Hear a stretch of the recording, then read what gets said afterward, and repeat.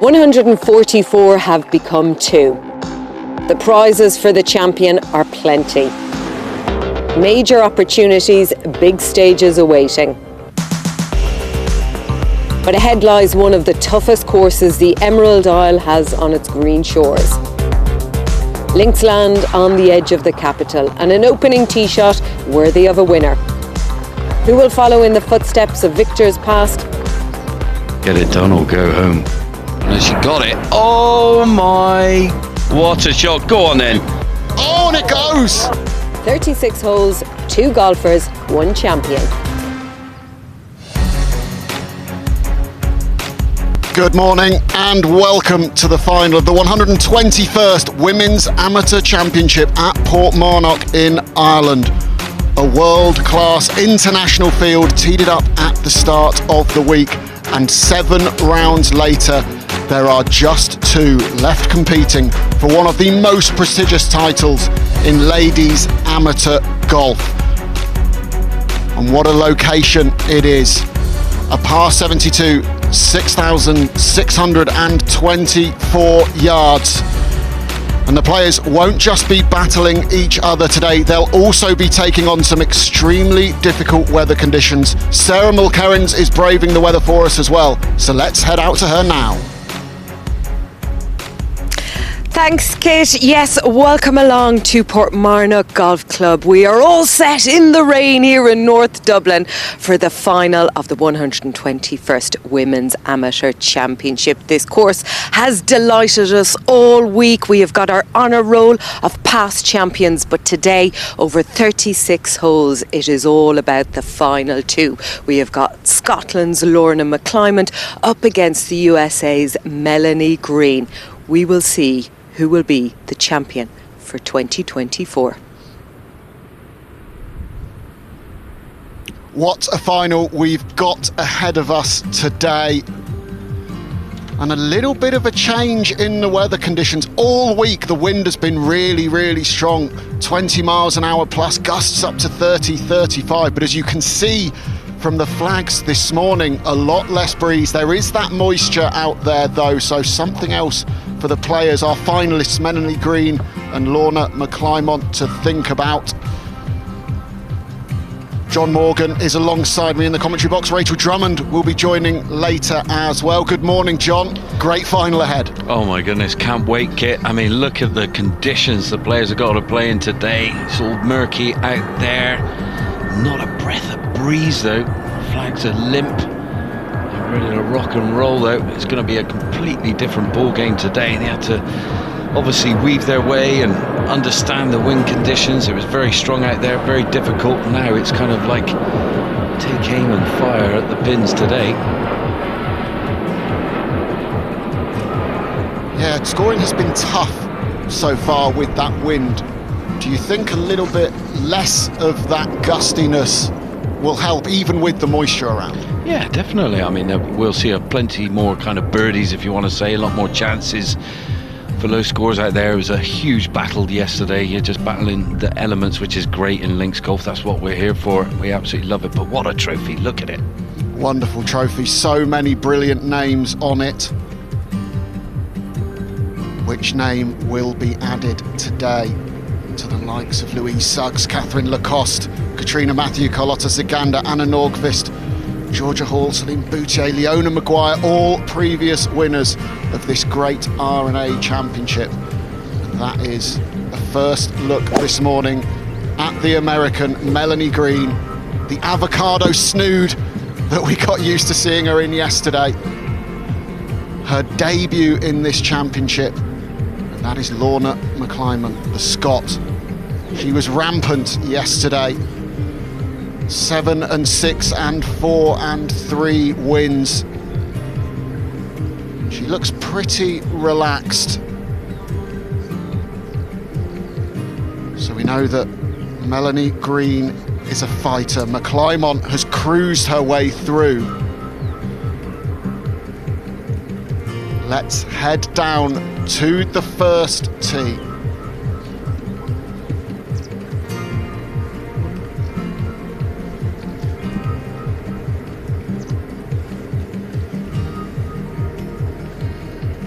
That is the scene looking back down towards the first tee here at Portmarnock, ahead of the final of the 121st Women's Amateur Championship. Leona McClymont versus Melanie Green.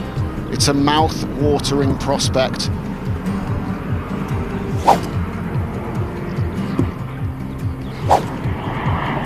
So we've got about 30 seconds until they tee off. I'm going to put Johnny Morgan, my co-commentator, on the spot very quickly. Who's your money on? McClymont. It really is. Calm before the storm. She looks very relaxed. Great player. She played awesome yesterday. And literally, she's gone from strength to strength. And the conditions is going to suit her. It's raining out there. She's used to that. She's Scottish young lady. She's taken on Green, which, you know, what a game she's got as well, mate. And it will be the American to tee off first. Good morning. Good morning and welcome to Portmarnock Golf Club for the final of the 121st Women's Amateur Championship. The match will be between Melanie Green from the USA and Leona Maguire from Bulgaria. On the tee, Melanie Green. 22 years old, as we've said, making her women's amateur debut and all the way to the final.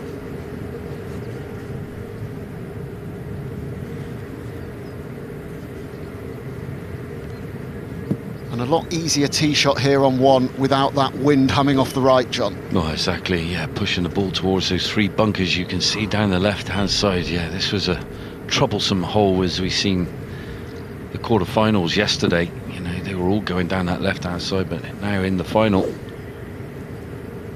not a breath of wind out there. Beautiful conditions, apart from a little bit of drizzly rain.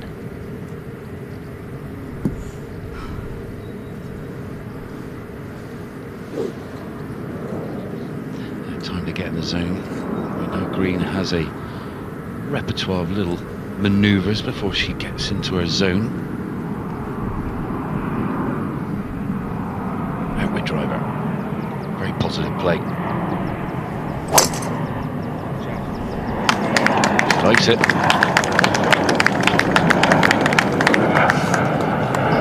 On the tee, Leona Maguire. McClymont, 131st in the world amateur golf rankings, a year older than her opponent at 23.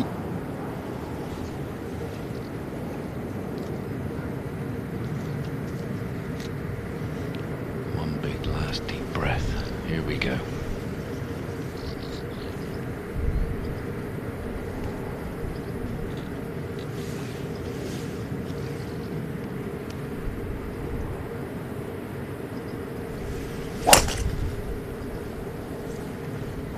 Out to the right. Oh, she's a bit anxious. Water out there.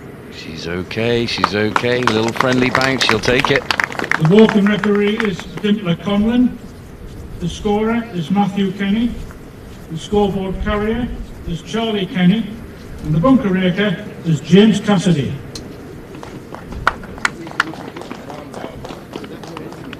So the trophies they're playing for there in the front of shot, the Championship Cup, the gold medal and the Pam Barton Memorial Salver will all go to the champion, as well as an incredible list of exemptions into tournaments coming up. The 2024 AIG Women's Open this August at St Andrews, the home of golf. What an opportunity that is. The 2024 Amundi Evian Championship going into next year, the US Women's Open, the Chevron Championship, the Augusta National Women's Amateur and a Ladies European Tour invite. That'll look very pretty in your diary if you are the winner of that. And these players know they're just one victory, potentially 36 holes away from adding their name to those trophies, from adding those dates to their diaries. What is going through their minds right now, John Morgan? The added pressure, Kit, my goodness, is immense. It really is, because look what's on the line. It's a game changer. It's a life changer. It's a whole way of life. You know, the opportunity knocks that coming your way if you can get over the line here in the final. It's just unbelievable, and you get your name on that magnificent trophy. Look at it. Plethora of unbelievable names on there. The history, you can't beat it. Again, good back. Really nice to see plenty of fans out there following them early. Of course, waterproofs on, umbrellas up. That doesn't deter this brilliant Irish support right from the first tee. No doubt those crowds will swell throughout the day as well. It's not going to dampen their spirits, Kit, I can tell you that. No doubt about it. They're die-hard golf fans. The Irish, they're out there watching these youngsters play, the future stars. We're going to witness some seriously nervy, amazing shots during the course of today in the final. I can't wait. And then we got Green carrying her own bag. She's not got one of her friends carrying it. We commented on it yesterday. A lot of players either have a family member or a friend on the bag, maybe a teammate that's already been knocked out in this championship and has stayed around for them, or at least they have a trolley that they're using. Melanie Green has been carrying all week. We heard from her yesterday. She said, well, that's just what I'm used to. It's what I do. Why would I change it? But, you know, she's now embarking on her 8th round. These wet weather conditions, it's going to be trickier for her to keep things dry, isn't it? Well, I think you make a great point, Kit, because literally, you know, if the rain did decide to come down heavier, I mean, literally, it's a task. She'd have to be an octopus to be able to solve the problems that she's going to have in front of her with wet grips, loads of dry towels, trying to help herself out in that sense. And you haven't got anyone there holding the brolly for you as well, getting underneath it. So a massive advantage for McClymont if the rain does come in, I think. It is Lorna's mum, Gail, doing the caddying duties for her, as she did yesterday and has all week today.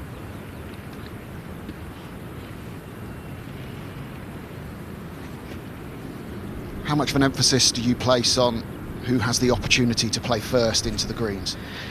Well, when it comes to position, I mean, Green is in ideal position compared to McClymont here, because the pin's back right today in the final here at the first, and it's not going to be easy for McClymont coming out of that right rough, all guarded by bunkers down that right hand side as well, up by the green. She's not going to be able to get really close to that flag, I don't think. And Green's coming in from a spectacular angle, straight up there, that she can see a nice clear view of the pin. McClymont here though, she's just going to be bailing out into the middle of the green, taking Mediton. See just that little knuckle there on the left of our screens, that's where the bunker's hiding.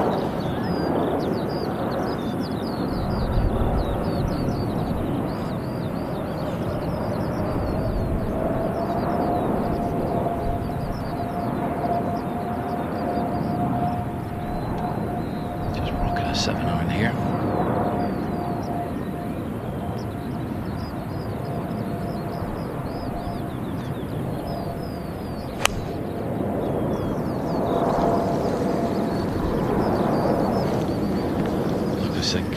Bailing out left, hold on to the putting surface, just rolls off a little bit, just stay there.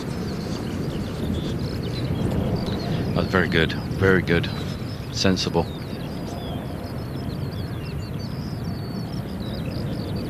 Just having a little look through the rangefinder to see where it's settled. I think she'll be pretty pleased with the outcome. But there is an opportunity for Green. How aggressive will she be? Well, she's in a great spot if she does want to attack this pin.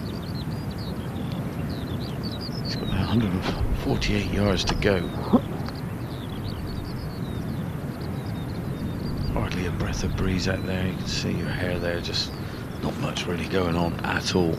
The trousers were flapping like crazy yesterday. Flags were just looked like they were a picture frame, you know what I mean? They were that stuck in their zone of the wind being so strong.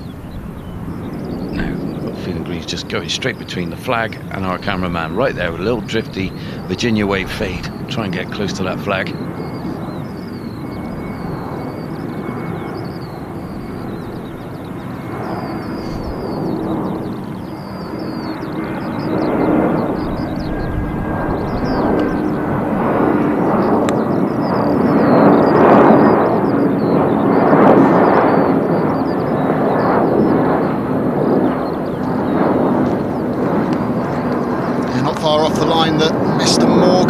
Gave her half a club shy, but very safe. Here a few planes coming in overhead today. Don't worry, they're not going to land on any of the fairways. We're not too far from Dublin Airport here, which sits just north of the city itself. We're just northeast on a peninsula here at Portmarnock, jutting out into the Irish Sea. The Baldoyle estuary in the background there. Yeah, it's beautiful, isn't it, Kit? You can see the supporters coming out here, members,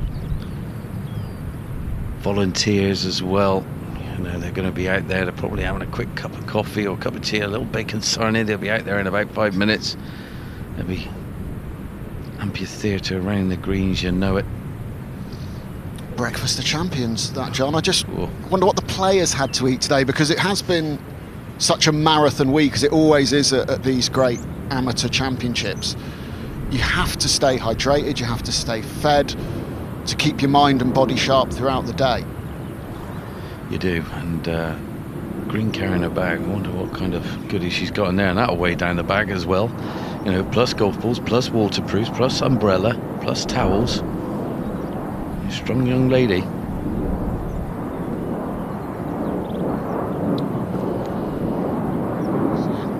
McClymont just checking out what she had, and a feature of her play yesterday through the quarterfinals and the semi-finals was the great variety and array of short game shots that she had around the greens.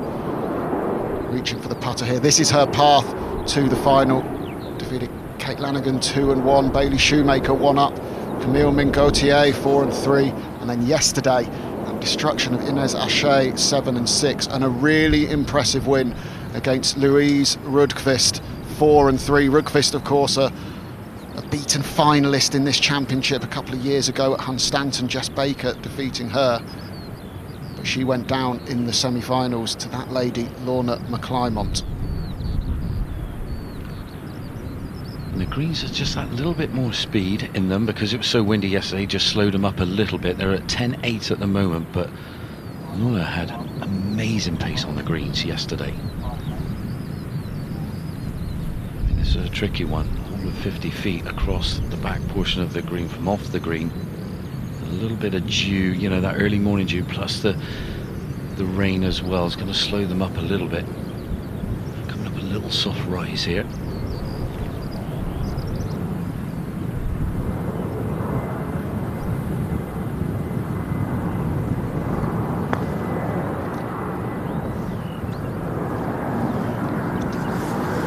Beautiful.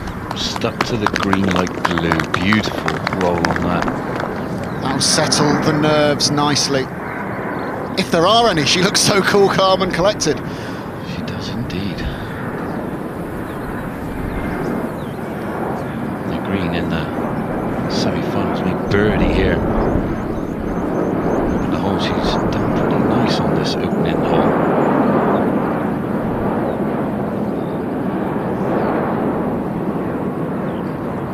That's the route to the final for Green. Some really big victories in there early on, 5-3, 5-4, 6-5. She went extra holes yesterday morning against Paula Schultz-Hansen, and it was a really nip and tuck battle against Marie-Eline Madsen in yesterday afternoon's semi-final as well. In the end, she took it 3-1. Yeah, that changed on the 15th, their signature hole here at Portmarnock, didn't it? That putt from way off the green. A little bit of break in this one off the right, I feel, Kit. Starting this just outside the hole on the right hand side. Oh no, she's gone left, sorry, my eyes are playing tricks on me. Well, see, the ball went that way. Oh, see, they're not playing tricks on me. Give myself a pat on the back. Trust your read, John, trust your read. The hole is half in fours, the match is all square. So pretty even Stevens really on that opening hole. McClymont a little out of position off the tee, but navigated her way down there for the par excellently. Melanie Green couldn't quite take advantage of that outside opportunity for a 3, but I think both players will be pretty satisfied with their starts there. 2 nerve-calming pars and a half to start the 121st Women's Amateur Final.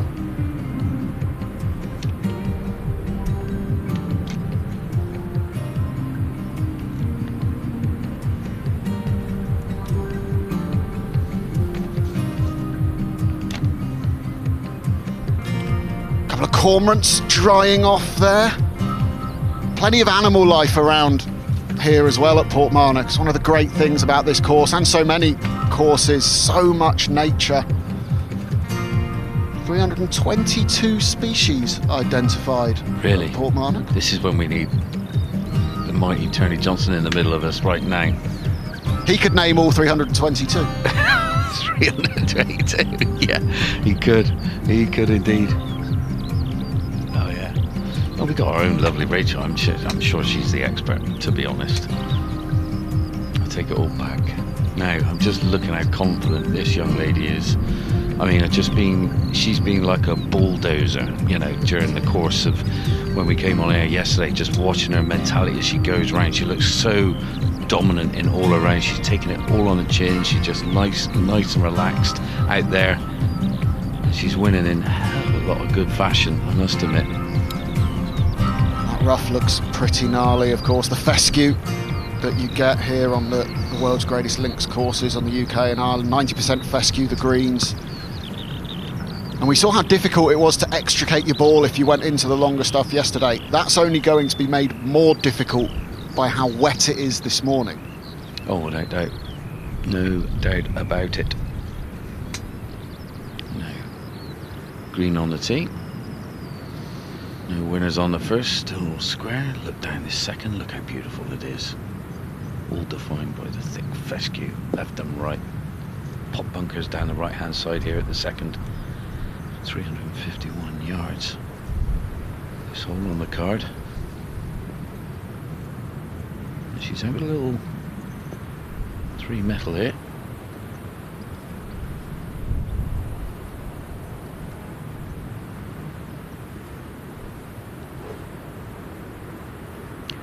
.245 yards to get past that last bunker on the right hand side.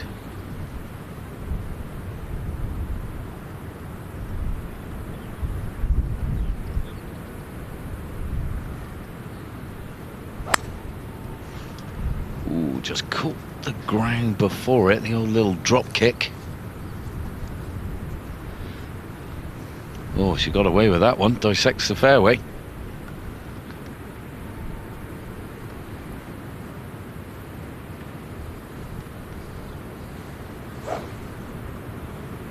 Slightly heavy contact for Green on the tee shot there, down the middle, but cost her a little bit of distance. Be interesting to see how far the driver of McClymont goes past that green tee shot. Well, it's a bit of a duffy 3-wood, wasn't it? I don't think that went as far, but this driver will go absolutely miles. There'll be some space between Lorna's drive and green. Just backing off a little bit. Waterproofs are on, different kind of swing altogether when you got your waterproofs on. It's not easy. Make sure you got your hard spikes on as well. In these conditions it can get a little bit slidey out there and slippery.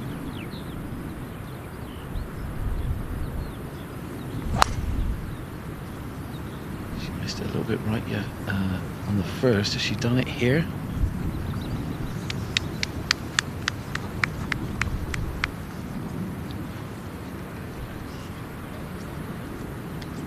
See where that finished, but the crowd just kind of giving it away a little bit down that right hand side near the bunker.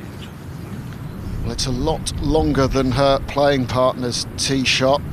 Yeah, looks like that spectator. Just having a little look at it, just into that slightly thicker bit of rough there, John. Yeah, I don't think it's a great light. To me, that's a vantage green, even though she's about 40 yards further back.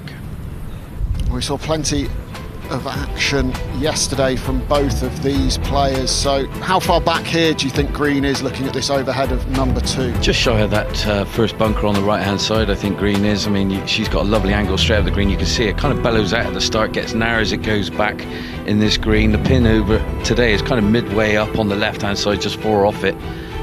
Just the opposite side of where you see that pin today. That was taken during the course of before the tournament played. So beautiful drone shots of the golf course here at Portmarnock. You really get a good understanding of the layout of this amazing golf course and the setup of it. Look at it, it looks supreme, doesn't it?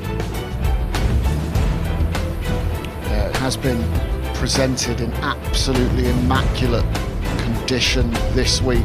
given the amount of golfers playing, the amount of rounds they've played. So big shout out to the 29 green staff, 17 full-time at Portmarnock, an extra 12 volunteers coming in as well. And a big thank you to all green staff. Oh, amen to that. Yeah, I'm a big believer they're the unsung heroes. We come and we play these golf courses, we praise them, the hard work, they're there, crack of dawn, 3 in the morning. They're the last ones to go home as well, especially when there's a big championship like this one being played. Yeah, dusk till dawn.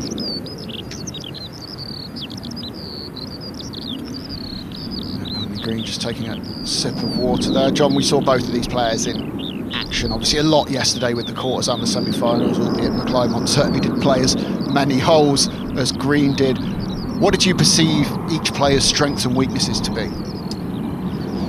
The resilience of Green, the will determination. I mean, the way to dig deep when the chips were down. She seemed to have this extra burning fire where she had to pull out something pretty spectacular. She was able to do it. Now that's a hell of an attribute to have. You're just kind of born with that. I think it's not something you can kind of just make up or drill yourself to have. You know, she's just got that between the ears. McClymont, on another hand, was just amazing. I literally, the dominance of her game, all around game, was absolutely brilliant. So I think this is going to be a hell of a battle. It's going to be strong shoulders for Green, I think, today. I think McClymont's got the little edge, if I'm honest, from what I've seen so far. But she's a little terrier, this girl. She really is. She's not going to go away. She's going to battle hard. She's got her own kind of ideas.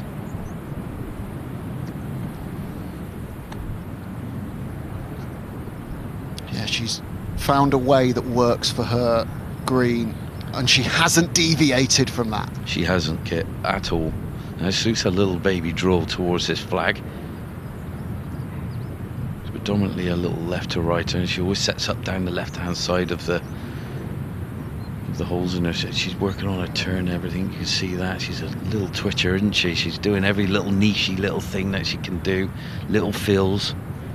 Look, she grips way down the grip as well. She's virtually on the metal, on the steel I should say.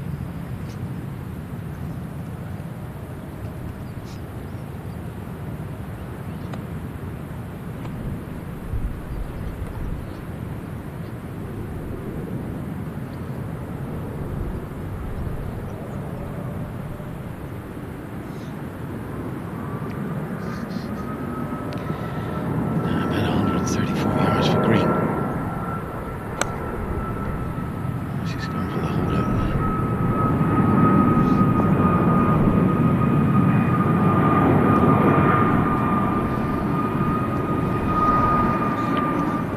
Safely onto the putting surface for Green.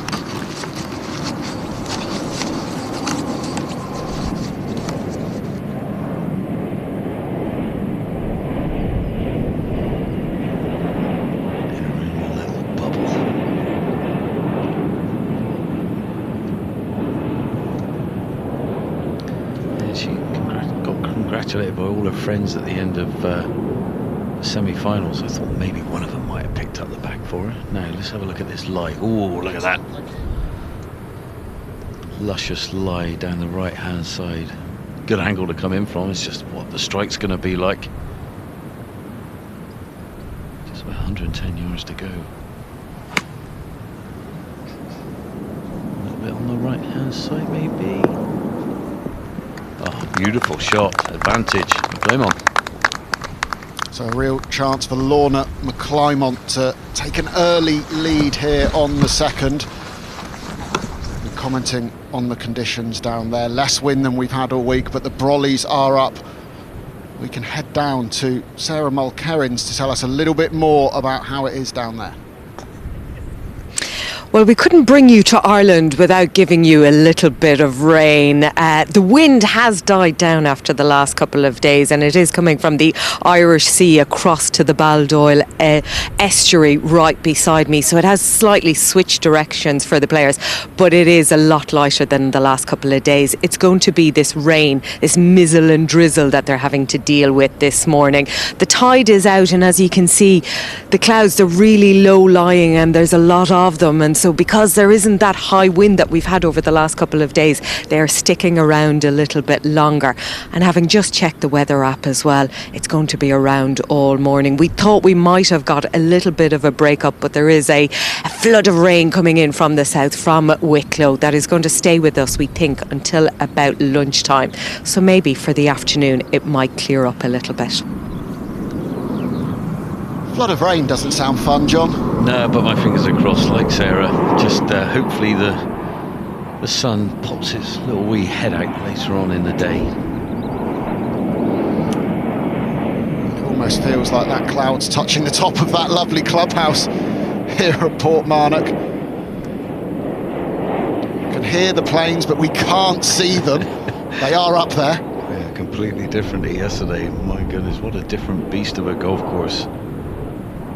I like it like this, though. I mean, it's just drizzle rather than any real heavy rain, and I think the players would take this and less wind over the gales that we've seen the previous few days. 100%. I mean, literally, Green must have been absolutely worn out yesterday. That was a big battle for the young lady. She went 20 holes in the first one, and then she went, what was it? She finished on the 17th. That was a lot of golf. 37 holes played in one day, carrying her own bag. Now she's in a 36-hole final. She doesn't want heavy rain, not with the bag that she's using and carrying herself. She doesn't want the heavy rain. She won't mind a drizzle. That'll be absolutely fine.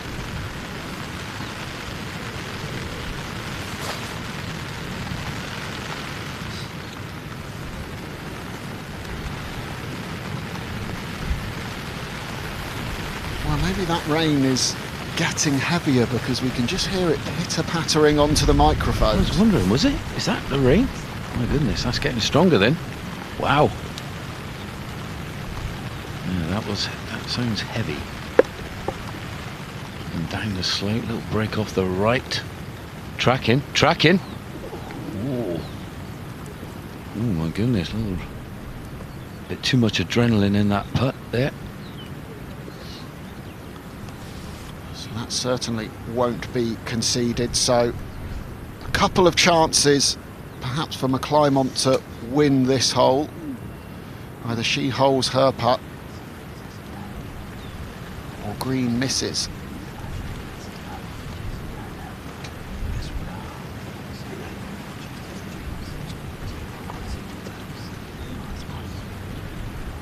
Here, golden opportunity for McClymont here. Really say, look, I am here. Get this one. The rain's starting to come down a bit stronger now, actually. Green's going to be worried about this. Claymont's going, yeah, you rain all you like. So Green for a first win of this final.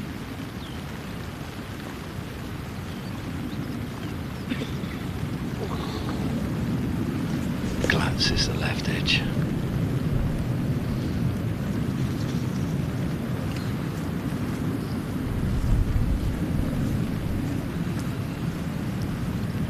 McClymont safely in for the 4, so it's Green who has this to equal her.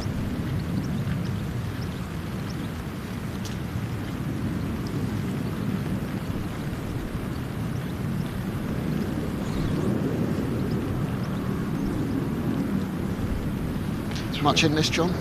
No, not a lot. She would have seen it. She glanced past the left-hand side through the putt. She would have seen the read. I think it just moves a little off the left. Don't give the hole away though. Inside left for Green. There is a way to battle on when it's rainy conditions. You carry your bag. I remember doing it many moons ago. I had a little pencil bag with a set, and I played a Challenge Tour event. You know, you just grip it hard and get your head down, go for it. You know, but you are at a disadvantage, that's for sure. Not easy. Give it a confidence, knocked it in. Yeah, nicely done. Went in with good pace, and she was stepping straight after it almost as soon as she hit it. That is the stroke of a very confident player. It is indeed, Kit. And yeah, this is going to be the whole thing that she's got to get through. So loads of great stuff going on from the R&A in this championship and all over social media as well.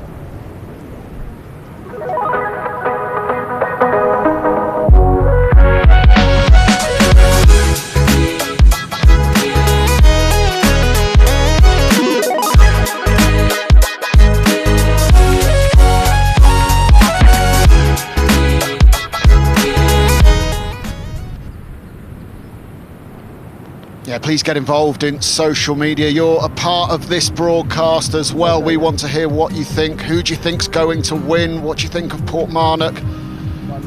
Make sure you use the hashtag The Women's Amateur. It's the R&A Golf on Instagram, at R&A on X, and the R&A on Facebook and YouTube.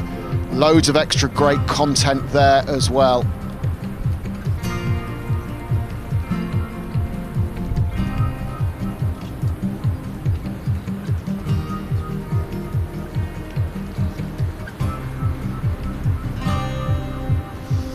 And that rain definitely coming down heavier now. Oh my goodness, yeah, this is, I think, very detrimental to green conditions like this. Carrying our own bag, it doesn't look like it's a waterproof bag as well, you know, like you can get the kind of tour bags that keep it out. You've got the real big strong rain covers that go on top of it.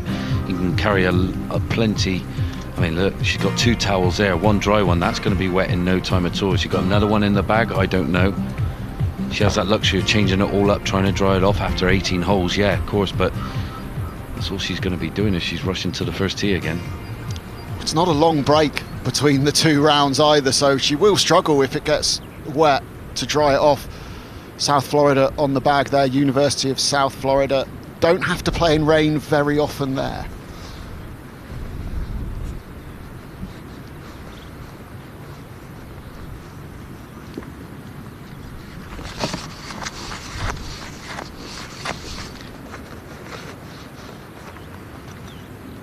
Set up on the tee here, Kit.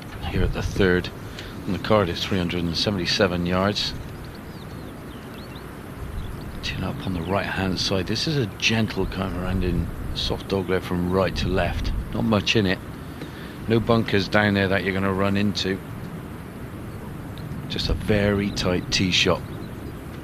Banked up left and right. Beautiful thick fescue left and right as well. Really paints a beautiful picture.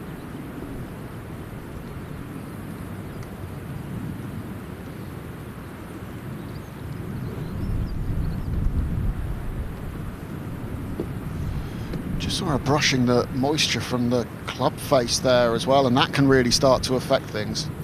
Yeah, there's no grooves on the drivers and 3-woods nowadays. I'd like to see that come back a little bit, but it's not easy when it's raining. Kind of hits it and splatters off and kind of dips, makes it a knuckleball in a sense. And that one's gone way right into the penalty area. Red stakes down there. Looks like it's lying okay though. Yeah, she should be able to play that one. Unless we get a lot more rain in the time it takes her to get down there, but it looks pretty dry where it is, despite it being marked as a penalty area.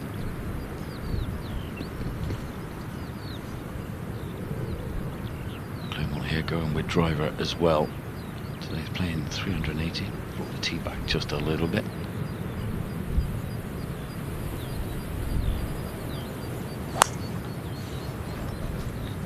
Loves it, straight down for the tee, great rhythm there. Well, that will do you. Position A.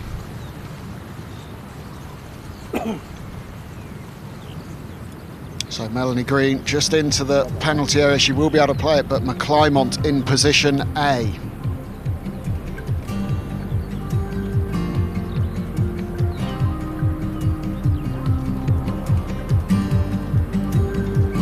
We'll need to repo again right over the top of it.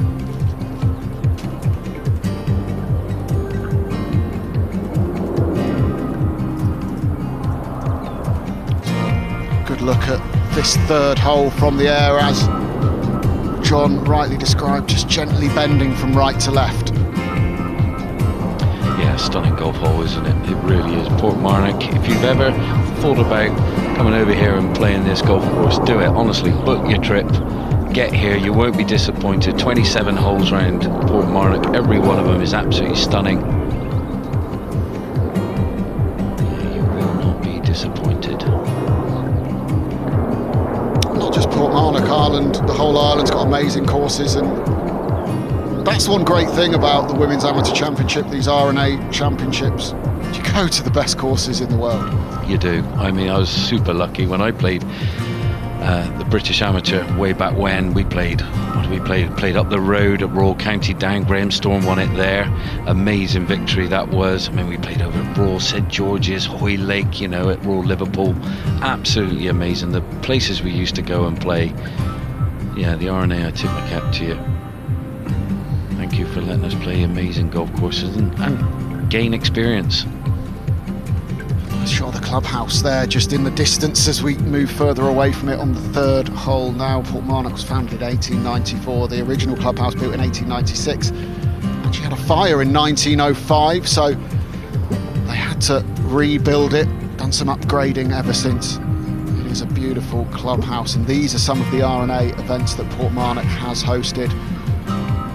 One previous women's amateur back in 1931. That was won by Enid Wilson, the Amateur Championship 1949, and most recently in 2019 when the Irish fans got to cheer James Segru to victory. The Walker Cup in 1991, that featured Podrick Harrington, Paul McGinley, Phil Mickelson, David Duval and Bob May in the American side as well. And the St Andrews and Jacques Leglise Trophy of 2012. Did you get to see the photo of the Walker Cup team? GB&I? My goodness, it got to the left, it's Andrew Coulter. It looks like a walk in one iron. Unbelievable. Completely different nowadays. He's got no hair. I don't think he'd found the gym back then either.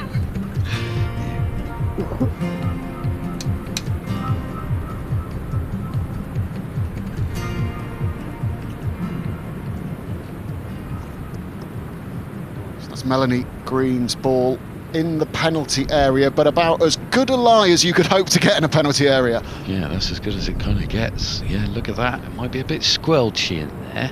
Yeah, you can see a little puddle just top right of your screen, so it's going to be soft. You can see a lot of debris coming from the sea there, and that's just washed in. And yeah, it shouldn't be a problem. A little punchy shot. Run it up there. Left and right, just short of this green. She's going to have to thread it through there. She can't really go as low as she would like. There's a bunker about 30 yards short of this green that she'd have to carry. That's all that's on her mind. Let it release up there. Pin today is over on the right hand side, 20 on, just a couple off the right.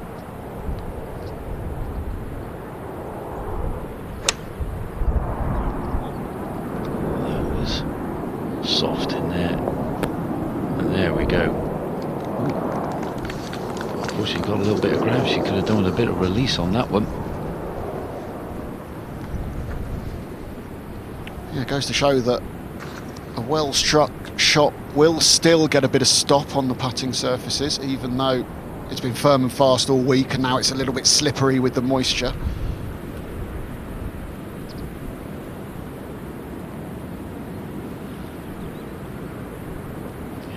Of McClymont here from the fairway.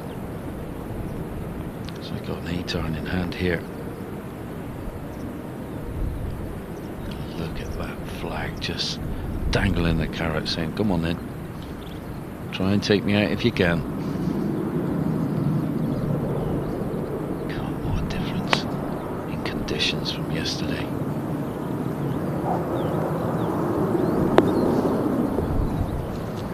Spin, that'll do. She would have liked it kind of half of that distance, more of a realistic putt to hole.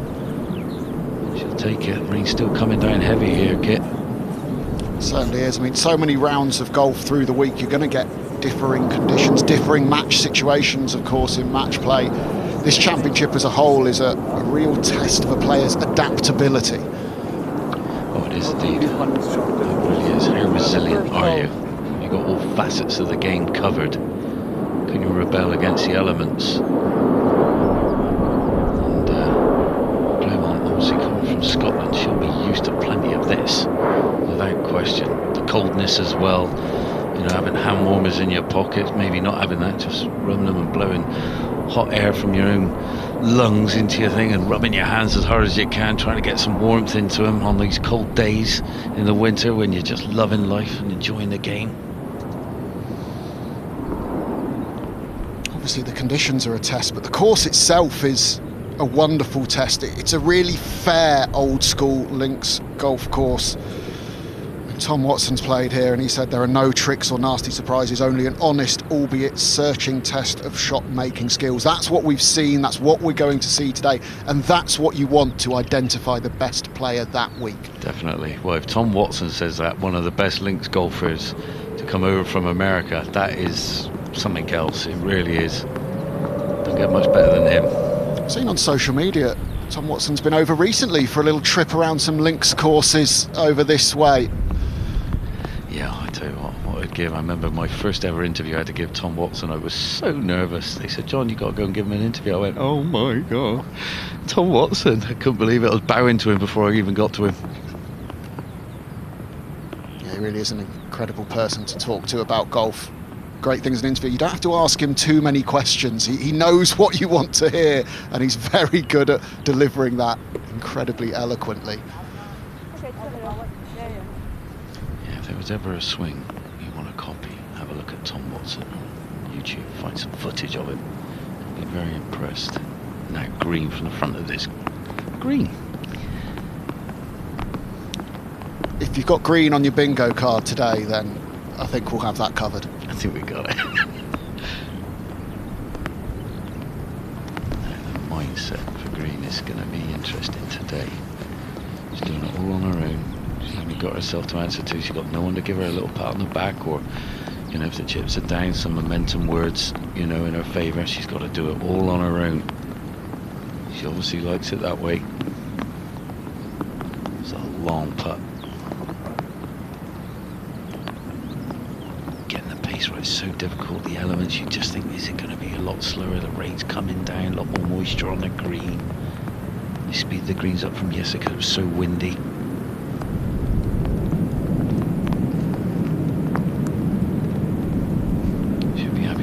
Within gimme range, I can tell you. No, she's not done that. The greens are slowing up. You can see the moisture on them.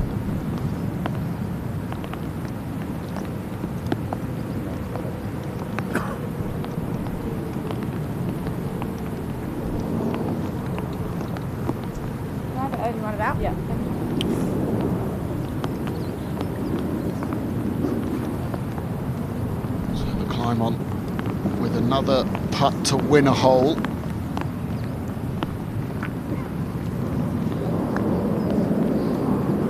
An outside chance. I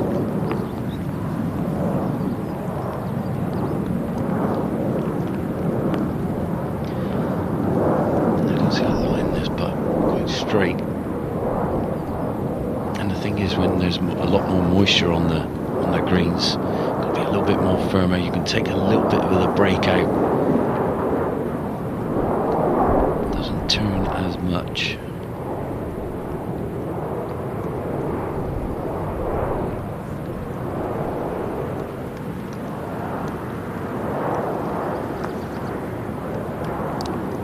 Good stroke, good stroke. There was a bit of a shift off the left hand side, but not a bad putt there from McClymont.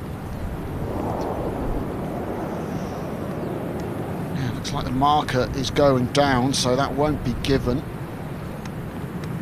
Certainly wouldn't expect McClymont to miss that. It's early doors as well, though, Kit. I mean, this is where you're testing one another out. You know, how you're handling the occasion.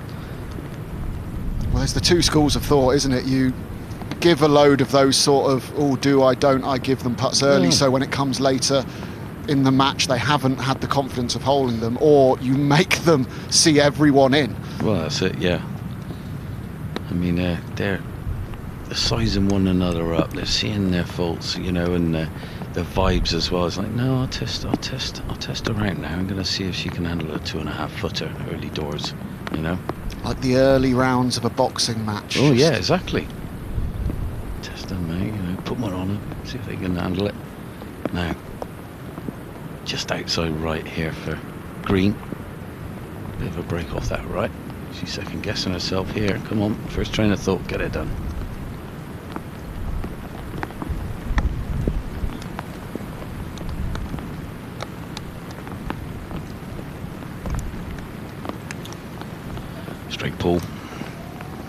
Straight pull left. She did that on the previous hole as well, on the first I should say. A few pulls early doors, the putter. Big opportunity here for McClymont for first blood in this 121st Women's Amateur Final.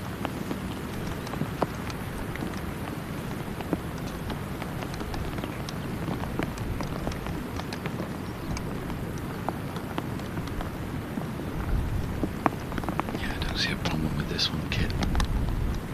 Look at that, just all of 2 feet, 2.5 feet. Just out the circle of friendship, and in she goes. So McClymont lands the first significant punch of this final.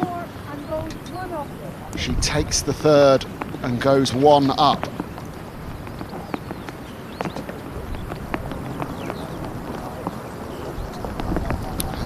Say she does look the more comfortable player in these first 3 holes, but it's a marathon, not a sprint today, over 36 holes potentially. There will be swings in momentum, ebbs and flows. Well, John has just stepped out, and I can welcome Rachel Drummond into the commentary box. Good morning, Rachel. What have you thought of the opening exchanges here? Good morning, Kit. How are you doing? Well, it's a completely different day to yesterday condition-wise. Yesterday was more pick a spot in front of the green, allow the ball to roll, very much links golf, but today it's target golf. They can be a bit more aggressive to the pins, play more the number. But we've got 2 ladies that have unbelievable pedigrees, have won lots already this year, so I'm extremely excited about this, Kit. Yeah, it's no coincidence that it is 2 players who have been confident this year, have been used to winning tournaments, winning matches, that have made it all the way through. Definitely, and Lorna has won twice in Ireland, I believe, last year, so she obviously likes, you know, she's got a bit of luck from the Irish.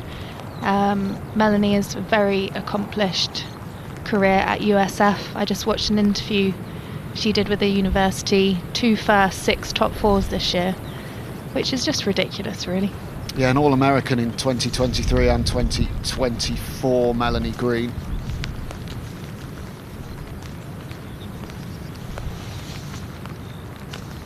What have we got here, Kit? Par 4, 387 yards.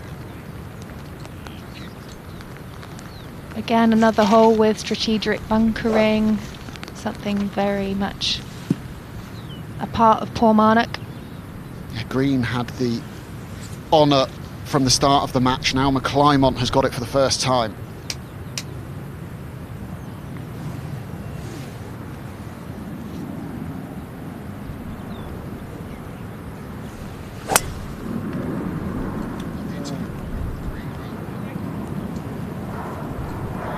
Great swing there for Lorna.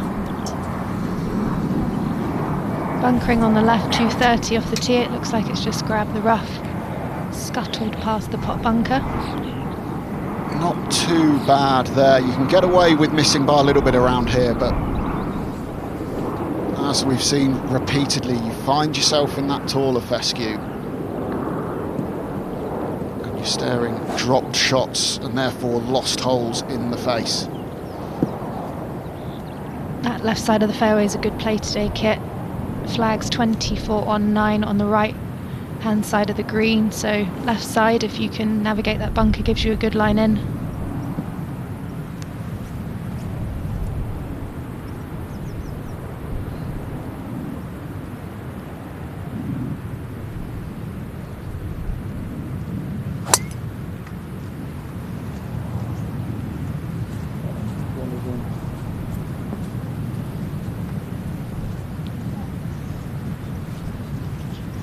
Kit and I going, ooh, we saw it navigate the hump. That's what I quite like about links golf is, you know, you watch a lot of American golf, even, you know, DP World Tour, LET, LPGA, and the type of courses they play, the ball kind of stays more or less where it lands a lot of the time.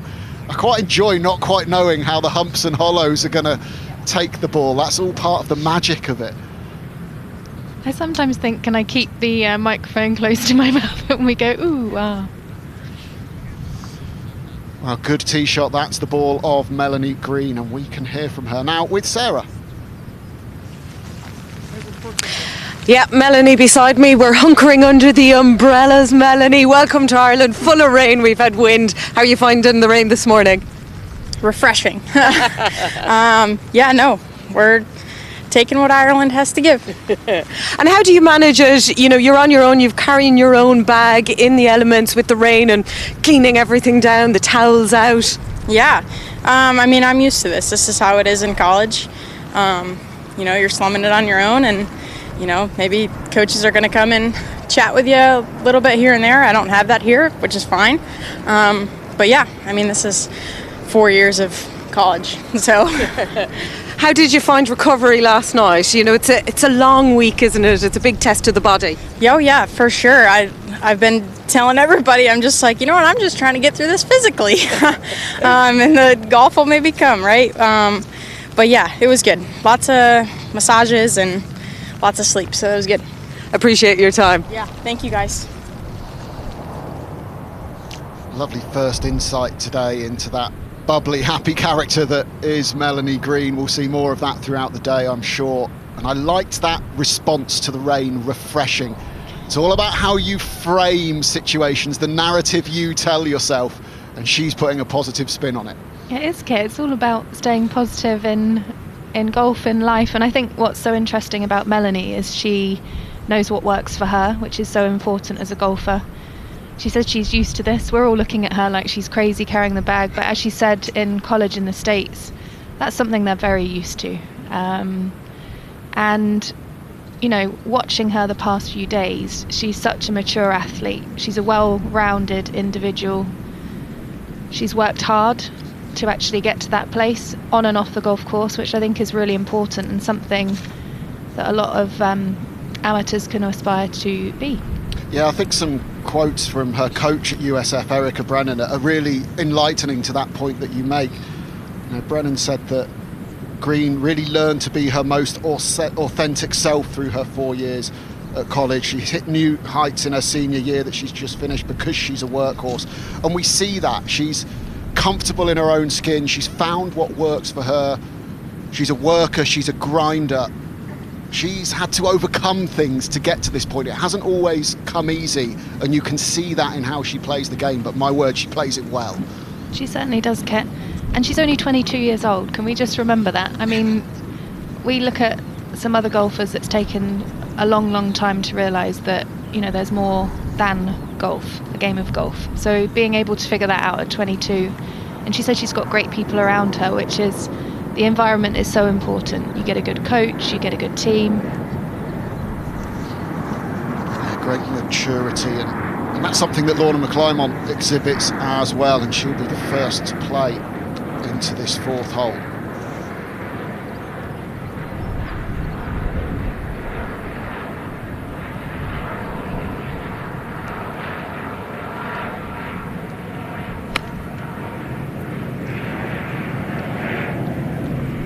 Slightly blind shot there for Lorna. You've just got to pick your target.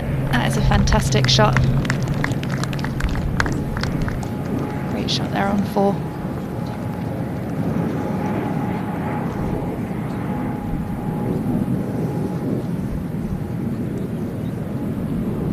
Putter already out. Notice she's been shoving it up the front of that waterproof to keep the grip dry. I wonder whether you just leave it in the bag for the walk to keep the grip dry, but again, habits die hard. Yeah, you've got to give it a tactical hug on the way up to the green, give it some good luck. Mum, Gail on the bag. Used to have my mum on the bag, always kept me calm. Didn't say much, just made me laugh. She was like you, Kit, she just talked about the wildlife. It's one of the best things about playing golf. Being out in nature and surrounded by the wildlife.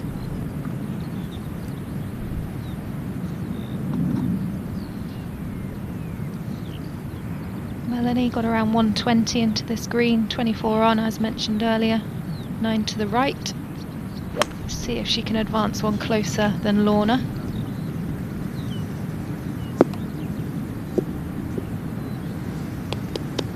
Fantastic shot.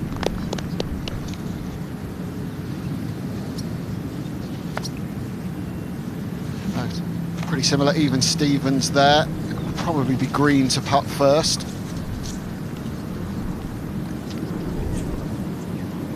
America versus Scotland in this final. Started the week in the 144 player field with 35 countries represented. And one of the really encouraging things, as well as of course all the nations you'd expect, some emerging countries like Panama, Philippines, Turkey, Lithuania, Barbados, Bolivia. It's great to see new countries emerging, golf really growing, and the R&A do a great job of that. Of course, got the Women's Amateur, the Amateur Championship, but the African Amateur, the Latino America, the Asia Pacific Championships, actually putting their money where their mouth is and putting the hard yards in to grow the game. It's so important, Kit. It's the foundation for everyone that has been, you know, incredibly successful in golf. You get the grounding, they help you with certain initiatives. I mean, Lorna was part of the Foundation Scholars, you know, investing in talent and helping them get their education alongside golf. Players like Katrina Matthew, Molinari, Matsuyama, all involved in those programs. So, and it's not just golf, Kit. I've met some of my closest friends through playing in the Women's British, playing in all these R&A events, who are still friends today. It truly is a game for life.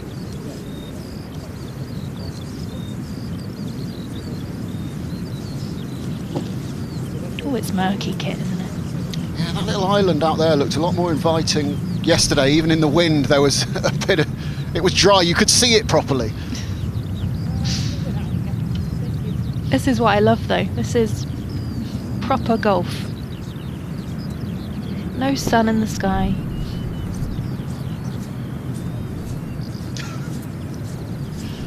Don't have to worry about putting sun cream on. I like to think of the rain as liquid sunshine when I'm sat in a nice dry commentary box. I don't know what to say from that, Kit. That's certainly how Melanie Green frames it as well, isn't it? That's one thing that her and I have got in common. Glass half full of rain today. It will be green to go first.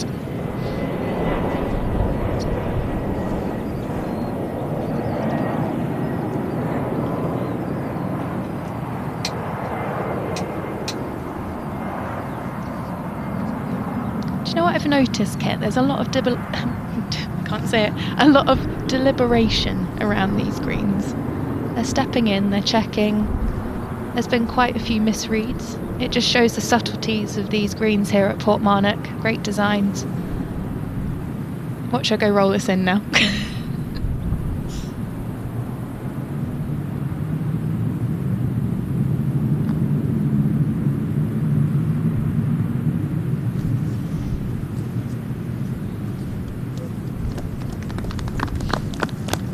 Get it to drop, but always encouraging to see it go that 18 inches 2 feet past.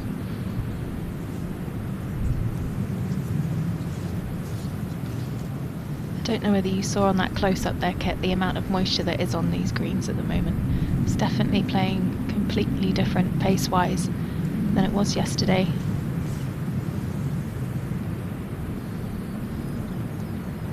And if it does dry out this afternoon, as Sarah and weather reports have told us that it might, again, that's going to be another change because the greens will start to get that speed back gradually.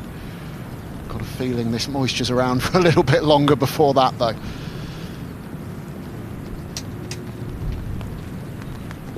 So McClymont for back-to-back hole wins and a 2-up lead.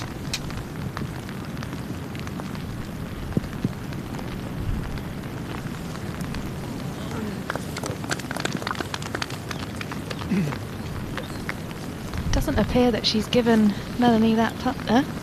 Like we said, that old chestnut making everyone putt, and then... Oh no, she should have given this one, shouldn't she? It's normally the end you give the... I'd always make them putt it. She has holed it, but if there's any doubt, surely you maximise your chances of winning a hole by seeing it in. So the fourth is hold after Green tucks that one in. McClymont 1 up.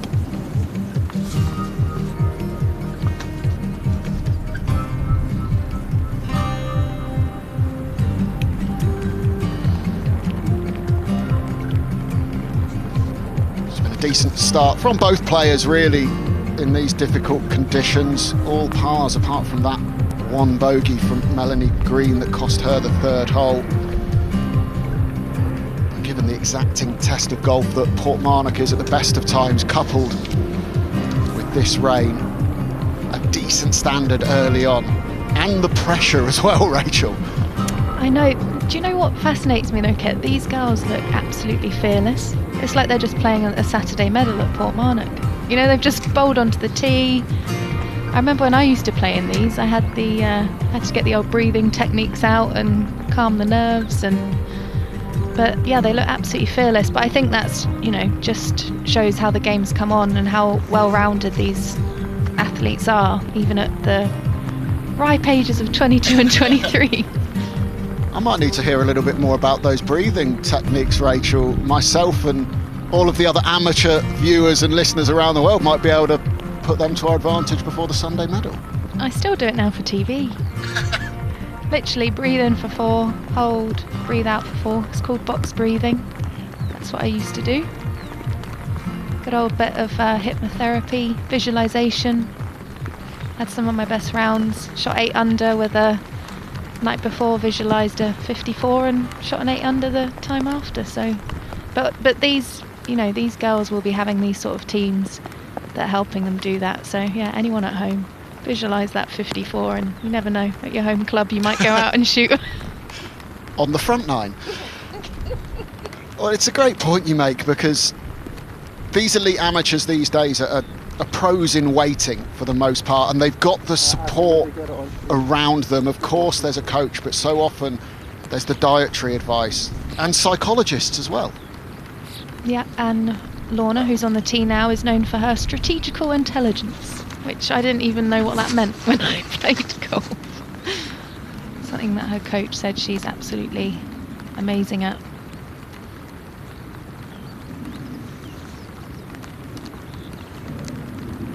Looks like she might require that now on the 5th hole, Kit. Par 4, 374 yards.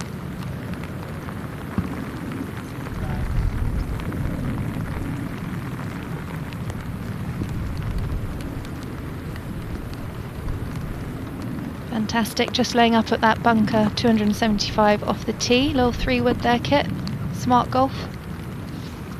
Strategic intelligence, as her coach, as you rightly said, Dean Robertson, pointed out about her. Would you ever say I have that, Kit, or not? No? You just have intelligence, full stop, Rachel, of all kinds. God bless you.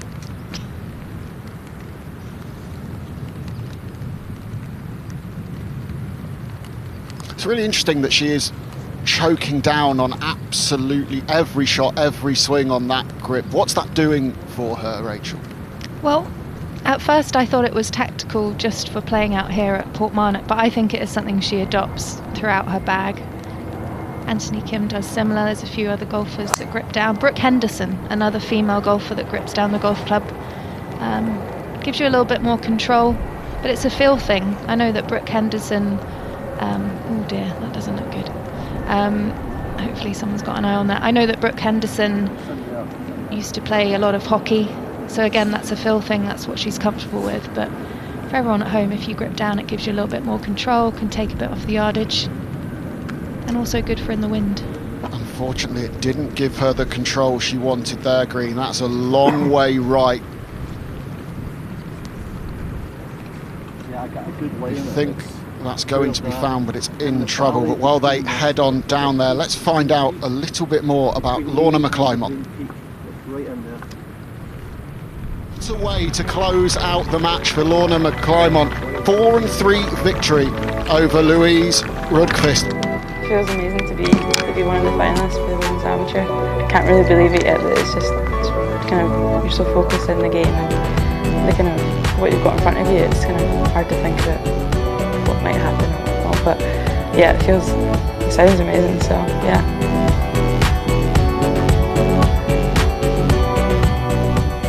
Can she go one better? She can. What a putt! Wow. Honestly, I just kind of approached it kind of just do what I can control and really kind of focus on the shots that I can control, but also kind of having that mindset of high acceptance and patience. I think from the start of the week, my game's definitely kind of getting a bit sharper, so it's nice to have that wee bit of confidence. Being in British Stirling, we get to play a lot of the RNA Student Tour Series, using all the experiences that I've had and the opportunities that I've had from the RNA Student Tour Series. The opportunities that I've had have just been amazing. To be the Women's Amateur Champion would just be incredible. That would be amazing.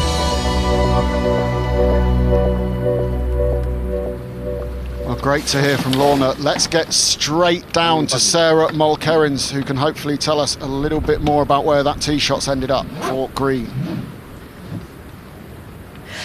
Yeah, it's a tricky one here. It's in on one of the hillocks in amongst the bramble here on the right-hand side, right up on the hill. It is free enough. It's lying okay. It's plump a little bit on the hay. However, it's up. It's going to be a tricky stance for Melanie, and also that pin is tucked in right on the right-hand side, so it's going to be really tricky. It may well be just getting the ball out onto the fairway, taking your medicine, and then playing your approach shot in.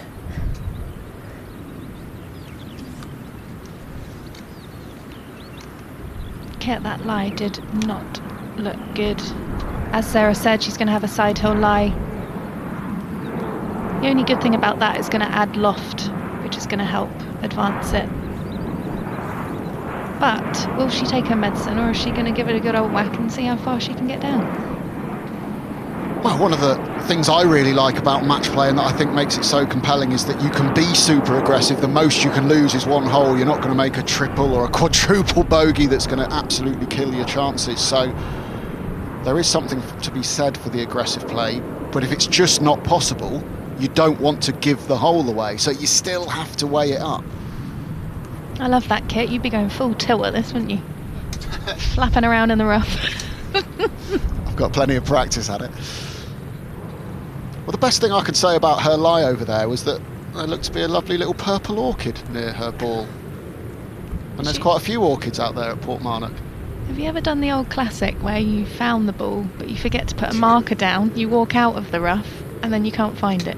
Do you know what? I was just reading online in this week just gone, someone had done that, and they were asking if that 3-minute period to find your ball starts again. If you found it, do you get another 3 minutes if you've then lost it again? That's a good try, but that's definitely a negative. Very good try. If you've got any questions like that, head over to the RNA Rules app. Download it on your phone. We all carry our phones in our pockets, our bags when we're playing now. Yeah, it's like you've got a referee in your pocket. It's actually you though, Kit, isn't it? You're the voice of RNA Rules. And Iona. It appears she's going for it, Melanie. She's going to give it a good old whack.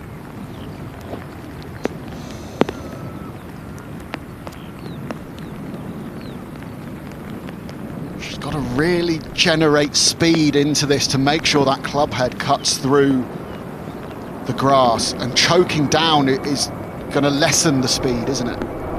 It is. She's going to need, longer levers obviously will create more speed. Alright, go on, girl. Give it a good old whack.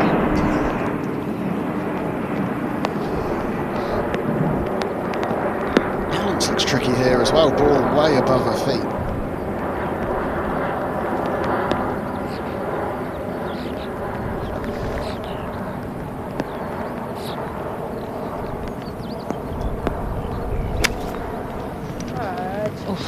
Painful.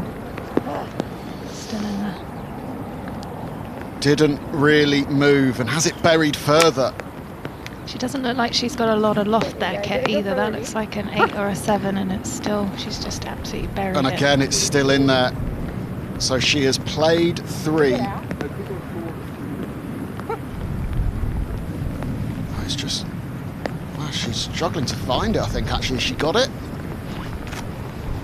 See, that's another one, not just when you find it, don't mark it and then go away again. It's when you try and be a bit greedy, it only hops a couple of yards and then you can't find it. You know it's only gone a couple of yards, but where is it? Because it's normally buried.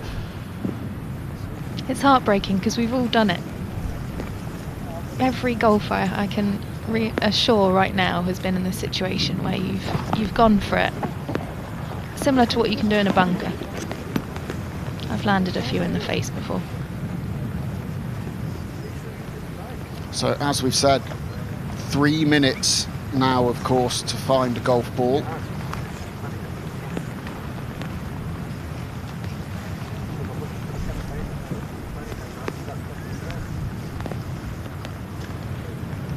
I've got to say thank you to all the Portmarnock members and volunteers here helping out the ladies today.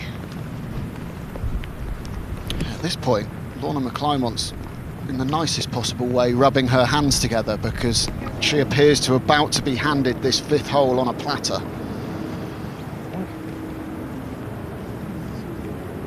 The hole has been conceded, so one errant tee shot from green, a couple of hacks being overly aggressive out of the rough, and it's 2 up McClymont through 5, and let's walk on to the 6th tee.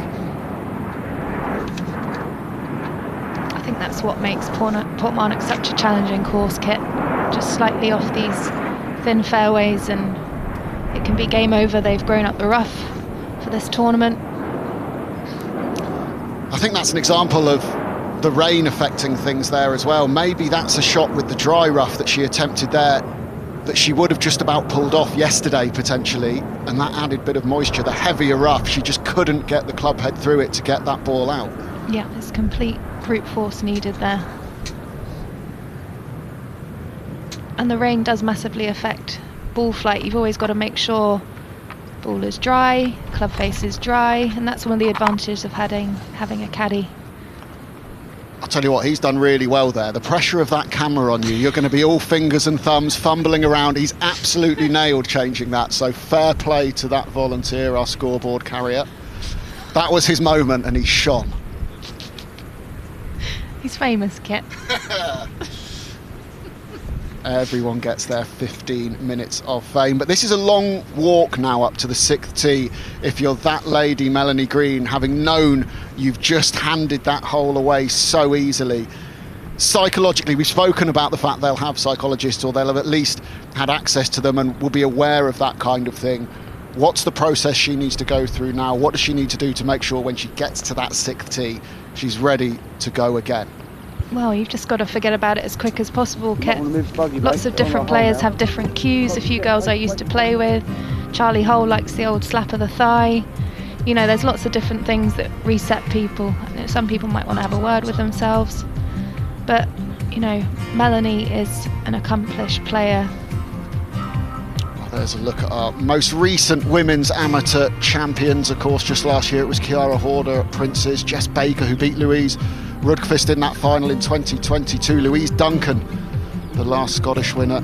Great run for the Germans as well, 3 of the last 6. Paula Schulz-Hansen was their last hope this year. Leona Maguire, Julia Engstrom, Celine Boutier, Emily Pedersen, proven winners at the top level. We've seen some big wins in the last 3 as well. Yeah, you know, if you're going to join these ladies on that leaderboard, you're going to have a very good career in front of you. Hole number 6, par 5, 557 off the tee.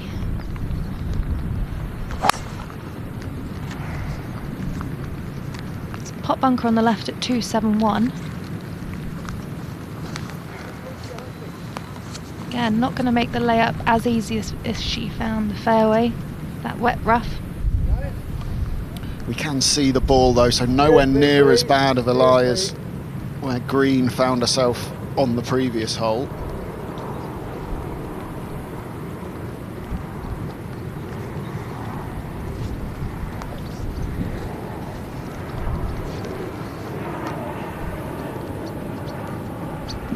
Right, it's reset time for Melanie Green. I listened to an interview she did with USF and she said you control the things you can control and you're present in the moment. So she's definitely going to be applying those now. Easier said than done though. But a fairway here will go a long way to bringing her right back to the present.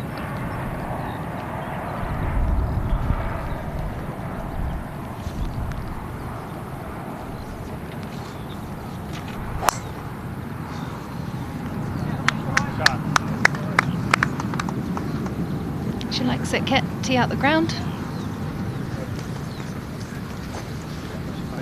So reset complete for Green. She's 2 down, but she's safely in the fairway here at the 6th.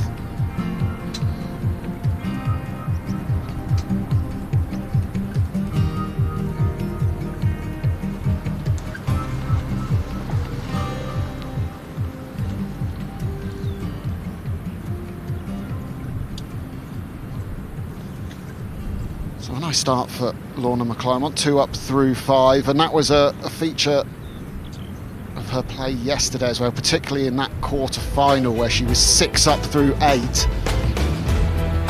And this is a look at this par 5 6th from the air.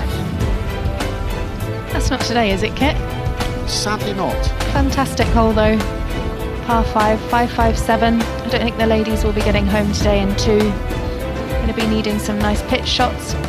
Flag 20 on from the centre, so a little bit in front of that pin we can see there today. Almost it looks like in a bit of a hollow. There, that'll be where the pin is. These upside down saucer greens with the runoffs. Perfectly making that ball go into the bunker there, Kit. Well, there's one of the hares having a little scamper around. It's John. It's a spirit animal.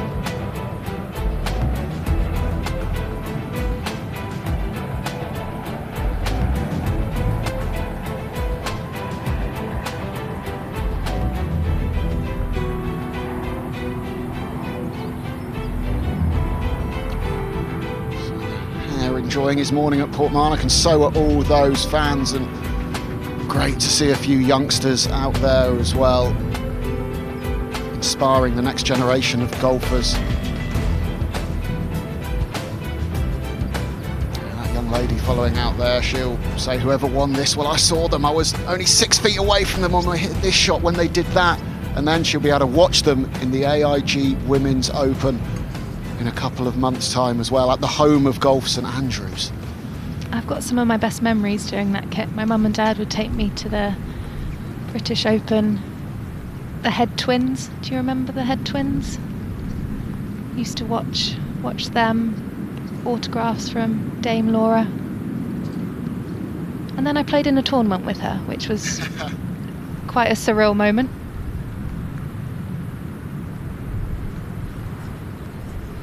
It's nice when life comes full circle like that, isn't it? It certainly is.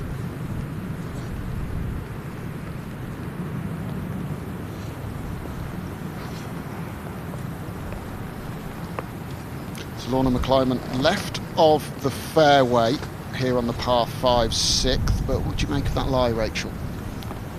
Well, it's in a bit of cabbage. It's wet, which is going to make the ball just not fly as far. I always think like a hit and stop drill out of this is quite good, because then you just really focus on advancing it forwards, making sure you put a lot of pressure on the back of the golf ball. So you hit and then you abbreviate your follow through, a bit like Lorna's showing us there in her rehearsal. And as John said yesterday, it might go a little left, so aim a bit right.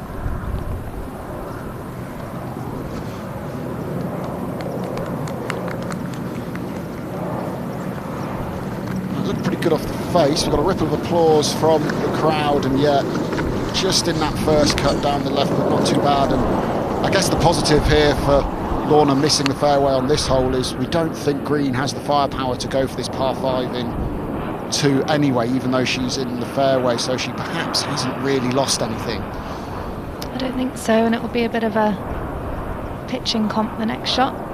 We saw some great shots towards the end of the day yesterday with distance control with the wedges, so 100 and in, these lazies are exceptional.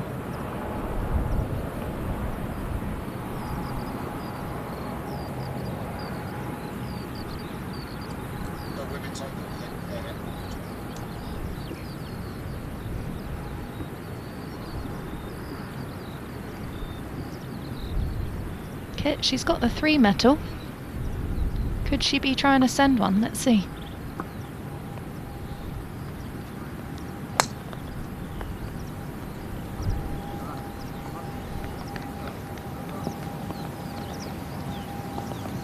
She likes it. It's a great shot. aggressive play is the way forward. Leave yourself as close to the green as possible. Yeah, it was an aggressive play, couldn't quite get it there, but she's got it as close as she possibly could.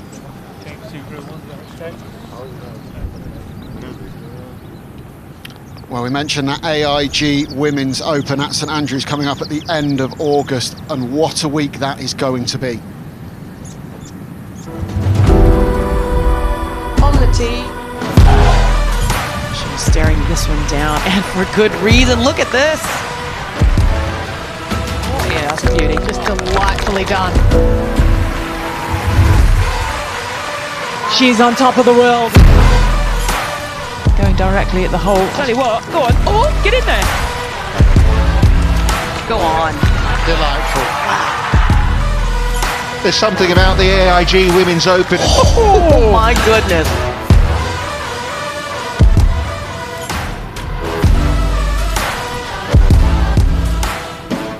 Well, tickets are on sale now. Make sure you get yourself there if you can. And there's a new exemption category as well through the AIG Women's Open Amateur Series. The player that receives the most World Amateur Golf ranking points across the St Rule Trophy, this week's Women's Amateur Championship and the European Ladies Amateur Championship will also be invited to compete in this summer's AIG Women's Open. And that is what the winner today gets. They can take care of that AIG Women's Open invite, as well as the Amundi Evian Championship and next year's US Women's Open and Chevron Championship, a couple more majors. The 2025 Augusta National Women's Amateur Championship, how special that would be. And one Ladies European Tour event. The Anwar event this year, of course, won by Lottie Woad, now the world #1 in the World Amateur Golf ranking. She was in the field this week, but it was Marie-Helene Madsen, the Dane, who took her down. 4 of the top 10 players in the world teed it up this week, but none made the final, because it is Melanie Green and this lady, Leona McClymont, who's about to play her 3rd shot into the par 5 6th. Around the 170 number, Kit. Looks like she hasn't got much loft in her hands. Don't know whether she got the cleanest strike on that, but it is a beauty. We'll get up there. I'm going to go. John? John, is it your time yet?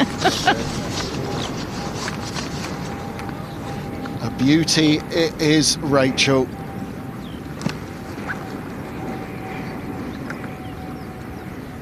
What a shot. Glad they don't replay what I said again as well. What a great shot there.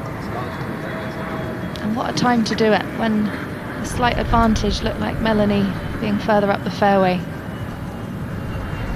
That's gimme time.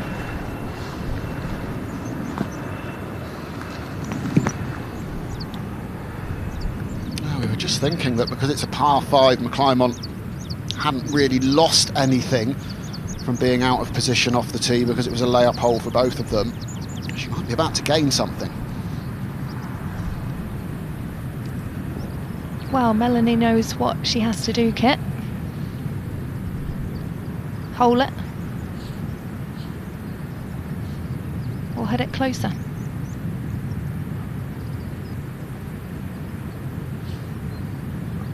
Oh, it's just a great example of how the perspective of a hole suddenly changes. Before McClymont hits that shot, Green's thinking up and down could win this for me here. Now the pressure's on an up and down just to halve the hole. Yeah, that's one of the brilliant things about match play. You've got to stay in the game at all points. She's level with that water on the left-hand side, so it's 83 to the front, 20 on. She's got about 103. If there's ever a time that you want to stiff a wedge, it is now.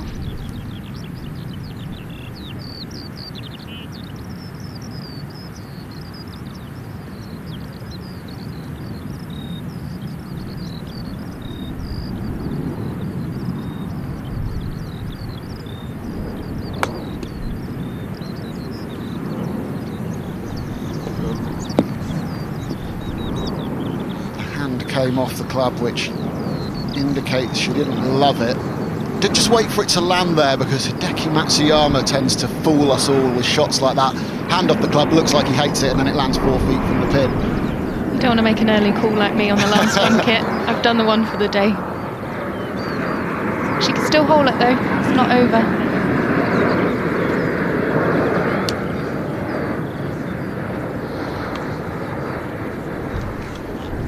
The ironic thing, yesterday they let the greens grow because of the wind, and today they probably haven't been able to cut them because it's too wet out there. They do look like they've maintained their speed well, though. They are rolling beautifully, and speed is something we often talk about with the greens, but smoothness and trueness are as important, if not more so.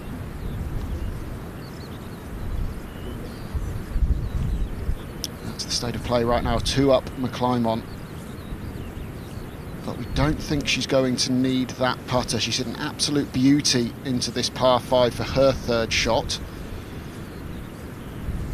Rachel's given her the 4. But Green hasn't. Keep it there, keep it there.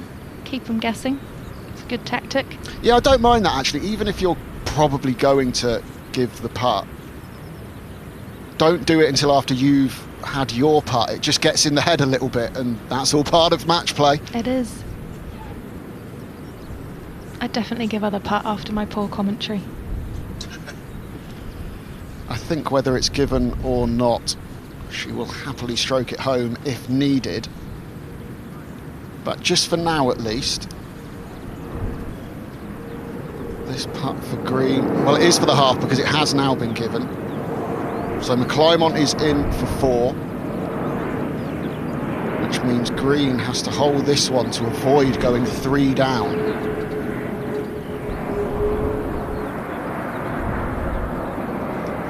Be a nice position to be in, Kit. 3 up through the 7th hole. Never bad. This putt looks like it's going to go slightly right to left. Again, pace key today with the moisture on the greens.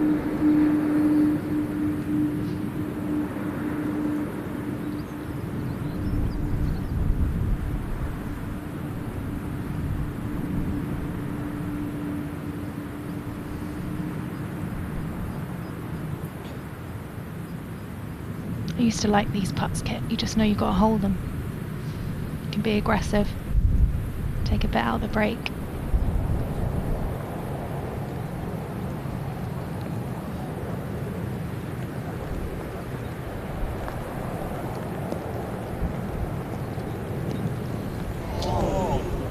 Well, that is a brilliant effort, but it just glides by on the right-hand side. So Leona McClymont with her birdie 4 moves 3 up through 6 holes. This final is heading to the 7th tee, and that's where we can find Sarah. Welcome to the 7th here at Portmarnock Golf Club. This is the first of the par 3s that the players will come across in this final on Saturday. Now, this is playing 144 yards today, so let's have a look at the challenges ahead. That green is 44 yards long. The pin there cut towards the back right today, and it slopes gently from back to front. There's plenty of undulations, and there's a couple of bunkers towards the front that if they don't select the correct club could potentially cause a little bit of danger. But there are 3 magnificent par 3s on this course, and this is the first of them. So Kit has departed, and Johnny! Hey, you lump with me. Sorry, Rachel.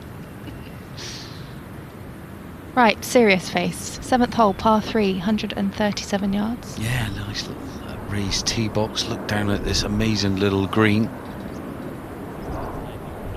Plays in a region of about 135. It's been pretty consistent during the course of the week. Flag on 29, 10 from the right. What shot shape are you seeing, John? I got 144 today, but yeah, a little fader to be nicely. The way the green is shaped, a little angle from front left to back right, just kind of at a little kind of 10 degrees angle. Teeing it up on the left, that doesn't surprise me. John, did you ever used to segment greens? You know, sort of flags you can go at, flags you shouldn't go at? No, I just looked at the flag and went at everything. I relied on my short game. I thought my short game was pretty stellar, so I just kind of just went for it. You're like our very own Charlie Hull, just goes at every pin. I'll take that.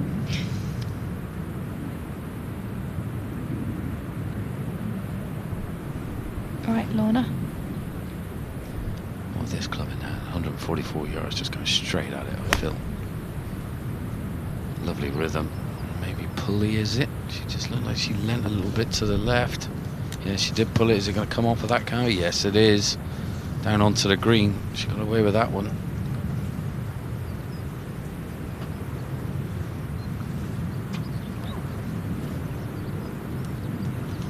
Mungale on the bag, doing a wonderful job. Great to see the spectators out there, despite the weather. Right, Melanie. Time to step on the gas. The thing is though, Rachel, you know, when you're in conditions like this and you're carrying your own bag and the kind of bag that you're using as well, and you think this bag is gonna be weighing an absolute ton. The rain's coming down, is soaking up all the moisture in the bag as well. The towels are getting wet and damp. She's not able to dry the grips the way she would have liked to, probably. You know, she's got probably a sarnie in there, a couple of extra balls, you never know. Extra gloves. Did you ever get the soggy sarnie out? That was the yeah, worst. of course I did. Oof. At my first rodeo. Yeah, oh, just a little knock off the tee. Doesn't count, it's all good. Now, one cracking shot. That's all you need, gets you back in the zone. One absolute pure baby that gets, like, say, pin eye 6 feet from the hole. That'll get you going. She did a Zach Johnson there. Yeah, Zach attack. Strike the pose, come on. Got the right side of that knuckle, that's propelling itself towards the flag. She'll take that. Great shot from Melanie. Let's head down and find a little bit more about her. 2 putts to win the match. One is all that's required, and America's Melanie Green is going to the final. Golf has led me to many places around the world, Ireland being one of them, and I've never been here before. I don't know when I'll come back. So yeah, I'm just trying to enjoy every moment, enjoy all the people, enjoy the time. Practice for the Honor Power Cup, but you've made it to the fight. I know. I don't know what to tell you. That's been the question, and I got nothing. All glory to God. I got nothing.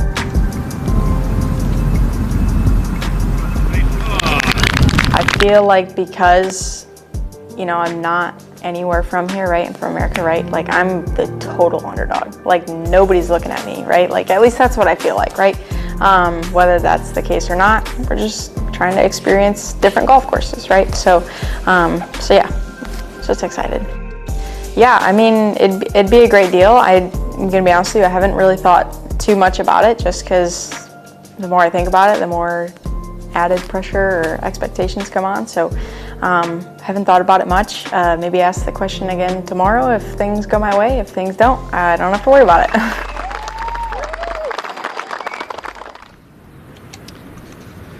John, I think that's fascinating. She says she's the underdog. She's actually off to play the Arnold Palmer Cup at La Hinch.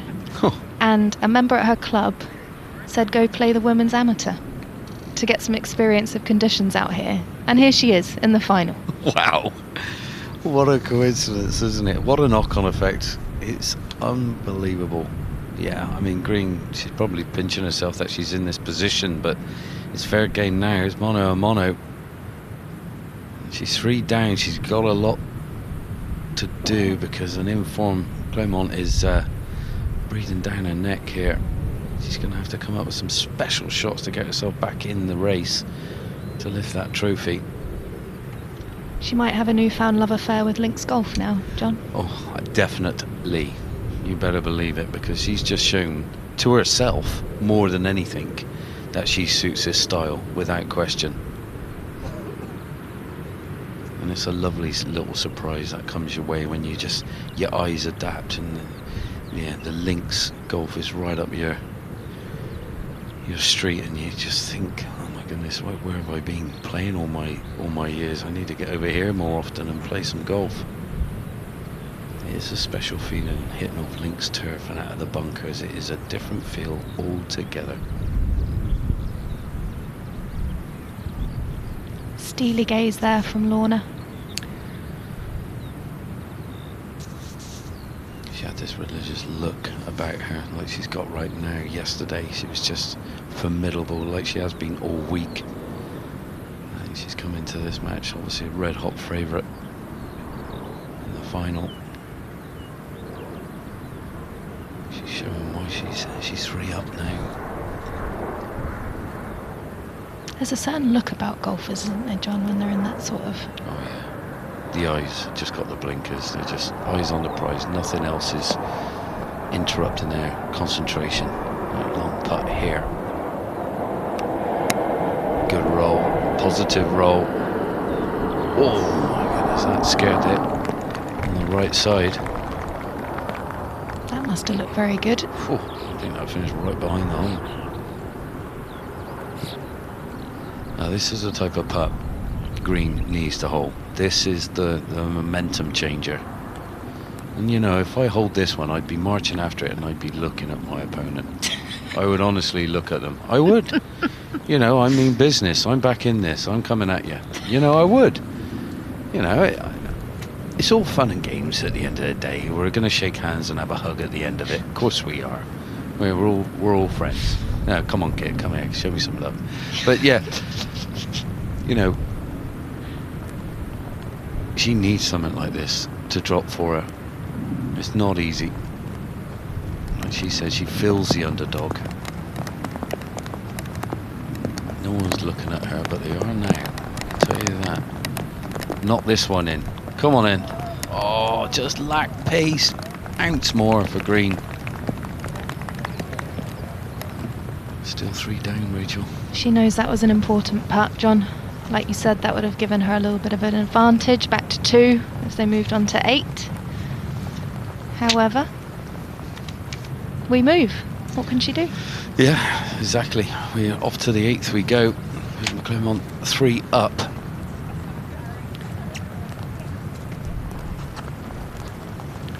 And yeah, I think the preparation factor, I really do, is playing a massive toll in this.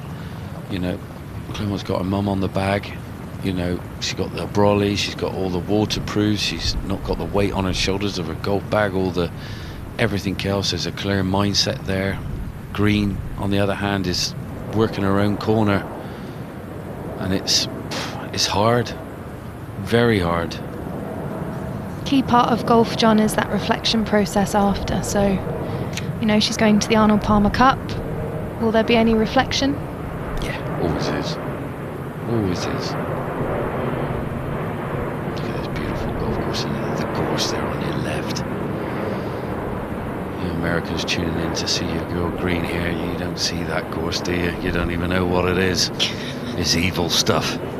You don't want to go in there.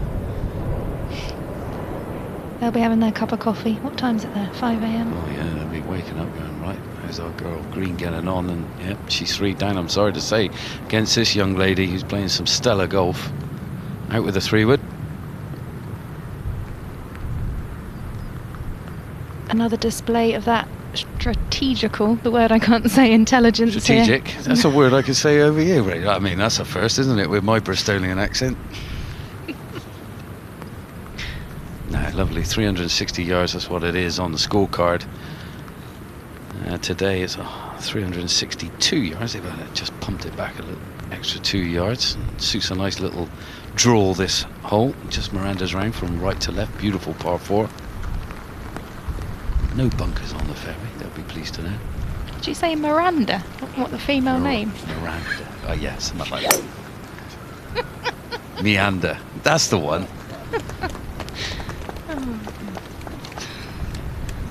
Mirandarin. Yeah, see, there's always a trick round the corner from me. That's a nice drive in the first cut. You give me the giggles, Rachel. That's all you need when you're 3 up. Put a bit of pressure on off the tee. Find the flat stuff. Yeah, relentless pressure. Wearing down your opponent.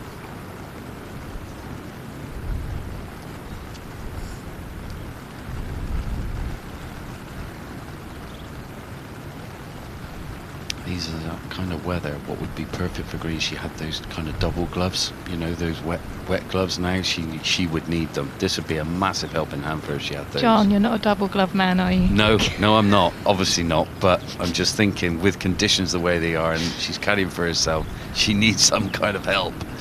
I'd be going straight in the pro shop after 18 and see if they got any. I can tell you that. Do you know what? True story. I once wore those, and my brother went, "What are you doing?" Mate, they work.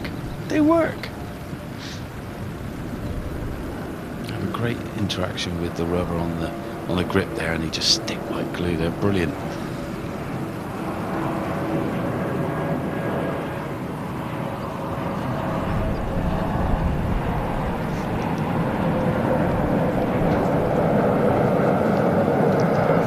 Melanie opting for the driver. I think this is good play. Got a stamp her authority. 3 down.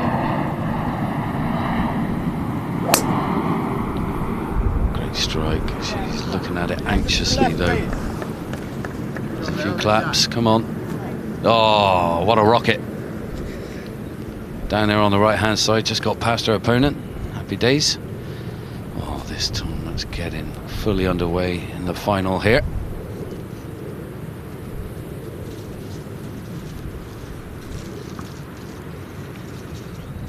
Have you ever been in those bushes before, John? Oh yeah. You get too close to them, you have got a few holes in your side, let me tell you that. They're pretty spiky.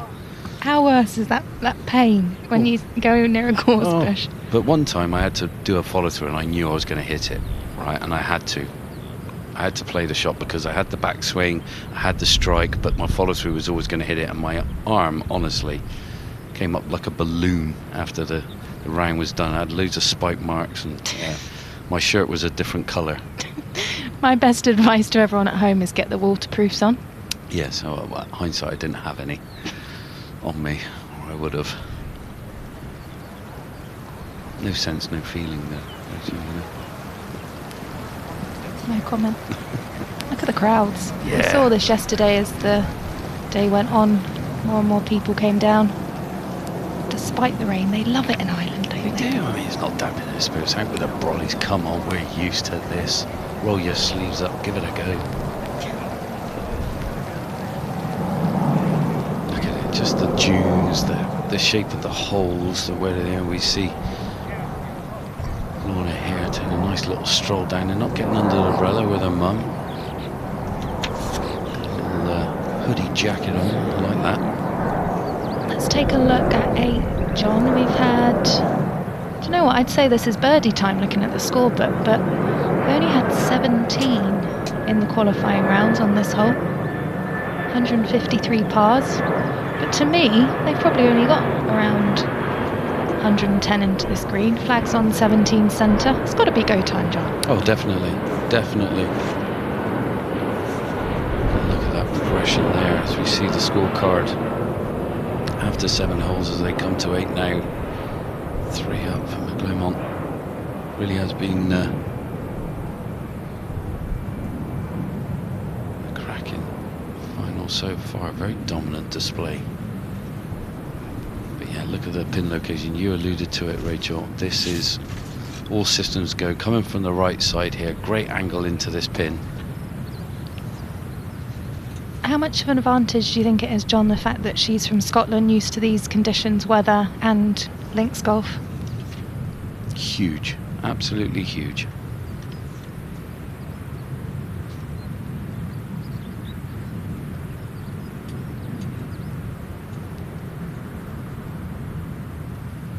Oh, here we go. Look at it. All jostling for position. Trying to get a good angle to see who's going first, I can tell you now. McClymont here coming in first from the first cut. Coming into a nice pin. It looks a little bit left to centre, this pin. what I'm seeing then on our TV screens. Great line in to attack this flag though. Same pin as yesterday, John. Is it? 17. Forgot about this one.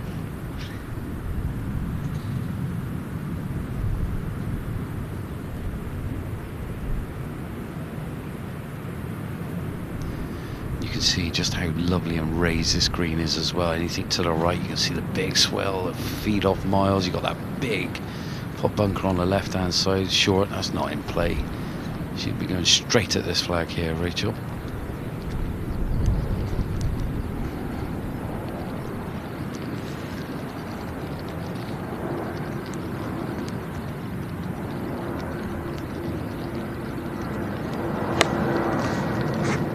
Close the stance a little bit. She was aiming a bit right with her feet.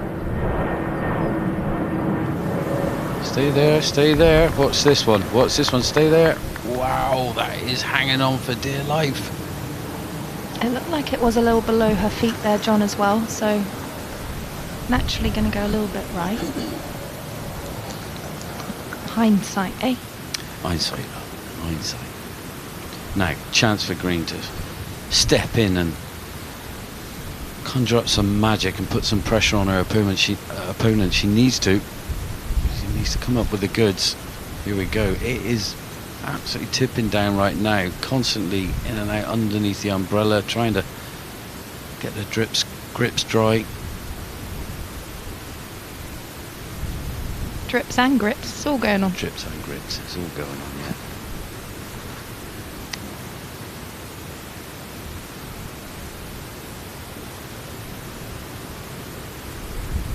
Yeah, you've got the right club, love. Just ball slightly above her stance, going to help her get that little bit of movement towards the flag from right to left. And yeah, look at it coming in sideways now. Maybe a bit of breeze just getting up, making it come in that little bit more aggressive. It's definitely an all-weather glove on her left hand there, John. I spy it. Yeah. Where's the right one at? She needs the right one. She'll be going straight in the pro shot, I promise you.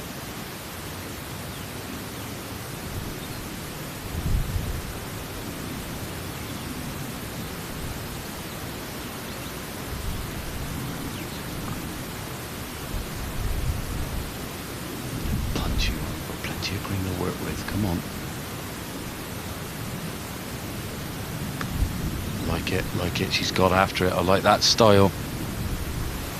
Oh, just over aggressive, and that's bounding on and over the green. John, that was definitely on her down, wasn't it? It was. D lost it a bit, came out a little hot. She didn't gauge that right. She needed a pitch that. If she was playing that style, she had to pitch it right at the front of the green. Not easy because it's a raised green as well. You bring that slope at the front into play, make you look a little bit foolish. She just took it way past that, pitched it virtually a pin eye, and yeah, bumbled well over the green. What have we got there? Leinster. They're rugby, aren't they? Leinster? Oh yeah, what a team. Love my rugby. Big rugby fan I am. Bristol Bears I am. From Bear Country I am. LinkedIn. Just naming umbrellas. Yeah.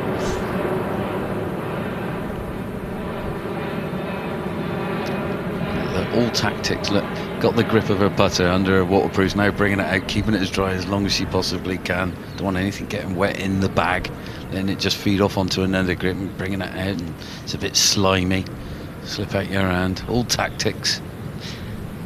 How did the old Persimmon Woods put up with this weather back in the day, John?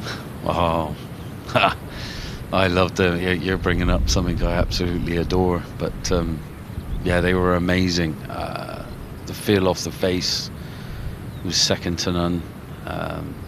You know, the shape of the shots you could put on it, you know, you could dictate quite a lot with regard to that, and also, you know, it showed up your weaknesses quite considerably because the sweet spot was next to nothing.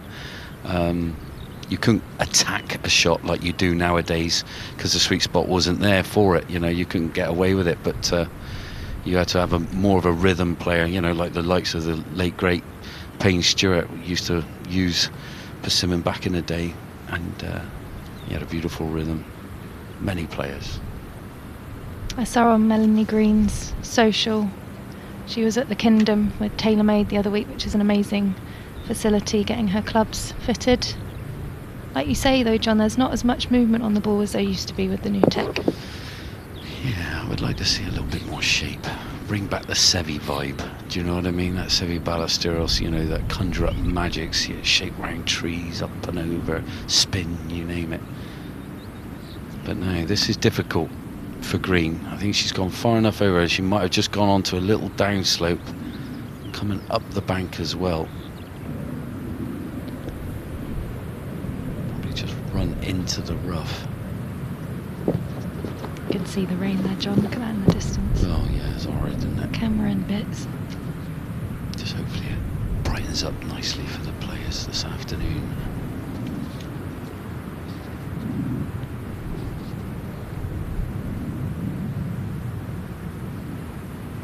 It needs a good shot here.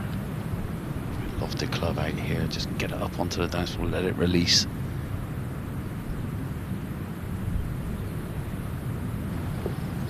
Oh, and absolutely running by. You can see it in the camera shot there. That's gone at least 20 feet, 25 feet past the flag. Poor chip there from Green.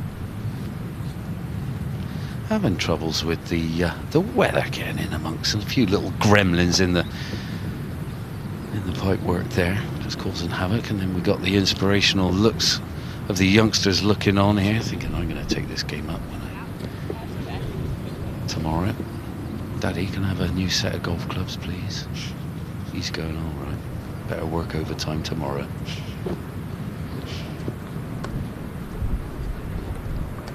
Some good second-hand sets on. Oh yeah. Quite a few. That's where I tell a lot of my juniors to go. Oh yeah. Yeah, I tell you what, they go straight into the pro shop. You'll have a little couple of odds and bits, you know, lurking around that you could give them a little free, cut it down a little bit, a couple of inches shorter, give them the bug. Now.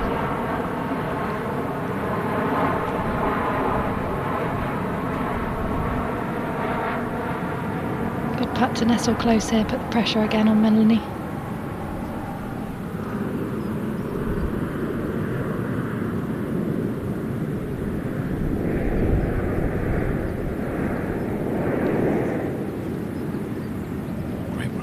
Great roll, Rachel. Stone dead, look at that. That'll be given pressure all on Green to stop from going 4 down. Sometimes that's all you need to do, John, isn't it? You just need to nestle it, get the gimme. McClymont looks like she's totally in her comfort zone at the moment. She's just making Melanie make all the mistakes. All the pressure is on Green.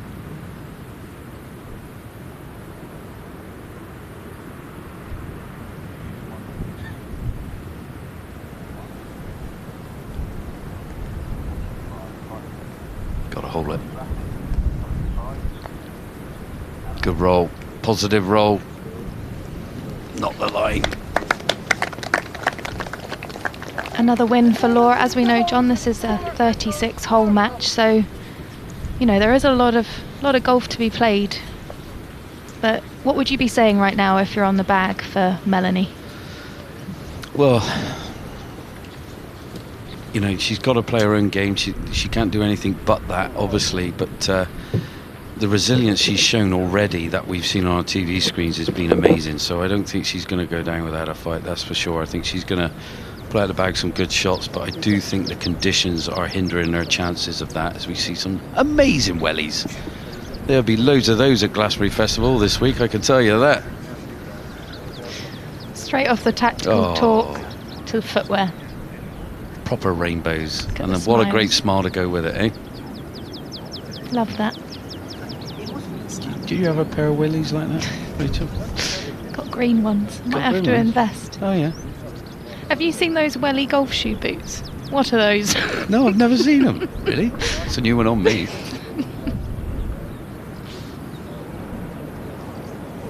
Green pulling the driver out straight off the get-go here. And turn up to the 9th. So McClymont 4 up through 8. Stepping onto the 9th tee. Challenging par 4s around here at Portmarnock.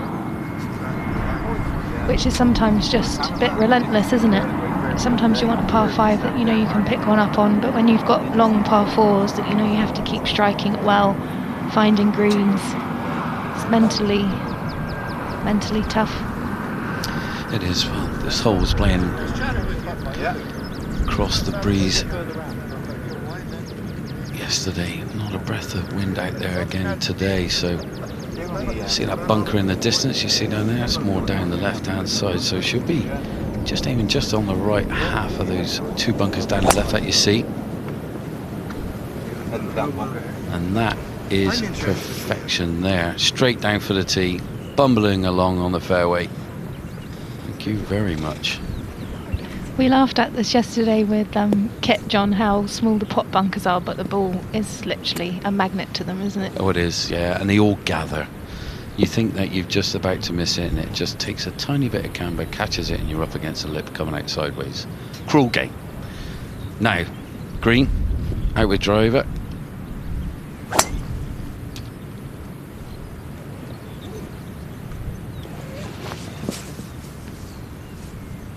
Oh, heading left, mind the bunkers, there's a bunker there. Oh. Just what we said, John. Let's head down to Sarah, who's going to be chatting with Lorna.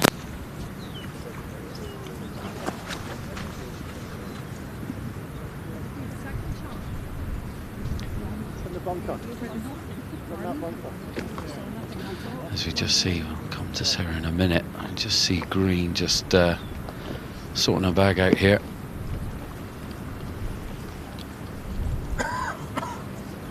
Yeah, lovely drive down there. Just run out of the fairway down the left-hand side. Might have caught the bunker.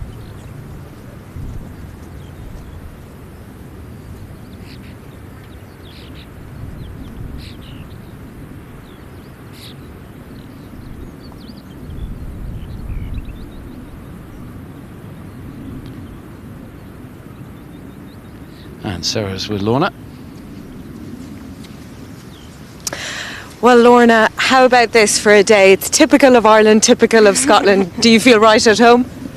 Yeah, pretty much, I guess so. I think this is just, it sums it all up. But it's Scotland and Ireland, isn't it? But yeah. And I suppose all those years of playing golf like this, in these conditions, figuring it all out, it must be helping.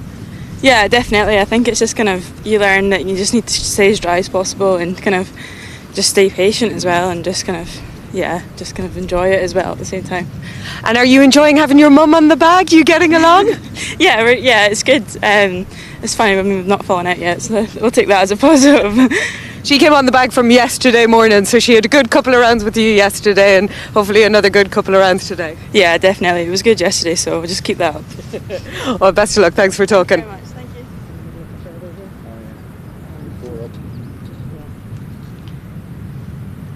Great experience for these ladies having the on-course interviews. Yeah, they show us a lot, don't they? Show off their personalities as well. Great to interact with them as well. See what's going on in the twisted mind of a golfer around an intense situation like a final here at the Women's Amateur Championship here at Portmarnock. And yeah, look at the gallery here, the supporters coming in, volunteers, every person pulling their weight, helping out. All from local clubs, not just members here, coming down to watch some stellar golf, and they're getting a treat from this lady in our middle of our camera screen right now. McClymont 4 up against green. And is green in the bunker, Rachel? Did you see McClymont there having a little look into that pot bunker? Just checking out the lie that green might have.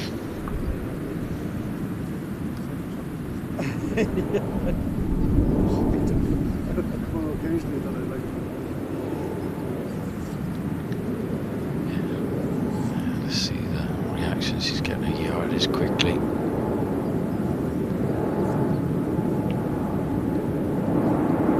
Yeah, what kind of lie has she drawn in the bunker? Is it just fallen in? Is it restricting in the backswing? Is it gone up against the face? The pace it was going in doesn't say it would be up against the face of the bunker. It didn't look it was coming in that fast. back edge of that bunker, 126 to the front edge of the green. Just wonder whether she'll be able to advance it the whole way. What do you think, John? Yeah. I'll have to wait and see. It looks like she's got... Just looking there, wedge 9-iron in her hands. Might be a little bit... Oh no, there's a ball. Didn't go in the bunker. Didn't go in the bunker. She played it out, we didn't see. No, the ball's there. Look, it was just hidden out of our camera shot there. It looked like it went in. It's absolutely fine. So sorry to a few punters looking in. We led you up the garden path there.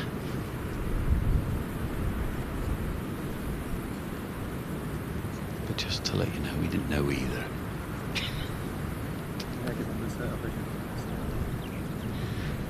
It's game on then. Advantage hitting first. I mean, look at that angle. Who can tell, eh? Yeah, exactly. Right there. Youngsters looking on. I see now they're wearing shorts. Cool. Cold conditions. Lots of people got layers on. They're not feeling it. Now.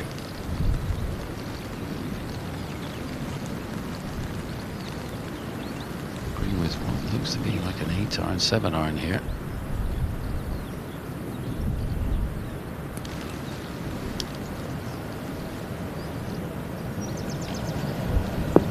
Oh, what a shot. What a shot. Just what she needed. Especially going round, about to approach the turn.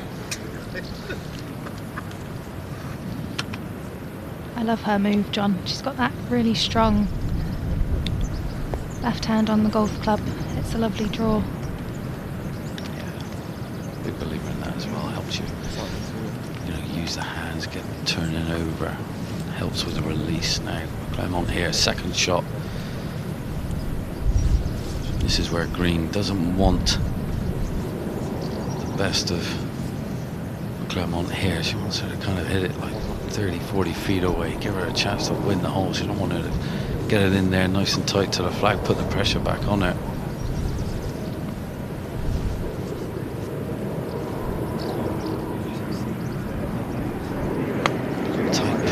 Trying to draw it in. She doesn't like it. Hands off the club.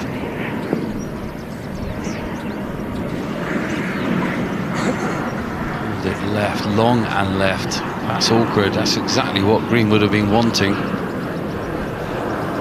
Talking of start line, that was obviously a little bit left, but Lorna's been doing a lot of work on her start line, putting an alignment stick a few feet out in front of her, making sure she gets it starting right of that. A great tip for everyone at home. Great drill to do. That one obviously would have started a little left of the stick. Yeah, definitely. I used to do that, but I used to try and take the stick out the ground, try and hit it out the ground. Yeah. So Did you do that? I went. Oh yeah. It was a hard thing to do, but my coach George Rowe, he used to just put it there and say, knock it out the ground. And when I was on song, I used to knock it out the ground all the time. With driver, you name it. They're quite resilient. Didn't break many holes. So maybe don't miss it. Just try and hit it. Well, yeah, why wouldn't you? It's so tiny. If you can hit it out the ground all the time, that's better than just thinking that you missed it, isn't it? Are you hitting a particular shot shape, or is it just dead straight? Hey, with drivers, like you're going for an absolute rockets, aren't you, straight down the middle? So I think with driver, it's a great asset to have. Great tip there. There we go. A team of 29 Green staff working this week. 17 staff supported by 12 local volunteers. And what a great job they've done. From dusk till dawn, morning and night, they're always here, making this golf course look absolutely spectacular. And what a great job they've done. Greens look absolutely pure. Fringes, fescue, rough around the edges. The bunkers look immaculate. Obviously, they're pretty evil as well if you go into them. And look at that shot there from Green. Beauty, wasn't it, Rachel? Yeah, especially at this stage in the match. 4 down. Needs to grab one back here before she moves on to the 10th. It is 36 holes today though, a lot of golf to be played. But you want to try and get it as close as possible, don't you? Oh yeah, not off now. Putters out, well off the green. Don't see the old school kind of, 7 irons, bump and run, 6 irons nowadays. use the putters. The fringes are well manicured. They rolled through it like a normal green, any normal kind of golf course. And they're coming up a little rise here though, Richard. This ain't easy. Where's that pin today? 15 on 8 from the left. Yeah, she's coming up a little bank. It's going to be really slow. All the rain has fallen on the fringe, so it's going to be even slower. She's got to take that into consideration.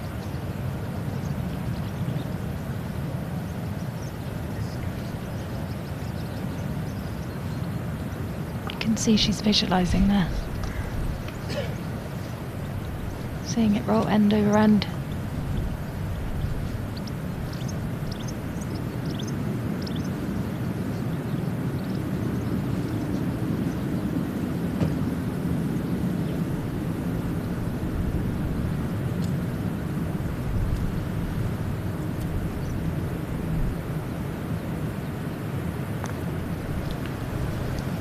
Takeaway, good touch. Look at this for Phil. Wow.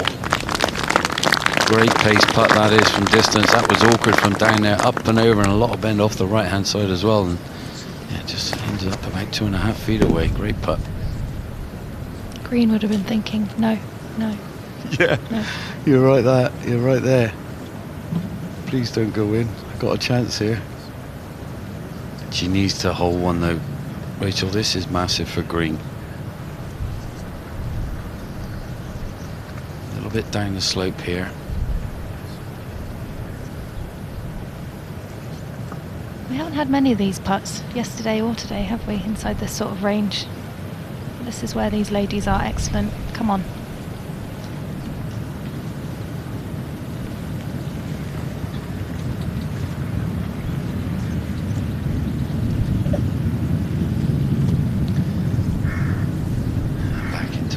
Routine. She kind of goes into it, steps away, comes back in again. Now, come on. Not one in for yourself. You need it. Good stroke. Yes, she's got it. That's big, John. That is huge. Just what she needed. A little fist pump there. A lot of authority getting that ball out the hole there. And she's back to 3 down. Just what the doctor ordered. Little break off the left. Thank you very much. Grabs the left edge. And now she's foxtrotting to the next tee. Dead weight pace as well, John, which always shows she's got a good read of the greens.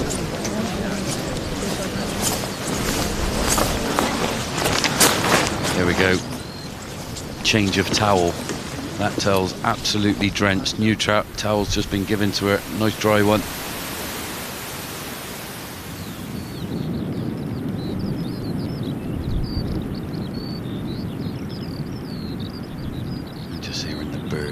Chirping in the cheep. Looks like it's October, doesn't it? It does, doesn't it? October vibes. Beautiful though, isn't it? These are the mornings when I used to play golf. You go out there. I was either a morning or late evening kind of guy, and I just absolutely loved it. We are kindred spirits, John, as the same. Yeah, I know. I'll be on the range 7 a.m. We worked together and never really crossed paths. Only once, I think. Thanks, RNA, for bringing us together. And Kit. Can't miss our Kit. Now the boards around here, the way the course is set up, a lot of infrastructure put in place. Take my hat off to the RNA. It's a big ordeal, this. So much on the line, so many tournaments you can qualify for as well. Absolutely amazing. There's a lot of pressure on this final for what you can get out of it. 10th hole, slightly longer than yesterday, 365 yards. And she finally got her honour back. I always felt when you got the honour back, your chest is a bit prouder. You're there, aren't you? You're like, come on, let's go. Definitely with you. Your shoulders are back, your chin gets a little bit higher. You're ready to go. Feel like you're 10 feet tall and you're going to rip it absolutely miles straight down the middle. And that's what she needs to do. Put some pressure on her opponent now. She's just got one off her. Back to 3 down. Heading into the back 9 with a different mindset. Maybe there's a nice little... What would you do now, Richard? Would you be like, right, I'm going to let's see if we can get this back to even Stevens after 18 holes played. Yeah, let's be having you. Come on, Yeah, you just exactly. got to keep building. This is a great tee shot to open your shoulders on. There's a pot bunker that's around 265 on the left-hand side. But you can really send one here. Exactly what she did there. She's wincing a little bit. Is it down the right? Yes, it is. Not gonna lie. Ooh, might have nestled a bit. Not a problem there though, John. No. Only got a short iron in. Full send. McClymont here going out with driver as well. And a trick. Best in the business. Always know how to bounce back, don't they? Yeah,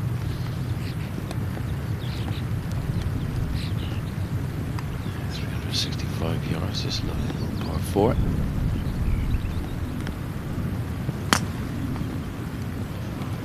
Oh, loves it. I love her routine, John. I love how she just does that feel before she hits it. And that's a beautiful drive down the right hand side, setting up a lovely shot for the second shot here at 10.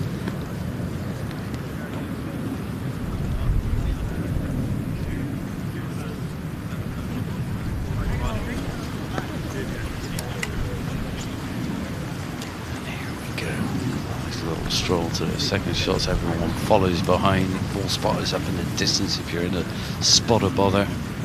I just love when you look over a links golf course as well, like the RNA set this up in Portmarnock. You know, you don't know where the other holes are. It's all hidden by the long fescue grass. You can't see anything unless you're obviously know what you're doing and you've been played this golf course before. But let's have a closer look at this 10th, Rachel. 10th hole, par 4. I think it's a go time for the ladies if they get a good drive away. They're only going to be left with a short wedge into the green. Another skinny green with runoff side to side, 41 long.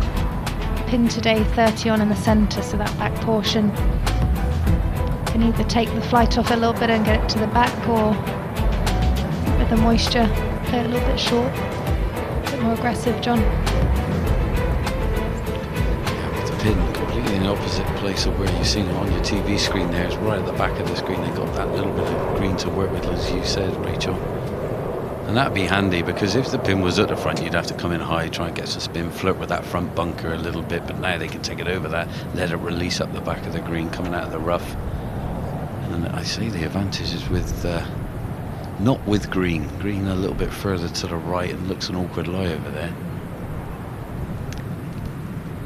Would you say it's a traditional links layout, John? You kind of head out one way with the wind, back the other. It kind of weaves in and out, this one, doesn't it? Yeah, it does. And, you know, I've got a golf course near where I live. They actually got the Open final qualifying on Tuesday. That's at Burnham and Borough down in Somerset, and that's 9 out and 9 back. You know, completely one wind going out, a different wind coming back in. So this one's kind of, you know, mix and match, which I like, to be honest. It's a beautiful course, Burnham and Barrow. Yeah, I do like it.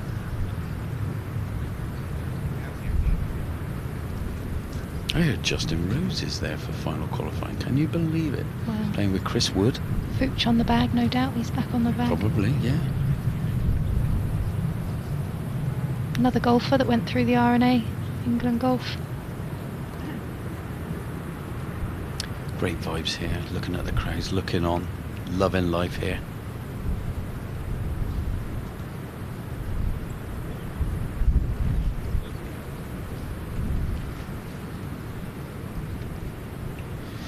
If you're just joining us, this young lady green, and the green is 3 down against McClymont. It was 4 up. Going down the previous hole, green just got her first birdie of the day and won the hole.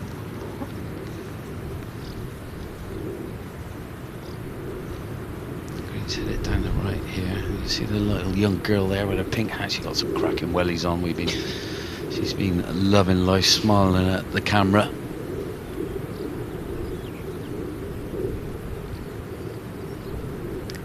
With these narrow greens done, it's definitely an advantage to hit the fairway, isn't it? Just the control with the club face.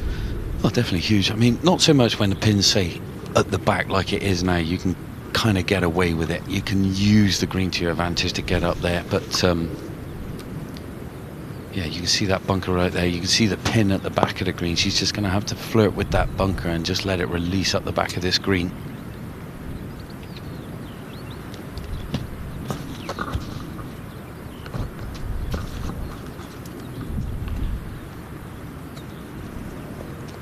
Now, change of towels. Doing all her own caddying, yardages.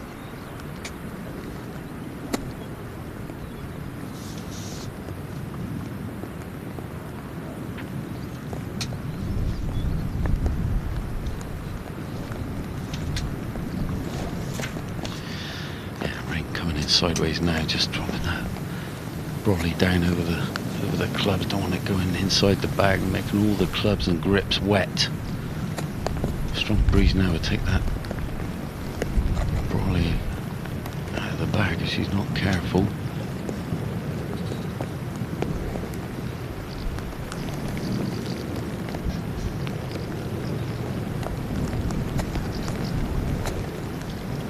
Rachel just taking bit of a break. Oh, hello, Kit. Hi, John. You all right? Very well. Thoroughly enjoying this. Nice to see Melanie Green going to hold back at that previous hole. Yeah, she needs to follow up with another good one. Oh, she's staring it down. She likes it, I think. Flirted with that front bunker. Didn't get the release she thought she might get. Got a lot more groove on the ball there than she might have thought coming out of the rough. Now on the dance floor, a very long way from the DJ.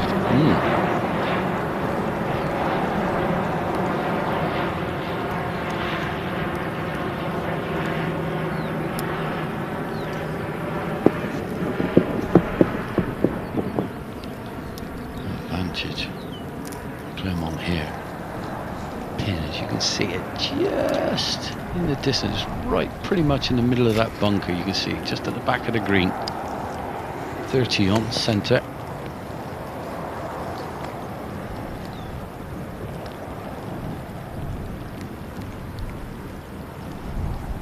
Massive fall-offs all the way around this green. Accuracy, everything, but she's coming in for no more than 70-80 yards.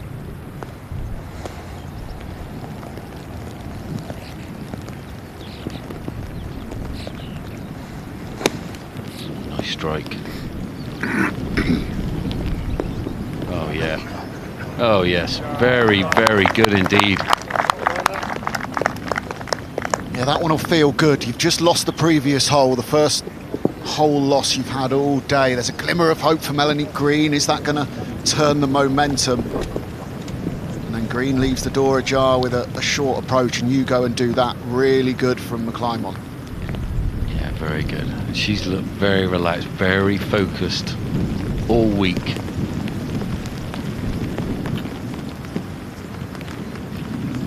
Yeah, all the bodies up. McClymont, a lady, a golfer, clearly just getting better and better all the time, building on the confidence. She won 5 World Amateur Golf Ranking events last year, including the Welsh Women's Open stroke play. Won the Irish Women's Amateur Open in 2022 and defended it last year in 23, and she's been playing really well, as Rachel has said, this season, this year as well. And you've got to say she's favourite right now to have the biggest title of them all to that resume. Yeah, I just wondered if she had some time off as well, because, you know, 131st on the amateur rankings, you know, with a resume like that, you think she'd be a little bit further up there.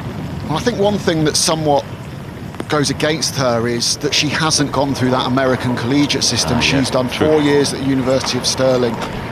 There is quite heavy weighting towards those events in America on that World Amateur Golf Ranking, and rightly so. To be fair, it reflects the strengths of the field, but it's a little bit chicken or egg. If you start giving more points to those events, then the fields look stronger, and therefore it follows afterwards that even more points are available. You sold me, Kit, you sold me. But it just goes to show that, of course, the American collegiate system is a brilliant way to go, and of our 8 quarter-finalists this week, 6 are or have been in college in America. Another one, Eileen Madsen, is committed to go there at the end of this year. And McClymont was the one who hadn't. Oh, but okay. you can still get to the very top level if you choose not to follow that route. Oh, there we go. Okay, Alexander with all the knowledge. Yeah, look at it. Just you can hear on our microphones this rain just pumping down, and really and honestly it's a hindrance to Green, who's carrying her own bag, doing all her own stuff. Really, she's having to try and play golf like an octopus, you know, trying to do everything at once, keep the clubs dry. Not easy to carry the bag in these heavy, horrible, gnarly conditions that they're having to play in at the moment.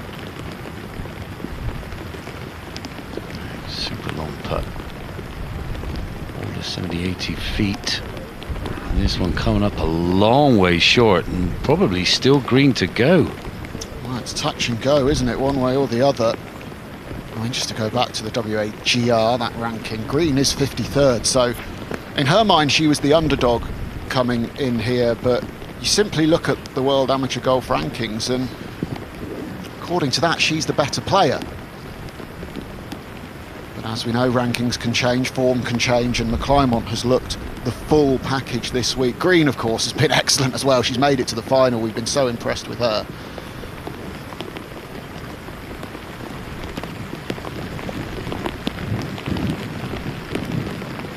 If Green were to turn this around and win, it's amazing. She'd be the first American to take this title since Kelly Keeney back in 1996. Wow, it's been that long, has it? Not such a long wait for the Scots, Louise Duncan in 2021.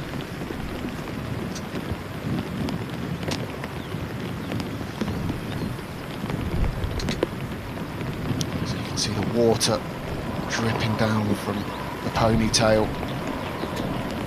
A distinctive yellow putter grip, and this to go back 4 up.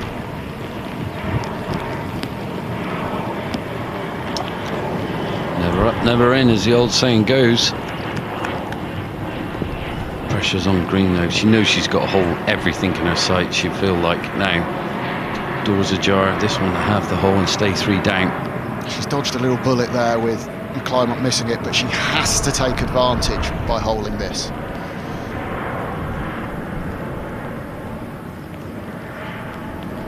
Well, great putt at the last with a similar length. Gonna give her confidence over this one, you would think. Just a little gremlins in your head sometimes. Cause havoc, but she's dealt with the pressure so well this week already.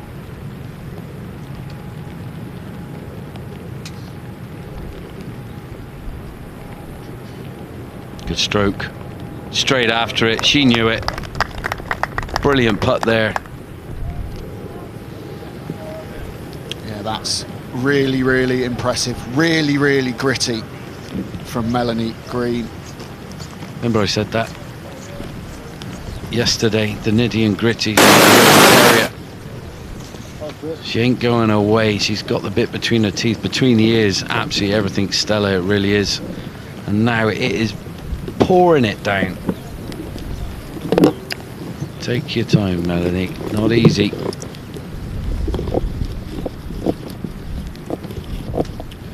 they'll head over to the 11th tee. Tricky par 4, this one, John. It is a tricky par 4, this one. And there you go. You think, when you look from the tee box, you go, where's the fairway? Where is it? I can't see it. Can't be these little walkways. No, it isn't. It's straight over in front of you. There's 2 bunkers down there, down the left-hand side, all on their own. 3 up the right-hand side. You get past that one on the right. The last one is 251 yards to get through. You can probably just see it in your left part of your screen on the right-hand side as you look down this fairway. You got the ones on the left. Those are the 2 on the left-hand side. You see on the left of your screen. You got the ones on the right there. That little white marker you see on the top of the brow of the hill. That's your line straight over that one. No messing.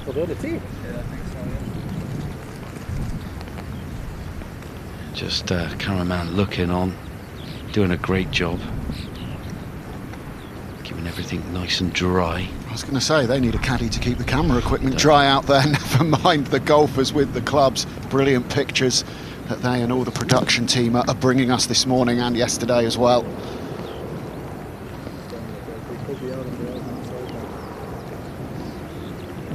294 yards to reach those couple of bunkers on the left, John, so that's not really in range, is it, for these girls? No, and I must admit, if I was them, I'd be aiming more toward between that little white post you see, that little white rock on the mound there, and those left bunkers. That would be my line, and just honestly open up your shoulders. It means you're playing away from the bunkers on the right. They're not in play.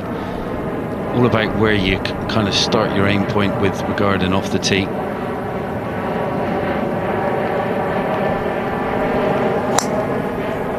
Very nice, very brisk. Nice swing that from Melanie. Straight down for the tee and just run into that left rough. Won't be a problem.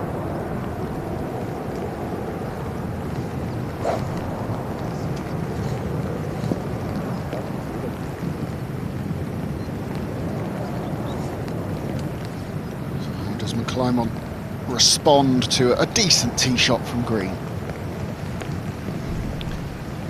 Seem a little bit right here, maybe going for a bit of a draw. Like that one as much as the others we've seen. That's way left and in the long fescue, and what kind of lie she's going to get over there. Advantage green. Yeah, that one's in the lap of the gods, so perhaps an opportunity for green to get another hole back here.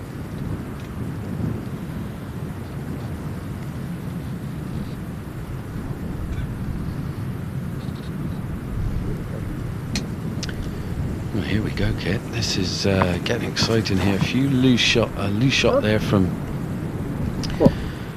McClymont there, and green's down in that first cut on the left-hand side. Absolute advantage green, but yeah, these conditions now, modern-day drivers as well, with regarding the no groove kind of thing that they have, any kind of dampness between ball and club, it just pings off in different directions, kind of knuckle balls and takes spin off it. It's really bizarre. You've got to be really conscious, dry the face, make sure the ball's nice and dry as you can. I know you get over it and the rain's still pouring down, it can easily get in between the faces, and that's what kind of happens. You feel like you put a good swing on it, but it goes sideways. Yeah. 8th round of golf for this pair so far this week. Of course, there's another to come this afternoon, with it being a 36-hole final as well. So they're racking up the steps, about 13,000 steps during an 18-hole round of golf. John, great way to stay fit. Everyone can do it. Yeah, that's why I'm not double the size that I am at the moment, Kit. Because yeah, keep on walking. Keep on walking. Get your body right. Yeah, that was a song, I think, wasn't it? It is now. Yeah, so a great fact the other day. Golfers live for an average of 5 years more than non-golfers. It's quite astonishing, really. Do they? Give me a nice glass of water. Need to stay hydrated, just like our players out there on the golf course. Stay hydrated. Keep your marbles intact. It's not working for you, John. You need more water. I do. It didn't go down the wrong way, thank goodness for that. I was trying to rush that one then. Well, there is plenty of water out there, but the players are handling it pretty well, all in all. This is the final of the 121st Women's Amateur Championship here at Portmarnock in Ireland.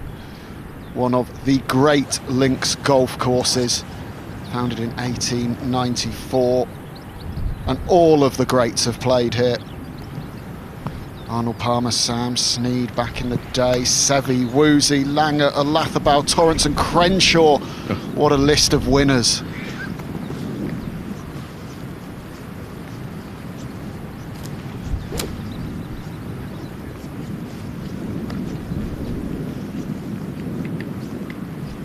Miss left for Leona McClymont, but she looks like she's pulled a reasonable lie. Yeah, not a bad lie at all. Stay aggressive with this one. Back of the stands, less grass between ball and club as much as you possibly can. Always went for the big punch I did out of something like this. Play for the run.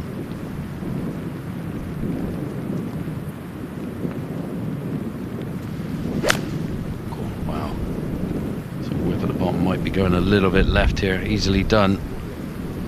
The fescue just entangles itself in the, the hosel of the club and turns it over. So we're hearing she hasn't got it to the green, but she is in the fairway. She's in the fairway. Treacherous conditions out there now though, Kit. It's not making it easy for anyone. And she's had to take a head cover off for this second shot. Hybrid.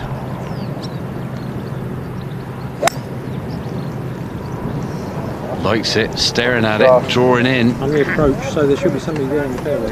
Threaded it straight through those bunkers as you've seen, and there we go, on the putting surface. Advantage green. Is she going to get another one? Yeah, good shot. She seemed to play that a bit quicker as well. Yeah, I like that.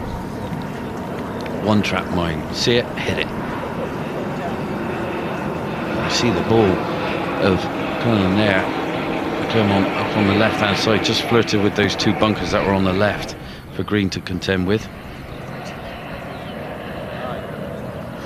Well, this Women's Amateur Championship, just one of a number of brilliant R&A championships being played this summer. We've got a great summer of live golf coming your way on R&A TV. It is the calm before the golfing storm for many.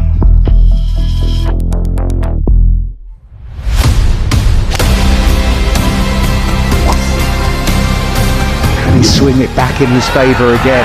Oh yes. That is sensational. Just brilliant. And Brian Harman is the champion golfer of the year.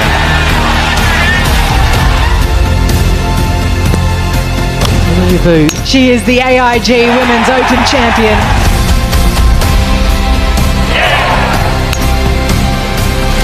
And the Curtis Cup belongs to Team USA.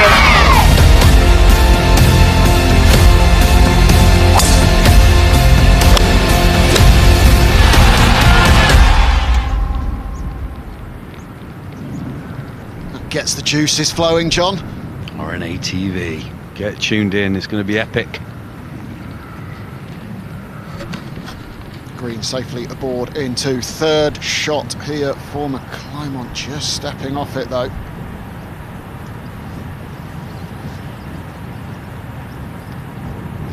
Advantage green.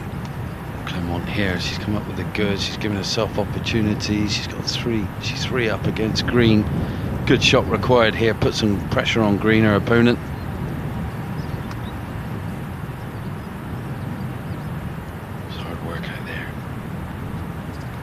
Coming in sideways now for the players. Oh, lovely. Stay there. Stay there. That'll do. I think what McClymont's doing really well today, even when she seems to be disadvantaged in a hole, she's hanging in there. She's not following one bad shot or one poorish shot with another. Yeah, and she's making green have to finish, you know, finish the hole, like in the sense of keep her concentration intact. So she's really asking the questions of green, constantly putting on pressure on green. Yeah, just looking at the scorecard, McClymont, one birdie, all the rest pars. In these conditions, it's really, really good golf. And as her opponent green looking at that, you're thinking, well, I'm needing to make birdies to win holes here, and they are just not easy to come by on this course in these conditions. They are not, that is for sure. And the elements is as strong as they are as well, Kit.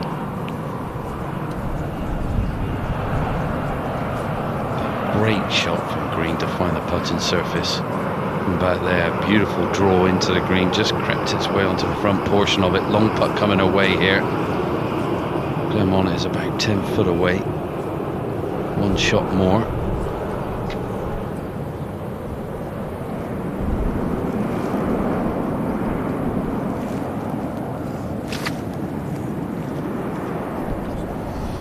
Fans encircling this 11th green, all trying to get the best spot.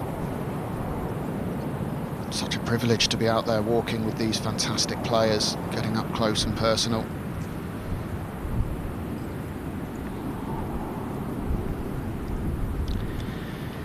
No, you don't need to be a hero and knock this one in. Would be nice if you did, but you know the pressure is all about put it in gimme range, put the ball straight in Clermont's court.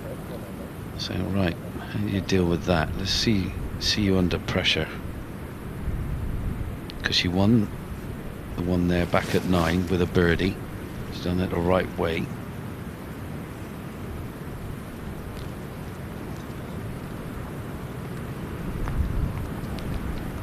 Good pace putt required. Slow down, slow down. Not too bad, not too bad. Thought it was going to go a little bit further than that. Well, she gave it a chance, and she's not rattled it too far past. It won't be given quite yet, but obviously a very comfortable leave, you would think. Now this could be a sucker punch here from McClymont. If she knocks this one in, Green's going to be going, what have I got to do? It's one of those where, as much as we know you should always expect your opponent to hold and to hit a great shot, in the back of your mind you're thinking, if you're Green, you got everything crossed. Surely now. Yes, exactly. She's putted beautifully this week. She's in the position she is. McClymont here for par, possibly to half the hole. Well, that's the question of Green. Not to be. So a first bogey of the round for McClymont, but more importantly, it gives the opportunity for Green to win this hole with a 4. She's got just a shade over a couple of feet for it, John. Yeah, and no messing. Rapid, straight in there, super confident. Loving this. What a little fight back we got on our hands here.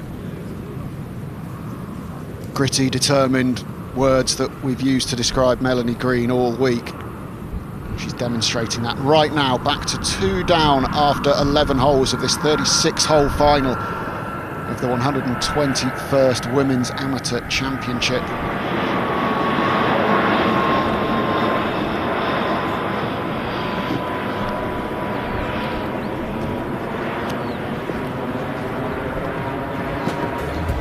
Look at this par 3 12th, John. Yeah, the 12th hole, beautiful little par 3, 132 yards on the card, 136 yards is playing today, and yeah, pin over on that right hand side, only a couple off that right, real gnarly little pin this one, 20 on 8 from it, and there's guarded by a few bunkers, and there's massive fall offs around this green, goes out towards you, and you could imagine the breeze coming straight at you or going away from you out to sea really hard. You see that big old swell over the back of this green. There's a good description of it. Look at that. A bit of info about the official R&A Rules of Golf app as well. Get that downloaded on your phone, on your smart devices. Some really helpful info on there. They're very clever nowadays, aren't they, eh? Yeah, zap that with a little photograph. Thank you very much. You're straight in. QR, quick response. That's it, it's a QR. See, I've got to get with it, haven't I? 46-year-olds, I'm behind the 8 ball here. Nice to see the hydration station over there as well, reducing the amount of one-use plastic bottles and that kind of thing. Sustainability really at the core of everything the R&A does these days, and golf in general. Well, where the pin's located, anything just over that front bunker goes, it slopes down and away and cuts it down, so it could easily be over the back. She's gone high, she's gone strong, she's gone for spin. Oh, coming up half a club short. I think she liked it. You could see the eyes flicking from flag to ball, ball to flag in the air. That was straight at it, Kit. That was straight at it. And we've seen all week, this is one of the most difficult greens to get up and down around if you miss it. Remember yesterday, we've seen loads of drama around this green. Great little par 3, 136 yards now. Claymont, step through it. The door's ajar to get yourself back to 3 up if you can. Playing left of this flag, going high.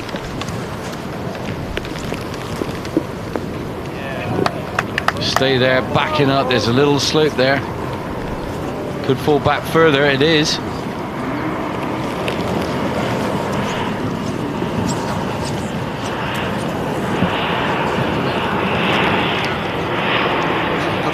Short game competition coming up here on 12. The interesting thing here, Kit, is the styles of shots that we're going to see played here. McClymont here from where she is. She's got that mound. We've seen it affect the ball. Massive big break once it gets to the top there from right to left and falls away from the hole. Not easy. Or you can get the other side of it, which I think she's going to be able to do and catch the other bit of ground that will feed it towards the flag. But the other one for green is very difficult. Big bank in front of her. Bunker down there guarding a little bit of it. Not going to be easy. One of the great things about links golf is you've got options around the green. There's 4 or 5 different ways, different clubs you could use to play these shots, and it's something that maybe we don't see enough of in the professional game these days. Thick rough is often the punishment for missing a green, and then you've just got one shot. And it's kind of one style to play it as well. When you're down deep in rough and you've got not much green to work with or whatever, kind of a splash shot, hit it high. This one, the repertoire of shots like you've alluded to, Kit, you just got to have them all. You know, there's more than one way to do it. And I think one big thing that you've got to do is ask questions of the best golfers in the world. Make them make decisions over every shot. And both players have got big decisions to make about how they play these. Yeah, you can see green here. She's got to be looking left. It's going to, once it's pitched in the bank, it's going to propel itself right, kick right, and then up onto the green. This one's awkward though. Great camera angle, this. You get to really see the severity of the bunkers, the riveted bunkers that we have there. Riveted bunkers, I should say. You can see the big mound. You can only see half the flag. It just shows you it's dipped and down and away. Not easy to get close. It's about 20 odd yards away and it's a semi-blind shot. I know. Crazy, huh? That's the glory of links golf. Tight lie as well. I might be playing a little bit left. Error caution here. I'll be super cute at this. Oh, she's gone for the pitch in that bank, trying to hop over. She's done a great job. Take that. Yeah, that's worth a good 8 out of 10 from where she was. So McClymont with an opportunity to hold that for a 3.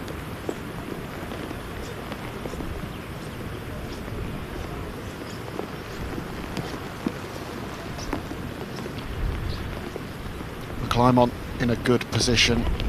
Is this trickier or easier for green from where she is? Down there, the big bank there, where she's got to pitch it here, it could propel right. I mean, the lower the better. If she can pitch it before the slope, run it up there nicely, that would be great. Looks like she's rocking a nice little 8-iron here, 9-iron, gripping down the shaft, little bump and run, back of the stance. Proper links vibe. I like this style, but she's overcooked it. Too heavy-handed. That's catching the slope and down and away. Was just held in there. Just there was a little slope, a little bit further more, and that would have caught the slope and been an extra 10 feet away from the hole. So both finalists missed the green here on the par 3 12th hole at Portmarnock. But it's McClymont who's played the better recovery shot.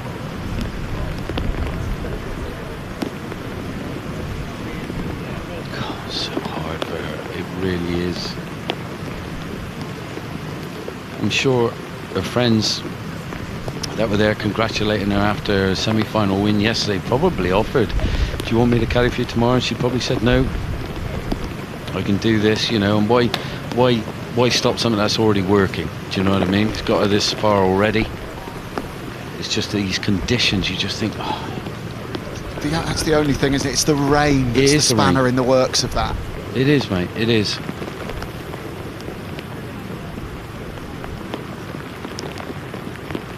Making it so difficult for green, keeping everything dry. Oh, she has to kind of walk so close to the hole. Why that is.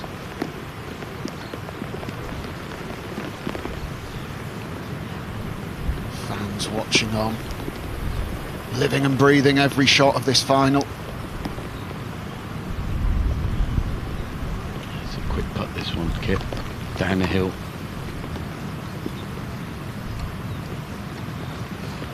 Great scene here. You can see what a proper links is from this raised green here at 12.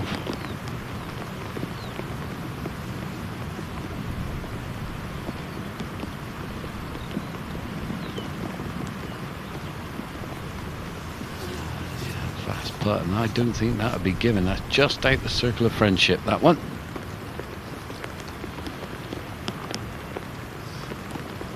McClymont will have an immediate opportunity to return to a 3-up advantage. From this angle, it's a putt she can be a little bit more aggressive with in comparison to that quick one down the hill. I don't think this one should have a little bit of break off the right kick. She's lost 2 holes out of the last 3. She'll be wanting to redeem and get one back. She'll want to keep that advantage going. Give Green any leeway if you can help it, but it's easier said than done. These are tough conditions for the players.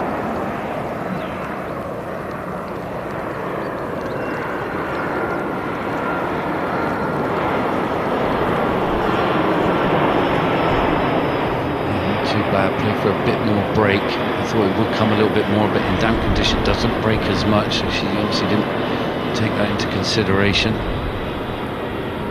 So this for the half for Green.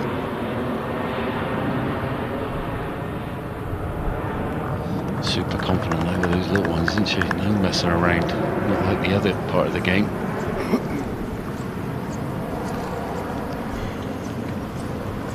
So tied hole and McClymont 2 up through 12. Got the par 5 coming up, the 13th.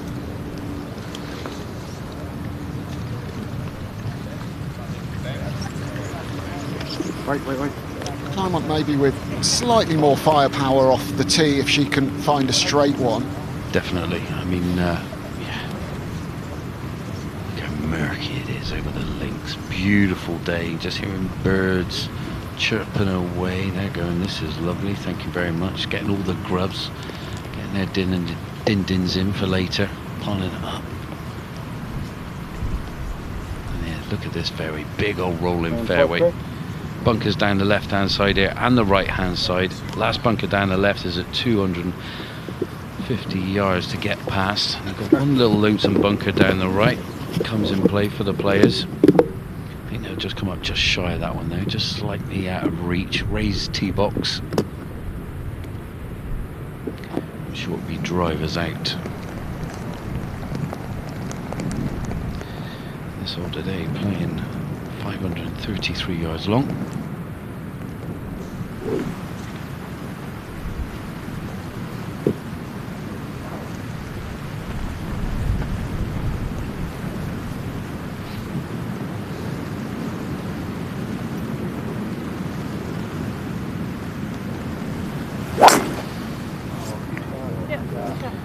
That was a right ripper, that one. She didn't hold back on that one, Kit. She didn't. It does feel like she's just sped up a little bit in her pre-shot routine, and I do think it's helping her. Well, it seems to, yeah. I mean, literally, she might have been a little bit of tactics, and it kind of worked against her, like try and slow it down, but Clement kind of thrived on it, went 4 up. Now she's speeded up, and Clement's just lost her pizzazz a little bit. And just looking a little bit anxious down the left-hand side, I feel. Bunker down there. Oh, it's in it. Wow. She's lost 1 or 2 tee shots down the left, McClymont, and she has again there into a pot bunker. So advantage Green.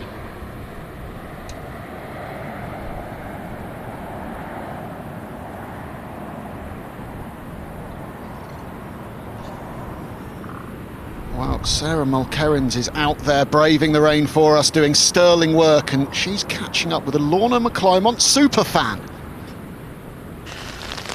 Right, so I've caught up with a very vocal fan and supporter on the course here. So introduce yourself and tell us where you've come from. Yeah, I'm Davina Lavery and I've come to support Lorna from Mulgai Golf Club. With a small golf club, and I think a lot of supporters would like to be here, but at short notice, not many of them could get flights, so I'm the one. And you came in last night, you couldn't get into Dublin, so you had to fly into Belfast? That's right. Quick whirlwind turnaround after work, and came in from Belfast and then drove down this morning to Portmarnock. Tell us about Lorna then. What's she like as a player? I know you've played her a few times. I have no success against her. She's always been too good. So I've known her since she was about 14 or 15, since she joined Mulgai, and she's just been a fantastic addition to our club, to the county and to Scottish golf.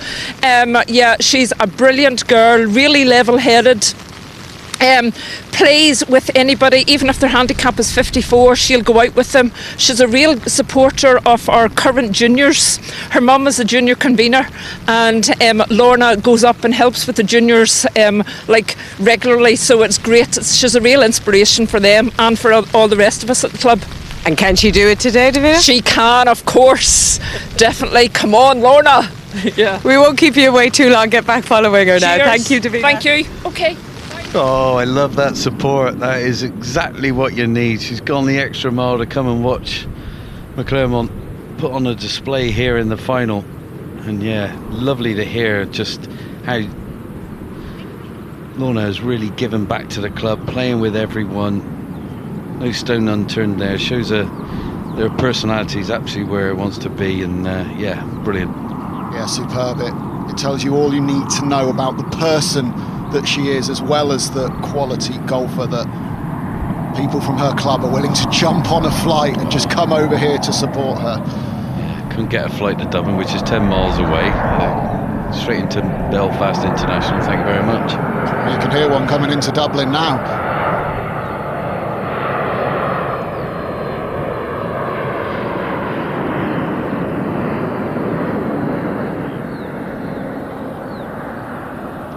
McClymont has found that little pot bunker in front of her off of the 13th tee. Having a little chat with the R&A official there, and I think that's why. A little bit clumpy behind the ball. Yeah, I just wonder if she can move a bit of debris, but it's not. They changed the rules. You know, it used to be a leaf, you couldn't move them, now you can.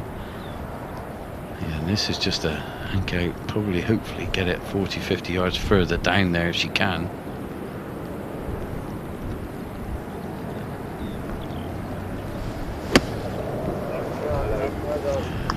All she could do. Got to take your medicines out of these revetted face bunkers. They're evil. A proper hazard. Oh yeah, it is. I like it. I really do. You know, you look at bunkers that they put around kind of modern day golf courses, you can hit loads of crazy shots out of it. Beautiful. This one is really penal. It makes an emphasis on the driving off the tee and very tactile. I mean, we've seen that like Greg Norman back in the day come undone down Troon. Loads of different occasions where bunkers have really come into effect and lost championships. Yeah, we'll be back at Royal Troon next month as well for the 152nd Open Championship. It's the AIG Women's Open at St Andrews in August. Well, she loves this club. Worked wonders 2 holes ago. She needs another one.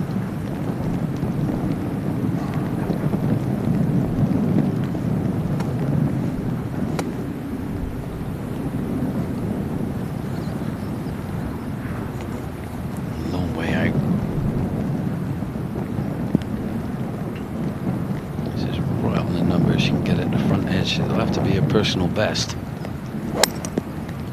Sounded a good strike. Is it drawing in? Is it overcooking? A little bit down the right. See a signal there from behind. Heard a bit of a thud. Didn't feel like it was a thud that was going to move the ball forward. Well, there it is.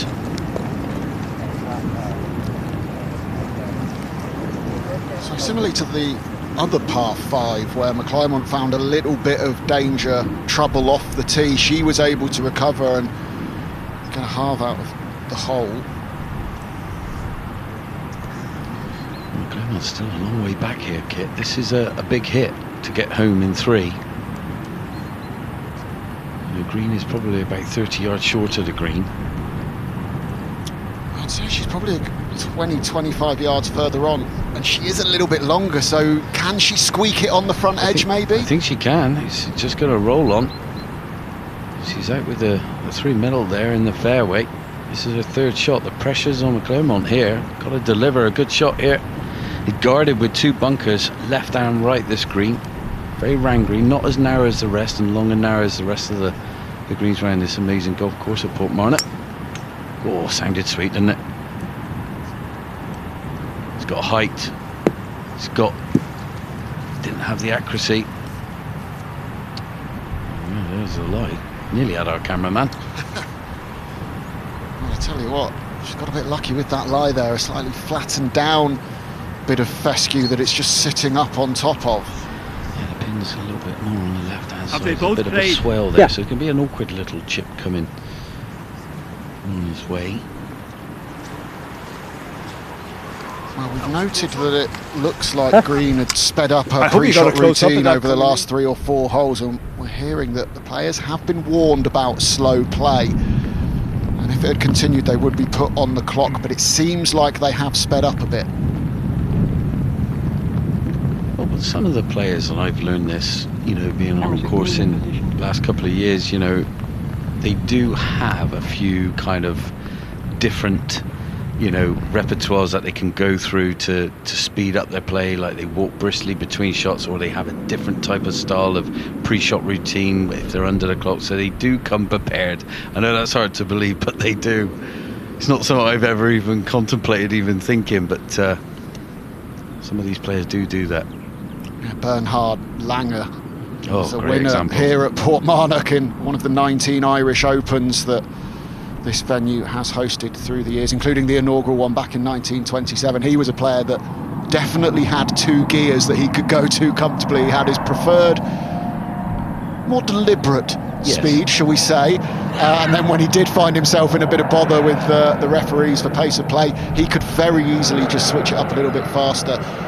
And you know what, you may love that, you may hate that, but in the modern game, if you're a professional, that's kind of a skill unto itself, even if we maybe would like to see everyone play a little bit quicker. Yeah, make a great point there, Kit. Yeah, Bernhard is ultimate professional. No stone unturned when in that German's mind, I can tell you that.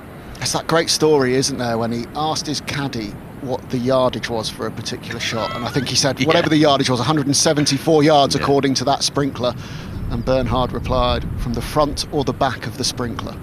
Yeah, I think that's just 12 inches, but every inch counts, doesn't it?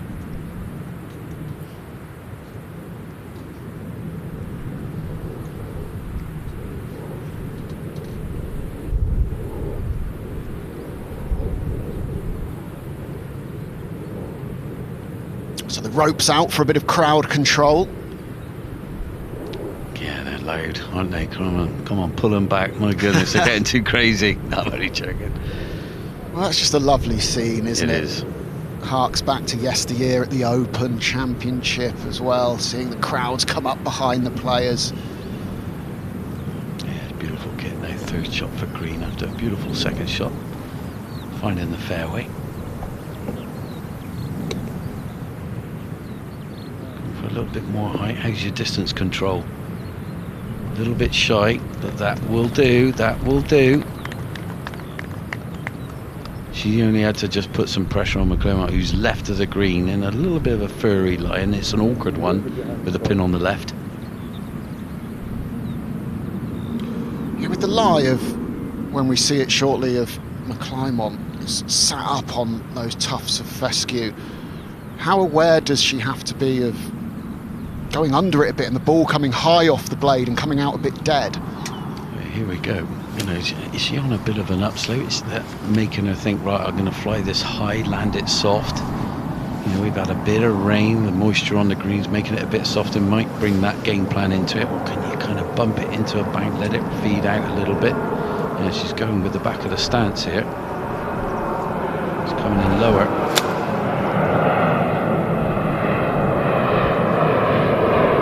Not bad at all. Keeping herself in this hole, forcing Green to win it rather than giving anything away, if Green is indeed able to.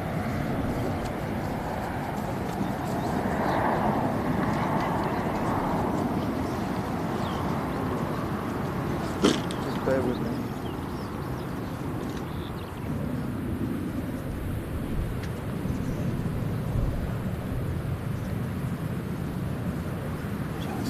Climax there, 2-time winner of the R&A Student Series.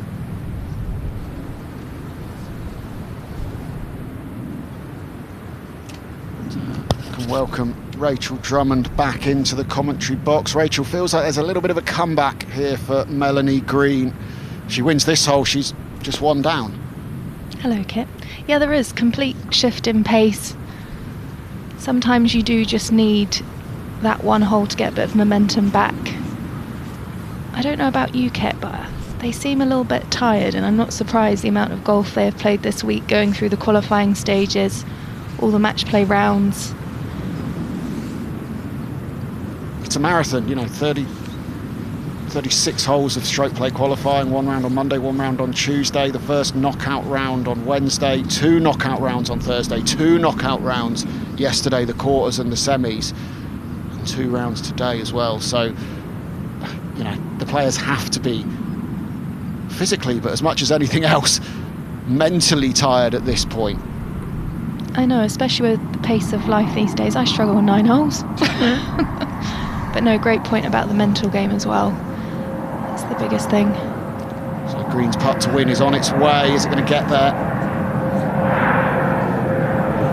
Under red. That is conceded, so she is safely in for the 5, which means McClymont has to hold her putt to half the hole.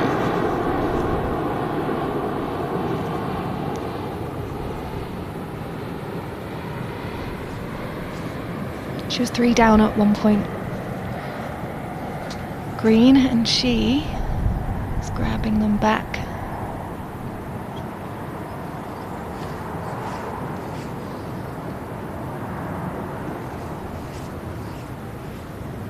Actually went 4 down at one point when you weren't with us, Rachel, so it has been an admirable fight back. As we said, it's a long final, there'll be ebbs and flows, swings of momentum. There's definitely one happening right now, but can McClymont put a stop to it?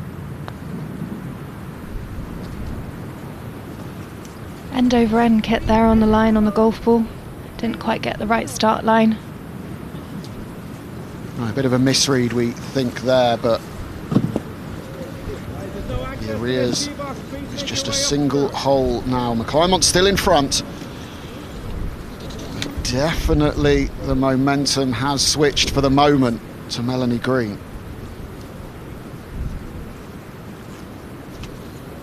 I think that's a great tip for everyone at home with the start line. Green raiding, how important it is. Get a string line down at home on the putting green. Get used to seeing that ball starting the right place. More often than not, I see pushing or pulling onto the line, which isn't the most consistent way to putt. Speed goes, so string line off Amazon. Yeah, as an amateur, it's often hard to know why you're missing putts. Are you reading it correctly and not starting it on the right line, or are you starting it on the right line but not reading it correctly, or doing both wrong, as probably a lot of us are guilty of? But that string line helps you work out where you're starting it. Maybe a little tee gate down in front of you as well. Are you reading it correctly? Are you starting it on the right line? If you can couple those two things with the pace, you start finding the bottom of the cup a bit more often. Kit, you should be a coach. I see that a lot with the best players in the world. It's always the fundamentals. You know, your grip, aim, stance, posture. Simple as getting the putter head aiming at actually where you want the ball to start. I know that sounds very trivial, but key. Fundamentals are often the most important things, from the greens through the short game and into the full swing. You know, Scotty Scheffler, world #1 golfer, on an absolute tear at the moment. We see him working on his grip every week, his alignment. Those are the building blocks of the swing. And this swing from Melanie Green is one that you like. Yeah, I love Melanie's swing. I know there's a lot of movement before, but that just shows how much feel she's got. Grips down the golf club, something that I think isn't just because of these link conditions. Club face very square at the top of the swing. However, that one seems to be drifting slightly, but not in any trouble. Big importance here at Portmarnock to be hitting those fairways. Yeah, we talk about fairways hit as a statistic, obviously a very important one, but somewhere like this, you know, that kind of miss you can get away with. It's avoid the big misses, which around here is into that longer fescue or those horrible little pot bunkers.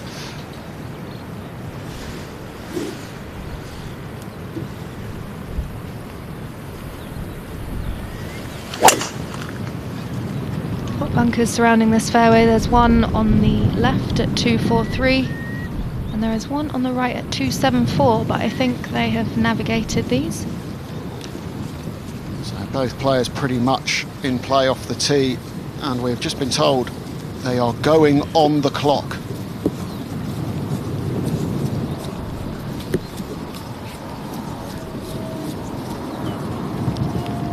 So Leona McClymont chomping on an apple there, but that's going to unsettle the players a little bit, isn't it? If they've just been told they were warned for slow play earlier, they're now going on the clock. How is that going to affect the pair of them, do you think, as we take an aerial view of this 14th? Kit, I used to hate going on the clock, especially if I knew I wasn't the slow player, because I would try and speed up myself even if I knew that I wasn't the one that was, you know, taking the time. So it's important, if you aren't the slow player, that you still stick to your routine, because the referee will be observing. She'll know the one that needs to go on the clock, but yeah, it's so important to stay present and keep moving.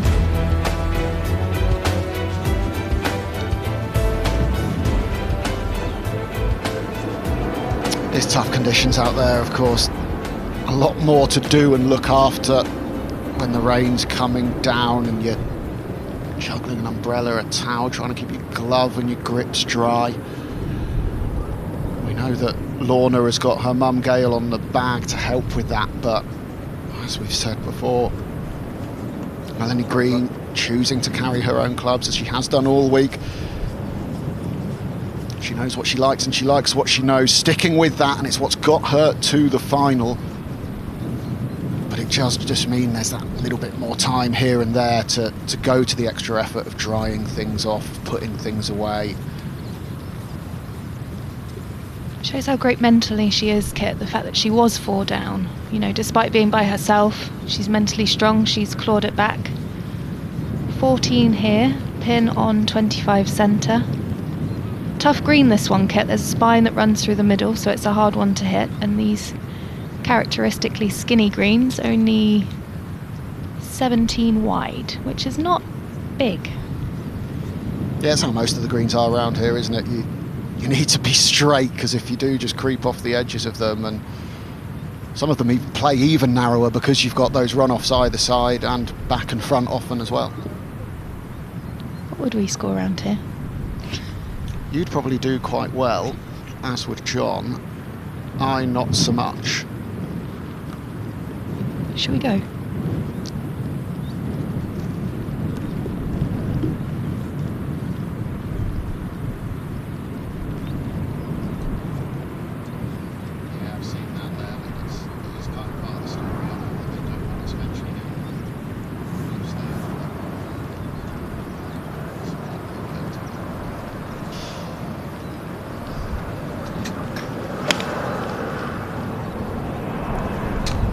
Okay, we know there's a spine in the middle of this green. She's eyeing it. What club she got now? Is that 7? I'm not quite sure where that's come down. In that bunker on the right. So the pot bunker's not just a hazard off the tee, of course, around the greens as well. A lot will depend on how close to the face it is in terms of what she can do with her third shot. So good opportunity again here for Green. If you hit the ball right, get the grip that Green's got right now. That'll help you get that club face closing. She's eyeing it down. It's a good shot there, pin high left.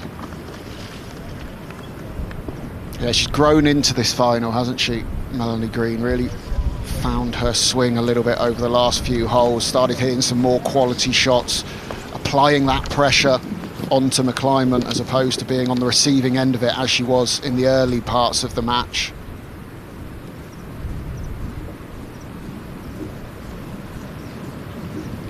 Lorna getting the food in.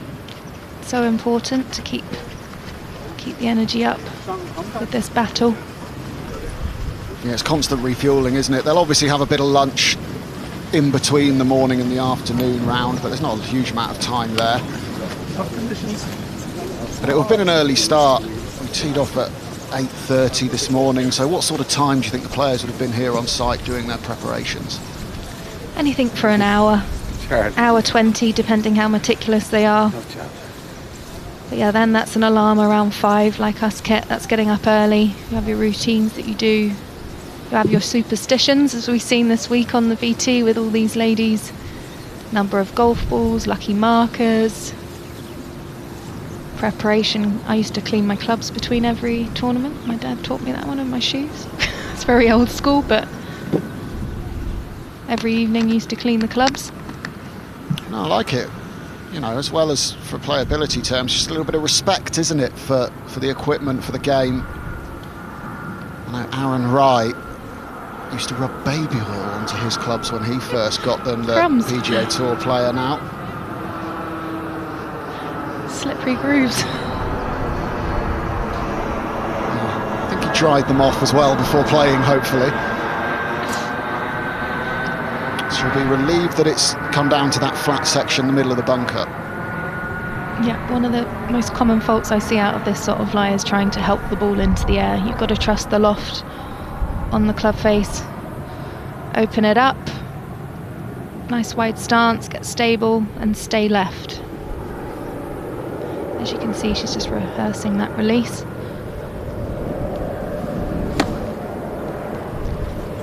It's very well played there.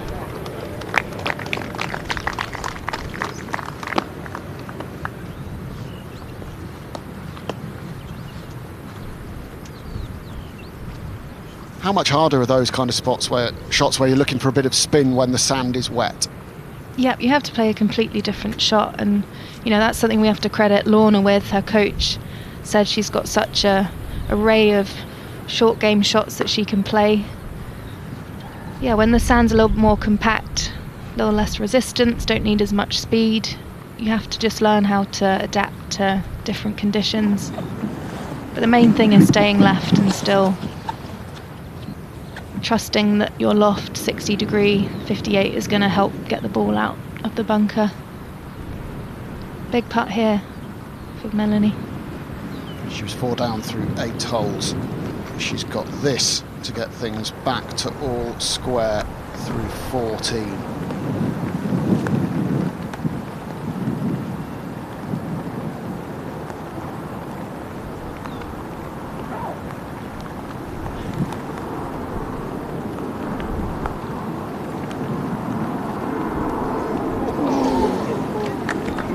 To look good hit. Puts a bit of pressure on Lorna. I think the turning point for me mentally was on that 9th hole when she birdied. It's probably one of the few birdies we've actually seen in the last few days. I think that shot on 9, giving her a chance from inside 10 feet, has really lifted her. Now this is not a gimme for Lorna. Would have got a read though from Melanie.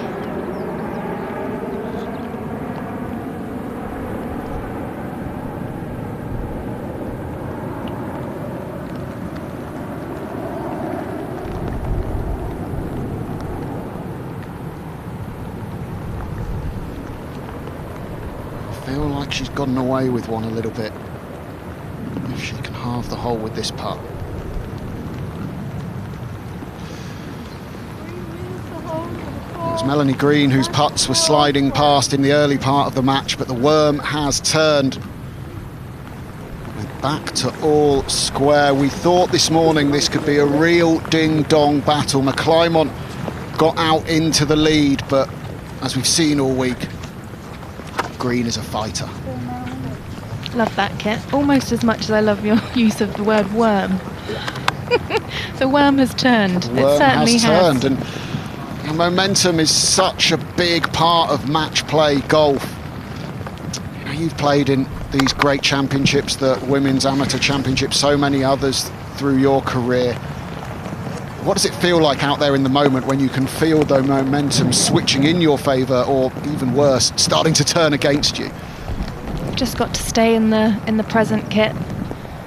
Really trust that you can get it back, and what these ladies have is that foundation of belief. They've won a lot this year and a lot in the previous years. And also they've built a foundation of playing these RNA events. The English, the Irish. McClymont's got a great record here in Ireland. But it is the belief, knowing that you can do it. I've had a few times I've gone into extra holes. I remember a time in the Roehampton Gold Cup that I won. I was in a situation on the 16th hole where I was not in a good spot. And I remember my caddy saying, you know, you're 2 behind, and I was like, let's not think about that right now. And then I managed to have a really good finish. So you can't really, as much as your opponent is next to you, you can't focus on that. You've got your own little box. Stay in your lane. Well, we're in a great spot here because this 15th is arguably the signature hole here at Portmarnock, a stunning par 3 by the beach.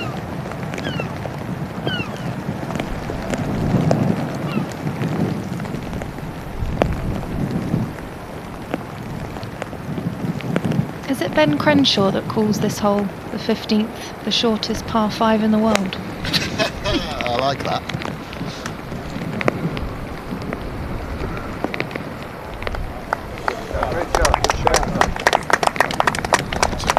Tee shot from green. That is an excellent shot there, Kit. It looks like the wind's into, you know, you haven't only got 175 yards, you've got the wind into, you've got all the moisture in the air. It's probably playing a 4-iron. Tiny green. There's not a lot right of that flag either. You can easily catch the runoff if anything does slide down the right hand side.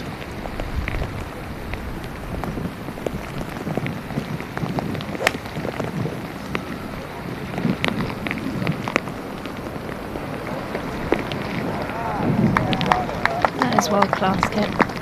These conditions have definitely taken a turn. A bit like the worm for Melanie Green. If you have just joined us, that will make no sense at all. I was saying the worm has turned on the previous hole because Green has fought back from 4 down through 8 to all square now against McClymont. Both have hit high quality tee shots here onto the par 3 15th, and it's what I love to see. They're bringing the best out of one another. They certainly are. Right, Ben Crenshaw, what were you on about?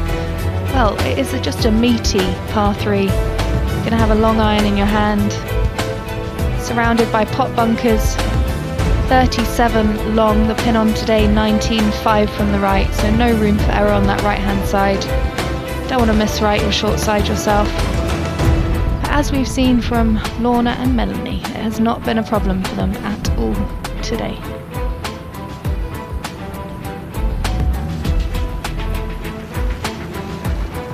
Beautiful beaches here in Ireland as well. I was a little bit north of here up at Sea Point Golf Links last week,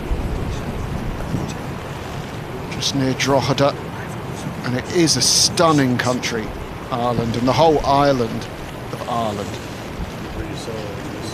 The Emerald Isle. I can't even. You lost me. I can't talk. The island of Ireland, the Emerald Isle.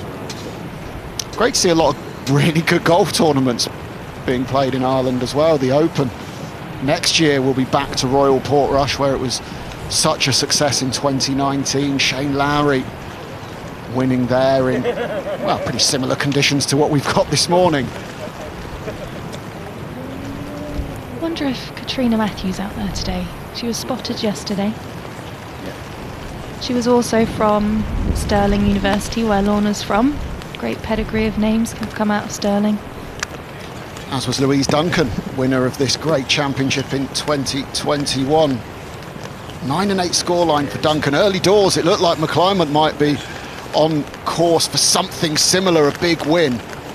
But huge credit goes to Melanie Green for the way she's fought back already. And I tell you what, if she could find the bottom of the cup here, might just get her first lead of this final. That would be some turnaround, Kit. 4 down through 8. She could be walking on 16. Took a little bobble there.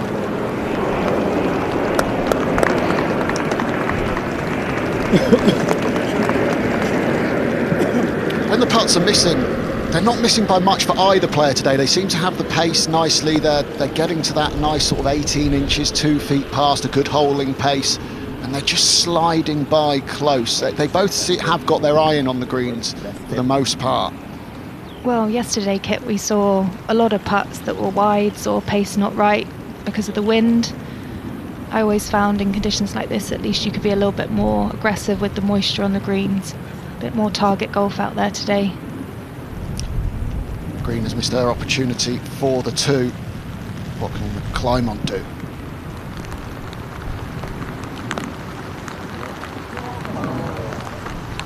This green looks a little bit like the Himalayas out there, Kit. You can see it going up, down, down. She held an absolute bomb to win her semi-final on this green yesterday, McClymont. And this is how close she came today to win the hole. Ooh. Caught a little piece of it, but just a bit too much pace. And that's taken it far enough past that it will be seen coming back. I used to caddy in the States, Kit, and they called that the cellophane bridge. I use that, I like that.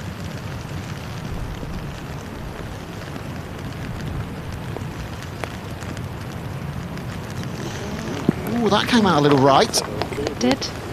You've still got to concentrate on those ones, especially when you've been playing 9,985 yards of golf this week. You've got to keep your focus. How far have they played? Have you added that? I meant to say holes instead of yards. I thought you'd done a bit of incredibly quick and amazing mental arithmetic and added up what it was through the week. I meant to say 9,985 holes, but we move. As do the players to the 16th.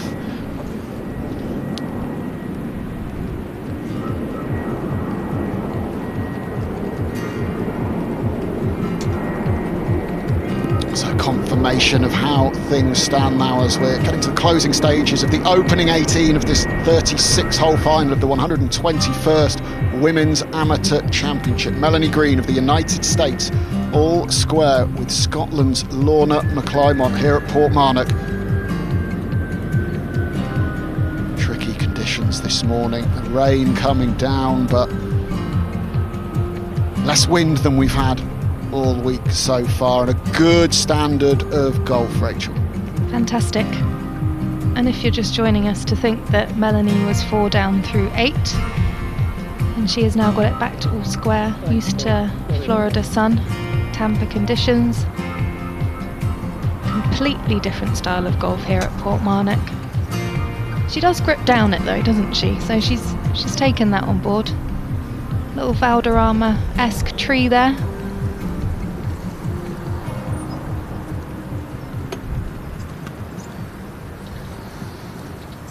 So Green will continue with the honour on the tee here.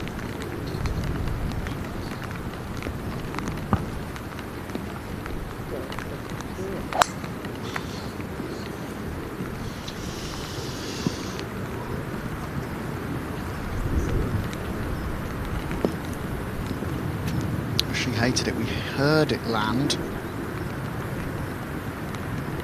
Could have been a little bit of grip slippage there. Maybe a little bit of moisture on the face. They've got pot bunkers, 280 on the left, 232 on the right, 247 on the right. So you've got to give R&A their credit on this setup today. They've literally just put everything in landing zone, all the trouble. Thank you.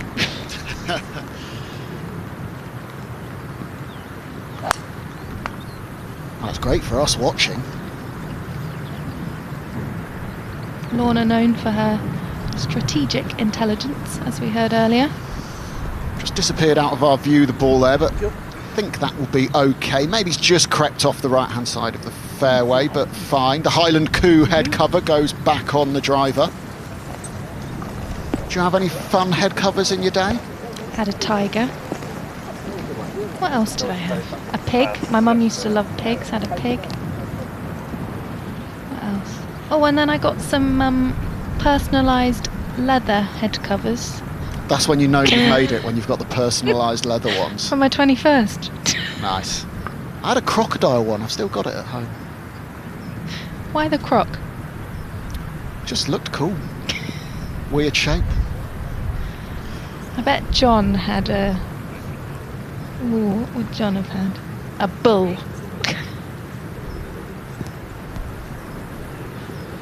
Hearing some of his chat about match play, saying he'd give the opponent the steely look in the eye and a bit of a banter. Well, he's from the West Country like I am, so definitely got to be some farm animals on there.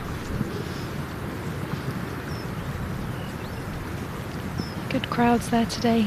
The Irish do love their golf. It's good to see. Supporting these amazing women.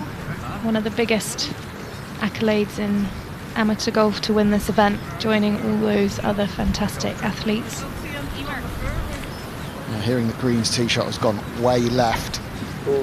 She was encouraged to compete in this championship by her fellow Arnold Palmer Cup competitor and international team member Filip Jakubczyk of the Czech Republic. They're friends and both go to the University of Arizona. She certainly found her game on the links in preparation for that Arnold Palmer Cup coming up a little later this year. Haven't played Lahinch where they're playing it, but I've heard amazing things. Yeah, speaking of farm animals, that's the goat, isn't it? Lahinch, they have the goat on the logo. They have a few goats there as well. That's when you know you're on a real old school golf course, when the goats and the sheep are just allowed to roam around, eating the grass. I played the Welsh Amateur actually, and it was exactly that. Sheep in the fairway, try not to hit the sheep. Do you know why the sheep and the goats don't go on the greens and they don't damage them, so you can let them just roam around freely chewing on the rough? No. The grass is so short that their mouths aren't able to eat it, so they just don't bother going on there. Do you know what? I can always count on Kit to come out with some sort of wildlife fact. I'm here to serve. So all depends on the lie for Melanie Green over there. Looks like, is that the hybrid again that she's reaching for? So that tells us it must be lying pretty well. Sometimes the hybrid out of these rough lies is the best club to hit. Got a bit more meat to it. Make sure you still hit down with these hybrids. Don't try and help them in the air. Yeah, got to treat it like an iron, which, you know, visually it's obviously looking like a big club head, but hit down through the ball. Try and take a little divot. Par 5 Kit, so she's just trying to advance this to a number. Looks like she's off a bit of a launch pad there.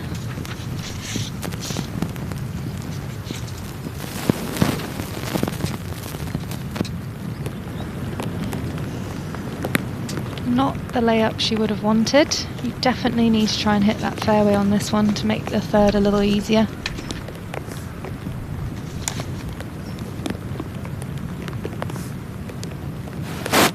Okay, Lorna, same again. Trust the loft, hit down. Well, we thought that it just hung on to the fairway, but no. So it shows just how costly these pot bunkers are. Same scenario as the previous par 5. She finds the bunker off the tee and she's now behind the 8 ball. It's so hard when you find these pot bunkers. You're literally playing catch up. We've all been there. Playing any of these links courses, you know you're going to put more pressure on your third. But she's got 240 there to try and reach that front edge. She's got to give it a go, I think. Yeah, it looks like what wind there is, and it is a lot less than it has been this week, is helping a touch. Got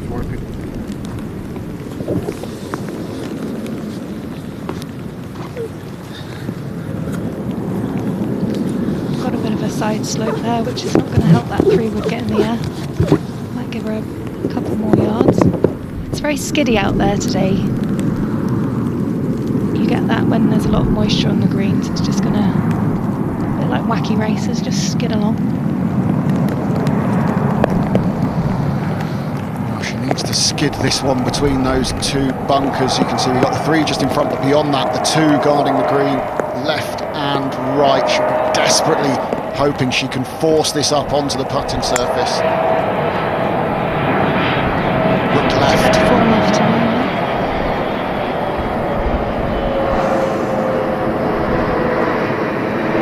Could be a bit of fatigue kicking in here. Oh wow, she's reaching in the bag for a provisional. So it was left going left.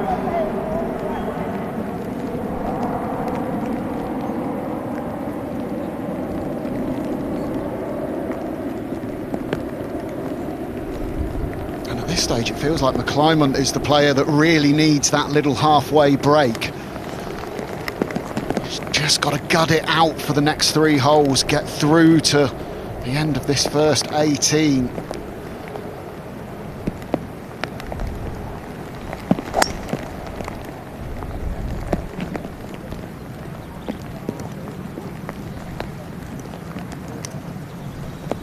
It's safe. Sometimes that's all you need to do once you've hit. It's quite common to actually overcorrect a left with a right, so she's done well to get that one back down the middle. I was just going to say, isn't that always the way? You hit the bad one, then a provisional shot normally does exactly what you wanted the original to. Hopefully she can find that first one somewhere down the left, right-hand side as we look at it now. And they're both coming in from that right angle on these approach shots. Pins 18 on, 8 from the right. Was it Marie-Aline Madsen that we saw yesterday go left as you play the hole of that massive gorse bush, and actually she had a really nice lie on the edge of a different hole and was able to hit a shot over the top of the gorse bush to the green. If she's missed by a lot, she might have gotten away with that, but... Good memory, Kit. Yeah, we had Sarah down there assessing the lie. Sometimes it is actually quite good to miss big. We don't say that much as coaches, but...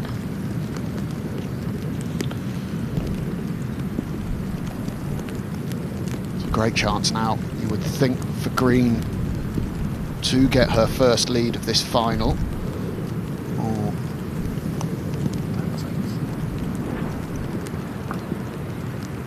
You're right though, Kit, it's definitely a right, let's get myself through to 18, damage limitation, have a rest at lunch, won't be long. Well, it is advantage Green, but this is going to be a tricky one to control out of here. Yeah, it's hard to see the lie from here, but we've got wet rough. We all know what that feels like when you find the bottom of the golf ball. She still has quite a way to the flag here.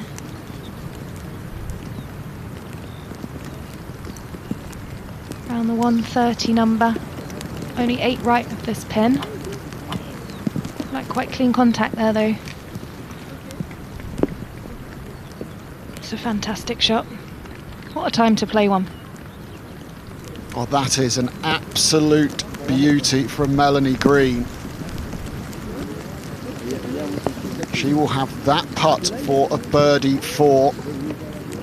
Remember, McClymont has played 3, having been in the pot bunker off the tee. She came out sideways, advanced the ball a little bit. Then her third shot has gone way, way left. We don't know where that is. She has played a provisional just in case. That is her provisional ball there. But given that third shot, if she needs that provisional ball, it looks like it's whole green. This is so important in these sort of conditions, Kit, to conserve energy, hit it close. You know, she's got time now to just take a breath as she walks down the fairway.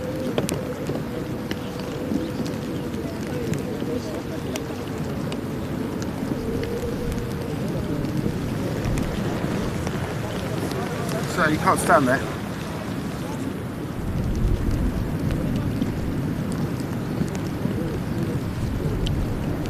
So Leona McClymont, where she was looking in that big gorse bush. Is she coming over to pick up the provisional or to play it? She's picking it up, so she's found the original ball.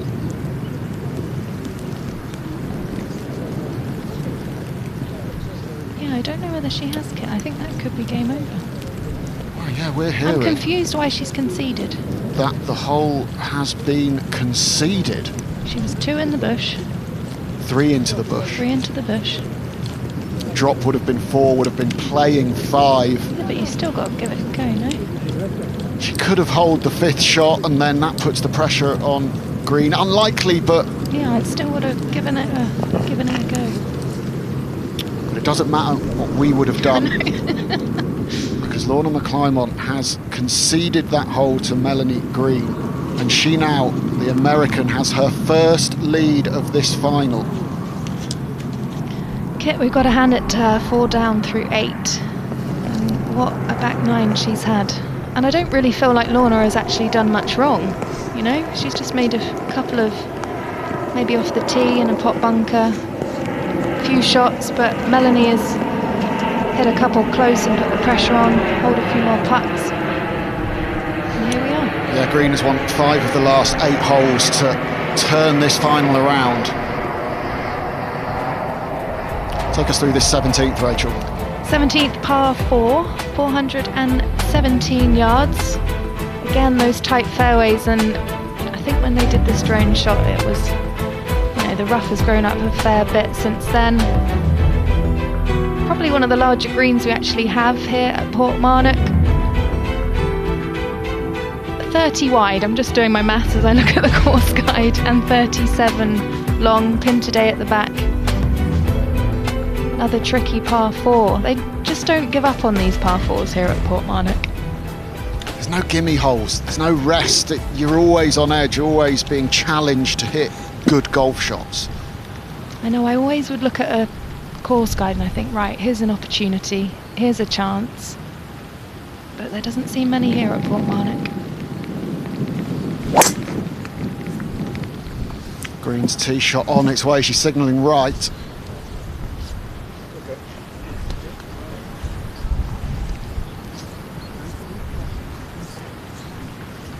It's funny, Kit, because I think at any other golf course that would just be right side of the fairway. You know, these aren't big misses, these are tiny fairways. Does seem to be her miss if she has one though, that right side. Right, Lorna.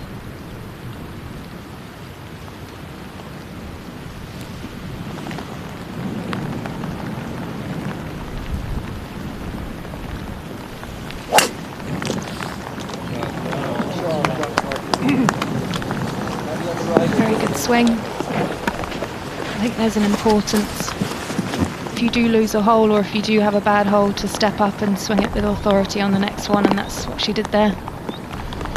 Not technically a fairway hit, but I think we'll give her that. It's lying very nicely, bounded its way down the short grass. And it does just go to show as well, obviously you miss the fairways here getting the fescue and you've not got a good lie for your next shot, but it's costing you a lot of yardage as well, because if you can hit the fairways, you're still getting 30, 40, 50 yards of run out of it. But obviously it's not going anywhere once it lands in that fescue. Yeah, and you've got a bit more control from the fairway. 17th, interesting, has been ranked the hardest hole. Scoring average in the qualifying rounds of 4.72. Only 14 birdies. You can see why it is a challenge. I think it is the tee shot though, Kit. You've got to get yourself into position. It's a bit of a beast, this one.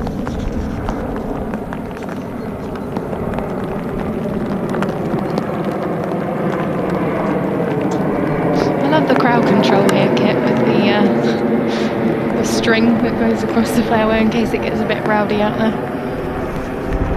Great to see the crowd still there despite the conditions. It always amazes me how golf fans and golf crowds are so well behaved. A bit of string keeps them where they need to be. When players are over their shots, the silence descends.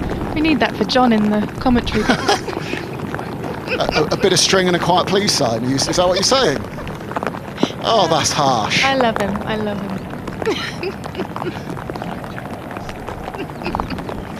When you on, John? You're just kicking me out my chair. Well, just 2 holes to go in this morning 18 of the 36-hole final at the 121st Women's Amateur Championship. Just one of a number of great tournaments that the R&A puts on through the year. Last year invested $4.5 million in staging their world-class amateur championships, not to mention the pro events like the Open Championship and the AIG Women's Open. General, the R&A is committed to investing £200 million over 10 years to developing golf, supporting the growth of it around the world. And I think we're really seeing the fruits of that with the international fields that we get at these great championships. And that is what is on the line for the winner today. As well as the silverware, the Championship Cup, the gold medal, the Pam Barton Memorial Salver for the mantelpiece, all of those great events for your diary, the remainder of this year and next year.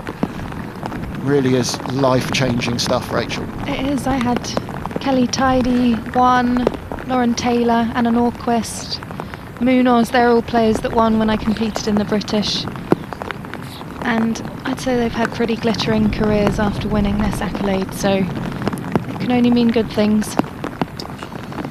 Hit this weather, it seems to have really started raining. Yeah, wrestling with the bag there, Green. I suppose it's helps you work out where the wind's going, because she needs to make sure she puts that brolly facing into it, otherwise it will just blow away or blow the bag over. It's good for us, Kit, downwind.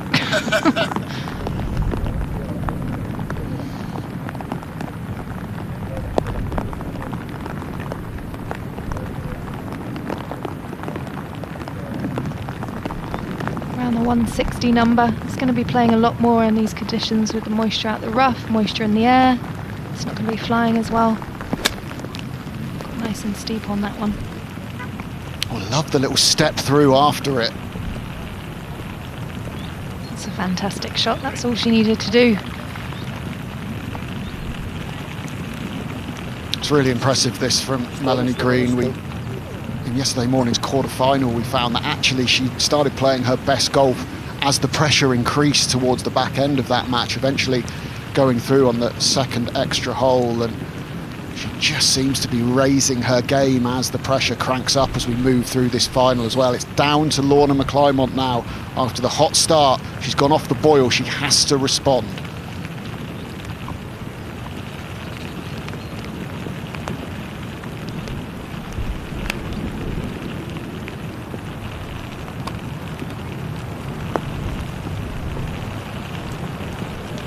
Good, it's safe. It's a chance.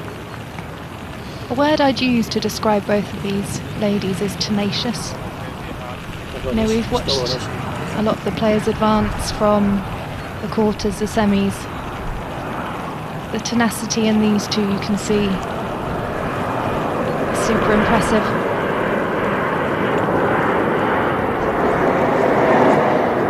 McClymont slightly further away on the green. Two really good shots to get on that putting surface. Not too much difference, I don't think, in the distance of the putts. So would you rather be going first or second, Rachel? Definitely first. Hole it first. Definitely. Oh, look at those fans still smiling, loving their day out at Portmarnock for the Women's Amateur Championship final. Go away.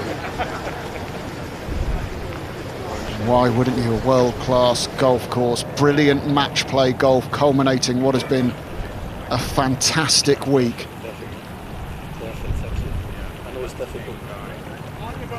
Got so much respect. You know, the amount the weather can take it out of you.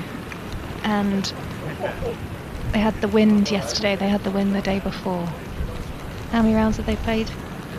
This is their eighth. Eight rounds. Since Monday. Since Monday. And there would have been practice rounds over that previous weekend as well, the Saturday, Sunday, maybe one or two practice rounds. So it really is a marathon. Just looking at that flag there, the breeze is just starting to get up a little bit. What an afternoon we've got in store. 36 holes. They were pretty limp earlier, those flags. They've now got a bit of action to them. Well, let's hope that that blows the rain away as well. We heard from Sarah first thing this morning that the forecast was suggesting wet in the morning, but it would dry off for this afternoon's 18 holes, and indicating that maybe there's just enough wind picking up to blow those rain clouds away. I think wind would finish me off back in the day. Another 18 in wind. That would be it. Right, so if you're just joining us, Melanie Green was 4 down through 8, and she's now 1 up on the 17th hole. Both what seems equidistant, getting the ref in to gauge who's putting first. Important couple of holes coming up, so who's going to take the charge before the final 18 holes.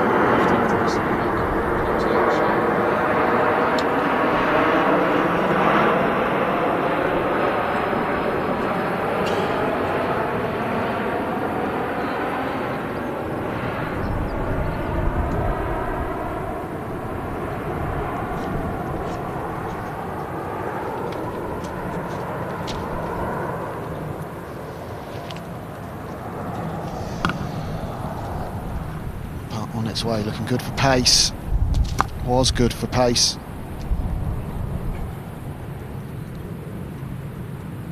Another one that narrowly misses.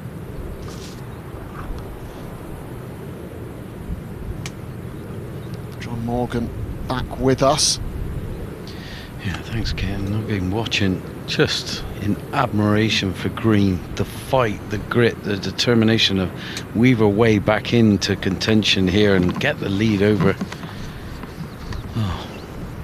this young lady who's probably just had the wind just knocked out of her sails a little bit.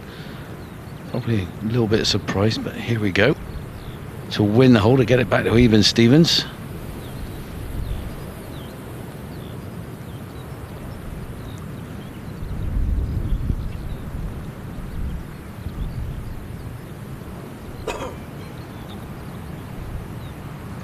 That will be halved in par 4s, so it remains Melanie Green 1 up. 1 hole of this morning 18 to play. Of course, every hole is worth the same, John, but how much of a difference could this one make? If Green wins this 18th, she goes into lunch 2 up. If it's halved, it stays 1 up, but if Leona McClymont can pull it out of the bag, we're back all square and where we started. Yeah, and that's a fair game then, isn't it? All square with 18 to play, you know, and literally and beyond that, if it goes to extra holes, we'll have to wait and see, but it would be a proper gut punch to McClymont if Green could get another one under her belt, go 2 up at lunch, and literally after being 4 up for McClymont to be then 2 down. Ouch. Now that's a hard pill to swallow, that is. But you know, a nice little respite, a little sarnie, a cup of soup or whatever, get your mind, go for a little wander, regroup. It's worth remembering though that even if it does go 2 up to Green at the turn, that's still nothing really in a 36-hole final. We've got a long way to go. Mind goes back to the Amateur Championship in 2021 when Monty Scoushill was, I think, 8 up through 17 holes. Laird Shepherd won the 18th of the morning round, so 7 down going into the afternoon, and incredibly came back to win that one on the 2nd extra hole. The Curtis Cup, that will be at Sunningdale, 30th of August to the 1st of September. Head to randa.org to get your tickets. You might see some of the girls you've seen in action this week playing. That promises to be another brilliant event. Green with driver, just miss those bunkers down the right, you're fine. Rachel alluded to it, this is a tight golf course, you know, probably the best drivers in the game are the ladies, and they just hit it down the eye of a needle, don't miss many, but they're missing fairways now because conditions and the tightness of these fairways as well to boot, not easy.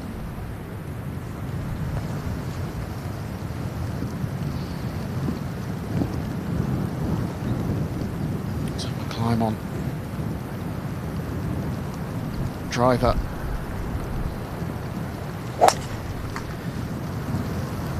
She's been feeling the pressure, been watching her demeanour. You guys were having a little chat, that one down the right, and getting away with that on a little downslope in the rough though.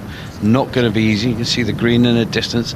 Pins tucked on the left, just beyond the bunker on the left hand side. Not easy to get close from there.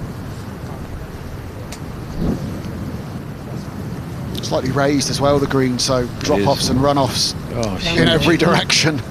It's like that pretty much all over the golf course, apart from a few obviously, but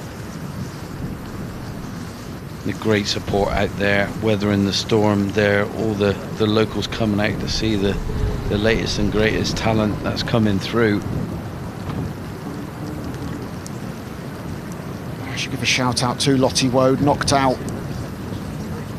earlier in this competition, but she did take home the Doris Chambers Trophy, the world #1, as the best stroke play qualifier. 9 under par total for her through the first couple of rounds of stroke play.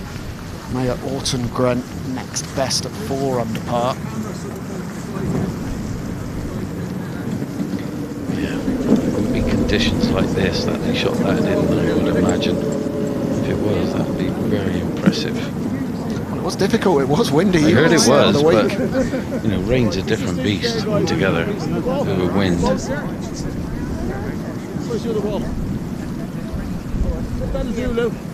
Okay. Been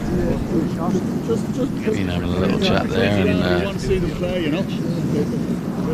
one helping one another out. It's been a great opening 18 holes. Going into lunch, ooh, what's it gonna be? I mean, I'm going for green, still 1 up. I think this one they might tie this last hole. We'll have to wait and see. It's been mix and match all the way around. You can't give one another an inch, honestly. It's been a brilliant first 18 holes here so far. Obviously anything could still happen on this 18th hole. McClymont could get the win, but she has gone a little bit off the boil on this back 9. We've got a bit of a break actually, a longer one than we had between the quarters and the semis yesterday. 1:40 p.m. is the scheduled tee-off time for the second 18, so they have got a bit of time probably after this to grab some lunch and maybe hit some balls, go on the putting green, chat to someone. What does McClymont need to do to just reset and refine her game before the afternoon? Change of direction in the mind. Just obviously just getting a little bit bogged down with the comeback from green. Just get out there, just reassess, probably make a few phone calls, have a few chats with friends, put your brain somewhere else for a bit. I don't know. I don't think the range is anything needed. You know, the game's in good shape. It's just been a brilliant grind from green, and literally green's going to be going straight into the clubhouse and drying all her kit off. I can tell you that. That's a definite given there. Hair dryers at the ready in the Portmarnock clubhouse. You better believe it. Towels. And she'll be out off with the waterproofs, but getting them dried as much as she can. Change her kit if she's got a spare bit of clothing. I was going to say, yeah, chance of a change of clothes as well, if there's any dampness, especially in the socks and the feet. Oh, the feet would be absolutely drenched. Be growing roots.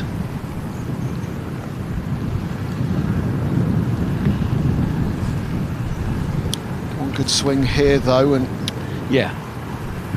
Now, just looking at the edge of the clubhouse there, just the left edge of the clubhouse, you see that's her line, the cut of the grass, you can see it right up the middle of the green there. That's where she's going to be aiming. Pins over on the left hand side, on 11, 10 off the left, guarded by that left bunker. So see where she's aiming this one. She's going a low route, I think she will. Trying to draw it up onto the green.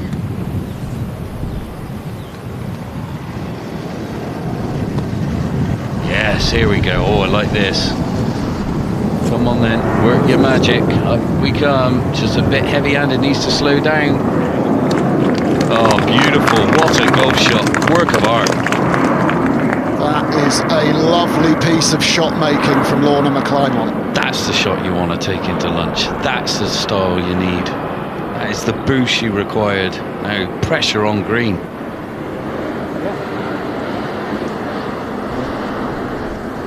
And this is from the worst side as well, coming from the left, all guarded up on the left hand side. So not easy to get close to this pin location. And lie permitting, can she get any spin? I don't think so. Lost it in these low clouds, as Sarah alluded to earlier. And the rain, absolutely raining cats and dogs out there for the players. Not easy. Well, I take my hat off to green. What a hell of a comeback she's put together in these conditions. Everything seems to be lined against her, with all the elements against her, carrying her own bag. You're thinking, oh my goodness, this could be a drumming, but She's really dug deep and come up trumps. It's just been a great tussle, hasn't it? It's why we love match play. It is. You can never know. We've seen some amazing comebacks in the past. You've alluded to it already. I remember one way back when it was Immelman against Watson, and not Tom Watson, by the way, Craig Watson, but literally that was at St George's, and that was an amazing comeback. You just never know.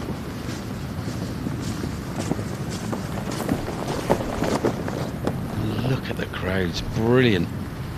Expect a lot more for this afternoon when they go back out there. They'll be all jostling for position, getting in the clubbers, have a nice little cup of coffee, warm yourself up again, get near the radiator. Hopefully they'll be on. Nice little open fireplace in there, get a couple of logs on there. And hopefully they won't need those umbrellas this afternoon as well.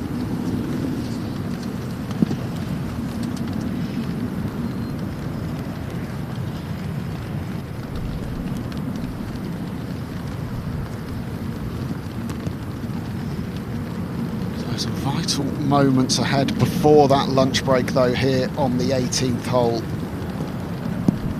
Just to remind you, green is 1 up on McClymont. She's turned around an early 4-down deficit through 8 holes. The American has come surging back, but it's advantage McClymont on this 18th hole of this 36-hole final.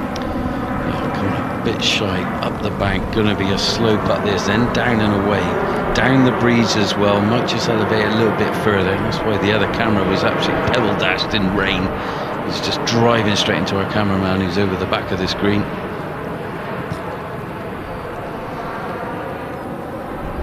Yeah, big deep breaths. Good 2 putts required here. Put the pressure on your opponent.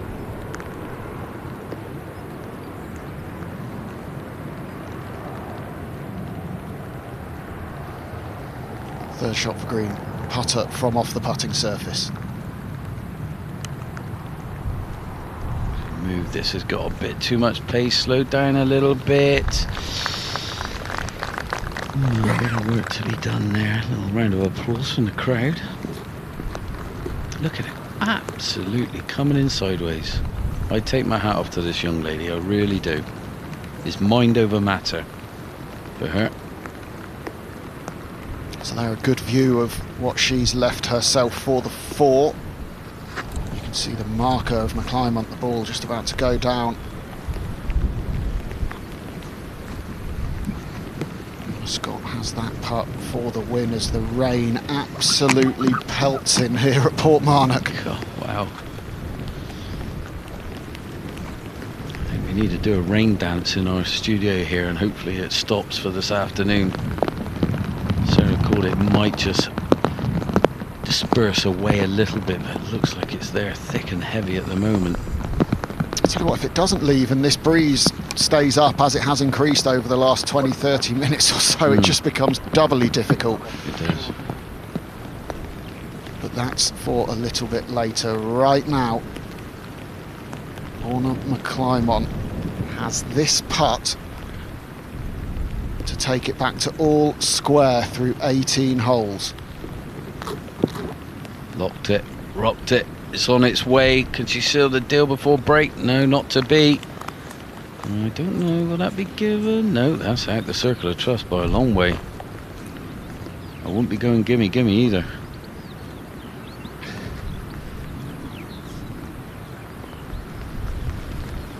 Yeah, they're not keen to get in out of the rain. They want to get everything out of this 18 holes. Still a chance for either player to squeak a win on this 18th hole. First up, it's green.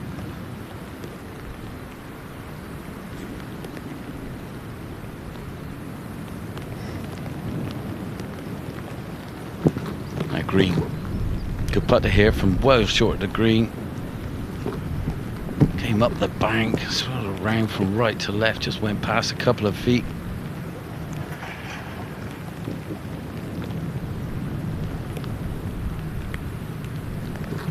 What a fight back.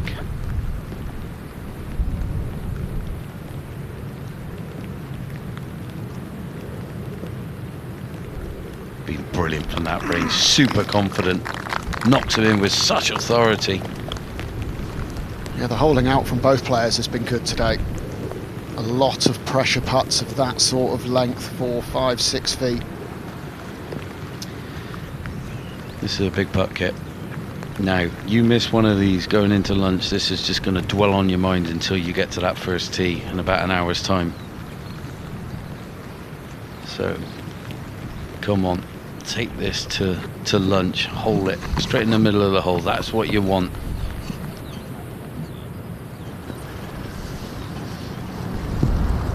Pretty straight putt this, I don't think it's going to affect it that much. Yes, nicely done. In it goes. Well done, Leona McClymont. And this final has been everything we hoped it would be so far. A brilliant tussle between America's Melanie Green and Leona McClymont of Scotland. And it is the American Green who takes a 1-up lead into the lunch break through 18 holes here at Portmarnock. Well, we're still none the wiser in terms of the destination of the 121st Women's Amateur Championship. It is beautifully poised, heading into the afternoon round.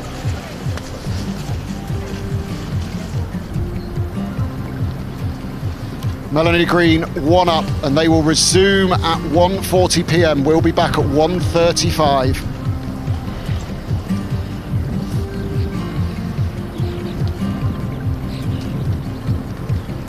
Do you know what the tee time is for later? Do you know what time they're off again? So a nice battle from Leona McClymont there over those last few holes of that opening 18. After the fast start, she did just lose her form a little bit, but she's held on. An excellent 4 there on 18. Tough to split that hole with Melanie Green, keep the arrears at just 1 hole. So 3 hours and 15 minutes. That's the second. So advantage Melanie Green, and we can hear her thoughts with Sarah. Melanie, talk us through that. Yeah, tough battle. Conditions are definitely a factor, big factor. Got another 18 holes left. Lorna's a great competitor, so I'm sure it'll be fun. Well, enjoy the afternoon. Hopefully the rain eases. Yeah, appreciate it. Thanks, guys. We'll let you in dry off. Thanks.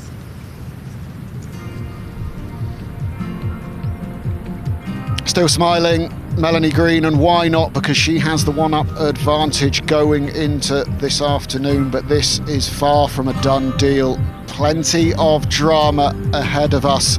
We will be back on air at 1:35 p.m. local time. That's in just an hour and 3 minutes.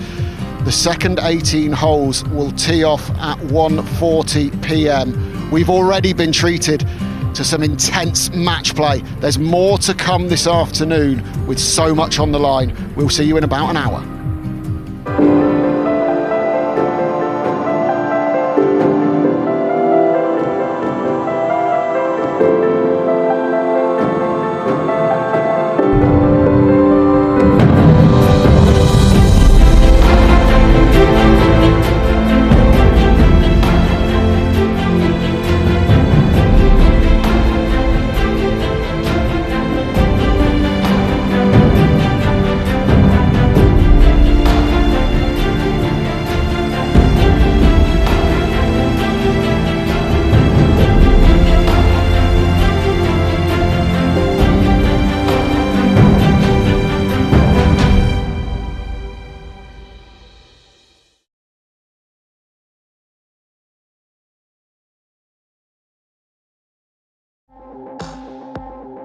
$144 have become 2. The prizes for the champion are plenty. Major opportunities, big stages awaiting. But ahead lies one of the toughest courses the Emerald Isle has on its green shores. Links land on the edge of the capital, and an opening tee shot worthy of a winner. Who will follow in the footsteps of victors past? Get it done or go home. And she got it. Oh my, what a shot. Go on then. On it goes. 36 holes, 2 golfers, 1 champion. Welcome back to the final of the 121st Women's Amateur Championship here at Portmarnock in Ireland. The final afternoon of an incredible week. And what a gripping morning 18 holes of this final we enjoyed. Melanie Green is taking a 1-up lead into the afternoon against Leona McClymont.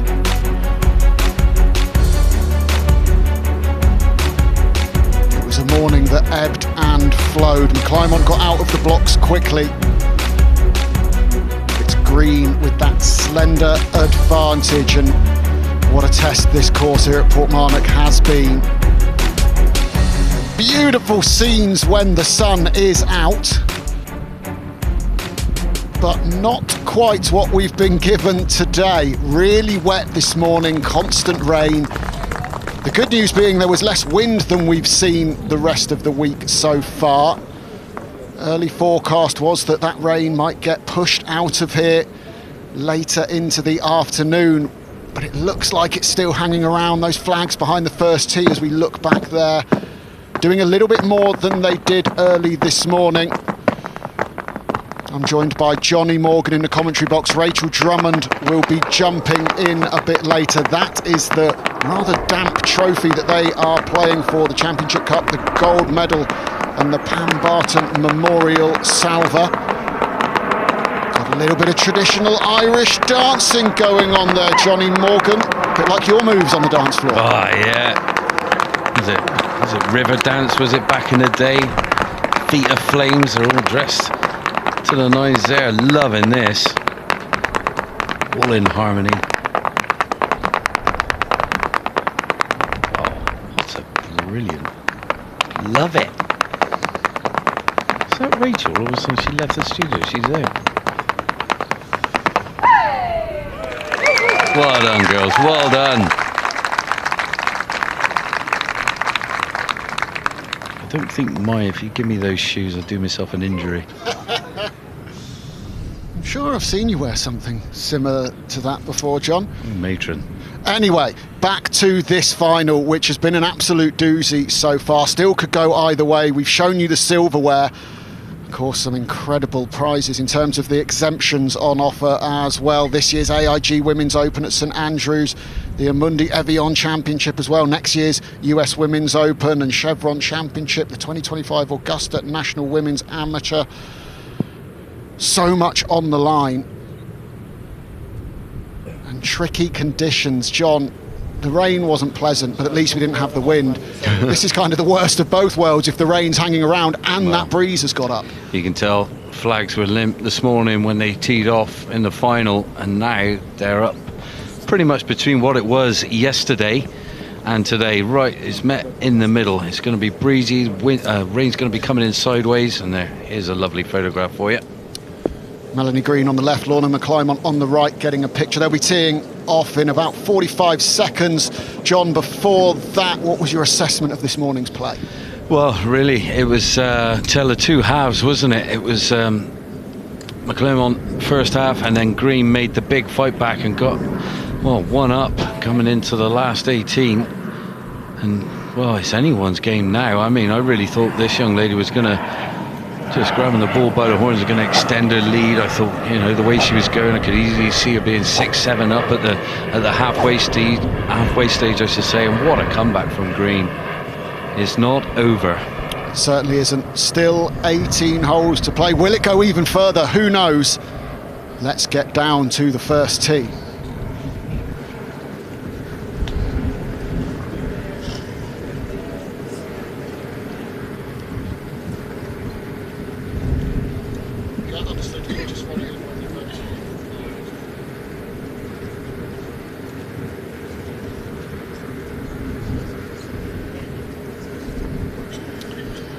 Unfortunately, you can see that camera lens still splattered with rain, John. Yeah, it's been a relentless conditions for the final for the players to contend with. Heard they've been in the pro shop drying out all their gear, getting prepped ready for the afternoon's play. We're just waiting on tenterhooks for the announcement here.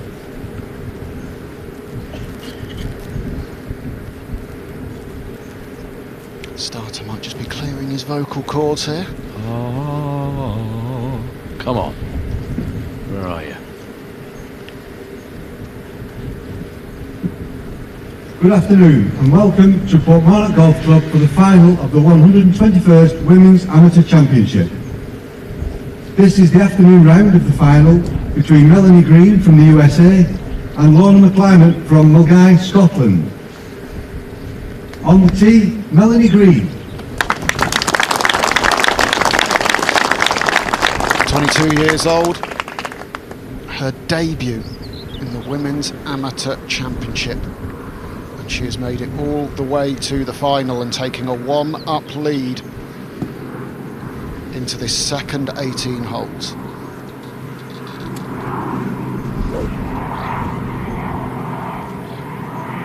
New top on as well, extra layer. It's getting cold out there, and it's going to get colder later on in the day. The sun's going to shine through. Out we drive it here, 19th hole.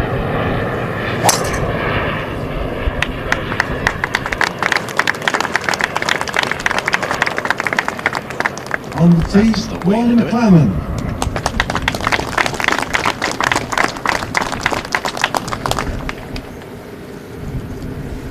#131st in the world amateur golf ranking. She'll be a lot higher than that on Monday morning, whatever happens here.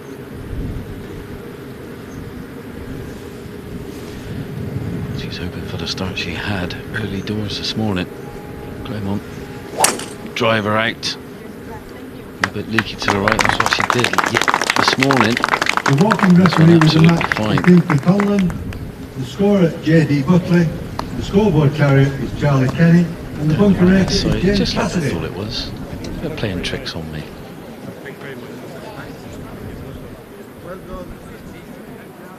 So let's take a little look at how things did unfold in this morning's opening 18 holes. Hole 3, first couple were halved in pars before it was advantage Leona McClymont, first blood on the 5th. Green got herself into some real trouble down the right-hand side. She had 2-3 hacks at it, couldn't advance it.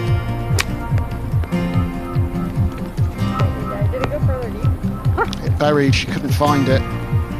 Ultimately, she would concede 2 down the very next hole.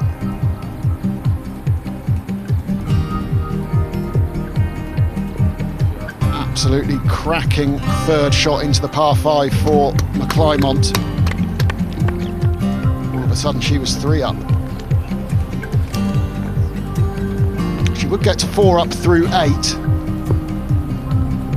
But Green started the comeback trail here at 9. An excellent approach. That was her first hole win.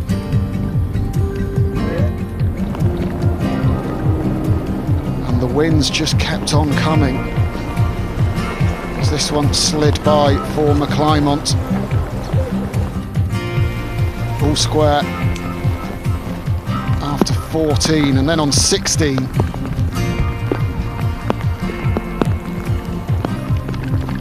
Great approach from Green.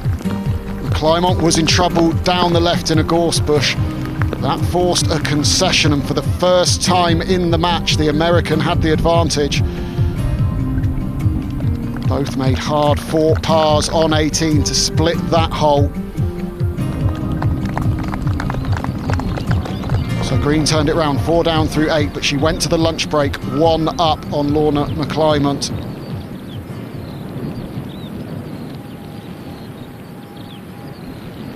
And all to play for this afternoon. Oh my goodness, is it, Kit? Yeah, breeze is up. Now, the displays they put on show for us yesterday in the quarterfinals and semi-finals in blustery conditions was unbelievable. Great skills. They know what to expect around this amazing golf course as they start second half of this final. And there is the tail of the tape. It was one-way traffic for the first 8 holes. And then the momentum switched.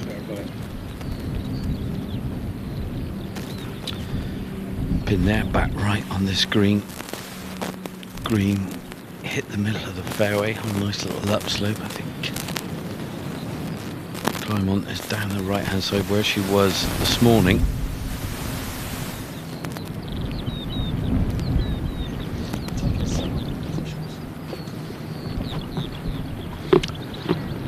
Same pin positions from this morning. And that rain vigorously coming in sideways now. Off the left-hand side, it was off the right yesterday. Complete switch around, aiming at the left edge of the green, using the breeze towards the flag, slightly pulling it long and left, and down the slope and away. That's going to be a little awkward one.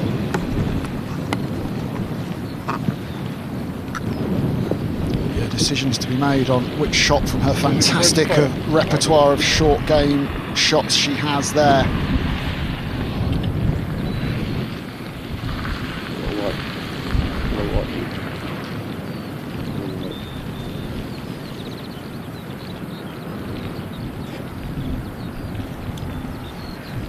During the lunch break, the Pro Shop did everything they could to help both players dry out their bags and their clubs. Hopefully they've got them as dry as possible, but if these conditions continue, they'll be wet again soon enough. It will. Now, coming from position A, green here. 122 yards to go. Feathering this one in, straight at it. Is it? One big hop. And this cambering nicely towards the flag. What a shot to start the afternoon. So seemingly the afternoon begins as the morning ended with green in the ascendancy.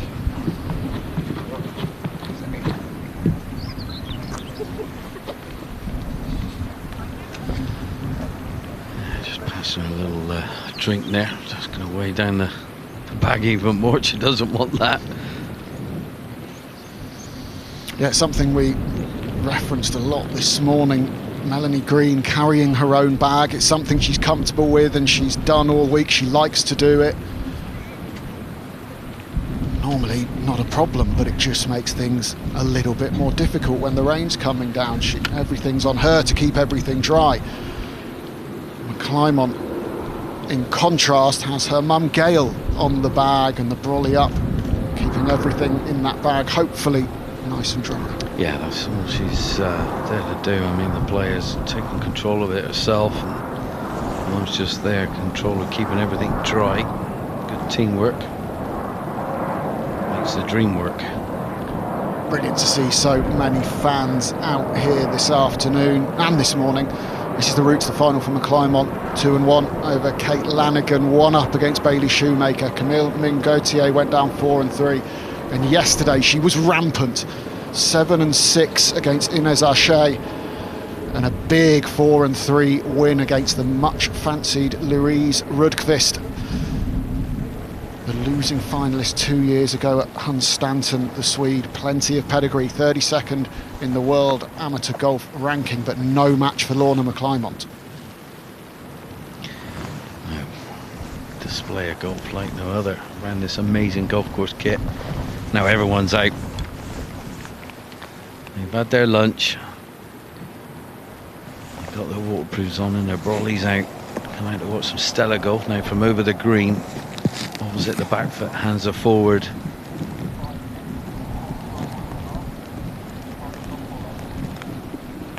Rocket and rocket, nice pendulum motion there, and didn't quite hit it. Just shows you just severity of that rain coming in sideways, affecting our camera lenses like you wouldn't believe.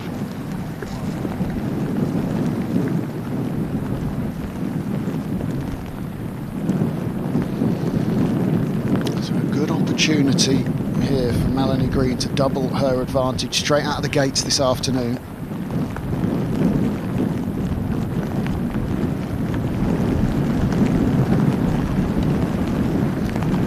Down the range. Oh my goodness, yeah, what a battle. I tell you what, the mental fatigue after this is all done. I mean, you're going to feel like you could sleep for a whole week after this, I know it. Don't get me wrong, the winner want to go out and party, you know that. It'll be a joyous occasion, that's for sure, but my goodness. Now, a little breaker off the right, I feel, for Green. She had a similar putt this morning, it broke the other way. She had virtually exactly the same putt. She misread it again, a little bit pulley. Safely 4 down.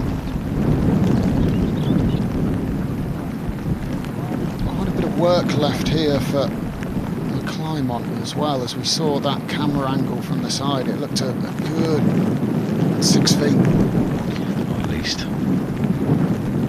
little bit more as well. It was hard to see it, but there we go. Yeah, it's even more. Yeah, I thought it was, Kit. You need to go get your eyes tested, son.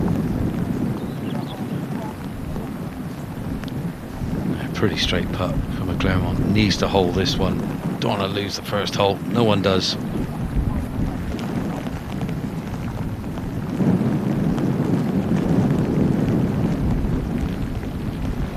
Good stroke.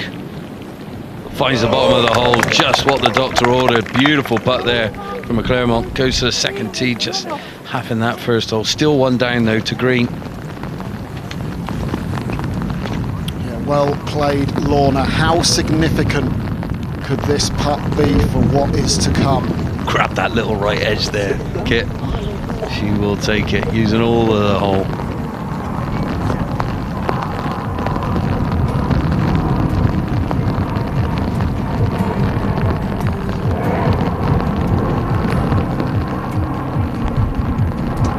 Good par save there from Lorna McClymont on the 19th hole to keep her disadvantage to just one hole. It's America versus Scotland. America hasn't had a winner of the Women's Amateur Championship since Kelly Keeney back in 1996. She'd have to go so far back for the last Scottish winner, Louise Duncan, in 2021, and both Duncan and McClymont products of the University of Stirling.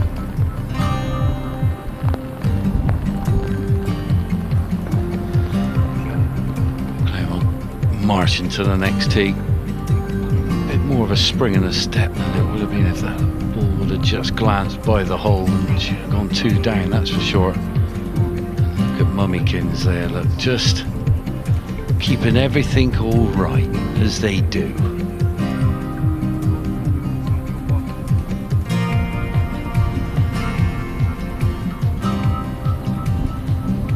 Heading over to the second tee.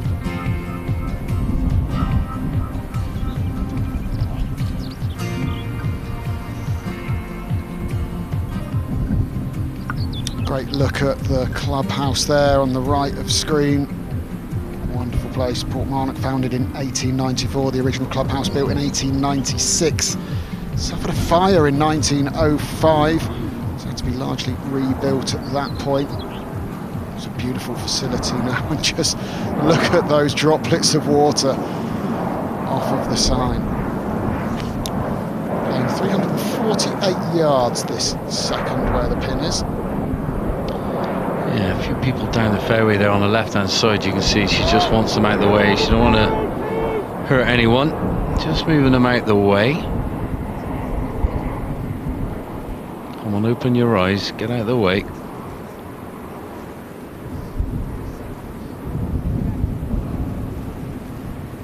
That's a ball spotter.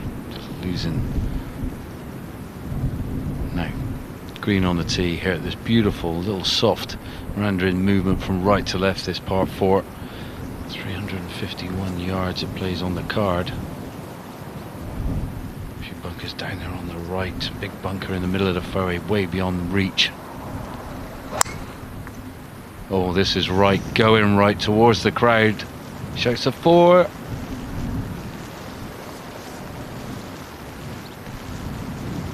The way she was signalling, that was way wide of those bunkers, Kit.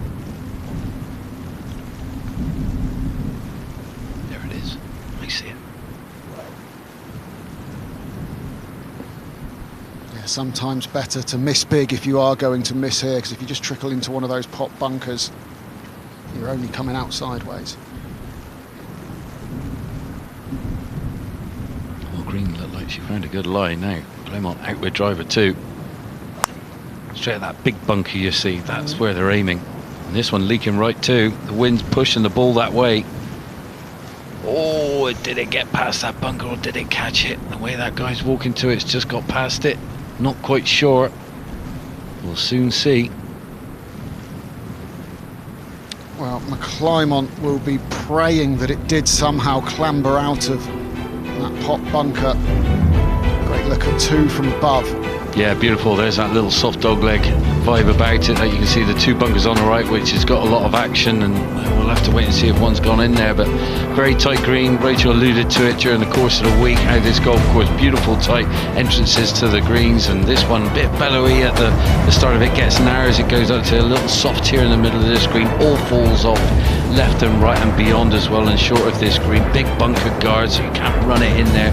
Very clever design, beautiful golf course. I mean, look at it. Full of colour, absolutely stunning.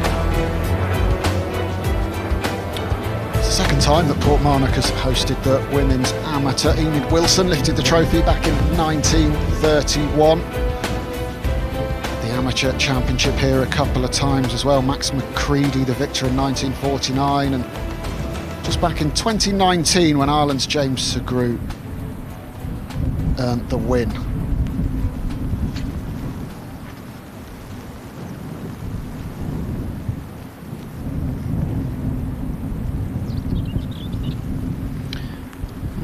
Very happy green there, just walking down, have a nice little chat with the volunteers. I like that.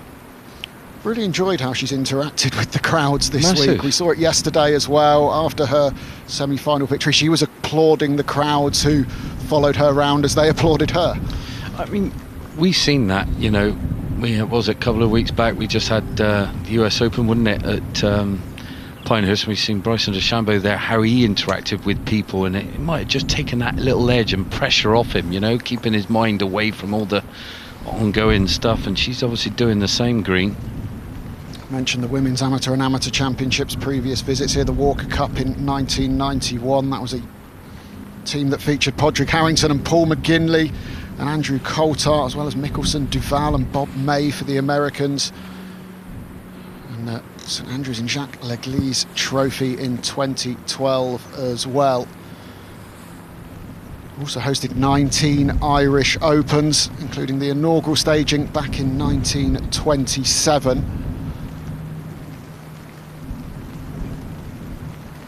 That is where Green's tee shot has ended up. Yeah, grass going with, won't be a problem for Green. I think she'll get a pretty good strike on this coming out of the rough. You can see how damp it is and wet. It's not too thick down there, it's very dispersed.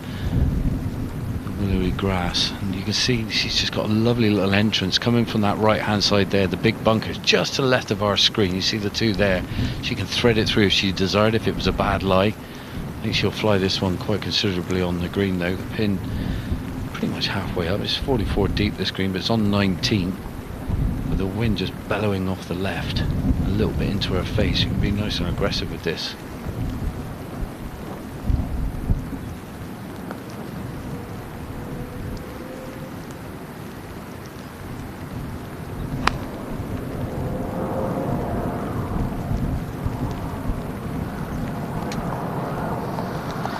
Finds its little head onto the front edge of this green. I should be a little bit surprised that didn't release. That was one hell of a divot that she produced, so she got down into the back of the ball.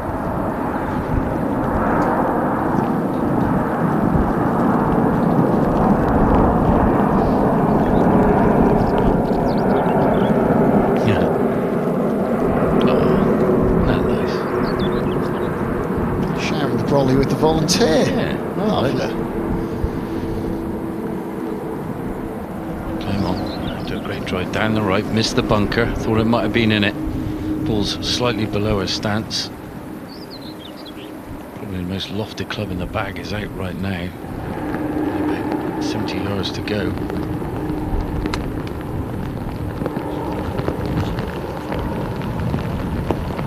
Oh yes. Beautiful shot, advantage McClymont.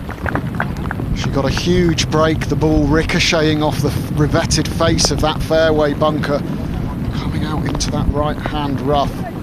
She's taken advantage of it with that fine approach.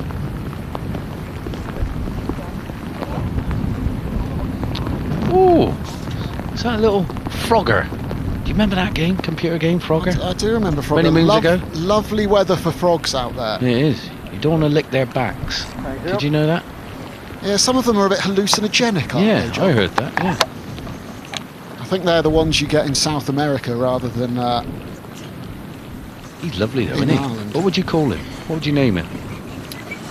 Looks Bert? like- Bert? Or I would say he looks An like Irish Freddy name? to me, Freddy the Frog. yeah, Freddie the Frog? Fergal the Frog. Fergal. We'll go Fergal. I like Fergal. Yeah, they're both on the green. Well, Fergal the Frog is one of a lot of species you can find here at Portmarnock. 322 different species have been identified. Quite remarkable. We've had hares in our coverage this week, all sorts of bird life. Even had a little centipede getting involved in one of the putts on the green. Did we? Oh yeah, we did. Oh my goodness, sorry. Brain burp there from me.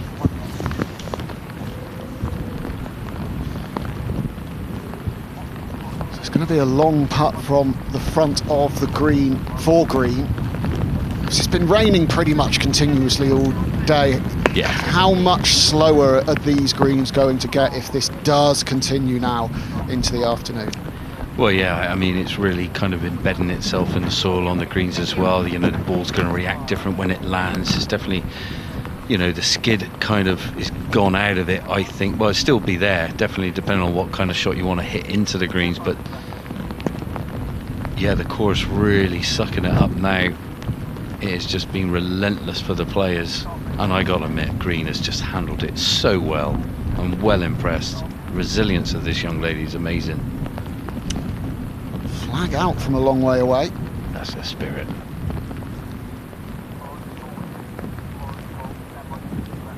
Good roll. Not easy to judge pace in these conditions. It tracks. Not too bad, about 2 foot away. I don't think that would be given, just slightly out of the circle of trust, as I've said before. Yeah, that circle starts getting smaller and smaller, doesn't it, as you get down to the business end of this championship. I believe it. The friendships you make as well in tournaments like this. You come here and I remember playing against Jose Manuel Lawrence. Sergio Garcia was caddying for it against me, and they beat me. Obviously, it was 2 against 1. I was carrying my own bag. I was doing a green.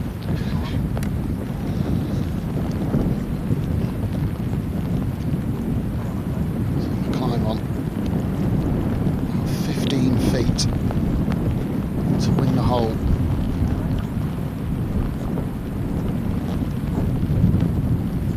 This would be what the doctor orders. Slot this one in. Tracking. Oh, just missing low side.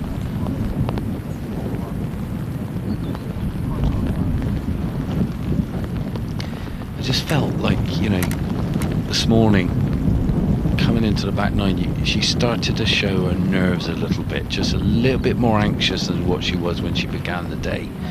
And obviously Green was able to dig deep, put some scores on the card, and McClymont couldn't cover that. As we see, this is a putt for the half to stay 1 up.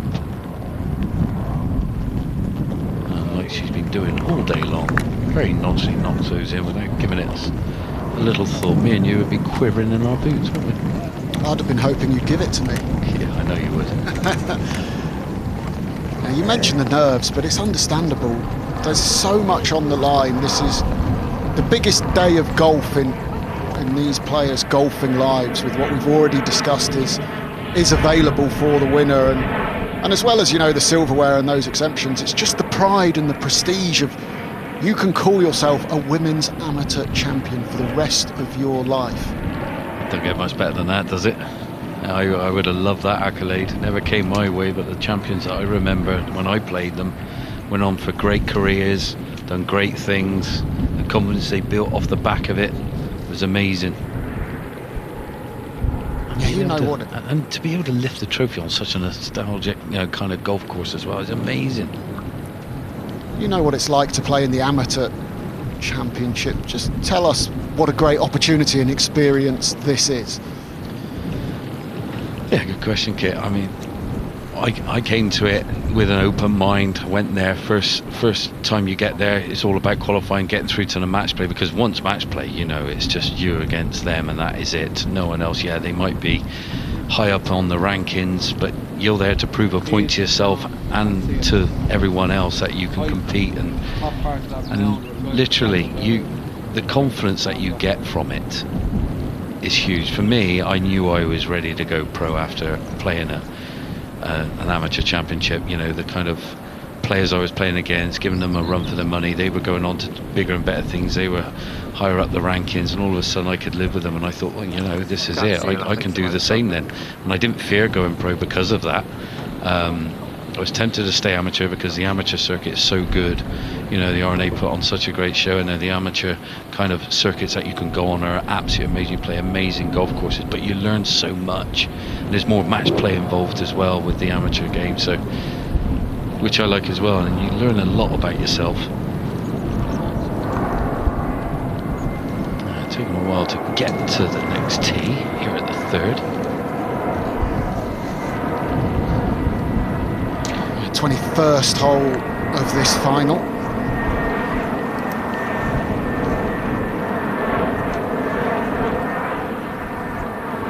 You can hear the planes coming into Dublin Airport, not far from here. That's just north of the city. We're just northeast on a peninsula here at Portmarnock that sticks out into the Irish Sea. But the weather is such that you can hear the planes, but you can't see them. They've been in a nice sunny destination, coming back to this, coming below the clouds and going, oh no.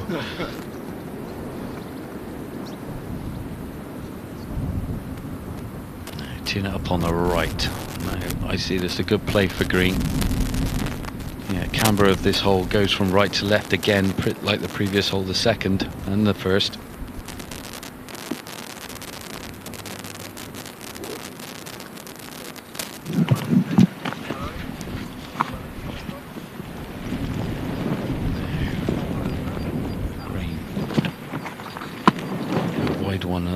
Hole. Don't want another wide one here. She likes it, straight down for the tee. Yes. Cambers off that left side into the middle of the fairway. She'll take that.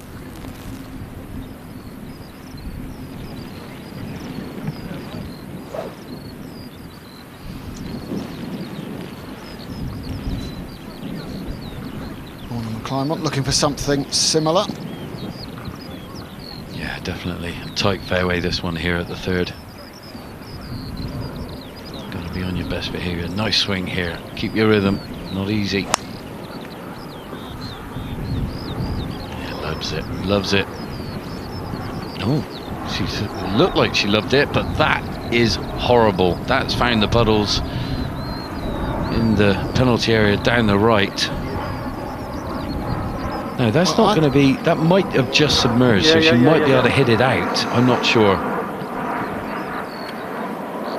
Well, let's get down to Sarah, who can give us an update on what the weather is doing.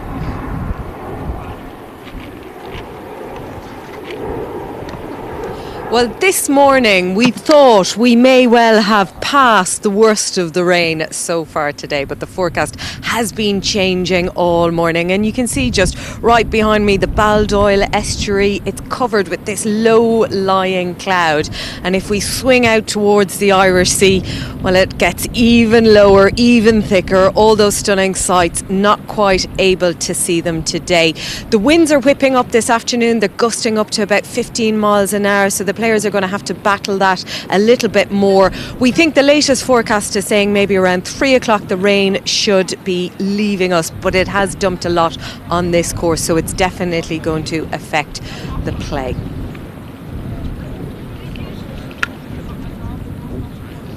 Well, doesn't look like that rain is going anywhere anytime soon, unfortunately. Back up with a brolly, so the Masters won at that. Merchandise that. I'll be going straight in the merchandise hut at the Open, I can tell you that. I'm going to get myself a nice little Open brolly with a claret jug on it. I like getting the yellow flags. Oh, I like those. A little display in the office of all the yellow flags at all the Opens. And the backpacks, I like. Rucksacks. And you need your little water bottle as well. So Melanie Green is beautifully into the fairway here, but McClymont down the right hand side into that penalty area, and it splashed into a puddle.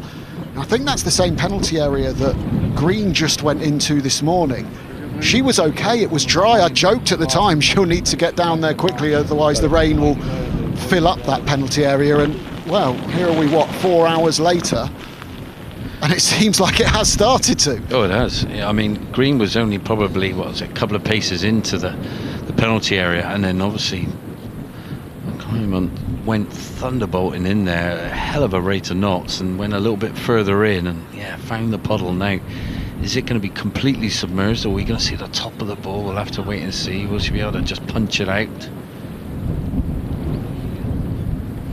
She's not that far from the green, but coming out of a puddle is not going to do a lot.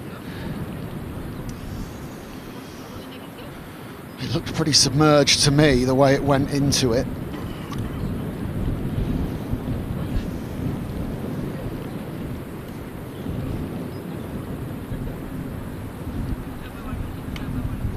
Here we go.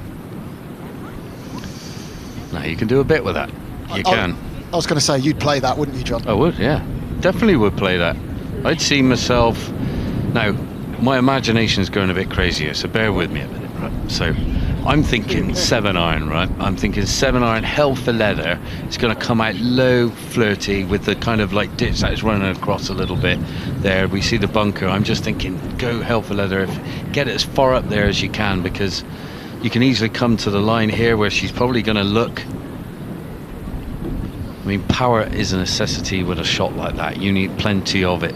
She's just probably thinking, hold on a minute, I could easily leave it in there. Well, you've convinced me, John, but I don't think McClymont is seeing it in the same way. She's going to take the drop. But it's surprising that it can come out pretty good, to be honest. Depends on the angle of attack, if you want to call it. If you can kind of like nearly semi-thin it, get it just between halfway and below the ball, this thing will just scoot out like you wouldn't believe. I've had plenty of practice. I used to put myself in a lot of trouble back in the day.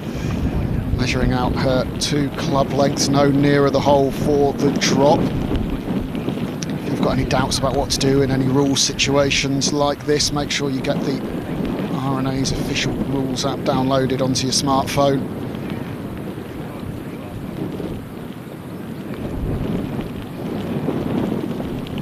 Important to know exactly what to do in situations like this if you're playing in competitions, and the better you understand the rules, the better you can use them to your advantage as well, John. Well, I loved it. You know, I went up for the level 3 and I learned a lot with the RNA. Went up there, we stayed at the Fairmont, we went and had dinner in the clubhouse there at the Royal and Ancient. Absolutely brilliant. You learn so much. They've got these lovely little booklets now that they do, all on the rules. I definitely recommend getting yourself one. Read up on a few little nuggets you never knew you needed to know.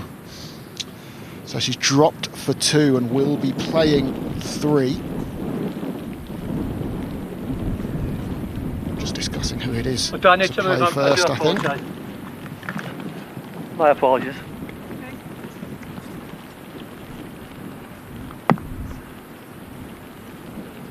Thank you for that.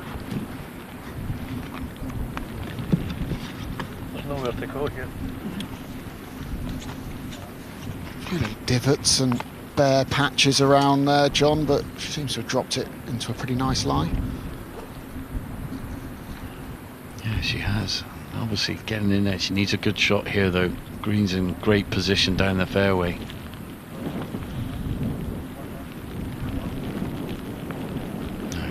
Pull out her stance a little bit. Not easy. Pins over on that.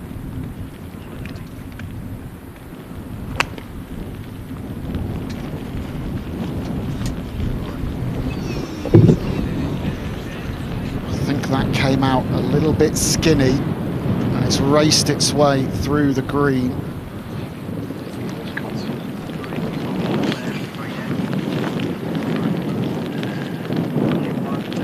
Rachel's back with us just in time for this Melanie Green approach, and this is a huge opportunity now for the American to double her advantage.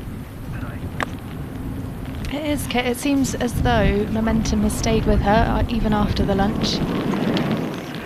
That's a great shot. We saw on the front 18 this morning her proximity to the hole had improved, hitting shots a lot closer, giving herself a few more chances, which is why she got it back from 4 down.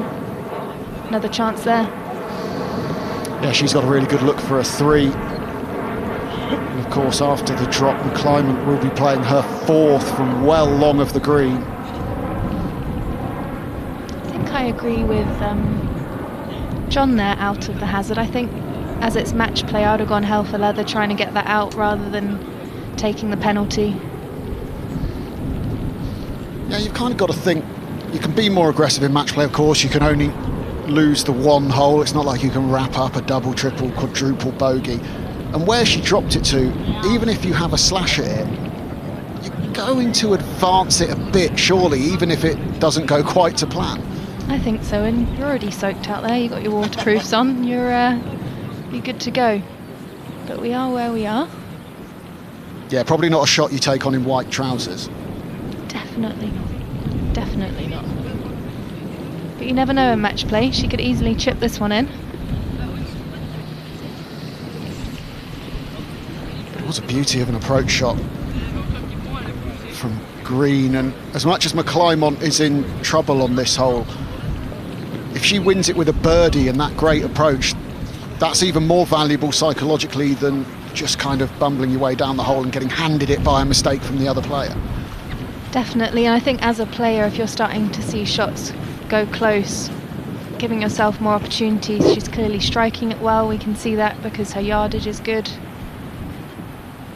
We're seeing some great golf from green for the last, say, 14 holes, I think, around that number when she started stepping on the gas.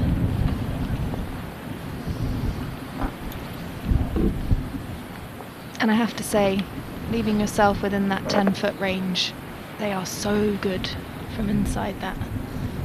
They make so many putts for birdies, which we haven't seen a lot of at Portmarnock. Shows the test of golf they are facing.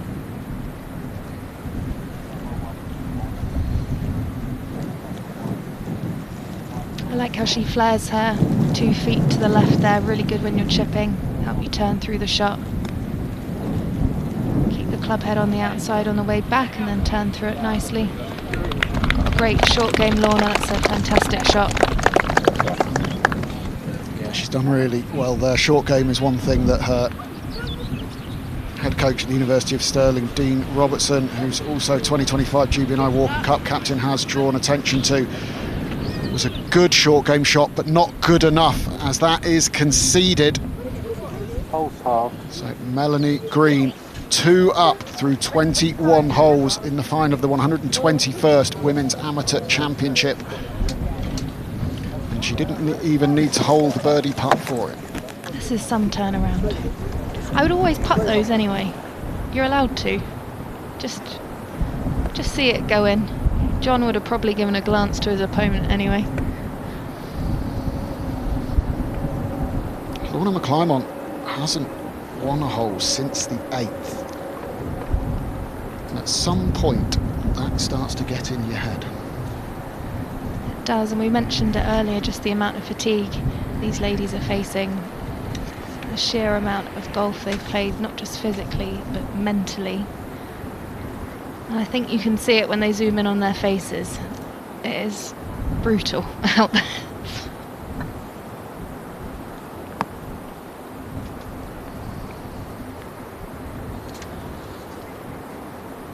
It's been a good year for Melanie Green at the University of South Florida. An All-American again, as she was in 2023. Risen up to 53rd in the World Amateur Golf ranking.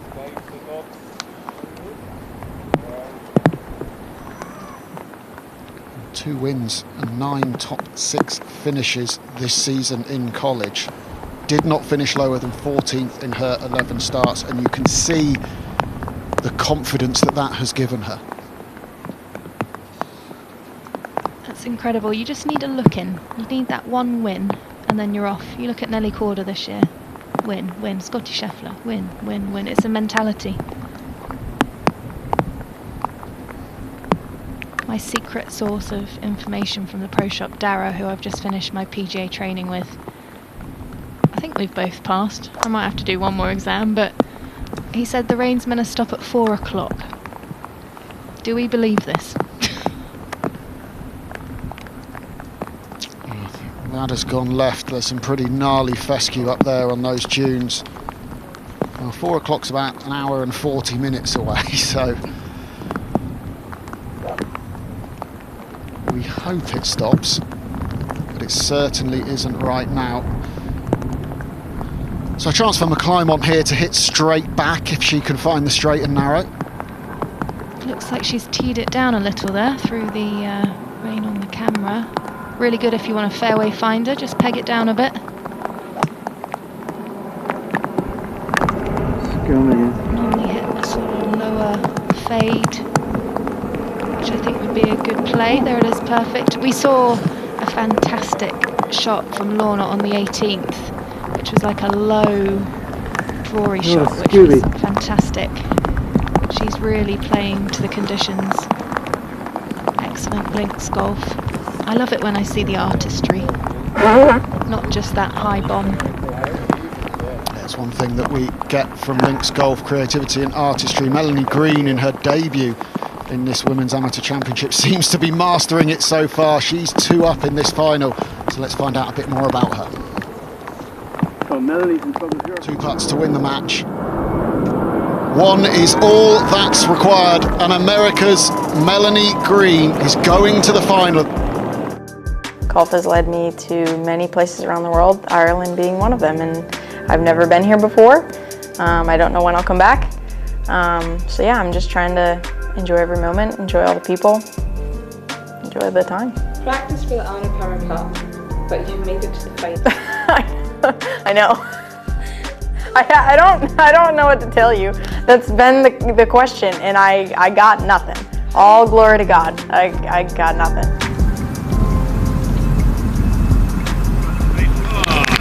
I feel like because, you know, I'm not anywhere from here, right? I'm from America, right? Like, I'm the total underdog. Like, nobody's looking at me, right? Like, at least that's what I feel like, right?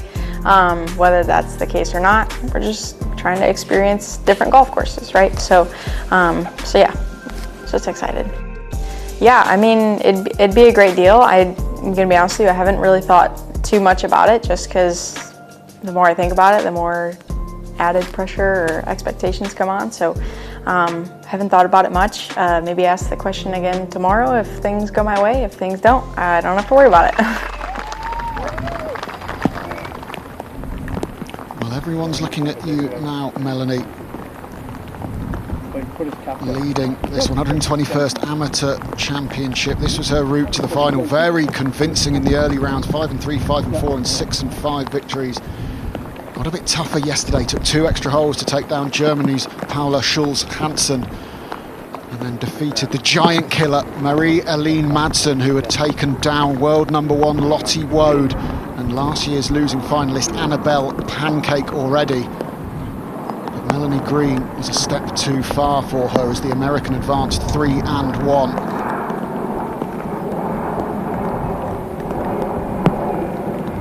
Her mentality impresses me the most. Such a well-rounded individual. She credits her college, USF, for that. Creating athletes and humans, and you can tell that in the interview how she speaks. Yeah, I love the comments from her coach at USF, Erica Brennan, about her as well, just saying that she really learned to be her most authentic self through college and has a deep belief in herself. You can see that. She's comfortable in her own skin. Right, we've got a blind second shot here. Pick your target, hit down on it, hope for the best. Had a few of these. Flag's 24 on 9 right, so not a bad angle in. Lots of green to work with.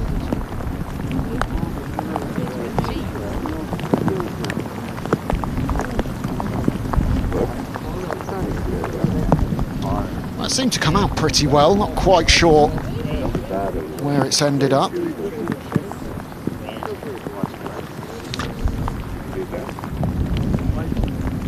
Seems to have got worse again. Right, fairway finder for Leona. She's level with that pot bunker, so she's got 135 from the back edge of that to the front edge of the green. Probably about a 6 iron. It's playing about 160 with the pin.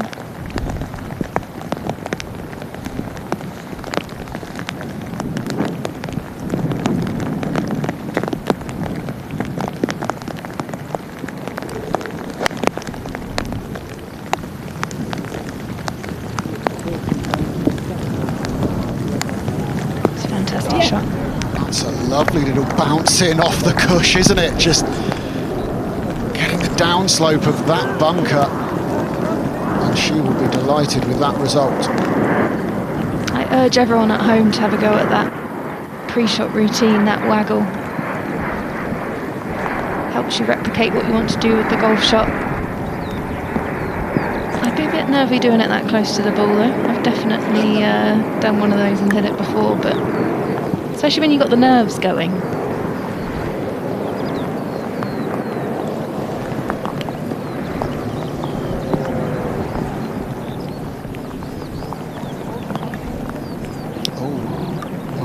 Was marching forwards and looks like the ball spotter, the volunteer, has just called her back, found her ball. It's happened twice now that it's obviously been buried quite thick and deep in the rough, and with the rough also being wet, it's doubly as hard to get the golf ball out, and tried to take off more than she maybe should have. Lucky to find it.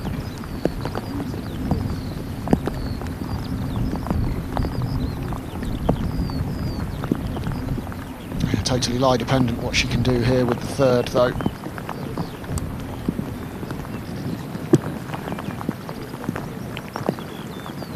Top of the mound is 88 from the green, so hopefully she's got a bit more loft.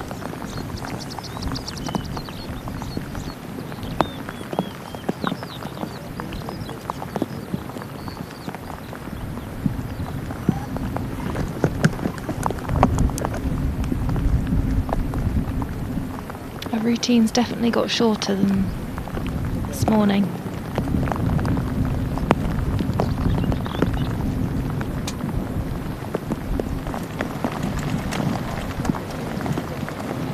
Not sure that moved.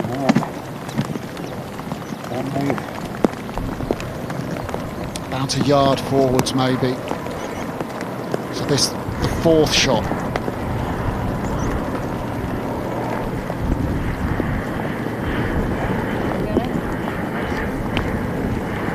It is absolutely brutal. Portmarnock have grown up the rough. It's a lot thicker than normal, and along with this rain, it is hazardous. We've seen how much trouble the players have had getting out of that thick fescue all week, and that was when it was dry. You suddenly add in the moisture, and to remind you, it has been raining all day. It has not stopped since we first came on air at about 8:25 this morning. It is just so heavy, that grass now.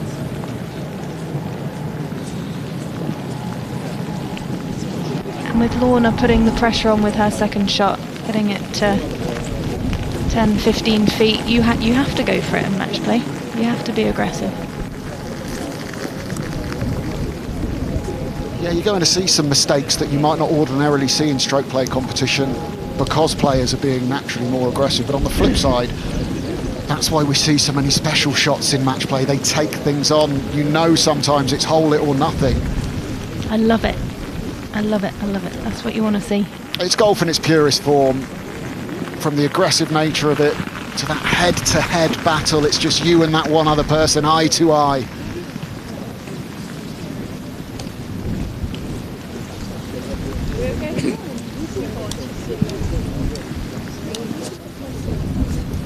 Like she's going to have one more swipe at it. Yeah, she hasn't lost her turn, but I think unless this one finds the bottom of the cup, it will be conceded and will be on to the next tee.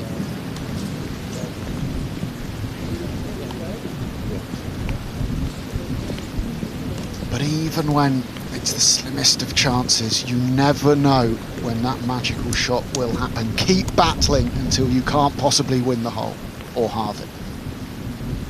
Inspirational, Kit. A life lesson there as well as on the golf course. Really good effort. You'd be delighted with that in stroke play, but it is not.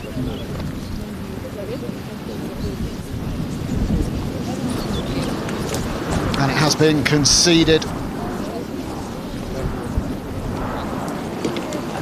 So it is halved the advantage, back down to just one up from Melanie Green. And well, I said at the the start of this hole that Leona McClymont hadn't won a hole since the 8th of this morning's round. She's won another now. Here it is. This is going to be a final of complete brute force. Who wants it the most, it's going to come down to, because there is no telling them apart. Well, they're braver than you and I, Rachel, out there on a sailing boat in this weather.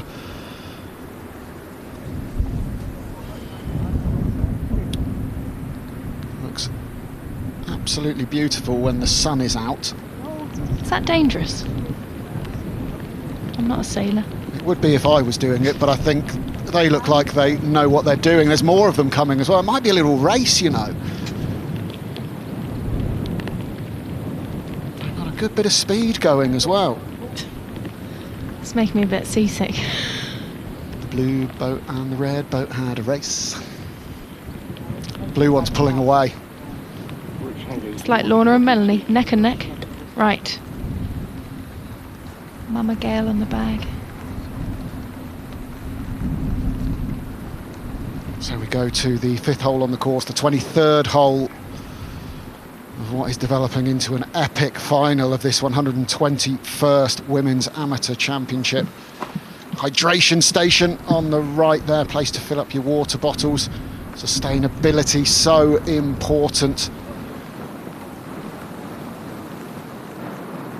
Another narrow fairway kit, pot bunker at 275, find the fairway, and then quite a tricky kidney shape green pin top right location today. As we've seen all week at Portmarnock, the drive is paramount, find that fairway. Yeah, McClymont's got the honour back here as well. Do you hold much sway in that? What do you mean? Does it have much of a difference to you? Did you like to have the honour when you were playing, to apply the pressure? Oh, sorry. Yes, I did. I always liked going first or holing out first. I think that's the way to do it. Apply the pressure. Set the tone. She's got a 3-wood out.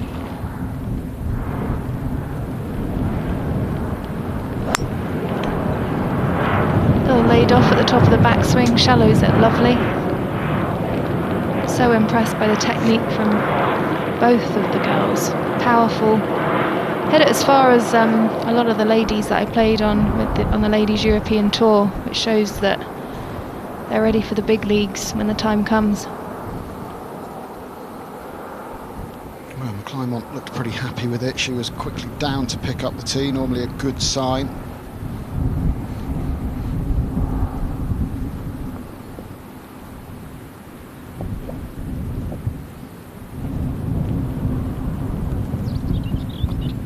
Different technical move for green, but as I see with all great players, that they've got their own technique, got their own move that they own.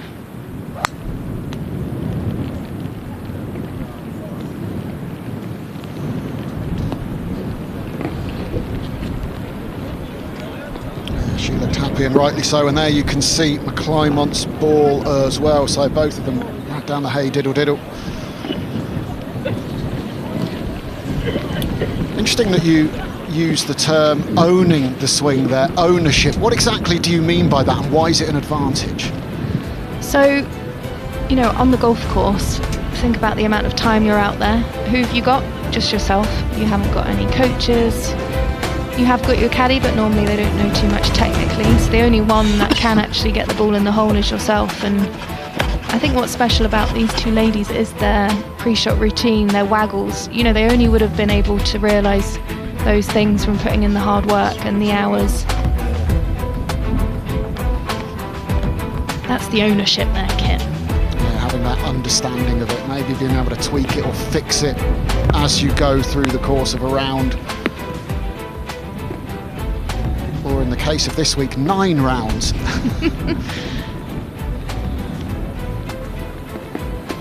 And it's not just the technique, it is a bit of strategy, and Lorna's coach has said how great she is with the strategical intelligence, which, you know, isn't just important on links golf courses, but a hell of a lot of parkland and all over the world.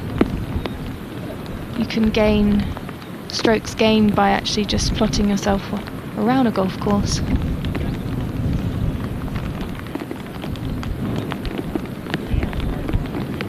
And those crowds are getting bigger.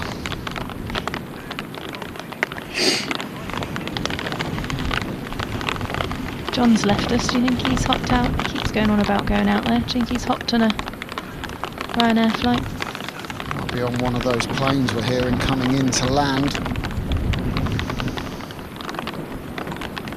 Oh, look at that rain just pelting into that camera lens.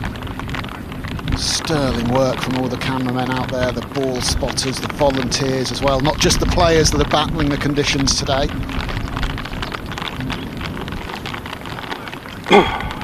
And the members at Portmarnock giving up their club for the week for this spectacular tournament. No doubt they would have learnt a lot watching the ladies play.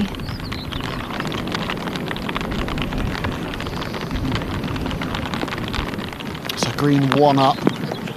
Looking at the tee shots, think it will be her with the opportunity to play her second shot first. And as you were saying on the tee, that's what you like, put the pressure on her. Remember when Gary Wolstenholme beat Tiger Woods in the Walker Cup many a year ago now? What was that? I think the mid-90s it would have been. Tiger Woods was knocking it 100 yards past Gary Wolstenholme. Tiger's going in with short irons, Wolstenholme's going in with hybrids and long irons, fairway woods. But Wolstenholme just kept knocking it in there, put the pressure on Tiger and beat him incredibly. So it just goes to show, if you can get your shot in there first, it applies pressure, and even the greatest aren't immune from that. Well, we work with him on Legends now, don't we? Well, so it shows the Legends Tour. Certainly a legend of the amateur game, and of course a two-time amateur champion, Gary Wolstenholme. One of the last career amateurs really before he turned pro at 48, 49 years old to embark on that senior golfing career. Talking of amazing amateurs, Katrina Matthew was there yesterday, GB&I captain. She also played at Stirling along with Lorna, watching the talent.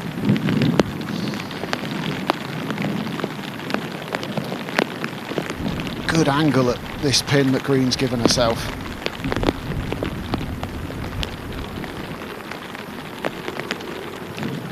About 115 in, wedge, I'd say.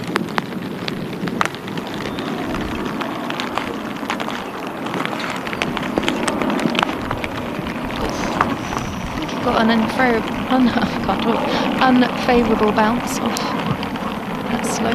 Unlucky. Feels a bit clear to this year. So you're talking about putting the pressure on your opponent with the first shot. She's right in the middle, like. Oh God. Green hasn't done that. So a good chance for McClymont to give herself a look at a birdie 3 here. This is where these course guides are so great, Kit. You've got 15 yards you need to carry off that downslope before you get to that pin. It just shows how important it is to get your landing yardage. Well, I'll tell you what, the exact same thing has happened, and I think I'd probably rather have the lie of Green than McClymont potentially. What do you think, Rachel? They both just came out a bit hot, didn't they? Let's check that yardage on the sprinkler head.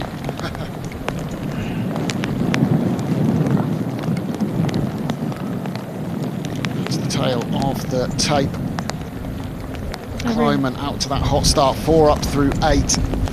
The win on 9 for Green, and the momentum turned. That momentum did carry on a little bit for Green. She had opportunities to get 2 up, eventually did on the 21st.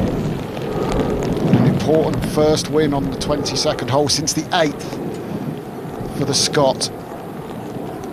This really has the feel of a final that's going all the way, doesn't it? That's about, you know, I had a prediction of who was going to get into the final. I think this is going to go to the wire. Just both of them mentally resilient. When you look back at the last 3 finals of the women's amateur last year, Kiara Horder beating Pancake 7 and 6, Baker beat Nordqvist 4-3 in 2022, and in 2021 9-8 for Louise Duncan over Johanna Ludvigsdottir.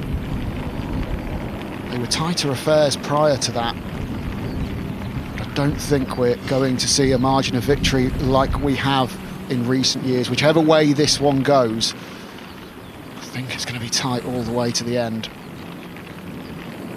You can't get over the names and how they've done in this tournament in the past. Georgia Hall, major winners. Celine Boutier, major winner. Stephanie Meadow, Lauren Taylor, Kelly Tidy, Munoz. Yeah, Emily Christine Pedersen, Nordqvist, Solheim Cup players as well.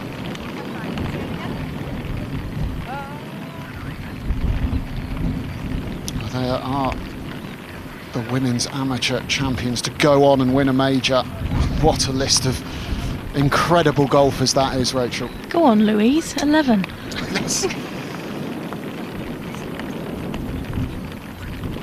Fantastic. Katrina Matthew, how cool would it be to see Leona McClymont joining Katrina? Stirling University would be buzzing for that. And Melanie Green representing Tampa, Florida. Right, it seems to be sitting up well here. Gripping down, a bit more control. Soft touch there, very good. Nicely judged that. I think I saw Melanie Green preparing to play her shot with the putter. We've seen that a lot this week, especially around the greens. It looks like she's actually between the first cut and the thicker rough, so maybe she feels like she can get a bit more control.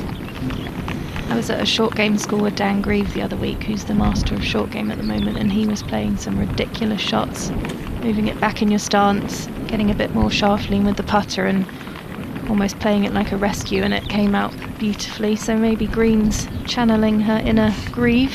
Yeah, a bit of fluffy grass to come over. You could almost play it as a pop shot and make it bounce over it, or do you try and get it rolling as smoothly as you possibly can?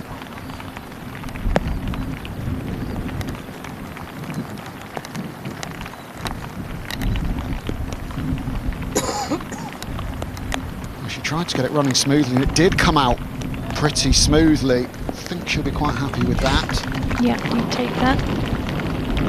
In these conditions though, you really want to be getting it as close as possible, because these 3-4-footers can just sap the energy out of you when you, if you could get it a little bit closer and pick it up. Yeah, both of them have left themselves that kind of length, a bit of a test of nerves.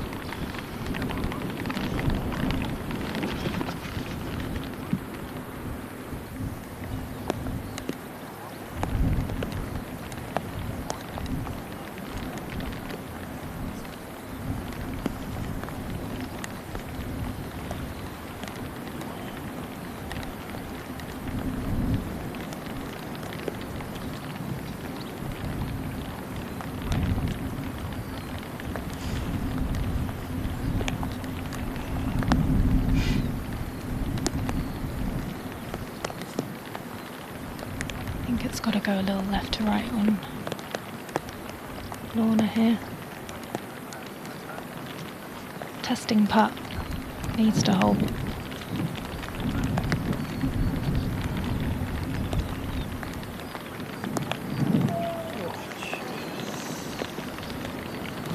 Doesn't go.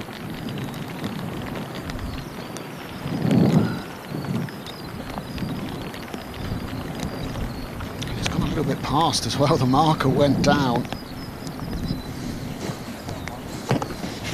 That's what I mean, Kit, these ones really do test you when you've been playing so much golf.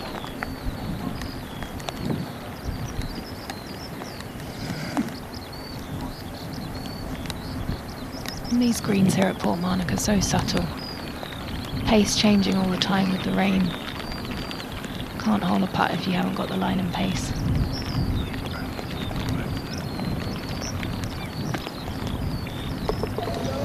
Confidently stroked home by the American. She's back to 2 up. We saw Louise Suggs, also American, at the top of that graphic not long ago of those who've won the Women's Amateur Championship and gone on to win major championships in the game. In 1948, Suggs defeated Scotland's Jean Donald, Royal Lytham and St Anne's. Are we going to see a repeat American victory over Scotland today? Well, Green's given herself a couple of holes advantage. How much do you wish? I think the ladies are wishing that this is the weather they have right now. A lot. Beautiful sixth hole, this par 5.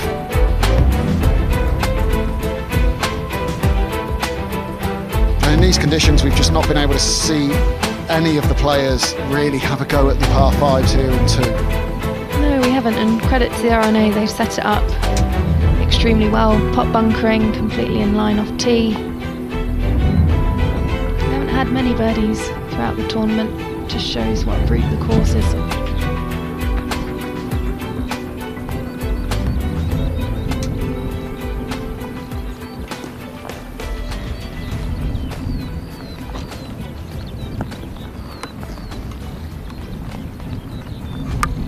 No sooner had McClymont wrestled the honour back, but it's now back in the hands of Melanie Green again.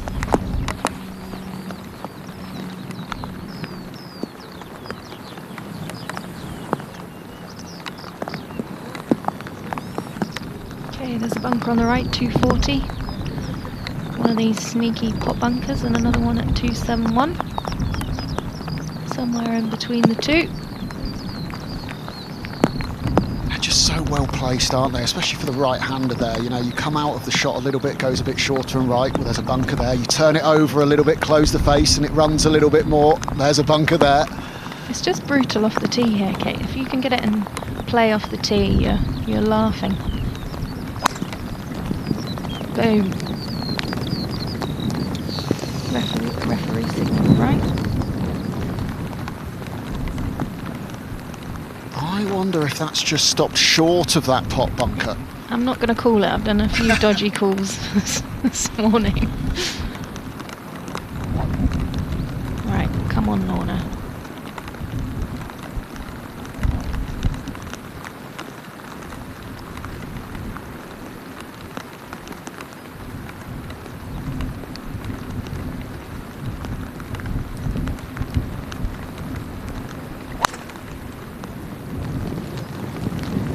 About these two ladies technically, but their setups as well are fantastic. I'm not going to say anything.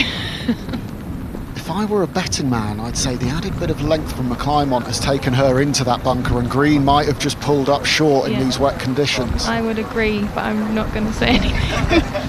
But yeah, their foundations, the way they set up to the ball, if there's one thing you can take at home, get your foundations right. What are those foundations and fundamentals that it's so important to get right? So, well, my dad always taught me GASP, grip, aim, stance, posture. So they're like your keys. So that acronym's quite good. Grip's important, it's the only point of contact with the club. So if you get that right, you can obviously control the club face. Stance, you've got to stay stable. Aim, extremely important because it affects your path. Path is the way that the club comes into contact. What have I missed? Grip, aim, stance. Posture. Posture. Stand to it athletically, because if you don't, then you can affect your rotation. It's an athletic sport. It certainly is more than ever now. Talking of athletic, we've just been handed a load of sweets in the commentary box. I'll take the popcorn away, please. I don't feel like we're doing quite the same amount of physical activity to earn our snacks that these two players are. We've seen them refuelling throughout the day. As we've said, it's just a marathon week. This is their 9th round to get to this point. We have the 36-hole stroke play. Top 64 qualified for the knockouts. And these finalists played 2 rounds on Thursday, Friday and today. A true test of golfing mettle.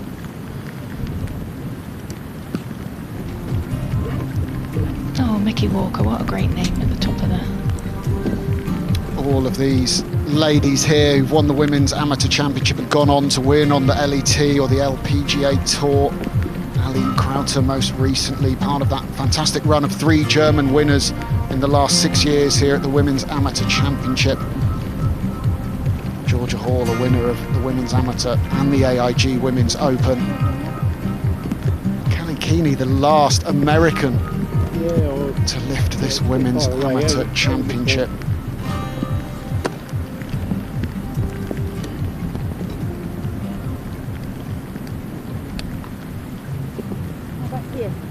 That's very sociable.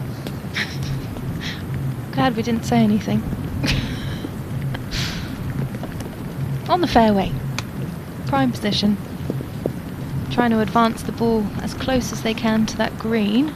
Let's have a little look. They've got a little water hazard, if there hasn't been another one created after today. At 155 into the green, a couple more pot bunkers, exactly where they want to be landing the ball. Very inconveniently. Standard.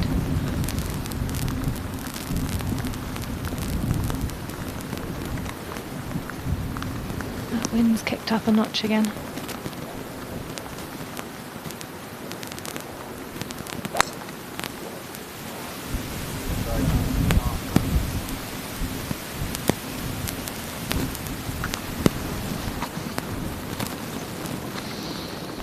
Just left it out there a little bit into the first cut.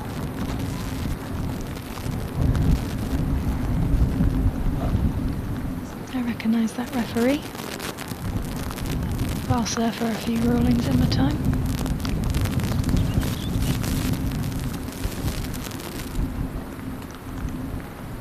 I hope you got them your way.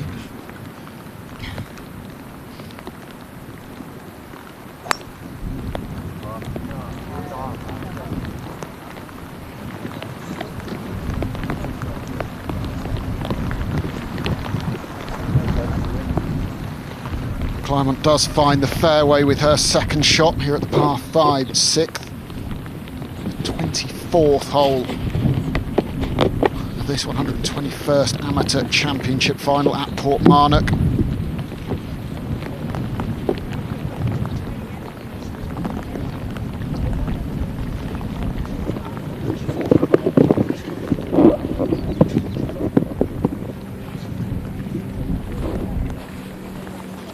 Green and McClymont. Which of those names is going to be added to the trophy? Added to the illustrious list of winners here at Portmarnock in the ladies and the men's game. Enid Wilson, the 1931 Women's Amateur Champion, coming to the men's game. 19 Irish Opens since the inaugural one staged here in 1927. I'm just going to read out a few of the names that have won it. So Michael Campbell most recently in 2003, as well as Sevi Ballesteros, Ian Woosnam, Bernhard Langer, Jose Maria Ilhathabal, Sam Torrance and Ben Crenshaw. Great courses produce great champions. They do, true test of golf. And these ladies know what it's like to be a champion, the amount of wins they've had. Lorna's had 4 wins and 10 top 5, in 2024. And then Melanie at USF has 2 firsts and 6 top 4s. How much does that help when you do get in the position to win, that you've done it before, you're used to it, you know the feelings and how to best handle that situation? Well, we all know how hard this game is. I remember when I won Roehampton Gold Cup, if someone says, how are you playing, you just don't feel like you can miss a shot. You see everything, you feel every putt, you see every shot. But then I've also had it go the other way when I was struggling on the LET, trying to make cuts. And it's different playing protectively rather than playing like you can win every week, which is what these ladies feel every time they step up to a tournament. It's a different kind of pressure making a cut to trying to win a tournament, and that's why I think events with cuts are so important in golf. You can have a bigger field, it gives more people opportunities to play, and that is a real test of mettle of a professional. It's great holding that 6-footer to win, but can you hold a 6-footer to make the cut when your bank account's dwindling?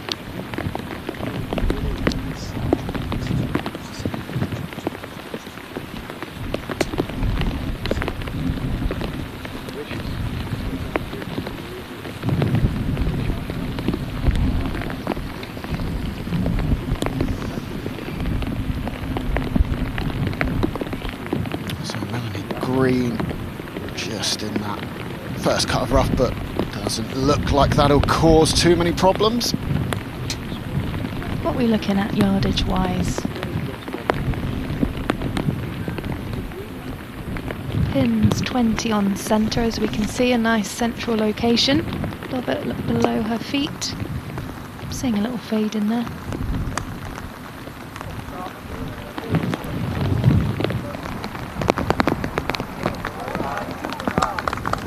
She's played some excellent iron shots. She was 4 down. It's the proximity that's got her in position now to start winning holes.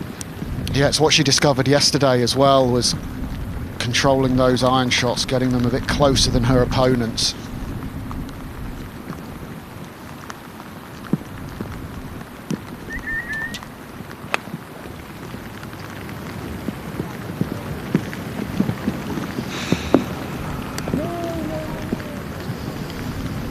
McClymont hasn't matched it. That'll just trickle down there. It's stayed out of the little pot bunker you can just see the edge of. I'd rather that was in the bunker, if I'm honest. It's one of those, isn't it? That is going to be a tricky, tricky chip shot. She's only got 10 past that bunker. At least with these lies you can nip them, generate a bit of spin. It'll be interesting to see when we get the sort of down the line view as well, if skirting the edge of it with putter is even an option. I've definitely tried that before and hit it in the bunker. Anyone else done that? We've all been there. Well, my mind sort of casts back to Cameron Smith at the 17th, the road hole in the 150th Open at St Andrews, and he actually used the edge of that road hole bunker to sort of catapult the ball around to get it closer, make that incredible up and down, go on to lift the trophy. And you remember Paul Laurie at the Legends event at Sea Point? He demonstrated one of those. See what Lorna with her beautiful short game can manifest here. The mitts are out, which tells you the temperature might just be starting to drop a bit. We are just coming up to 3 p.m. local time here. And it is December, isn't it, by the looks of it?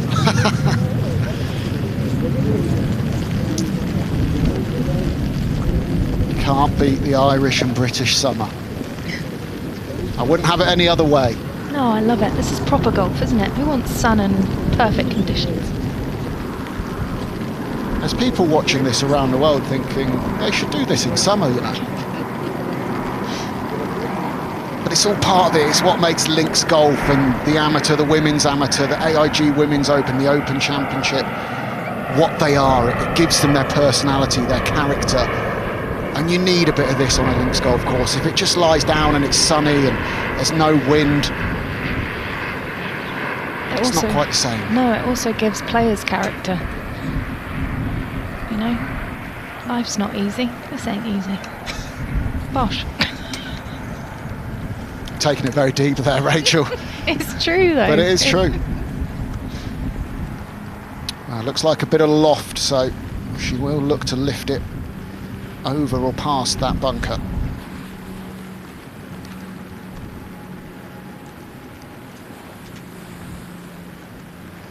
Tricky shot. This would be an amazing one to hit close.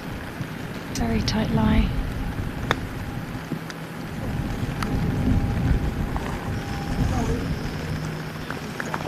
Tricky. It's hard to open the face up. Lose a bit of bounce when you do that. Not bad. Yeah, just skidded out a little bit long there for her.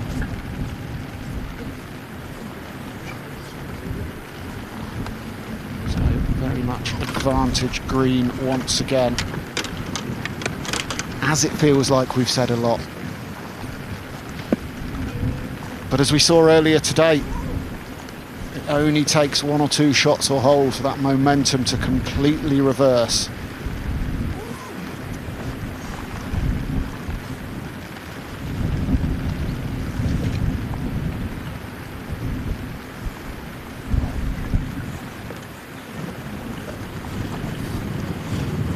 Here we go, big putt for green to win the hole. Uphill, looks slightly right to left, unless I've got dodgy eyes. Kit has left us, and I'm joined by Johnny Moore. Yeah, sorry. You've got to put up with me now. See green here, 2 up to go, 3 up. A little bit of movement off the right. Can she seal the deal? Put the added pressure on. To be. Pressure still on her opponent.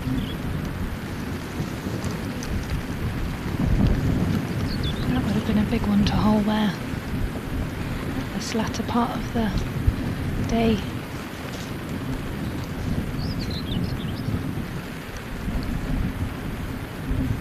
Chance to steady the ship a little bit for Lorna. Yeah, she would have seen a nice little as it busted its way past the hole on the left hand side. She'd seen what she'd done. She kept her wits about her. I think this one comes back off that right a little bit. The water just beading down onto the ball. Oh! Finished right behind the hole.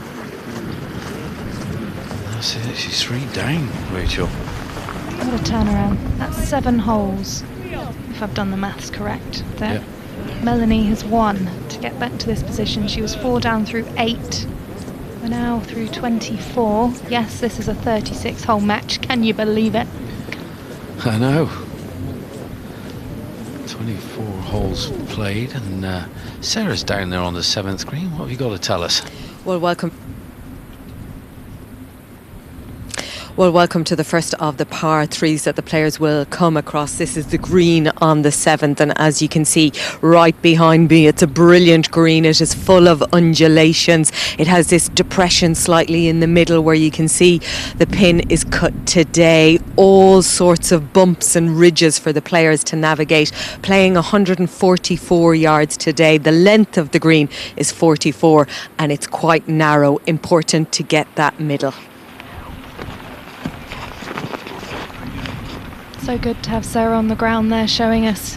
You can't quite see with these camera angles the lumps and bumps around these greens. It's like the Himalayas at St Andrews. Oh yeah, what a little cracking putting green that is. Love that. You ever go to St Andrews, it's a Himalayan green. Enjoy yourself. Put a little couple of quid in the pot and grab your little putter and ball and go around it. You'll love it. It gets a bit dangerous around there. I've had a few 4s. Have you? Oh, I've been quite lucky. We've seen some great shots here on number 7 over the past. Oh, talking of 4s, there's some members out. Yeah, just telling a few people to get away. Probably Sarah's still down there. Come on, Sarah, get out of the way for us, love. Yeah, we've seen Good some girl. great... She's weathered the storm, hasn't she? Our Sarah, fair play to her. I wonder if she's pegged it up. Yeah, I wonder if she's hiding behind a brolly somewhere. As I was saying, we've seen some great shots on 7. Flag slightly further back than yesterday, going to add a club. 29 on 10 to the right. Yeah, she's just come back a little bit. Obviously going to take a little bit off this. That's why she's gone back on the tee box a little bit. Playing a little softer shot to this right flag. 144 yards. It's a gnarly little pin, this one over on that right. It falls off everywhere.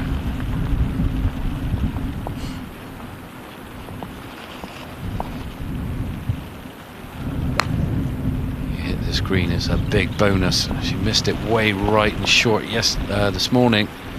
She's done the same again, has she? Oh, stayed there, still moving a little bit. Not a bad leave if she's got a... She could putt that, I think. Not the worst. Right, Lorna. Time to take the stage. She's got to do something now, Rachel. I called it. Time to change the mindset.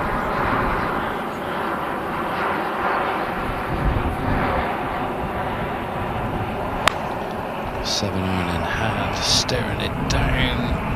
I don't think she likes it. She's had a couple go left on her. That's okay. I don't know if that's a sign of a bit of tiredness.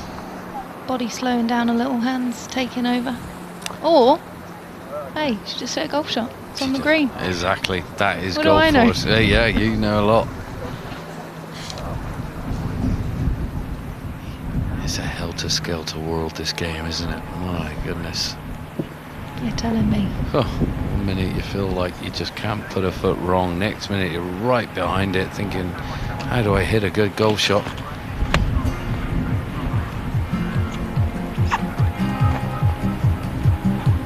So, winners by nationality, 55, representing England. Will Leona McClymont join Scotland, or will Melanie Green join the USA at 10? It's amazing. Look at that plethora of amazing talent over the years. All the different countries. 55 for England, 17 for Scotland, France and USA tied at 10, Ireland at 9, Spain 5, Sweden 4, Germany at 3, Denmark, Northern Ireland at 2, and Australia, Canada 1. It's got an ice cream. That is outrageous behaviour. Mate, I'm jealous. I am jealous. Looks like mint choc chip. It does look like a mint choc chip, doesn't it? You wonder if it was a screwball. Remember the bubble gum at the bottom? Oh, they were the best.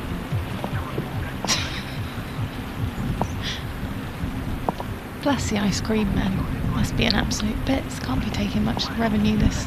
No. No, it's just one of those fancy. I think you're right. I can see a bit of green in that.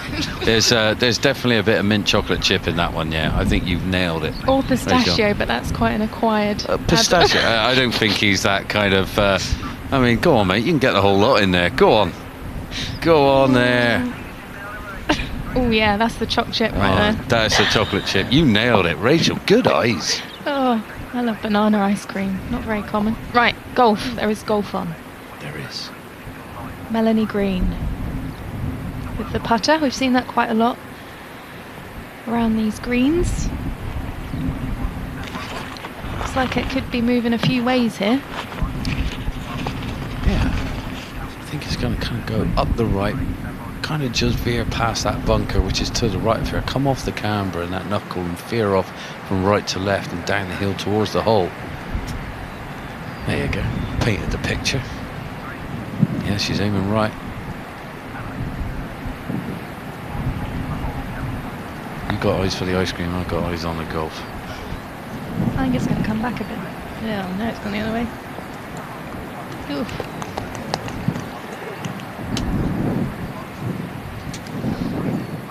Dear me. That's a lot of work to be done. Good chance here.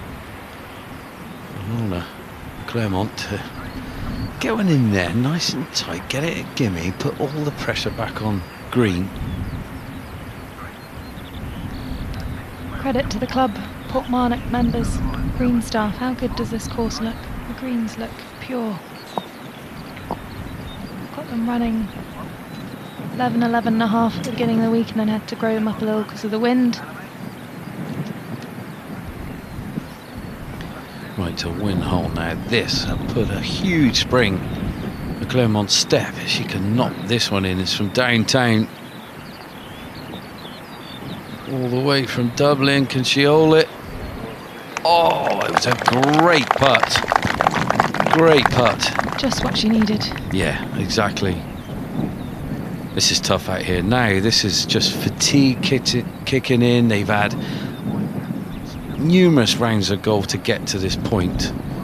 Up and down with emotions as well. They'll be running on battery acid at this rate. Don't know where he gets them from. Battery acid.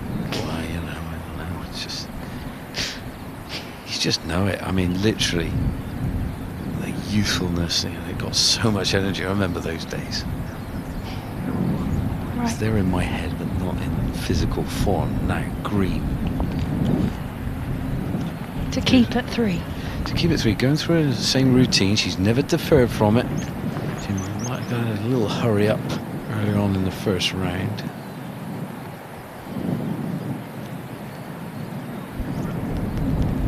Little out the left. I mean, I've made some back calls, but I think it's a little out the left. Yeah, I think that's a good call, Rachel. Good stroke again, and it just lacked the pace to hold the line. And back to 2. Here we go again. It's up and down like a yo-yo. If you're just tuning in, this is such a battle. Melanie Green was 4 down through 8. Let's have a little look. She had a good stroke. Just lacked that pace that she's been putting on those short putts. If she had that kind of pace that she's been putting in those 3-footers day in, day out, that was in. We move 2 up. Oh, yes, we go over to the 8th. Here we go. And the wind pumping over the mics, you can hear it. Flags are flying. All the countries that participated this week. Absolutely amazing. Beautiful clubhouse, reconditioned, as Kit said earlier.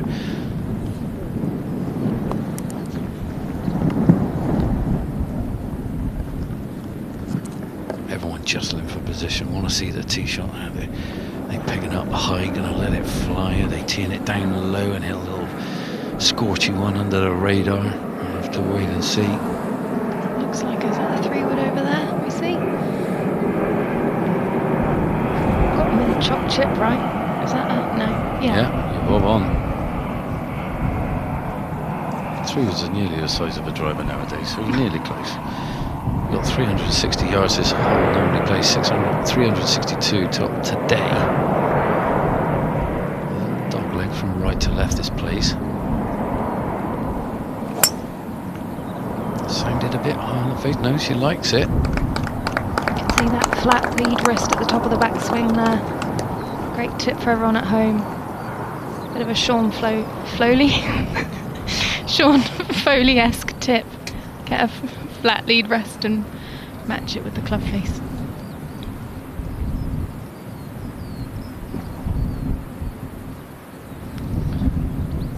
I agree.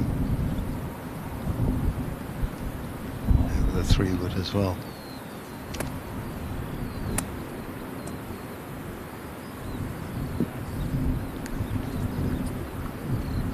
Going through it. Routine again, gripping way down the club. We've seen it. We think, you know, this might be a one-off for the conditions. It isn't. This is how she plays. Anxiously looking on here, Rachel. Got a bit of ground there. She's done that a few times, hasn't she? I just wonder if that's gone right. Did I just see a little hop on top of the dune on the right-hand side in the far distance of the camera? I'm not sure. She looked like she was looking left, though. Could have been that or the 133 species we've got out there. True.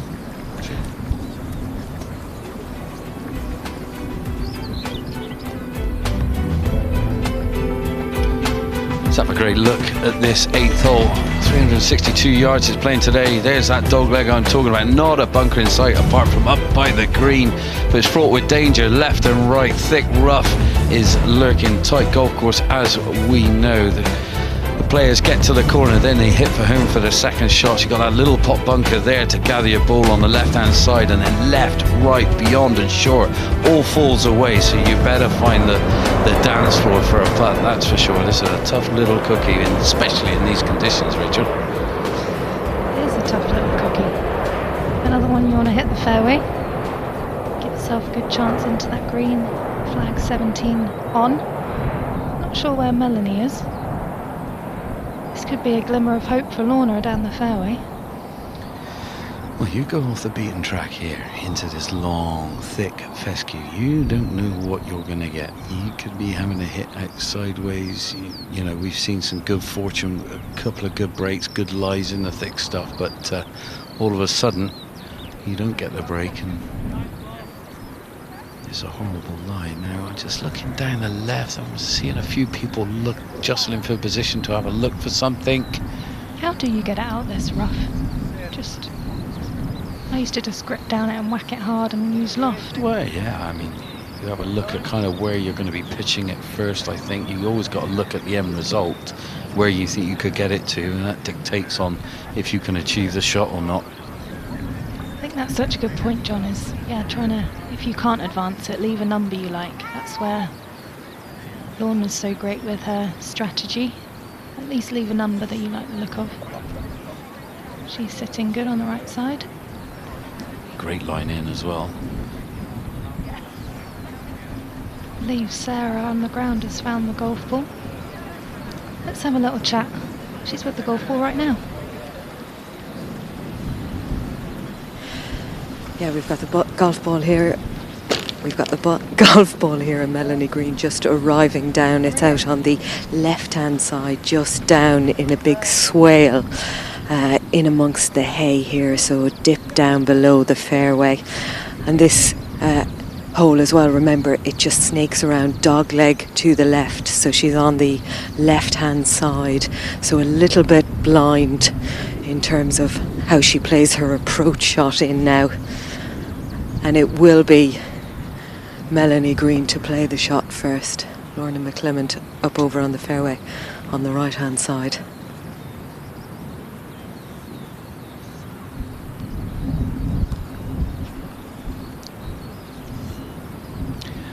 Well, yeah, Sarah, you called it. Yeah, she blindsided herself down this left hand side, only being able to see the top of the flag. All lie dependent on what she can do with this shot. Opponent sitting pretty on the right side of the fairway. Got a great view of where that flag is and a great angle in.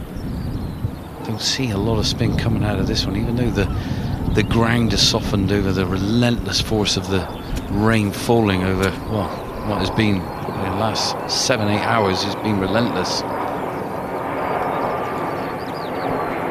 Looks like it's just come to an end and volleys are down.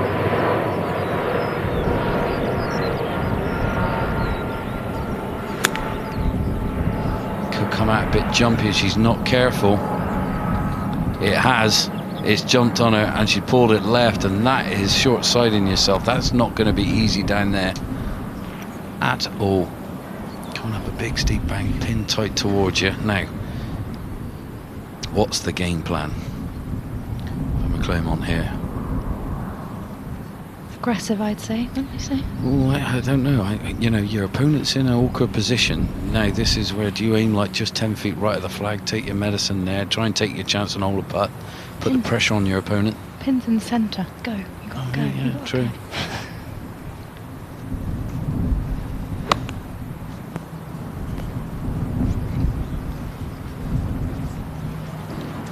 Oh, you little beauty.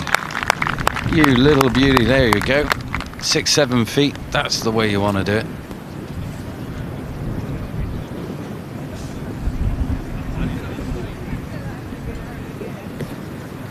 Fantastic swing from Lorna when she needed it. Couple down in the match. Knows what she has to do. No, you're good. Yeah, thanks, Bert. Are you there? Beautiful shot. Probably the closest we've seen her hit today when she needed it. Just had a message from Karen Stupples, her dad's tuning in. Ooh. Talking of great female golfers. Won the Women's British LPGA, NET, just a magnificent golfer and an even better person. Pretty good career then. Not bad, not bad. Yeah.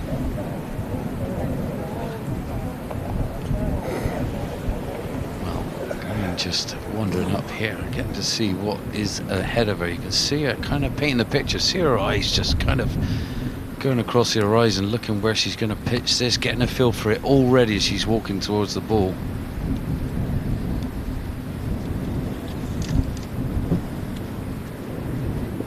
Just wonder if it's just yet run into that first cut. So not a bad lie. Keeping her hands nice and warm. The temperature is going to drop dramatically now. We're getting later on into the day.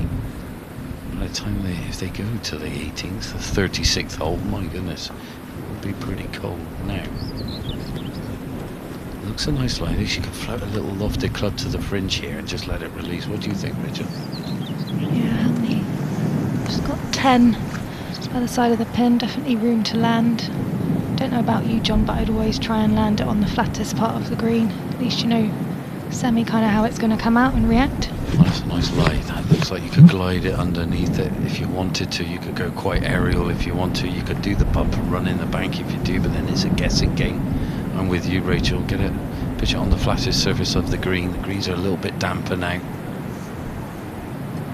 Especially being from Tampa, she's got to be used to playing with loft around the greens. Yeah, look at She's flaring that club open. There we go.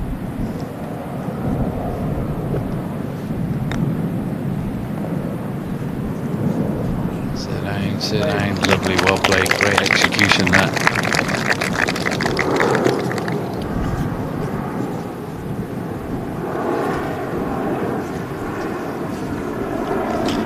Fantastic shot. Right, Lorna. About 10 foot for the win.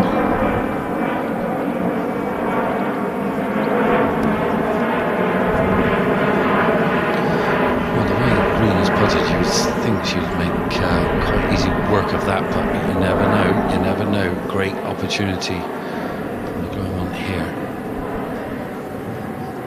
I think I've done her a disservice there. That looks closer than 10 feet. Oh, definitely. I would say 6 to 7, without doubt. The focus in those eyes. One track mind. I'm holding this.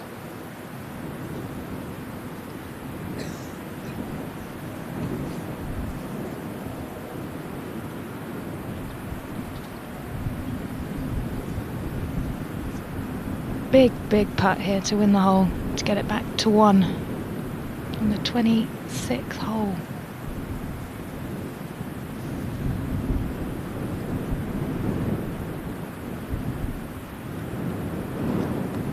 It's on its way, it's braking, it's tracking, it hasn't hit it. That's all she's done. Focused so much on the line and forgot to hit it. Oh, that hurts. That really hurts. They are the ones that just give you nightmares, because you just know you've done everything apart from it the right pace. It's hard to watch. It is hard to watch when that happens. She knows it. Yeah, she does. Green, she's been pretty dynamite from this range, knocking them in for fun. And going into it, you think she's going to do it, and then she pulls away, reboots, second guesses herself, third guesses herself. Just making sure. These are the ones that fatigue you. Picking the tiniest little speck just to roll it over in front of her, and then just seems to dent the back of the hole 9 times out of 10, doesn't she, from this range? Great roll again. And a fist pump. There we go. She knows how important that is. It's religious in the States, though, when they're practicing at college and university, the amount of drills that they do 2, 3 foot, 2 foot, 3 foot, 4 foot around the hole, holing out. Yeah. They know the importance of cleaning up on the greens.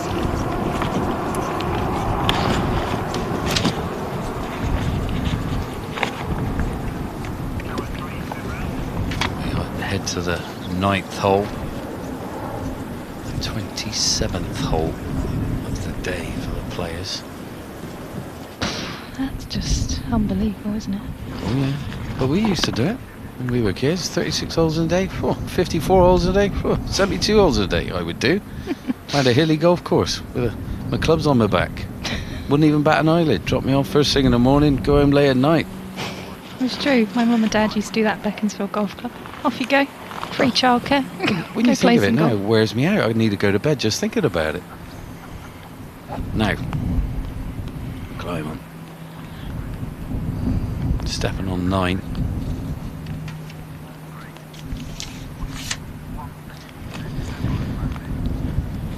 .401 yards. The 9th. Taking it off those bunkers you see down the left-hand side, a little bit of left to right, using the breeze. Oh.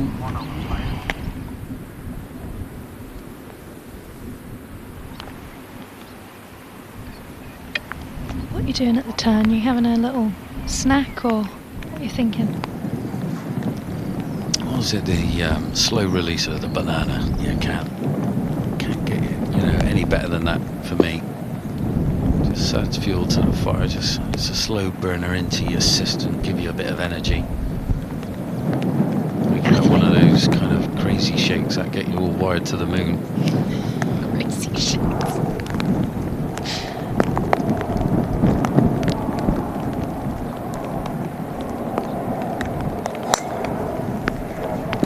Come out of that one, but the wind should be helping her off that right. Yes. No problemo there for green. She's got a slightly more closed club face at the top of that backswing. Boom. Just turns through it. Beautiful.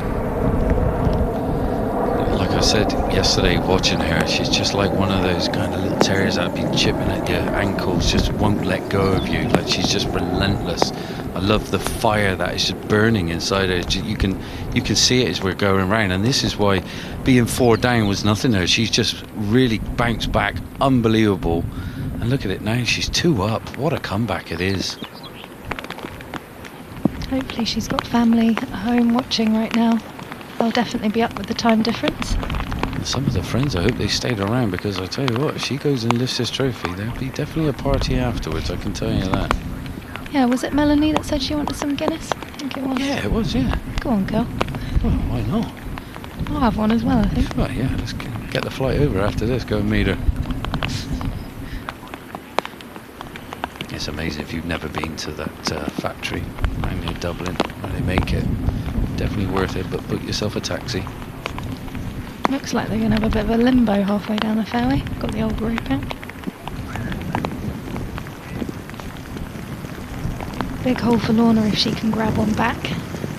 Be nice to get back to 1 going into the back 9. Yeah, it's all going to get very intense now. We're going to see a lot of pressure being put on both shoulders now. This is really going to test the mettle for both players now. Coming to the closing stages, you know, coming into the back 9.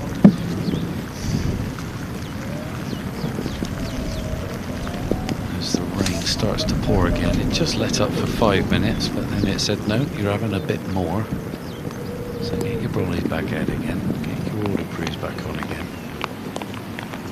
Interesting, the back 9 has played harder scoring average for the qualifying rounds. It'll be interesting to see if they find that.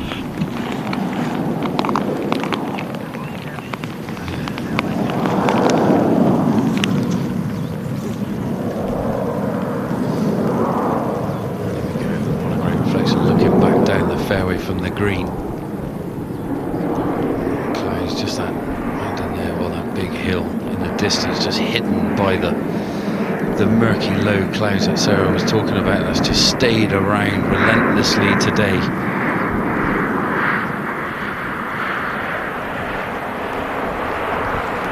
I feel it's just probably on green, is it? Oh no. Alright, swinging away, she's ready to go. He's pipped her at the post on distance on that one. Slightly bigger green here. 25 wide. There's been a few 15. 10, 15 on 8 from the left. Little baby fade off the pin, middle of the green. Wind's a little bit off the right. That's going to help her get close to this flag. So even a little bit more at the middle of the green. Let the breeze work for you. She didn't like that. She took her eyes off the prize pretty quickly.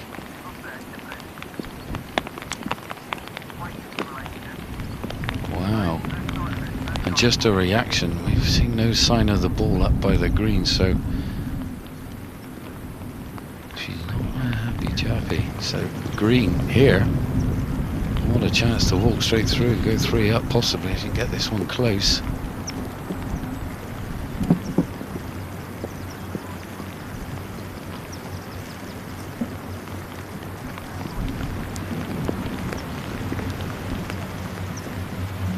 Green must be loving what she's seeing if an opponent's hit a terrible shot, found the bunker. We're hearing. Just get it on the dance floor, that's all I'd be thinking. Yeah, a little punchy one. You can see how she's set up to this one. Narrow stance. Love it, crisp strike there, Rachel. Oh yes, oh yes. Oh, just pulled on the brakes and it's just fallen away at the front edge there. That's going to be a little awkward one, depending on how far back it runs down. You can see how severe these greens are. About 5 yards on the left front of that green, everything just gathers back down. Brutal.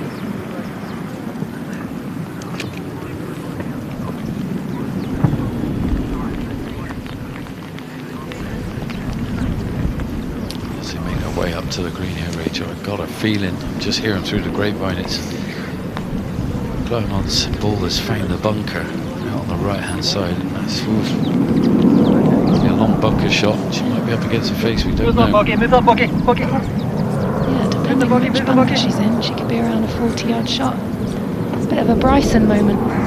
Yeah. That was a bunker shot, wasn't it? As the planes fly overhead.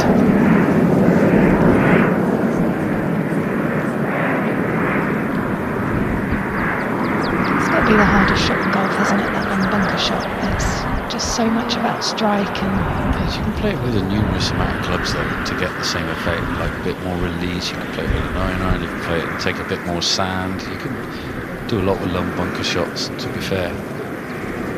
You're just a magician though, John. I'm just a madman in the head, so it's just like you come up with all loads of crazy stuff.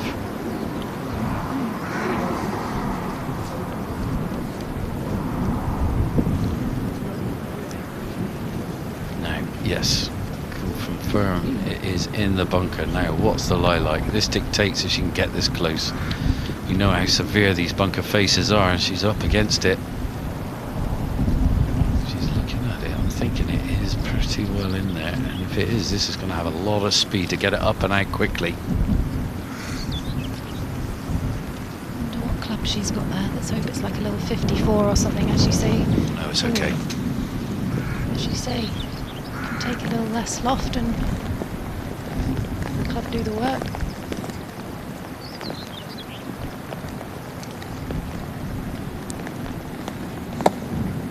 Took a bit of extra sand playing for the release. Not too bad. Would have liked it half that distance, if I'm being honest. And I think I would have liked it half that distance, definitely. Still a bit of work to be done. Advantage green. Just joining us, hole 9. Nearly played 27 holes of this 36-hole match. Melanie Green in the driving seat. She was 4 down at one point. She's taking charge. It's some match, isn't it? Well, I tell you what, it could have easier gone either way, couldn't it, Rachel? I mean, it's been topsy-turvy as you like. It's been heavy-handed in one direction, then it's gone back the other. You just wonder, is it going to swing back the other way again like it did early doors in the morning? Leona Maguire just going out the gate so quickly, but the relentless, vigorous attitude of Green has just brought her back into the fold, and now she's got a handsome lead. She could easily 2 putts here, might be enough to take her 3 up from short of this green, up the hill, slow to begin with. She didn't like it, straight out of it, didn't hit it. That's the first bit of emotion we've seen from Melanie Green. Yeah, I bet that's for the reason is I bet she had one train of thought and then completely changed her mind just as she was about to hit it, and then you go, oh my goodness, why did I do that? Just shows though, doesn't it? She's been so stoic all day. You've seen nothing. She knows she had an opportunity there to potentially put the pressure on for Lorna.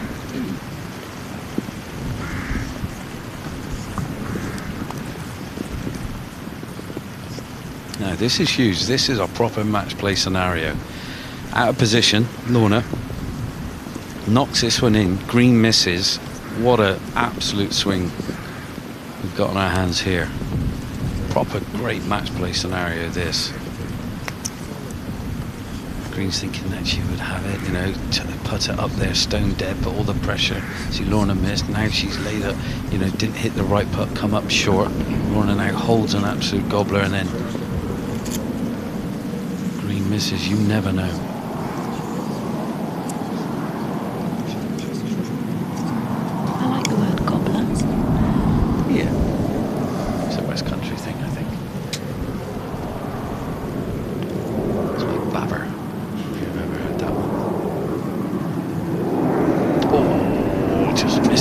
Side. That was a must, I feel. You can see some tiredness creeping in there for Lorna. Not a surprising at all. Let's see what Melanie can do.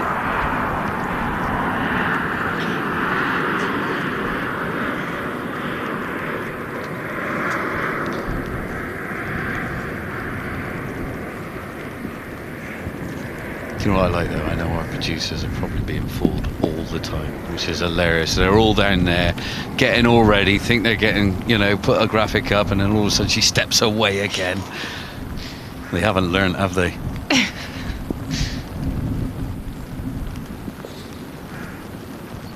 Oh, what a get out of jail free card for Lorna. Green misses. Stays 2 up. It's all going on. Let's get down to Sarah, who's caught up with a member from Portmarnock.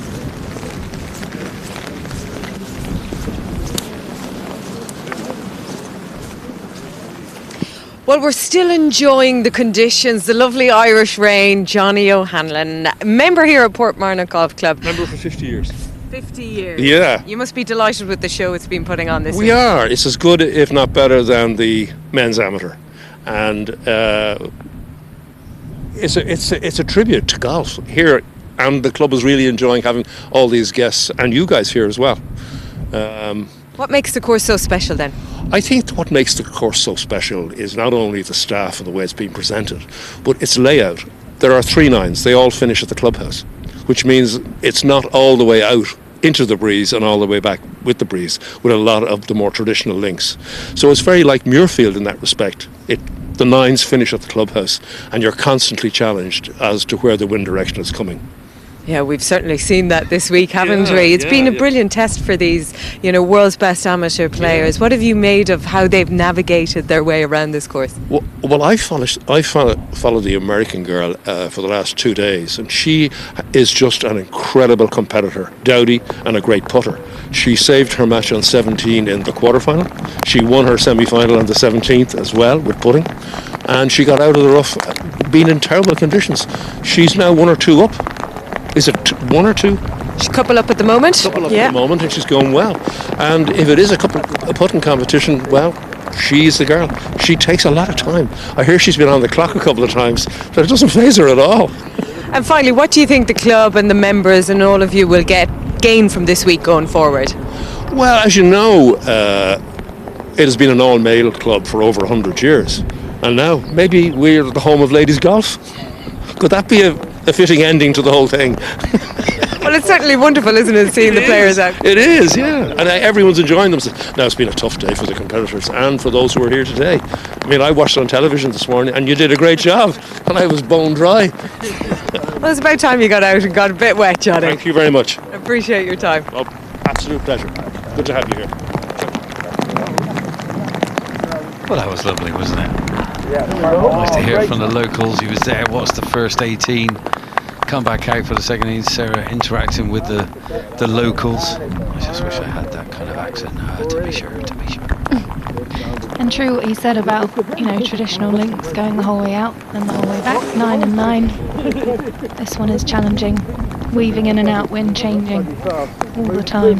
Yeah, always on, yeah. On your heels, wondering what's coming. Do you want to know a fun fact off the back of what he said there about, you know, ladies being a male club for 100 years? I took the first female professional shot at Royal St George's. Did you? I did, yeah. Wow, well done. You know, times are changing. I remember when I first went to Royal St George's in the Faldo series and had a toilet outside. Oh, it's a toilet, wow. And then I go back and take the first pro tee shot. John doesn't know what to say to that.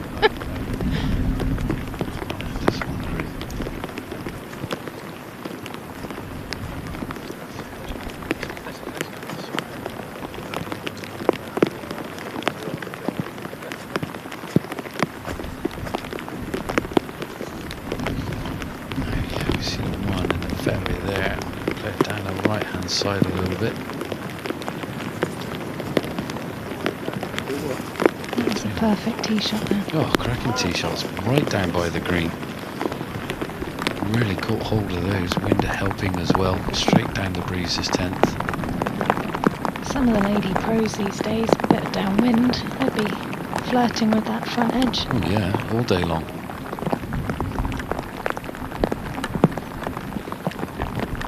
I want to see some good pitch shots here, you know. Oh yeah. Stick it in there close. See it backing up. Bit of Chewbacca or what they call it. Spin, whatever kind of terminology you call spin nowadays. There's so many terms. Chewbacca. Yeah.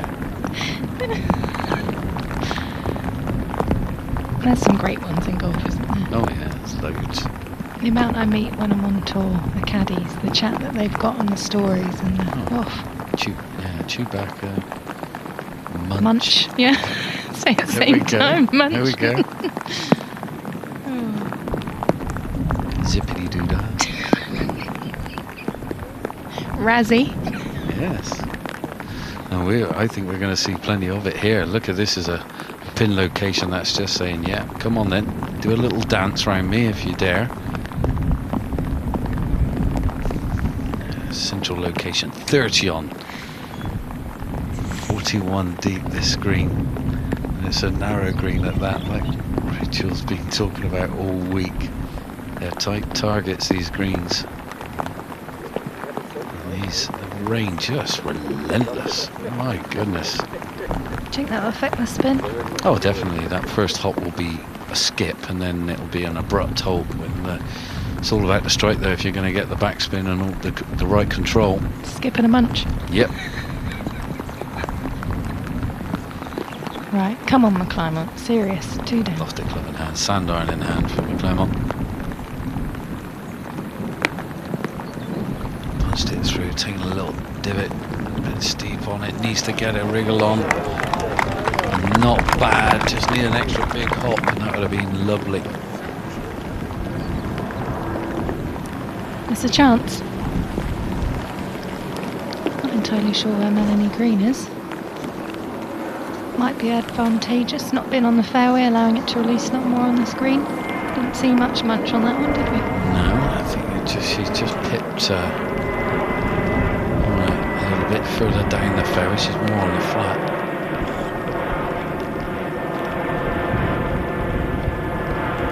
Closer, so she can go with a bit more of a lofted club and get it right at the back of this green. You don't want to overcook it though. Being a pin at the back of the green, you always play for short and come in low and let it release up towards the bank. You don't fly it all the way. You've definitely got to know, it's not easy in these blustery conditions as well to gauge that.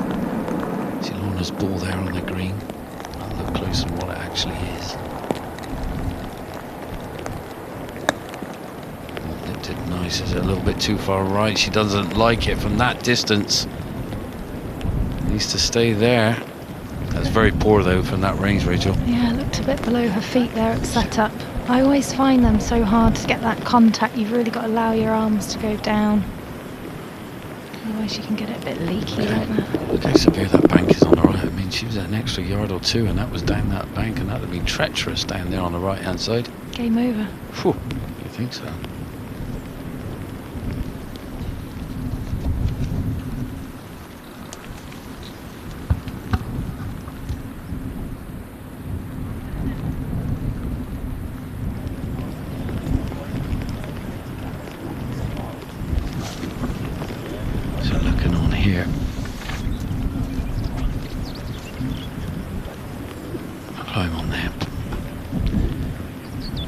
Ball.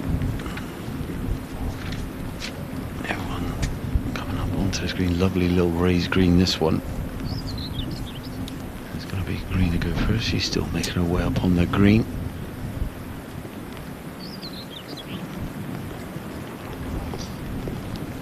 And the setup round here, you can see the hospitality tent there.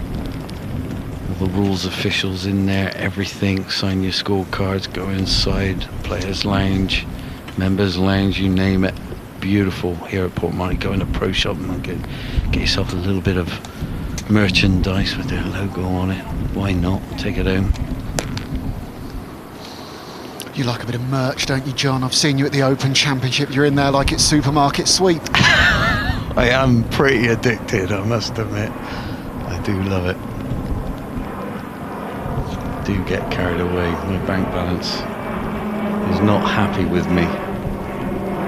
Dad just keeps telling me off. Come on, John, slow down. Priceless memories, John. Well, that's what I think.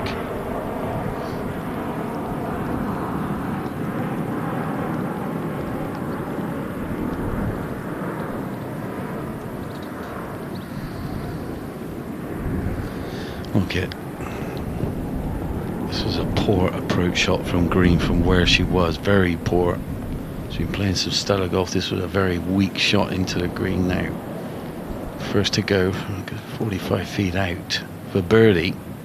To ask the question of McClymont.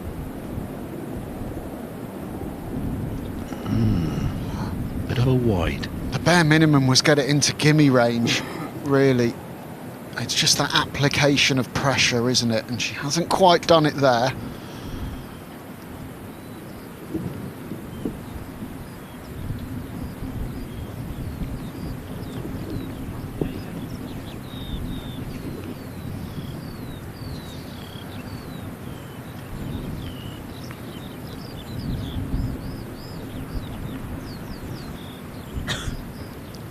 McClymont eyeing this one up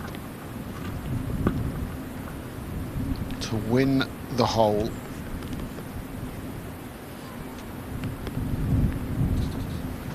God, this would be a peachy moment if she can knock this one in.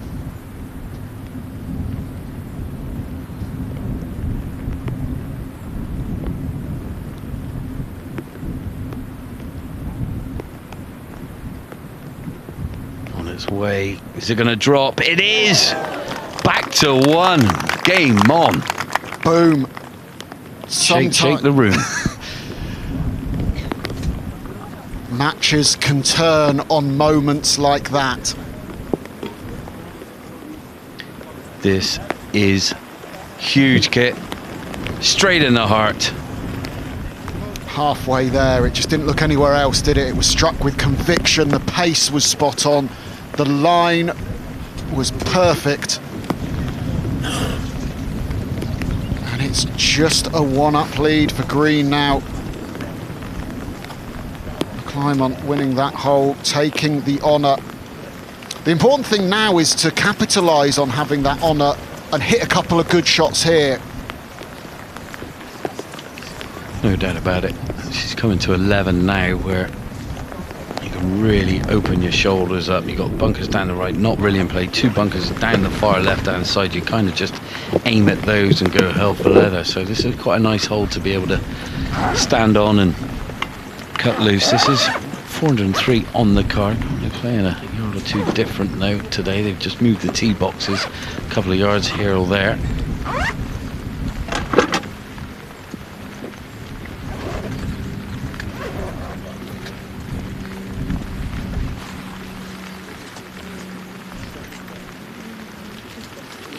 And all you do is just see a sea of thick rough in front of you. That's all you see. How many seas do I want to say? Now you got a little white rock right on top of a little mound in front of you. That's what you're aiming at. Two bunkers down the left. You can see that bunker that's on the left edge of the fairway that you can see on the right of your screens. Sounded a great strike as she leaked it right there. There's bunkers down there. She's looking anxiously, Kit. Hop just right of them, I think. Very fortunate. Which way would this seesaw battle turn next, John? It's anyone's guess. I mean, it's just been... it's been a hell of a battle back from Green. Take my hat off to her, I really do. She's 4 down really early doors, and just persistence and will and determination brought her back into the fold, and she's up now. She was 3 up, now back to 1 up. And there's that little rock I'm talking about. Between that and that left bunker, that's your line off this tee.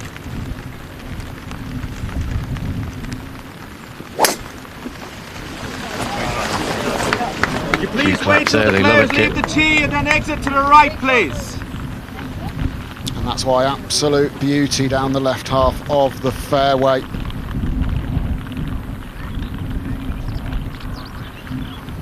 Well, inspiring the next generation is what the R&A is about. There's one of them, and Sarah's caught up with a few more youngsters. Well, I've met a couple of big fans out in the course with big smiles despite the rain, enjoying it. We have got Grace and Hannah here beside me. So tell me firstly, Hannah, how have you been enjoying this morning? It's very fun. It's nice to be out here even though it's very wet and all. It is wet and rainy, isn't it? Are you enjoying it despite the weather? Yes. Yeah. And what are you enjoying so much about it? I don't know really. Do you like golf? Yes. Yeah. Do you play a bit of golf? Sometimes, yeah. Sometimes, yeah? Yeah. Where do you play it? Here in Portmarnock. Very good. Well, this is a nice course to be playing on, isn't it? Yeah, it's lovely. It's lovely. And what do you think is your favourite thing about golf? I think I'm not really sure. It's just fun to get out and hit a few golf balls, isn't it? Yeah, and I like how it's not like other sports where you have to keep running around all the time. You can take a break when you want to. I think that's my favourite thing about golf as well. We can just go for a stroll. We don't have to be running all the time. So what do you think about the two players we're seeing today? They're quite good. They're very good, aren't they? Who's your favourite? I have no idea. No idea. No, I don't really pick favourites. Oh, good on you, good on you. Do we have a feeling as to who might win at the end of the day? Not really, because they're both playing very well. They are indeed. I wish I could play as well as them. Quite good. Well, you guys both have time to get playing as well as they do down the line. Thank you very much for your time. Enjoy the rest of the afternoon. Thank you. Thank you. Thanks a lot. Super stuff. You were stars. I would say that's what you call camera shy. Well, it's great to see them out here supporting, enjoying, taking it all in, and a master of the understatement. They are quite good, aren't they, these girls in the final? Oh, they are. Definitely getting inspired. Members at Portmarnock. Wow, what a place to be a member. Oh. I'm sure they'll be probably in our chair, or we'll be talking about them in the future. They keep persisting in this amazing game that we play. McClymont has got to her ball over on the right-hand side of this 11th fairway. Pushed into that slightly thicker fescue. How's the lie?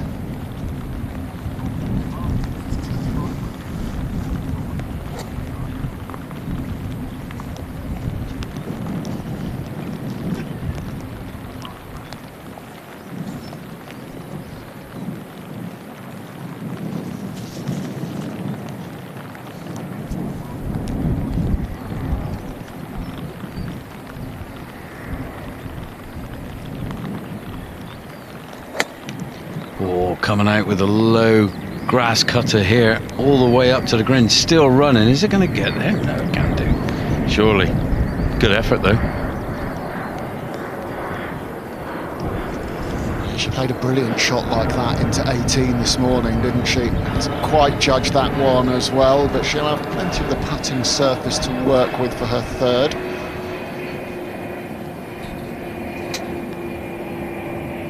She's definitely got the skill set, that's for sure.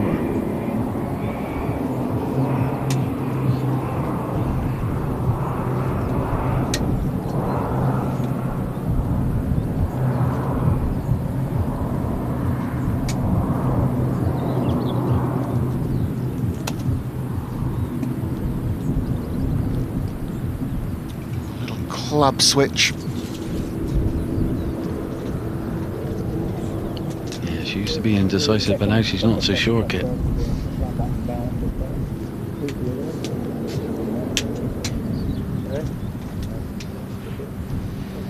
I got a very generous laugh from our producer in our ear. Yeah, I quite like that. Thank you, Mr. Producer. Make me feel I'm not doing anything too wrong.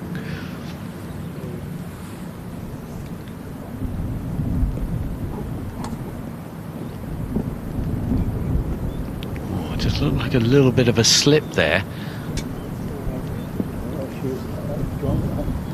You're have it here. Do you want to go up? I can see the slip in the feet. That means change of direction in the way the club is delivered into the ball, and I wonder if that's gone left. She certainly wasn't happy with it. Have a look at the feet and then the reaction. No, it wasn't too much. I think her balance was bad. She was off balance right on her tiptoes there, and then obviously you go toe in, you know, you kind of cast the club and then you pull it left, and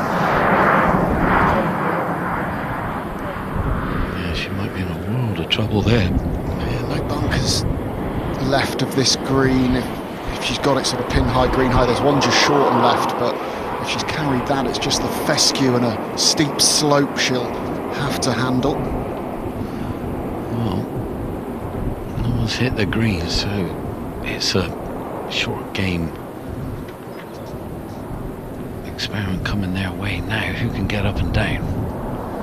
Well, the Women's Amateur Championship final goes on, and so does that little yacht race, sailing boat race out there. Just going around in circles by the looks of it. I tell you what, I'd have a big lump in my throat, I think, if I was out there. A little bit seasick, John.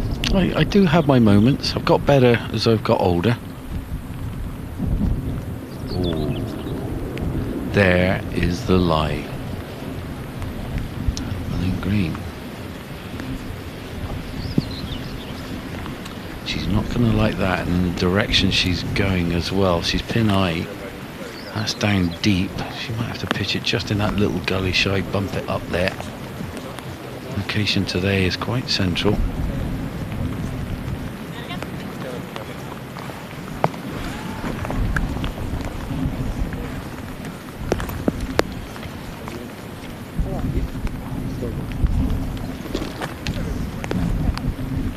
Well, when McClymont hold that birdie putt on the previous hole to get it back to one down for her, we did say shots like that can change matches, and she's got a golden opportunity potentially here for back-to-back wins to get herself back all square,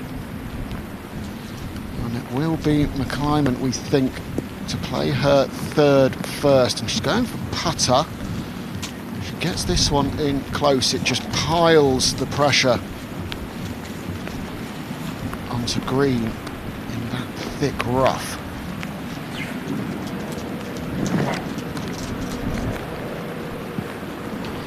Yeah, I think it's a good play and a nice good pace putt here. Get it with inside a dustbin lid, put all the pressure on your opponent. She's in a horrible lie.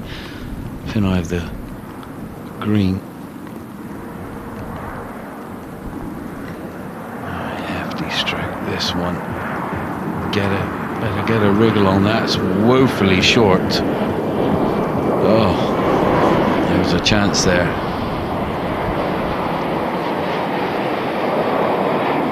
Like we saw and you described it a few holes ago, John, it's a classic match play situation. The advantage was with McClymont, you thought, but if green can pull off something miraculous here, suddenly it swings back in her favour again. Yeah, from where McClymont ball finished in the flag, green's going to pitch this probably in between both of those in that little gully. Is going to kick it to the left and go up the bank. She's going to have to be really stiff-wristed with this one. Keep the hands forward, keep momentum going. A lot of speed in this from a horrid light. And there we go. I had a feeling this might happen. Not get out of the bank, back down the slope. Advantage. As we pan across, how far off the green did it go? That's not too bad though, Kit. I mean, literally, if you put that one up the slope, shouldn't be a problem, but the advantage is with McClymont there. Yeah, I don't think that sprinkler head will be in her way either.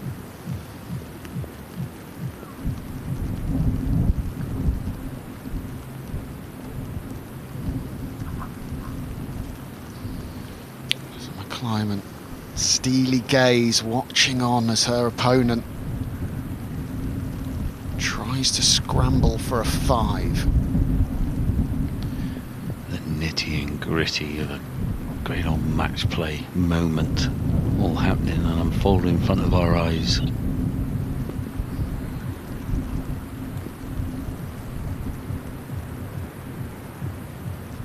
right in front of the hole. I don't understand why she does that and just walks straight back down the line that she was going to take.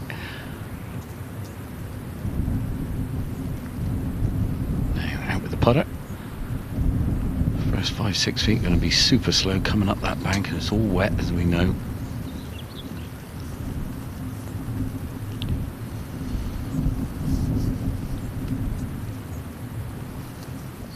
Fourth shot for Melanie Green, 1 up.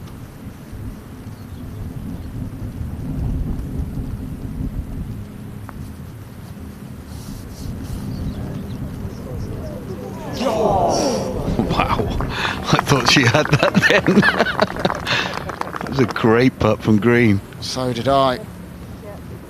Well, she nearly managed to make a 4 somehow. I think that's been conceded for a 5. It still leaves McClymont with a putt to win the hole. This is how close it was. God, look where it finished. Right at the hole, and that missed left of the hole. It just grabbed the edge of the cup there for Green. Now, opportunity to draw all level. Make this match all square again.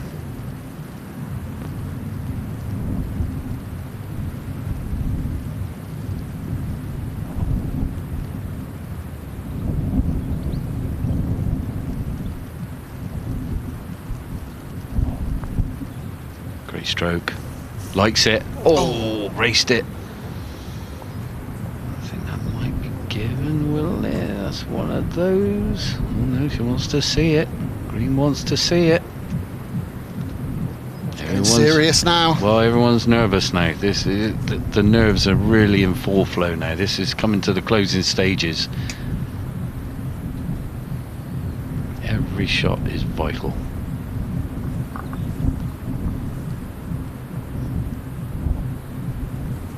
Back 9, the final of the 121st Women's Amateur Championship. Just one hole in it. McClymont with this 18 inches or so to keep it that way.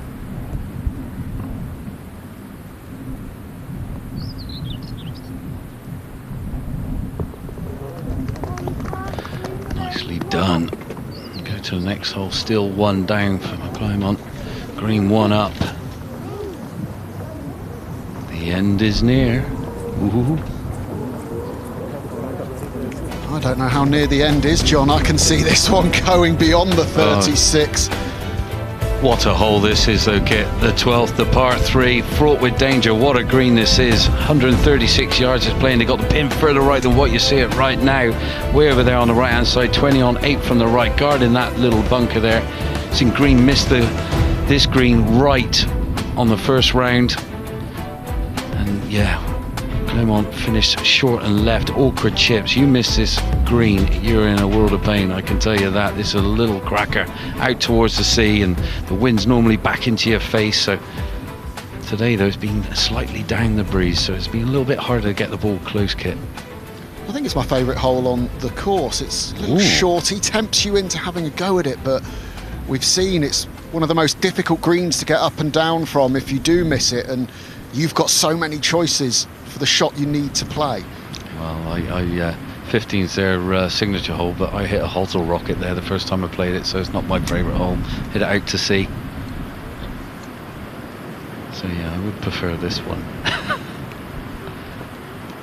Now, they all went for really high shots here, trying to flirt with that big bunker, that mound that you just see just shy of the flag from where it is there. That's a huge mounted bunker there, so you get over that. It's all downhill towards the flag, so you need height. The greens are that little bit softer after all that rain we've had. Now the bailout is a little bit left, but you still got to hit your number. Chin up on the left, that's a good angle to attack the right flag.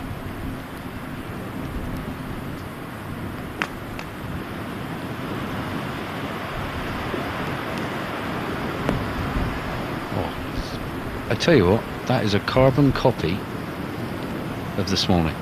If that keeps going, that will run off the green. It's still moving.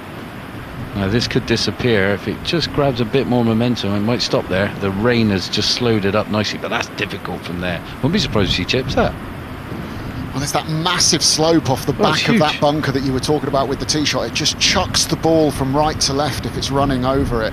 No, I agree. The green's teeing it up on the other side of the tee box. Maybe she's going to go straight at this flag. Makes a play. If you tee up on the right, what happens is you kind of play away from the flag. So you're going to play left of the flag. So I get where she's going with this.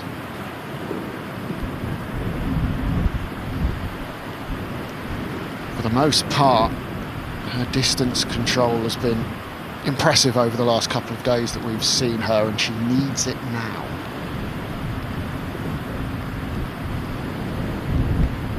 She's got a good chance here. McClymont is in not a nice position on the green. Drop the hands, lofted up high. Has she got the yardage spot on? She has. Bit of spin needed. It's a little fall off just over the back there. It's just held on nicely. That's a great shot from green. Very good from Melanie Green, of course. The winner of this final will be booking their spot at, amongst other places, this summer's AIG Women's Open. On the tee. She's staring this one down, and for good reason. Look at this. Oh yeah, that's a beauty. Just delightfully done. She's on top of the world. Going directly at the hole. Tell you what, go on. Oh, get in there. Go on. Delightful. There's something about the AIG Women's Open. Oh my goodness.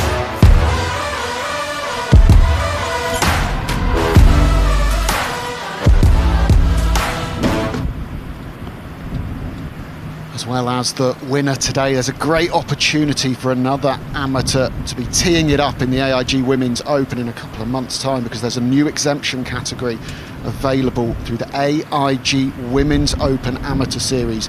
The player that receives the most World Amateur Golf ranking points across the St. Roule Trophy, the Women's Amateur Championship and the European Ladies Amateur Championship will be invited to compete in the AIG Women's Open. And it will be a special one at the home of golf, St Andrews. Tickets still available as well. Head to AIGWomen'sOpen.com for more information. John and I were fortunate to be working at the 150th Open Championship at St Andrews in a truly special week, in a truly special place. No doubt the AIG Women's Open will be just as good this summer.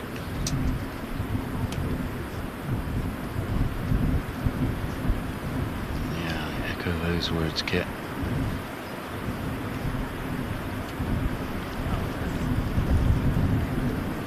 No. Out with the putter already. Now I've done the kind of math. I've got this little green grid here where I can see where the pin's located and where the ball's finished. Now this is a devilish putt. Look at that mound. You get this slightly wrong. Now she's going to have to dice with really the real peak and just left of it, and then she's going to come over that where it's off the green, by the way. Then it's going to fall down, and this is where I was just wondering, like, if you chip it, you can put a bit of cut spin, you get up there, you kind of where it first bounces. She wants to know if it's on the green or not.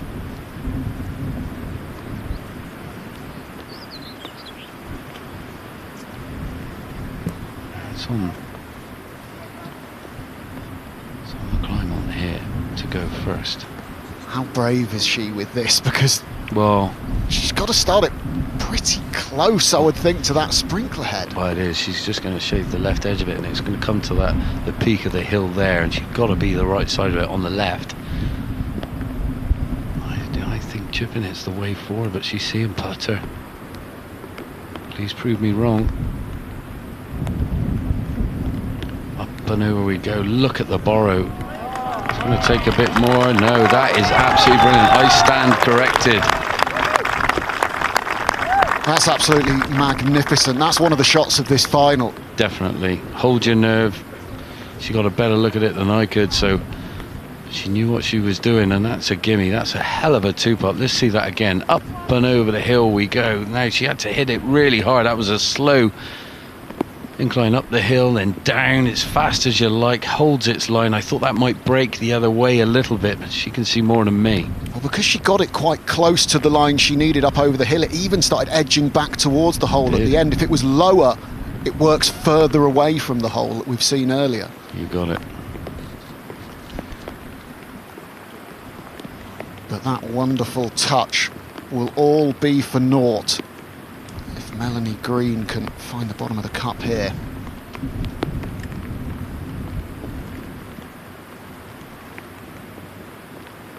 God, this would be a sucker punch, wouldn't it? My goodness.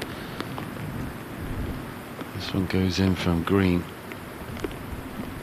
To win the hole to go 2 up, if she can slot this one in downhill, fast putt this. Play for a bit of break off the right, is tracking, not to be. I'm sure that'll be given, that's nowhere near, that's about a foot away. Yep, off to the next we go. So as you were, Green stays 1 up through 30 holes, really delivering this final here at Portmarnock, and women's amateur has delivered in Ireland in recent years as well. Also been to Royal County Down, Royal Portrush and Portstewart. In 2019 at Royal County Down, England's Emily Toy defeated Amelia Garvey. 2015 at Portstewart, it was Celine Boutier who won. 2011 at Royal Portrush, England's Lauren Taylor won. I think that's one of the tournaments, the amateur championships, that Rachel Drummond played in. And in 2006, also Royal County Down, Belen Mozo was the winner. Which one of these ladies is going to join that list of women's amateur champions on the island of Ireland? Right now it's Melanie Green with the slenderest of advantages, 1 up.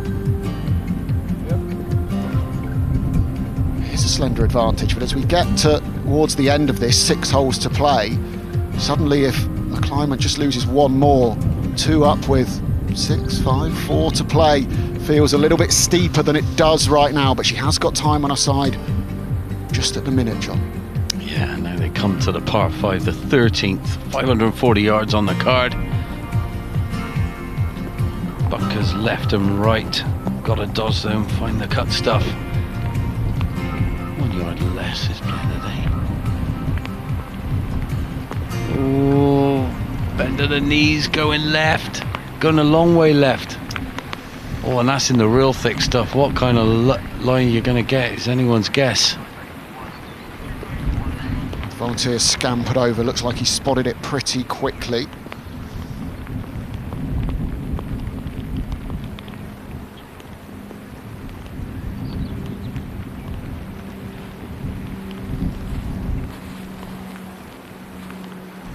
The now familiar pre-shot routine, the grip choking down the club.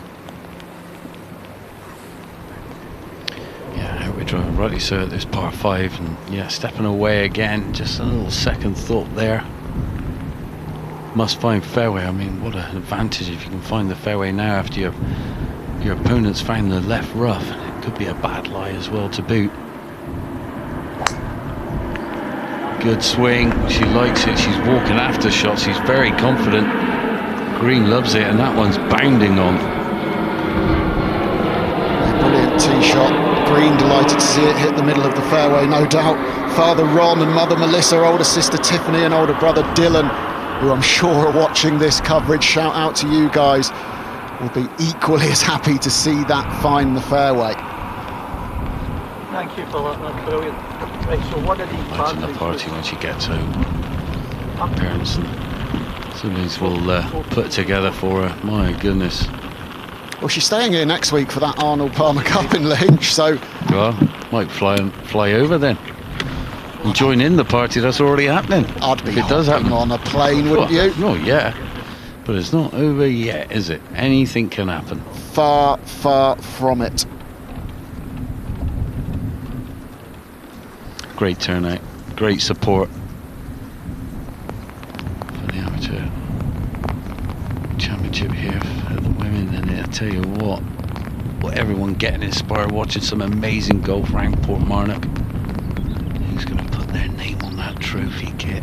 I wonder who you going with, who you thinking. Don't like to pick a favourite, but it's all about a gut feeling, isn't it? I just think the slight momentum is with Melanie Green at the moment, especially with that tee shot that McClymont's just knocked left. I like the way Melanie Green's been able to conjure up the magic and dig deep, and the resilience around the greens, the fist pumping, the attitude around it. Nothing taken away from Lorna. She's played some amazing golf. It's just the fighting spirit just seems a little bit stronger in green. I could be easily wrong, and anything can change with these pop bunkers and the way this golf course is set up. You can find yourself in a lot of disaster before you know it. Well, as you know, John, it can take just one swing, one shot, one putt to change everything. Looking back on your career, is there any one shot, one moment that you can pinpoint that did just turn things around for you? In a good and bad way, there's both. Yeah, definitely. There's ones where, you know, I remember, you know, the European Tour card and the PGA Tour card. My moments to get those cards were magnificent. I hold some big putts and some moments in a playoff I was able to win to gain my European Tour card, and then in the PGA Tour I played really good. I kind of folded down the stretch, but I had enough, you know, leverage to be able to get over the line and get that card. And then the mistake I made at the John Deere Classic where I pulled it left in the water, you know, that's one I'll always rue.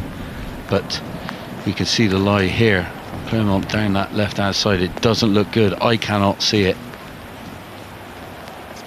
Yeah, this is in deep, lofted club, giving it everything you got. Get as far down in there as you possibly can.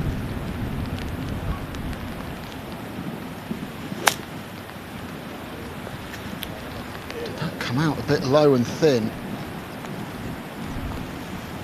If so, it may well have just scuttled through to the other side of the fairway. We await with bated breath.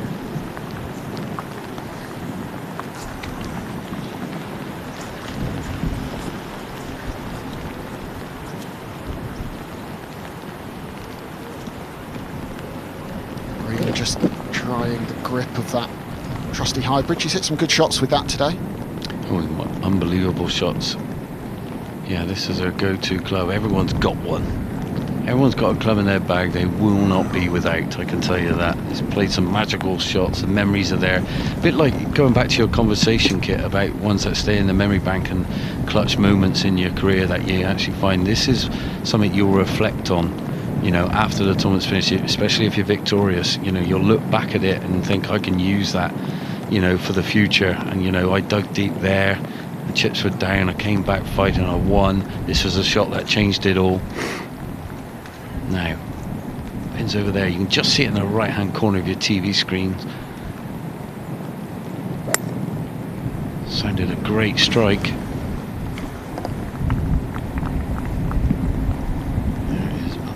Weaving its way down, finding the fairway, miles ahead of her opponent, who had to just muscle one out of that thick stuff down the left. Yeah, composed stuff for Green. Good position in two here at the par 5 13th.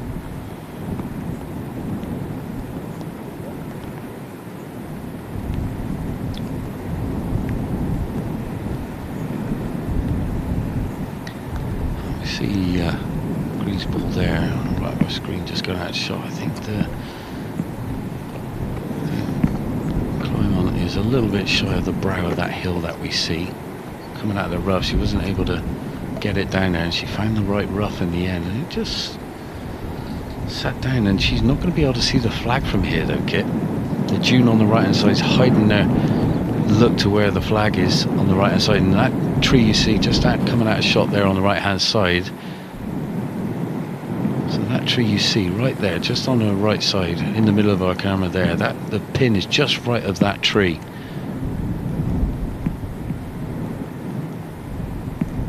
She'll have to really commit to the line on this one. Yeah, see, I'd be taking a little walk to the brink of the hill there, just looking down at my terrain, at where I'm able to land it. Like, you got the pop bunkers up the right hand side. She's got a bad lie. She wants to play it in low and get it running up there.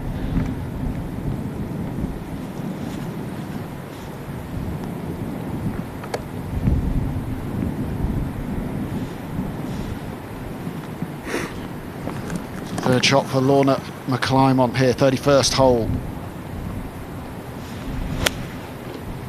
Sounded a tiny bit heavy, but then it might have a bit of run on it. And yeah, just pulled it left. It sounded heavy. So she's not too far ahead of where Melanie Green's hit her second shot to.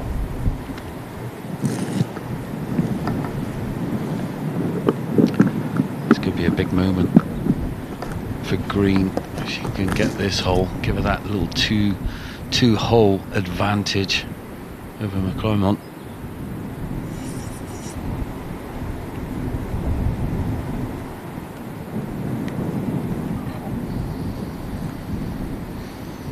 Yeah, the wind has certainly increased from this morning. You see that flag in the background there, out pretty straight. The pin just starting to wobble, but not as many umbrellas as we had, so I think we're in a little lighter patch of the rain.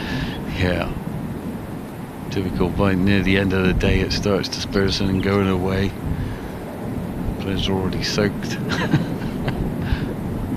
But yeah, I take my hat off to the volunteers controlling the crowds. They're all out in abundance, getting inspired. Camera crews out there getting absolutely soaked and cold as well.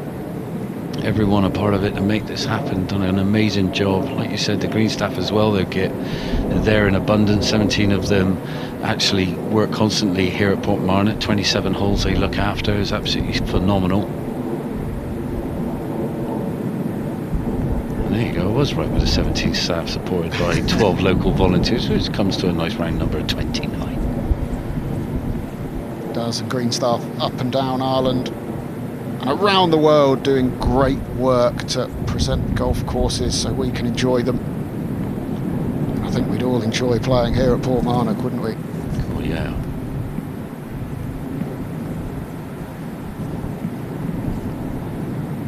Yourself, Rachel, you're alluding to Ireland, what a place to go and play golf. It really is. If you've never done it, honestly, you will not be disappointed. Beautiful views, beautiful people, amazing golf courses. Have a bit of the crack. Oh, wow.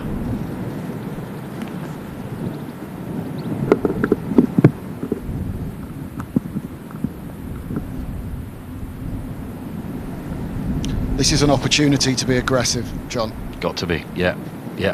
Put the hammer down, put the pressure on, take the flag out. Wind's very dormant, nowhere near as strong as it was.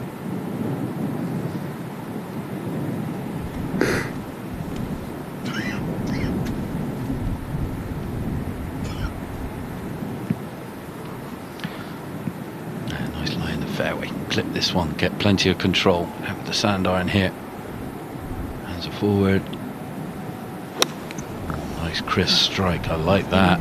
She doesn't like it though, she wants it to go left, a bit right. Yeah, and short. Well, good chance for her opponent to get one in nice and close there. Try and get a half out of this hole. She's got a little bit of help from the green, just working it a touch closer, a few feet closer. But so-so from where she was.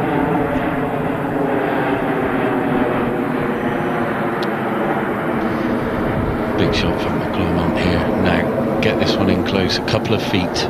That's what you need. And you can see, look, just from the yardage, this is no more than probably 60 yards, 70 yards max for both players.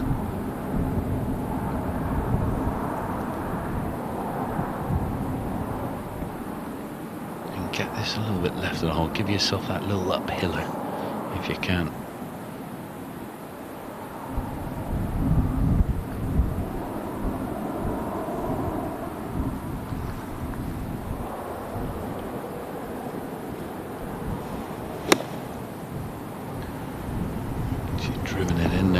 Lower, didn't catch it. To me, that's a poor shot. Hard to tell who'll be putting first from those angles we've got, but either way, it's Melanie Green who'll be more confident walking up there because her putt is for a 4. McClymont's will be for a 5.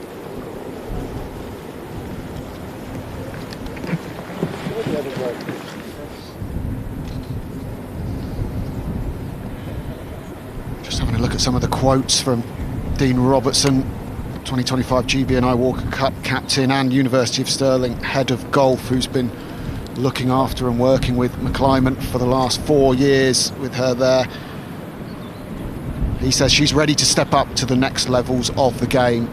I think a pro career beckons for her pretty quickly, unless she wins this, because she will definitely be wanting to stay amateur for the rewards that come with it. And the rewards are unbelievable.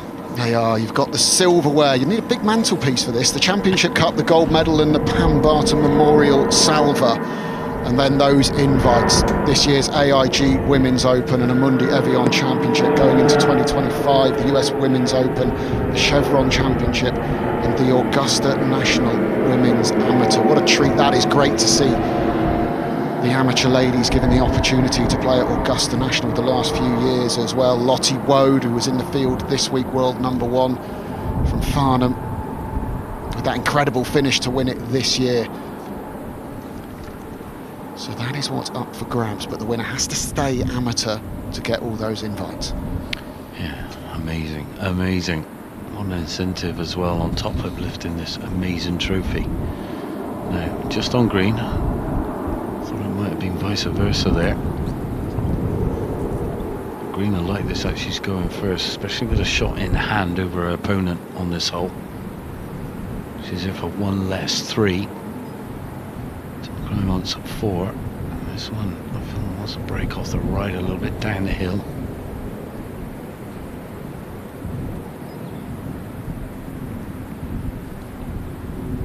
She has definitely done it her way today, that's for sure. Ooh, went back up the hill. That is, wow. I did not see that coming. That is a misread. She was aiming a lot further right. She hardly hit it at all. Well, well, well.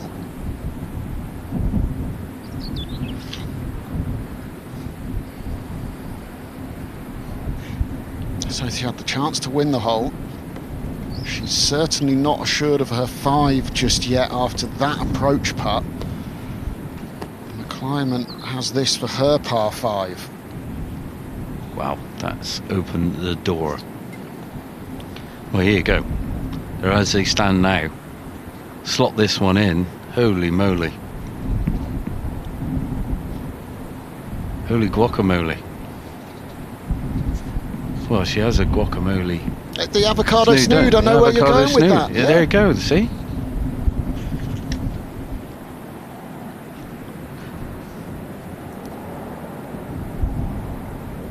Now, what a moment this is. Expect a huge fist pump if this goes in. I know I would.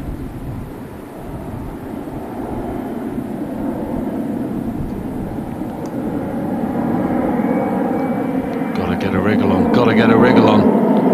Oh, it was on line. She's hit a load of putts on the right line. She's forgot to hit them. Their pace on the greens has been really good all day, but we are starting to see a few come up a little bit short now. Is that just the tension getting into the hands? Well, this could be a get out of jail free card. McClymont if Green misses this putt. For the win to move 2 up. Well, fooled our producers again. I mean, fooled us as well. Oh, always does.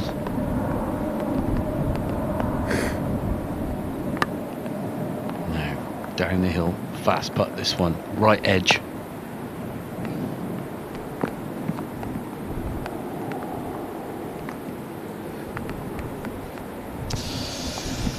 She hung it out there to the right.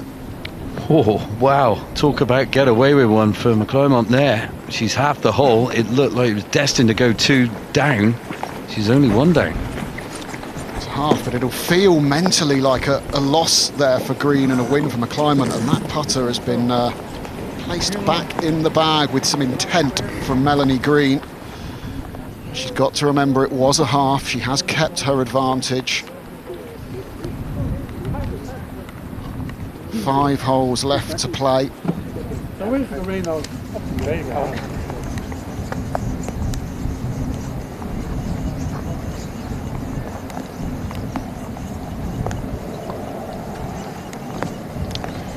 Rachel Drummond back in the commentary box. A little bit of frustration we've seen there from Melanie Green. I know, we haven't seen it a lot today. We did a little bit earlier on, I think it was about 11, we saw a little bit of frustration, and again there, a little bit gifted to Lorna. Definitely a bit of tiredness and fatigue creeping in, Kit. Yeah, there are going to be holes like that. You're out there for 36 holes, 2 rounds.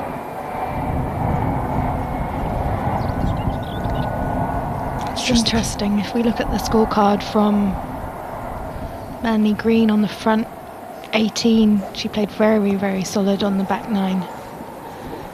And Lorna dropped some shots. It'll be interesting to see what happens on the remaining 4. Can McClymont press home the advantage of having the honour with a good tee shot?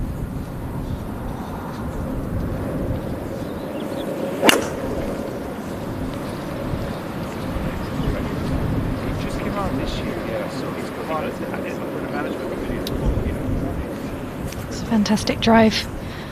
Saw a few creep left when I wasn't in here. Seems to be her miss, but it's perfect, just what she needed.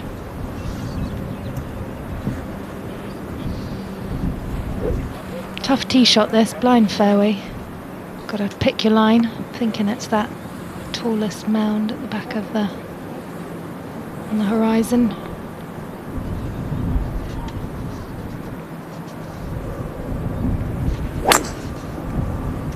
Oof, she's still going at a good old bosh down the fairway. I'm okay. Yep, I'm okay. Thank you so much. Yeah, 2 good drives there from Melanie Green and Lorna McClymont.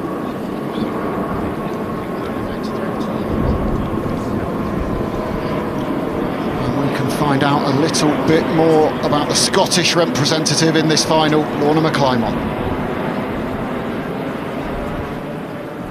What a way to close out the match for Leona Maguire. 4-3 victory over Louise Nordqvist.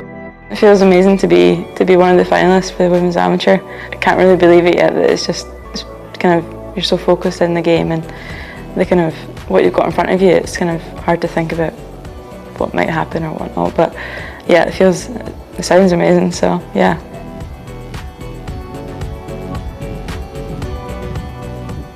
Can she go one better? She can. What a putt! Wow.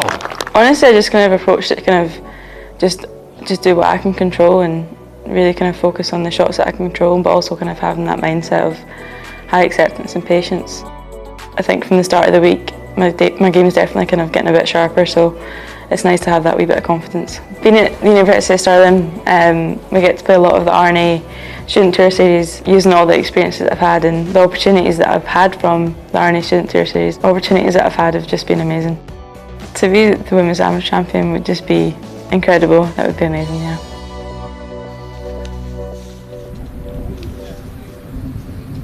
McClymont, a 2-time winner of that R&A Student Tour Series Order of Merit in 2022 and 2023.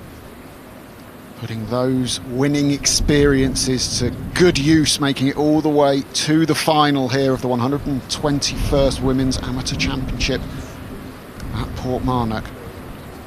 But she's 1 down at the moment. She has to turn this one around with just 5 holes to play. One of the amazing initiatives of the R&A university programs, helping elite players reach their full potential. Matsuyama, Katrina Matthew, Molinari, all part of those programs, and they haven't done too bad. Seems to be a pretty good proving ground. And we just saw a shot of the tower at the airport as the players were walking up to their balls in the fairway. You can hear one of the planes making its way into Dublin Airport, just north of the city. We're just northeast on A little peninsula jutting out into the Irish Sea here, Portmarnock.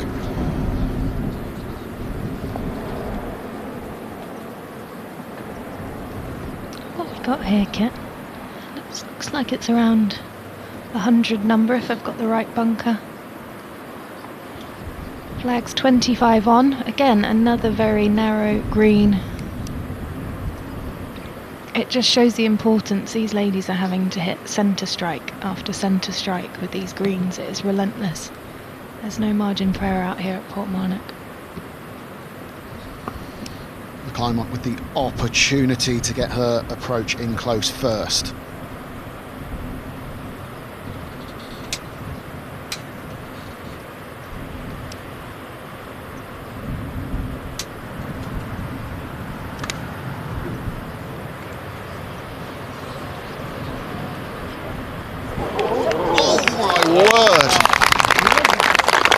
Go on, Lorna. She nearly took the opportunity to can it, had it dancing around the hole. Her closest approach of the day, an absolute beauty on the 32nd hole. We saw a bit of a smile there back to her mum, Gail. Knows how much that means to her, being one down. Let's look at the response.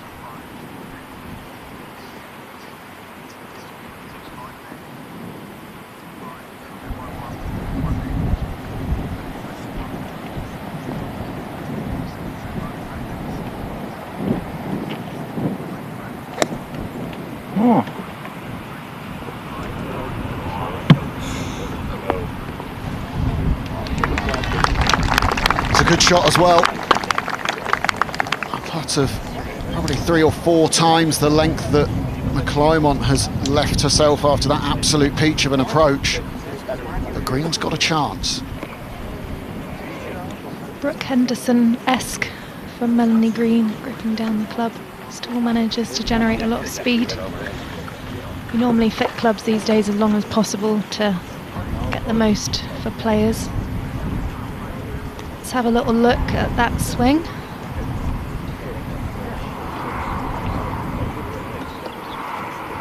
Well, how close is this to going in the hole from McClymont? Inches on the second bounce, I think. That would have been nice, wouldn't it? Don't have to worry about the reed. Pick it out the hole. Just what you want when you've been playing so much golf. Yeah, save a bit of energy for the last few holes if you can hole out.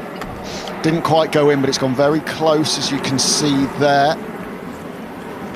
Just to the right of the flagstick from McClymont. Green just short and left.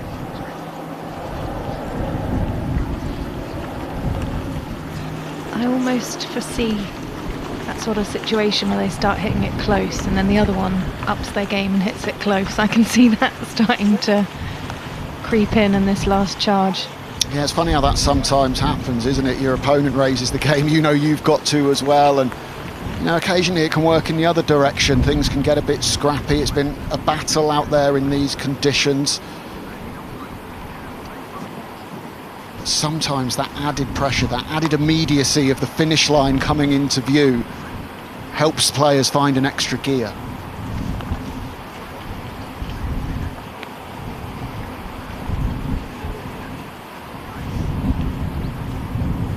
How many times have they read these greens this week, Kit?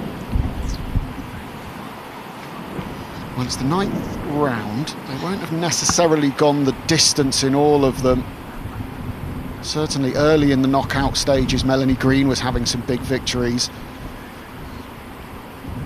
For McClymont, the bigger victories came yesterday, so they won't have played all 18 holes every day, but they will be more than familiar with them. So a huge birdie putt here for Green on the 32nd hole, currently 1 up, and McClymont in with a really good look.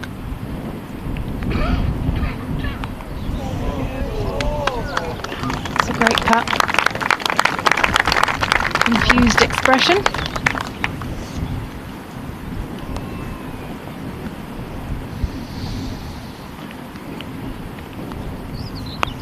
Green let McClymont off the hook on the previous hole. She could easily have been 2 up right now. As it is, her birdie effort there just misses, and now McClymont has this. What's that, 4 or 5 feet to square the match.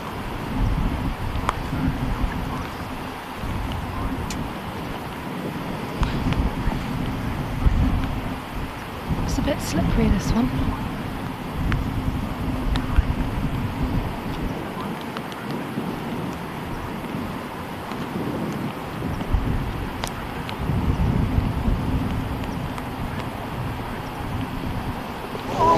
Fantastic putt. Love how flush she gets the putter sitting on the ground.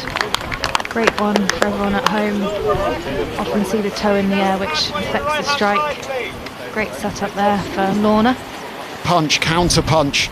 Green and McClymont going at it in the final of the 121st Women's Amateur Championship. Yeah. There's been moments when both of them have looked down and out, have had to dig deep and find something. And they've both done it when they've needed to. 4 holes left, nothing to choose between them. What a battle. Melanie Green, 4 down through 8. Got it to 2. Up.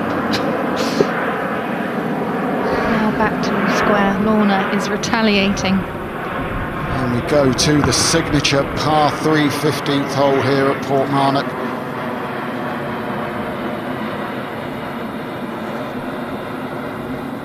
What a view. That's where John Morgan's staying this week, out on that island. This is the Ben Crenshaw comment about the 15th is the shortest par 5 in the world. Mentioned it yesterday. Why is it so hard? The sheer distance, length of green, skinny green. We saw some excellent shots yesterday though. And this morning. Flags 19 on, 5 from the right today. Pin literally hanging off the right side of the green. Anything right of that pin is gone.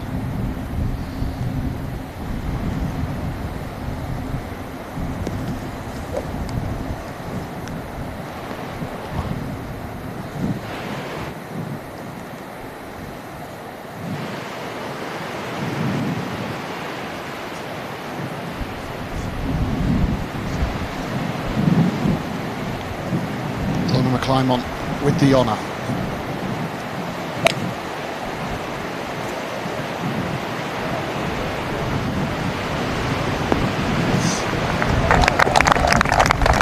That is such a good shot on this hole.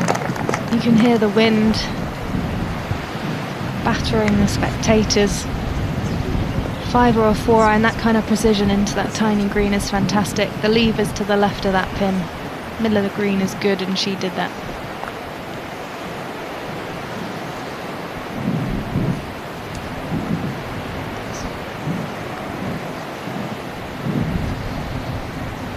We said when one raises their game, the other might go with them. Brilliant tee shot from McClymont. Can Green match or even better it?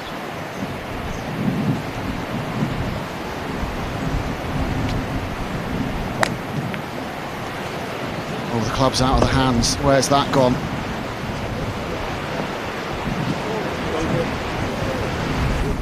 Heard a spectator say bunker. Don't know whether that's accurate or not.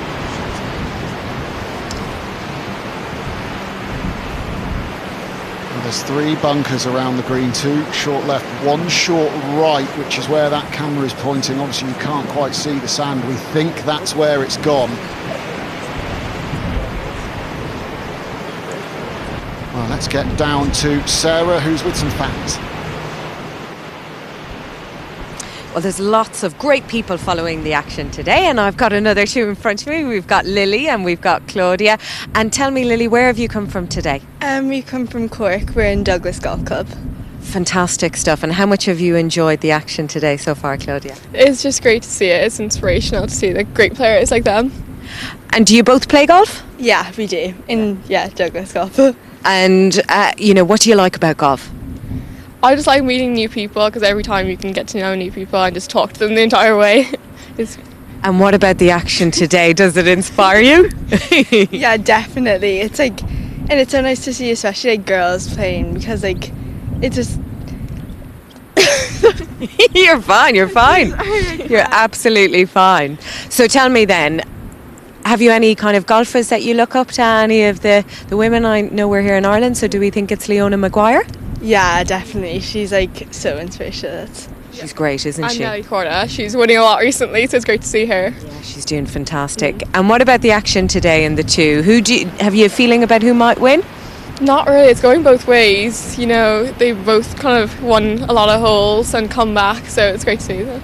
Oh, well, fantastic stuff. Thanks a million for talking to us, and we'll let you get back to watching the golf. Thank you. I think it's so true what they've said there, actually being able to watch females play golf. I remember growing up, you'd see the Annikas every now and again, but it's starting to be on TV more, getting the opportunity to see these great athletes. Seeing is believing. It's so important for young women and young men to be able to see female role models. We've seen women's sport in general get greater airtime, greater attention, rightly so. Golf really at the forefront of that in many countries around the world. There are as many young women, as many women in general playing this great sport as the men. The uptake as well that I've had in females wanting lessons has been amazing, especially corporations investing in their females at work. They want to play in the golf days, they don't want to do anything else. So Melanie Green was short and right. Not in the bunker though. She played an excellent one from this lie before, but it's completely short-sided. Going to need loft unless she can scurry one to the left of it, but very, very tricky shot in golf. Got to go aerial, got to get the strike right, get your low point good, weight left, use the bounce, release it. That is a fantastic. What a shot! That is so good, especially at this stage in the game. The way she nipped it off of that beautiful tight links turf. Have a look at this.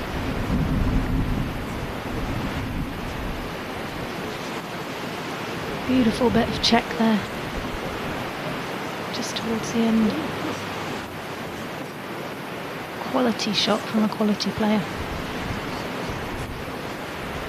They just won't back down, even after a bad run, a bad hole, a bad shot. They're right back up again and throwing punches.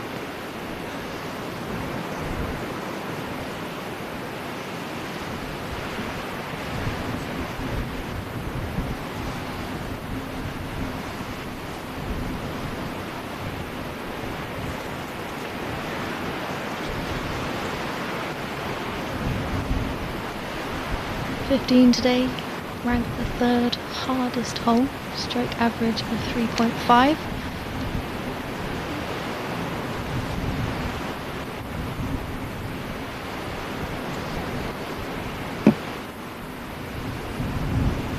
Can she help that stat? Big putt for Lorna.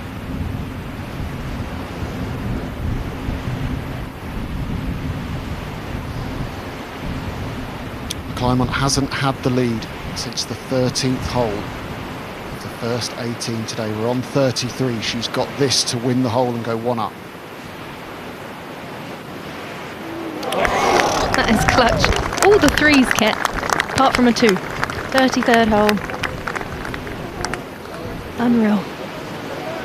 Let's have a look at this stroke and roll again. End over end over end. Even stroke as well, which I like to see. Same back and through, great tempo of stroke, helps your pace. Advantage, Leona McClymont. We always knew this was going to ebb and flow throughout the day. It has done. But it's probably most important that you're the one with the momentum at the end. And is it Leona McClymont who has just grabbed that away from Melanie Green? I'd love to hear the self-talk right now. You know, do you think Mama Gail's saying anything? What's going on in the heads right now? I mean, when we've seen them, there's not been a huge amount of chat between the two. I feel like Gail probably just staying a little bit out of Lorna's way. But she's one up now. 3 holes to play. 16th is the next hole. It is a par 5.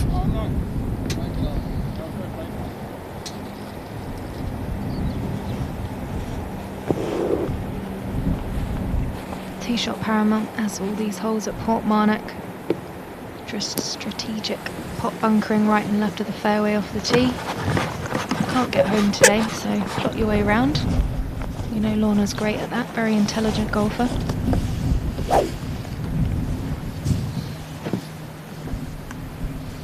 And Melanie Green's got that dynamite hybrid that she likes for a second shot as well.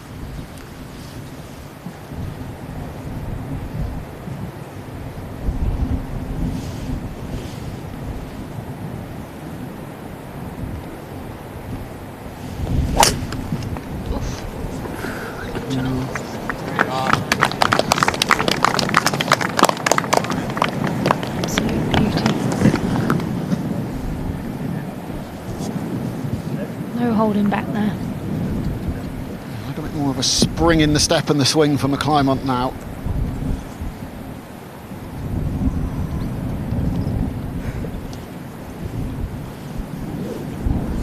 Just there checking the course guide, it's okay.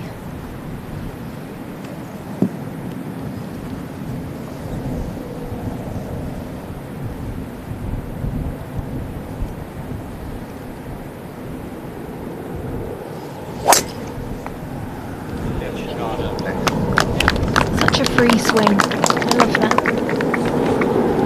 I mean, the ability to swing with freedom and commitment at this stage is to be admired. It's just hopped over into the rough.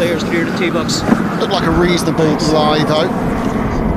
Earlier in the week, our very own George Harper Jr. teamed up with Ireland's 2-time Speed Golf World Champion Rob Hogan to play a few holes around Portmarnock. Let's see how they got on.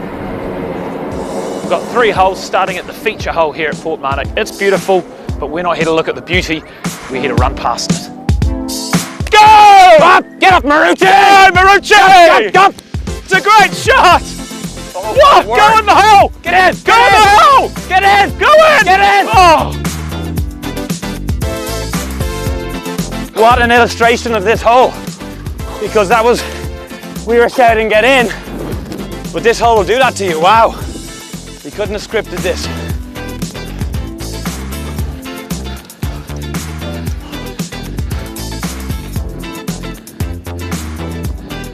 Oh no.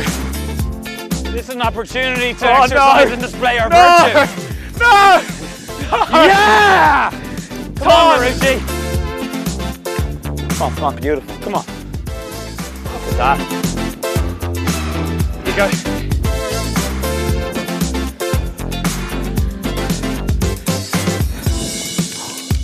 Salvage, that's your ball. You got a tee? Beautiful. It's a cracker. Yeah. It's the best drive of the week. Right swing. What a shot! We're putting for eagle, baby. I can't reach your hand.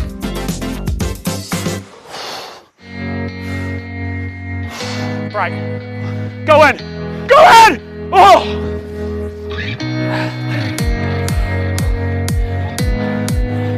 Perfect birdie.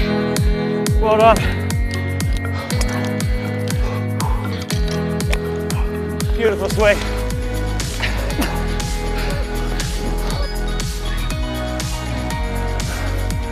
Oh, okay.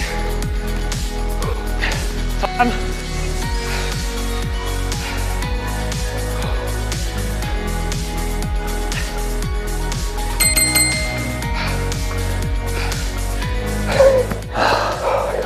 What shampoo do you use?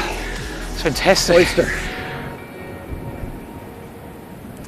So this is the ball here of Melanie Green out on the left-hand side in the rough, but actually it's not found too bad of a lie. It has missed that pop bunker. Melanie Green just walking over towards it. It's about 230 yards in towards this green on the long par 5. Lorna McClymont has already reached her ball, so we will see what Melanie does with this. And if you have a look right behind, you can see there's this bank of 3 pop bunkers that guard this fairway on the way into the green, the pin cut on the back right, so it does provide a favourable angle in. However, Melanie is slightly blindsided by just a knuckle of a hill just in front that will slightly just interfere with her eye line when she's making this shot. She's got wood out.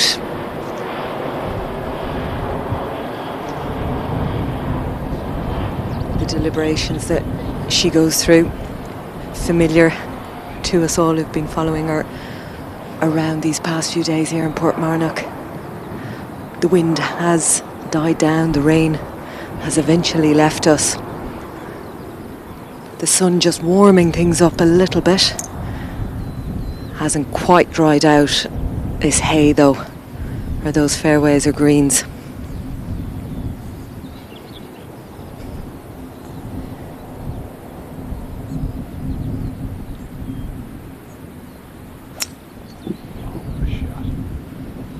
What a shot. Well, we heard someone in the crowd say, "What a shot," and they weren't wrong. Sir, can we move, Jen? As Sarah said, it did look like it was on a little launch pad there. Easy to full send with the wood.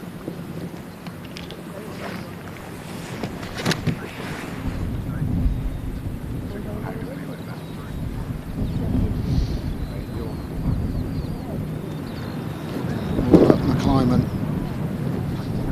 also taking the fairway medal for the second shot here, par 5, 16th, 34th hole of this wonderful final.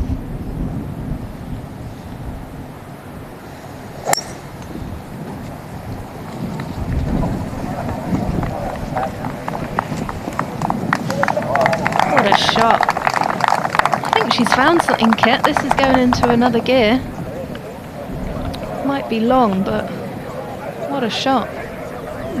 It's just run through, and the way that stopped then quite firmly as it just nestled up against something which would be obviously on the side of the ball she's wanting to hit to either chip or putt back towards the green. I love that game plan though at this stage in the game. Just full send, going for the green in 2 on a par 5 they've struggled to reach most of the week. Shows she's taking her chances. Do we see a bit of sun? Does it look a bit brighter, or am I trying to be as positive as possible? Well, it's trying. We heard Sarah say the sun's trying to come out. The rain has stopped. So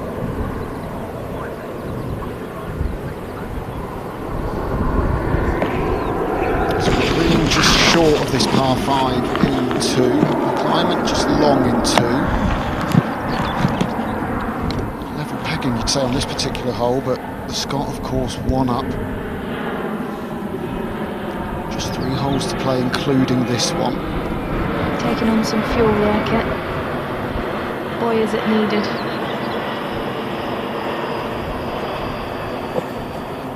Hydration. And still carrying her own clubs, of course, as she has done all week. I'd love to know what her step count is for this week.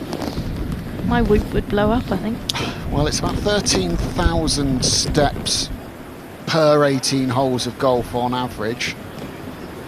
This is their 9th round, so I'll let you do the maths on that, but it's a lot. And next week she's at La Hinch in the Arnold Palmer Cup. If this isn't links preparation for her, I don't know what is. Might be too much preparation. She's going to need a bit of a recovery for a few days, I think, after this. No doubt the adrenaline has carried both of these players through today. Well, you think about Bryson, who just lifted the trophy. The amount of adrenaline he brought into his next event. Said he had 12 hours sleep in about 4 days. Just shows what the adrenaline can do, get you over the line. Well, Green hit an absolute stunner of a little chip pit shot on the previous hole from a similar sort of position on that tight line near a bunker. She's got a little bit more green to work with on this occasion, but she can draw upon that previous shot here. Yeah, the bank's going to help you get access to that pin. Just get the landing area right, get the right loft in your hand. Looks like it's going to go left to right as well. Just a few things you've got to think about when you pick your shot. All part of the many, many calculations that go into it.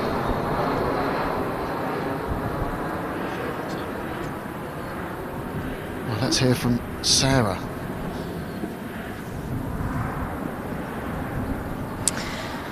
Yeah, we're just having a look at Melanie Green address her ball at the front edge of this green here on the 17th Lorna. We are beside her ball, which has overshot the green. This green slopes from front to back, plenty of runoffs around this. A lot of green for Melanie Green to work with.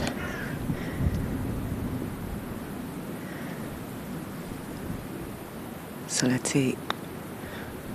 A little bit of elevation, but she's trying to bump and run it all the way down. A lovely touch there from the American.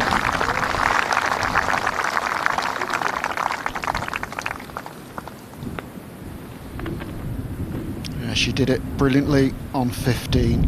Executed that really well there on 16. And those chips off of the tight lies can be really difficult when the nerves set in. Not such a tight lie here, Rachel.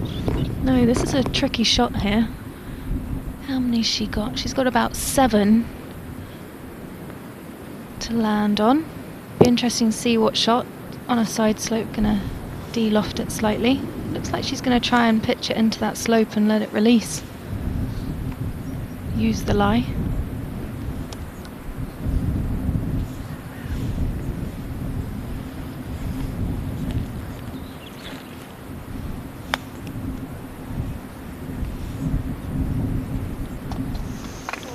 It's the right idea. Just missed her landing spot. God, it is going back and forth, isn't it? Just when you think one player's in the ascendancy and they're going to pull away, it goes the other way.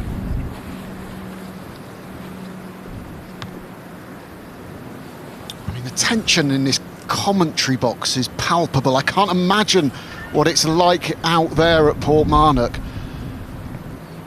Glances between the players. Is that good? Is it a gimme? What have they done? And if you are just joining us, we had a 4 up from Lorna through 8, which then went to 2 up for Melanie. And now it's been 2-in and throw-in.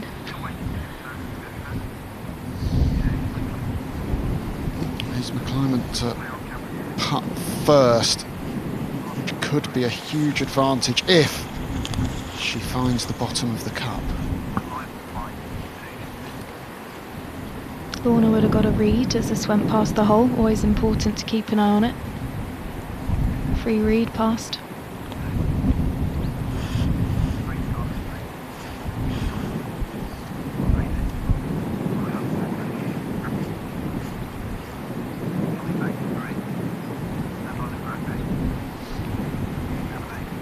Looks a little left to right to me.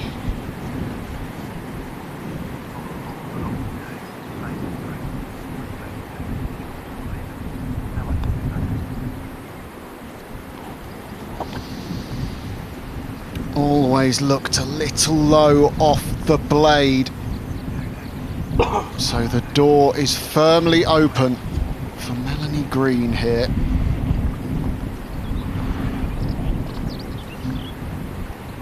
Lorna knows it.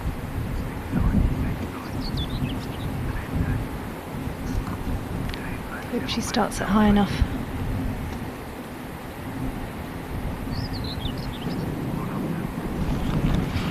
She's just building the tension, isn't she? What a showwoman. Steps in, steps off of it. I might fall off my chair in a minute. Huge moment, 34th hole to win it and haul herself back to all square with 2 to play. Of course she does. Of course she does, Rachel. That is a massive putt, Kit. It was not an easy one, it was not straight, left to right. She has not missed though from 3-4 feet in at all. 27 ball, 28 ball, the sun will come out and you get all the pictures you want. So look at this, just look at the pace that it goes in with as well. Centre cup. You know you're putting well if you find middle of hole. Great pace, great read. So this final of the 121st Women's Amateur Championship goes to potentially the penultimate hole, but of course we could go to extra holes if they can't be separated through 36. The 17th on the course, the 35th of this match, and it's a tough par 4, Rachel. Yeah, the 17th. Scoring average 4.72 in the qualifying round, so hasn't yielded many birdies. Tricky hole. Characteristic pot bunkers left side. 228 to carry the furthest on the left. Fairway finder needed.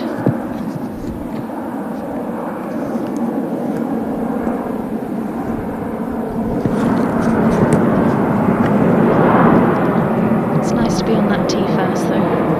Set the tone, walking down 17th.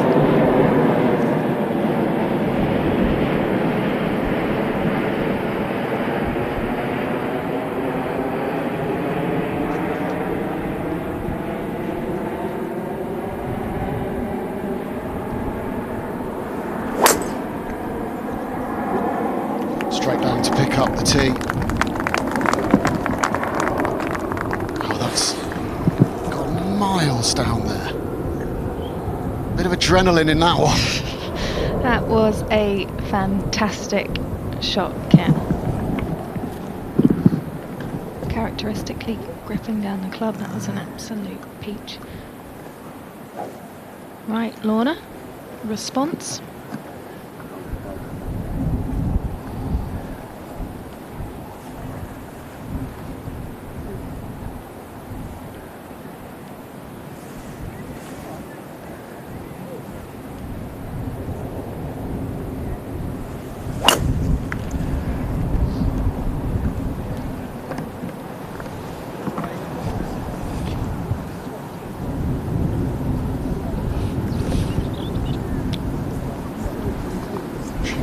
For a moment before going down to pick up her tee. We think it's okay.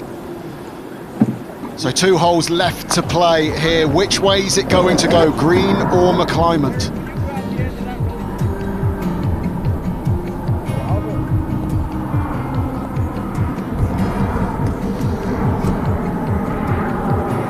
Incredible entertainment here at the Women's Amateur Championship, and there's plenty more entertainment coming your way in a fantastic summer of live golf. It is the calm before the golfing storm for many.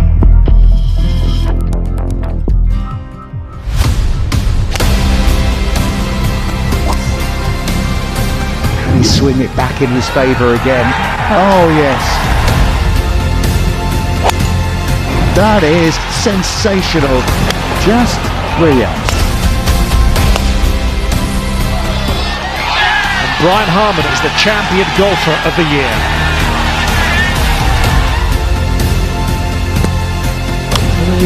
She is the AIG Women's Open champion.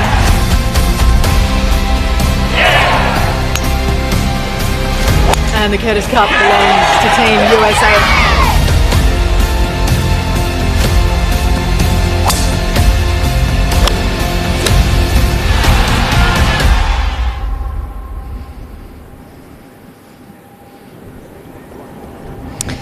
So this is where the tee shot of Lorna McClymont landed out here in the right-hand rough.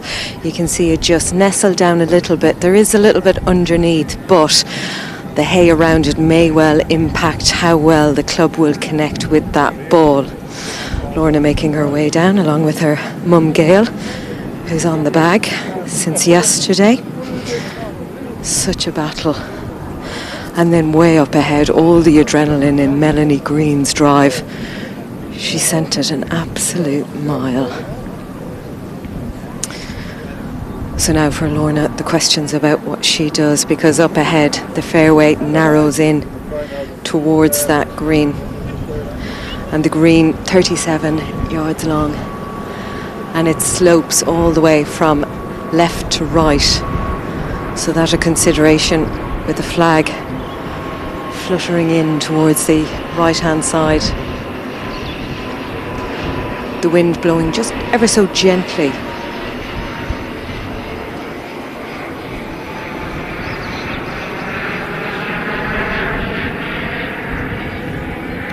So penultimate hole, the 17th, the 35th of this magnificent final that still has more to give at the 121st Women's Amateur Championship. And Leona McClymont is in the fescue down the right-hand side. Can she get this to the green?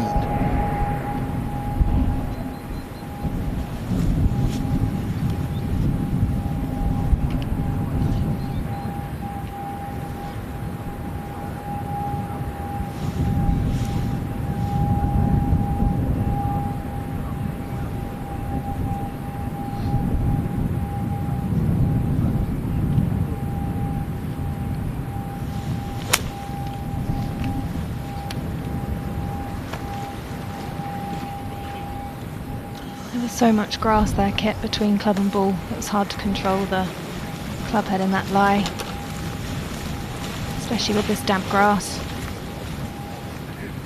Huge opportunity now for Melanie Green, who's absolutely smoked her tee shot here down 17. Well, we were saying that as we got closer to the finish line and the pressure rose, would the golf improve? And my word, it has. The last three holes have all been won with birdies. 14 and 15 for McClymont, 16 for Melanie Green. That's why we're all square. But this lady, Melanie Green, has got to be the favourite for this 17th hole right now, with McClymont down the right-hand side in the rough in two. And Green just shaping up her approach here from the fairway. Must have been around the 270 number, that drive. I think the adrenaline kicked in. She's got 130 front edge, pin on 22. Flag tucked on the right hand side, but as Sarah mentioned, the green does slope left to right, so anything middle of green, use the contours. One to hit close, put a bit of pressure on Lorna. Well, it's a different day, isn't it? We've been putting up with the rain all day, as have the players, and now it's shifted. The sun's even trying to creep through. And quite right for what promises to be an amazing finish to this epic final that is ebbed and flowed. Who is going to end with their hands on the trophy? A good shot here. Might get one hand on the trophy for Melanie Green.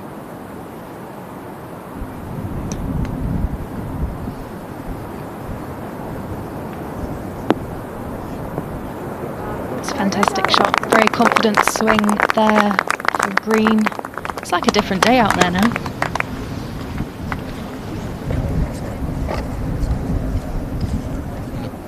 Bit of reward for these fantastic Irish fans who've been out there in these numbers all day, even when the waterproofs were on and the umbrellas were up, showing their support for these two finalists. And they certainly won't have been disappointed by the intensity of this match. As we said early on, Leona McClymont got 4 up through 8 holes. Then Green picked up her first win of the match on the 9th, the first time round, and then everything went in her favour. She was 1 up at lunch, the American.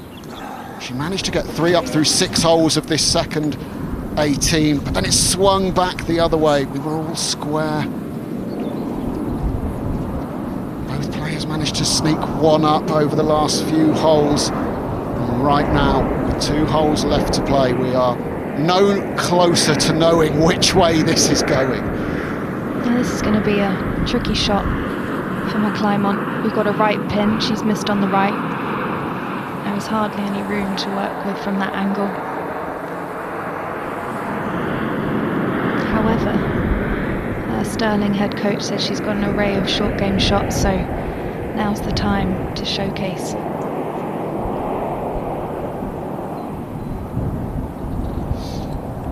Should I stay if I can?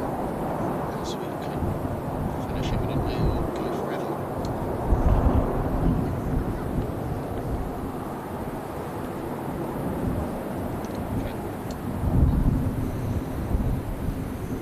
Just doesn't look inviting going over those bunkers.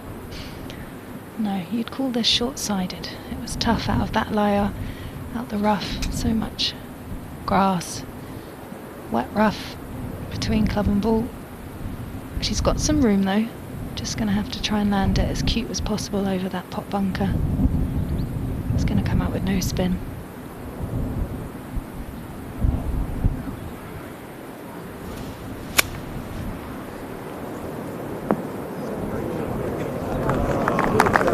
As good as she could do from there. Great shot. She was out of position on the hole and she's done what she needed to do, which is ask the question of Melanie Green.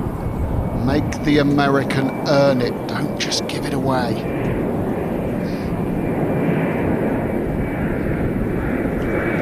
Johnny Morgan back in the commentary box. What a final, John. Oh, what have I missed? You and Rachel have been having a field day the last couple of holes. It's turned it on its head.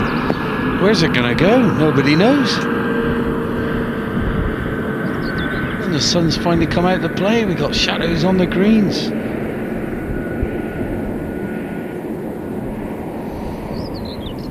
And the birds are chirping away. What a wonderful advert for women's golf this has been, John. Oh, amazing. Absolutely amazing. Nail-biting stuff as well. Wire to wire. It's going down 18 regardless of what happens here. Who's going to be up after 17? Taking a 1 up lead going down 18, or is it going to be all square? We'll have to wait and see. Melanie Green has this putt to take a 1 up lead to 18. Oh my goodness, could you imagine the joyous occasion she's going to give us if she slots this one in? This might be a little march towards the hole with a fist pump as she slots it in.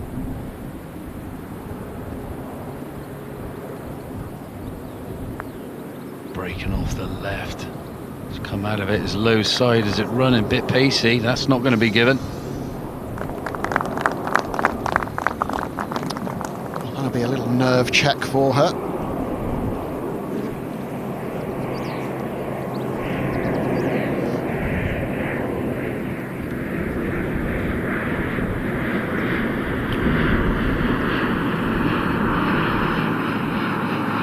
Over to McClymont now.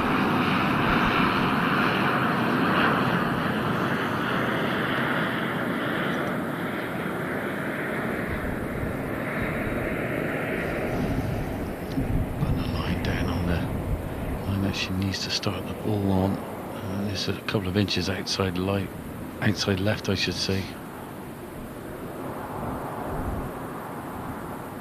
Penny for the thoughts of both these players right now. All the time spent on putting greens, working hard, grinding it out, come rain or shine. The practice that we don't see. So when the cameras and the eyes are on you in moments like this, you can find a putt when you really, really need to. And McClymont's way of thinking is this has to go.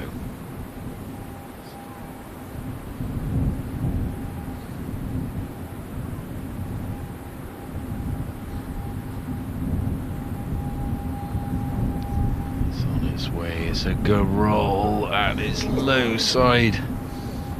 That's going to hurt. So it's conceded 4 or 5 for McClymont.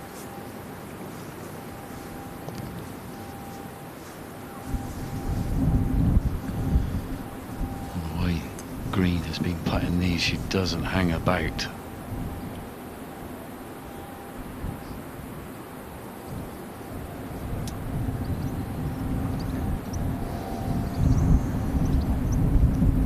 To it by now, the 1-time step off, the 2-time step off. You might think she's looking nervous, but she does that every time. Straight putt this kit. Take a 1-up lead going up 18.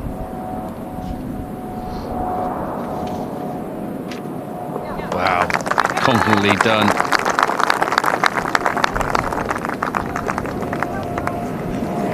So in it goes, back-to-back wins for Melanie Green on 16 and 17.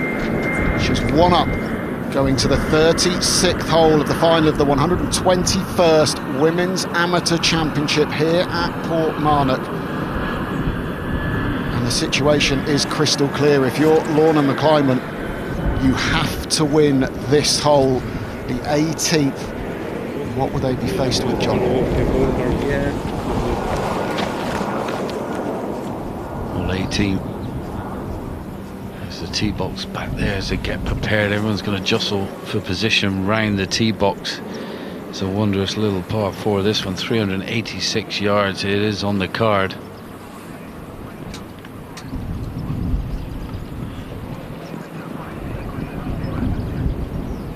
You've got 3 bunkers down the right. Got members looking on. Thinking, oh my goodness, in my day I could get it up there with them. I can't do it now.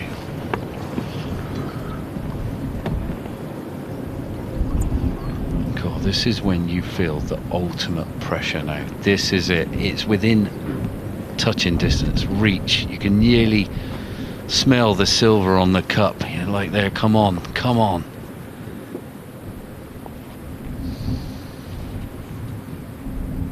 Championship Cup gold medal and Pam Barton Memorial salver all goes to the champion, plus those major and Augusta National Women's Amateur exemptions. It's a tight, very big rolling fairway at that. You see a lot of balls not hitting this tight target with the 3 bunkers down the right hand side. The last bunker down is 242 yards to carry. Changing club, going for accuracy over length.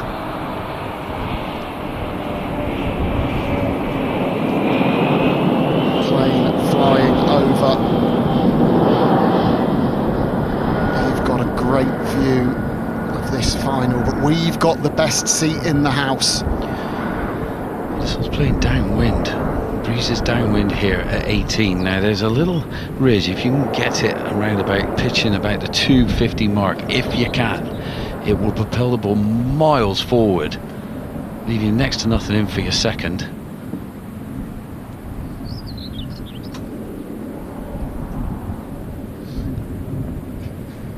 How's your nerves? Can you feel your legs? Can you feel your arms?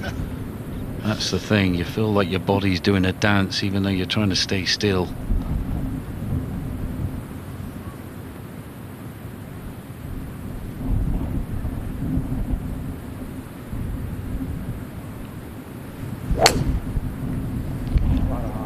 Oh, it's a bit right. She's starting to lean. There's a few claps though. They think it's straight.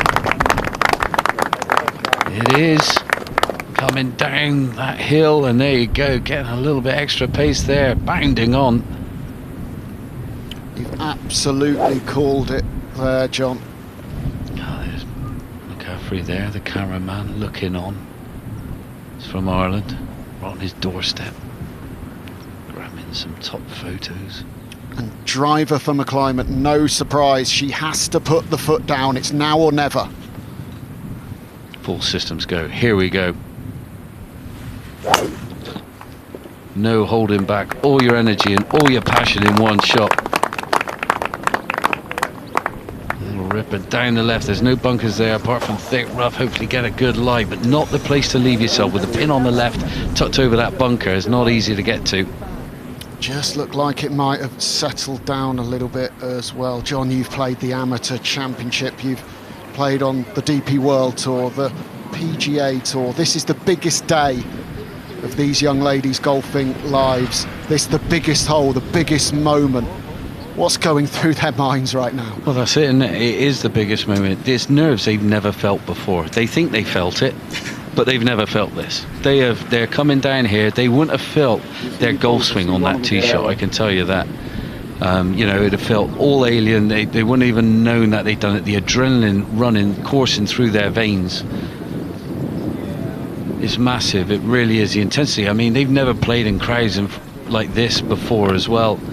That adds to the pressure. And then you come to what is on the line, the trophy with all the amazing names, the tournaments you're going to get in once you lift that trophy. It's massive. You're one down. You've got it all to prove. You've got to fight for it. You're one up. You're trying to defend.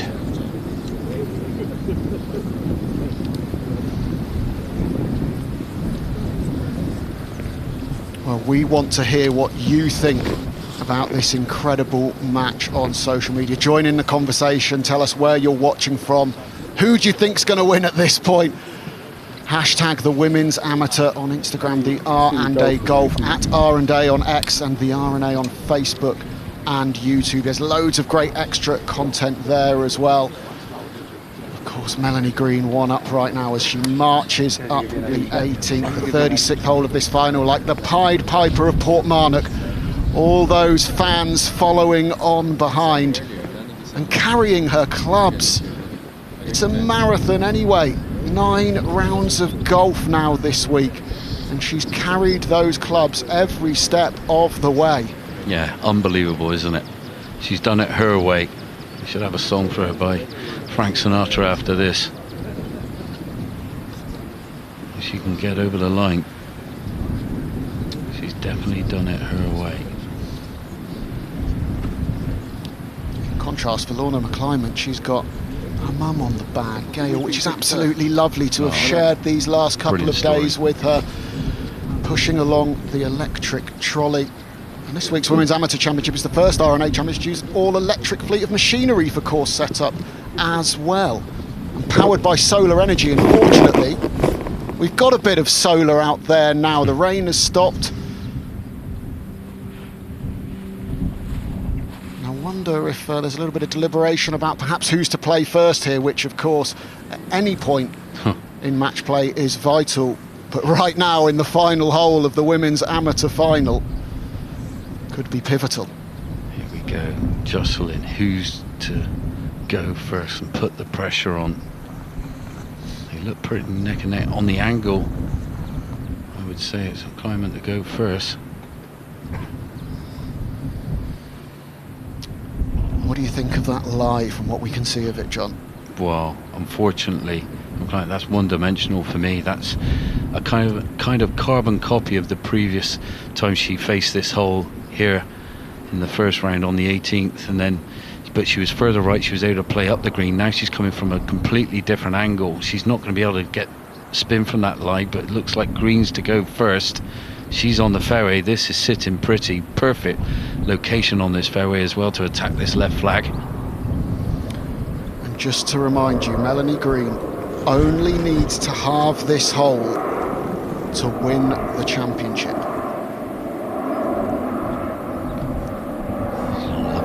Slope as well here, Kit. That's going to propel the ball up nicely, generate that little bit of spin. Pins on 11, 10 off that left, covered by that lovely pop bunker short and left of this green. Falls away all the way around this putted surface.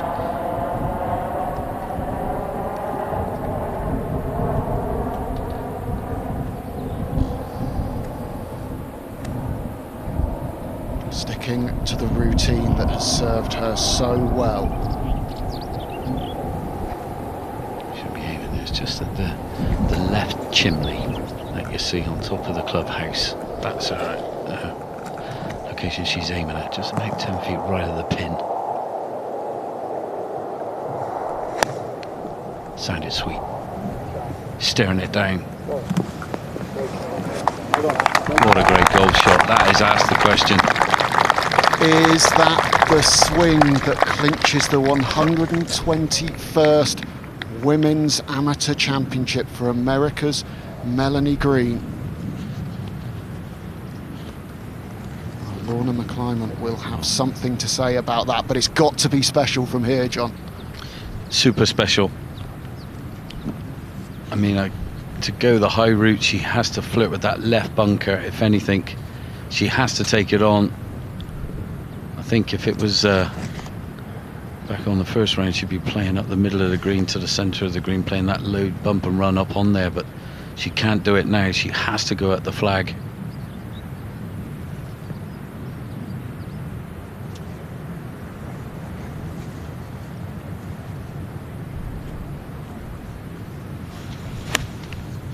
High lofted, hands off it. She's come out of it. It's heading right, I feel. Bailed out last minute. There's a big fall off on the right hand side. Hold the green. It's giving her a chance. Great shot.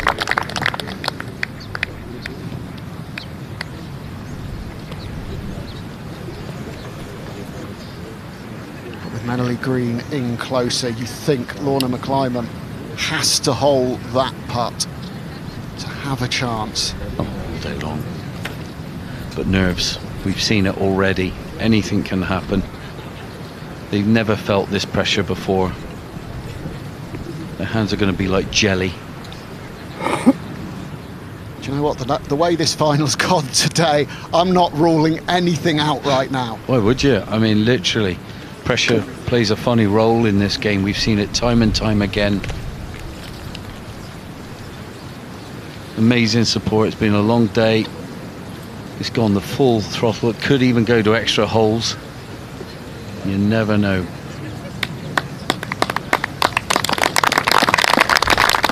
Let's hear this applause for the players.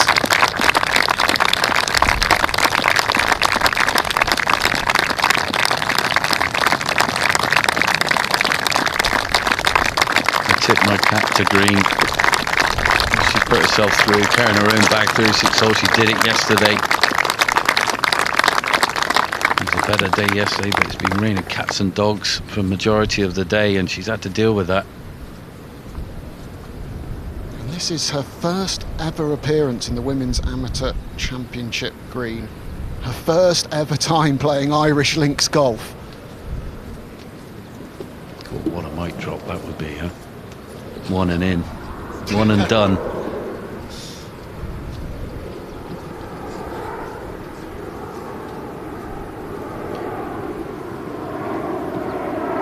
Too deep around the green now, you can feel the intensity.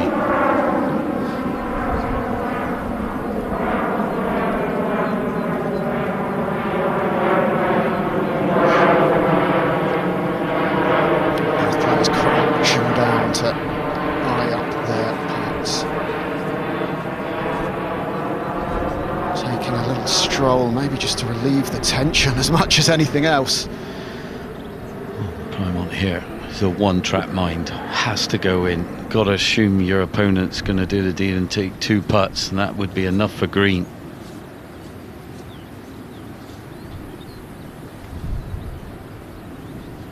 Hole a monster and do it like a Hell Irwin round the green, start high-fiving everyone. Well, those young fans are absolutely loving this, so are we.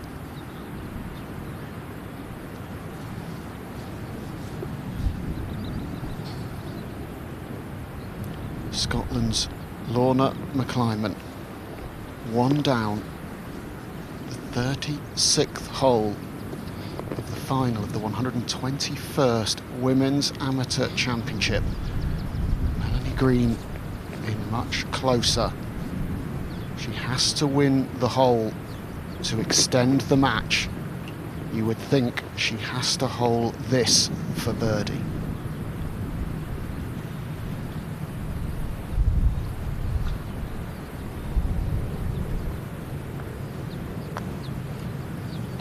Running.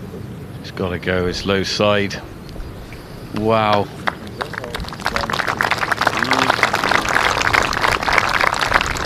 disappointing, unfortunately, but nerves as well playing a massive part in that putt. That clears the stage for Melanie Green. 22 years old, and she could be about to get her hands on that magnificent trophy, about to write her name into the golfing history books.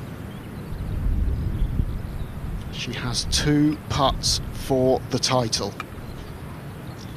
But it would be great to do it in one, John. Well, that would be heaven now. Cozy this whole side. It's all done and dusted. Come on, Green. 2 putts to win the Women's Amateur Championship. Wow. If you'd have said that to her at the start of the week, she probably wouldn't have believed you.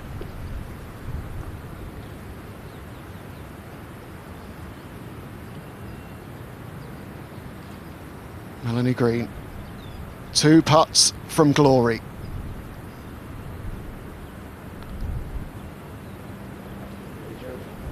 And she's done it in one.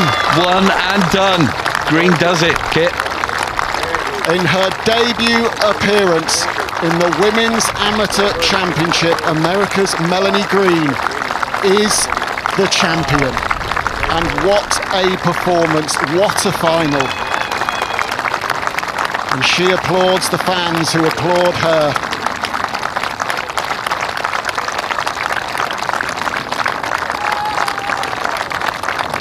What a celebration, Kit. What a moment for the young lady.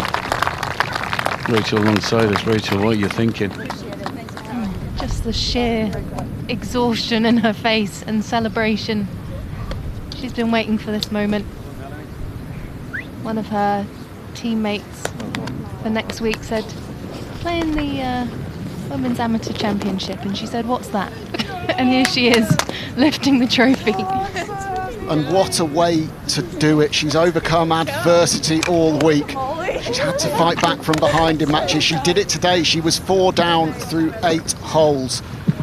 And she has won it in some fashion, winning the 16th, 17th and 18th holes for a 2-up victory. Absolutely amazing, Kit. It really is. Cinderella story, the way it's unfolded. Well, let's hear from our new champion. She's chatting with Sarah Mulkerrins. What just actually happened? What just actually happened? You're saying that, Melanie Green. You can't believe it, can you? No. Oh my gosh. All right. Where's Rachel to ask me those questions again if I won? Oh my gosh.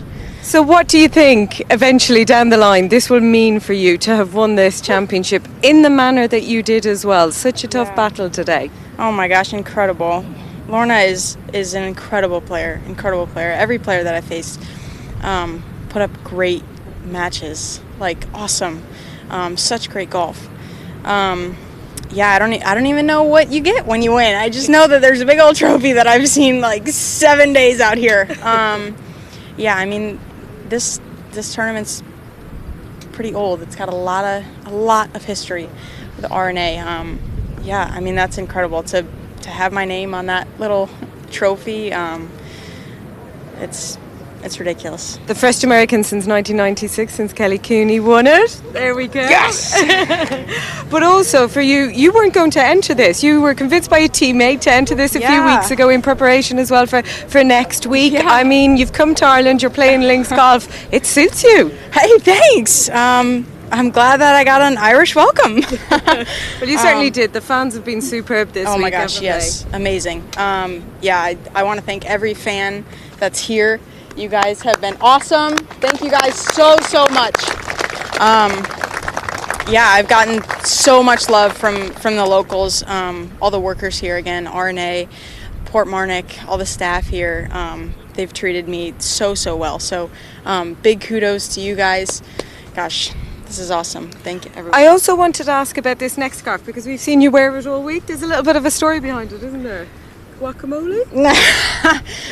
There wasn't a story behind it until this week. I'm staying with Anna Morgan and Kaylin McNabb, and I put it on the first time, and she's like, "Guacamole, what's up?" I'm like, "Okay, I guess that sticks for you." Sure, just for her. And finally, for everybody competing, it has been such a brilliant week. Yeah. You know, you all have battled really hard, and you've all had a great relationship and a camaraderie as well. It must feel very special to be part of it all. Yeah. I've met some really cool people that I don't usually get to see in college golf, and even, you know, summer tournaments and stuff like that. So it's really cool to meet some new faces and names that I've already known. I just, you know, haven't been able to say, "Hey, I'm Melanie," you know. So yeah, this is awesome. Well, congratulations again, Melanie so Green. much. You are the champion here at Portmarnock. Thank you.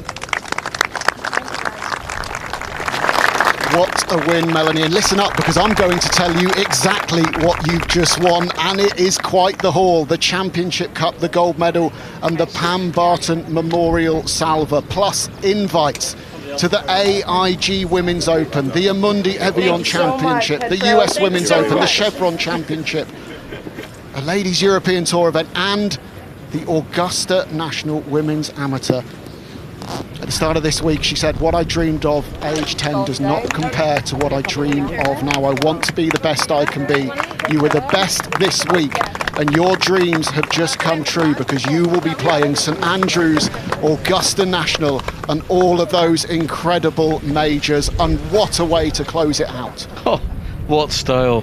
It really is. What a celebration as well. What she's achieved. She can't believe it herself. I don't think she really knows the gravitas of this win.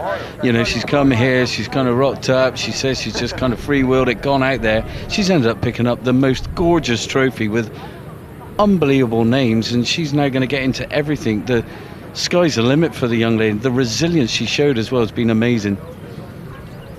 Well, it's been an incredible week. This final has just capped it off. How good has this been for women's golf, for golf in general, Rachel? It's amazing, Kit. I mean, we have to give props to Leona McClymont. What a battle she put out there, and to all the ladies that competed. She was 4 up through 8 holes, and it just shows the resilience of both of these players. The game is in a good shape.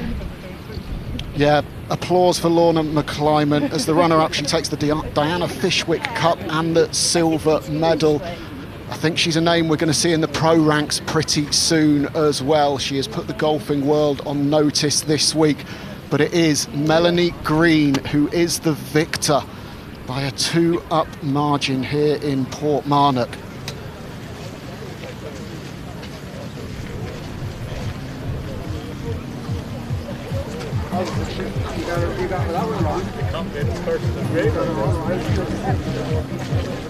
Oh, John, I think my heart rate is only just starting to come down after that. That's what golf is all about. That's the joy of match play. You got to love it. I mean, what a spectacle it's been here at Portmarnock. We've had everything. We've had terrible weather, we've had great weather, we've had, well, rain coming in sideways in the final. The sun came out to play right at the very end. Putt goes in, grandstand finish, green surrounded by local support, absolutely loving life. And it's just been a great championship. We see that gleaming, beautiful trophy. She's going to be putting her name on that and lifting that up very shortly. It's been absolutely amazing, and you know, golf is the winner here, because I love match play. What can I say? I just love it because it's entertaining. You know, it's entertainment through and through. You never know what you're going to get. One minute you're on a run, next minute you know, down in the dumps. The other person comes back and gets you, and that's exactly what happened in the final. Melanie Green said when asked what she'd do to celebrate, she hadn't really thought about it, obviously, and she said, "Oh well, I think I'll go to the pub. That's what people in Ireland do, isn't it?" It certainly is. It'll be a well-deserved pint of Guinness if she hasn't already tried it this week. You can get a fair few pints of Guinness in that trophy. I was going to say, is she old enough then, Kit, in America? But yeah, she's 22. She's good to have a couple of pints.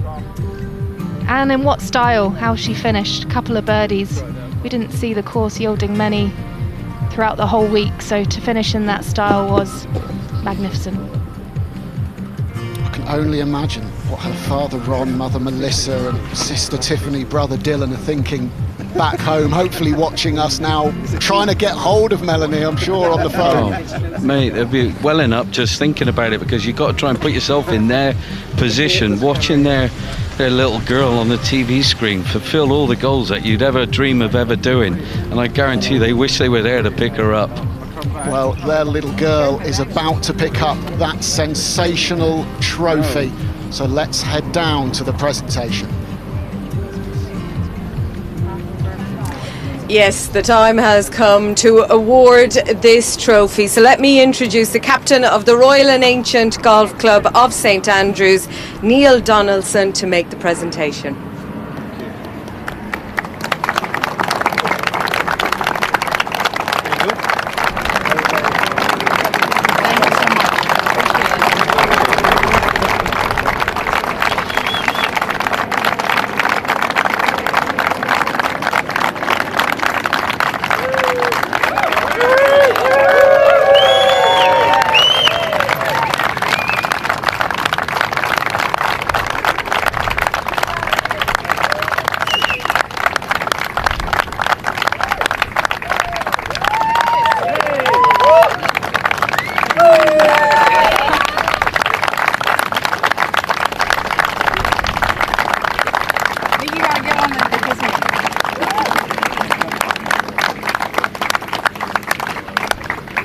What a brilliant champ, and what a role model. Holy guacamole, what a week. We're all a bit emotional in here, aren't we? What's happening here? Take the ladies' golf. That level of golf, attitude, camaraderie with all the ladies out there. Melanie Green with the trophy above her head. She is our 121st Women's Amateur Champion. Well done. And let's take a little look back at just how she did it. I don't know either.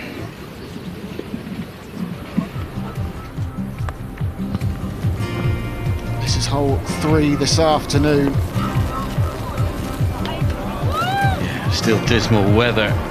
Flags were fluttering pretty hard. She converted that to her opponent. Climax.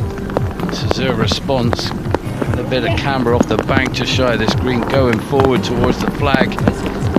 Hanging in the balance as we speak. Go to the 5th hole.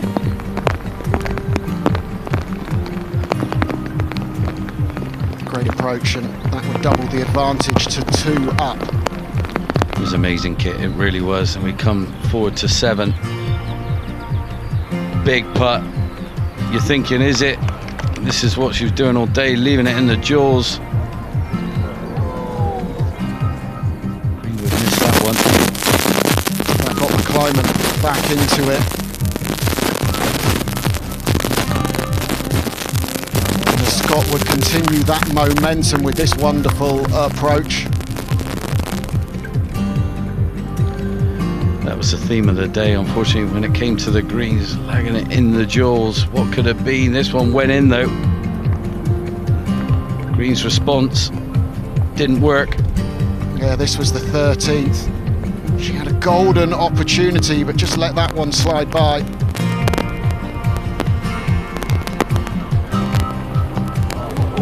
I mean, wow, what a golf shot. Some delay reaction on that one. McClymont converted for birdie.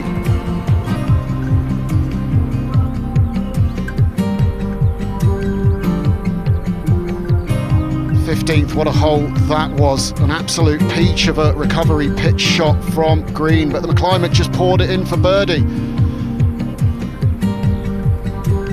Green did the same at 16. And then it went in her favour. 17, she made the par to win and get 1 up.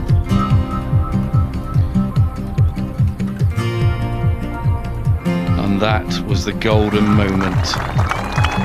Salute to the crowd. Been great support all week, Kit. She's embraced the crowd have embraced her here at Portmarnock, and well, here's what's coming up on R&A TV, and if they deliver even half of the entertainment and drama that we've seen today, we are in for a treat. The 152nd Open Championship at Royal Troon, July 18 to the 21st. The AIG Women's Open at the home of golf, St Andrews, August the 22nd to the 25th. And Sunningdale is the host of the Curtis Cup, August the 30th to September the 1st. What a lineup still to come this summer. How excited are you for these major opportunities that are now ahead? Yeah, I'm super excited. Gosh, I don't even really know what to think about it yet. There's the flag at the top of the podium today. America's Melanie Green. It was an incredible 36-hole final that toed and froed, ebbed and flowed. But ultimately, Melanie Green found what she needed to. She won the last 3 holes to take down Leona McClymont and add her name to the history books. What a week it's been at the 121st Amateur Championship here at Portmarnock. A brilliant final, a brilliant winner. Thank you for joining us.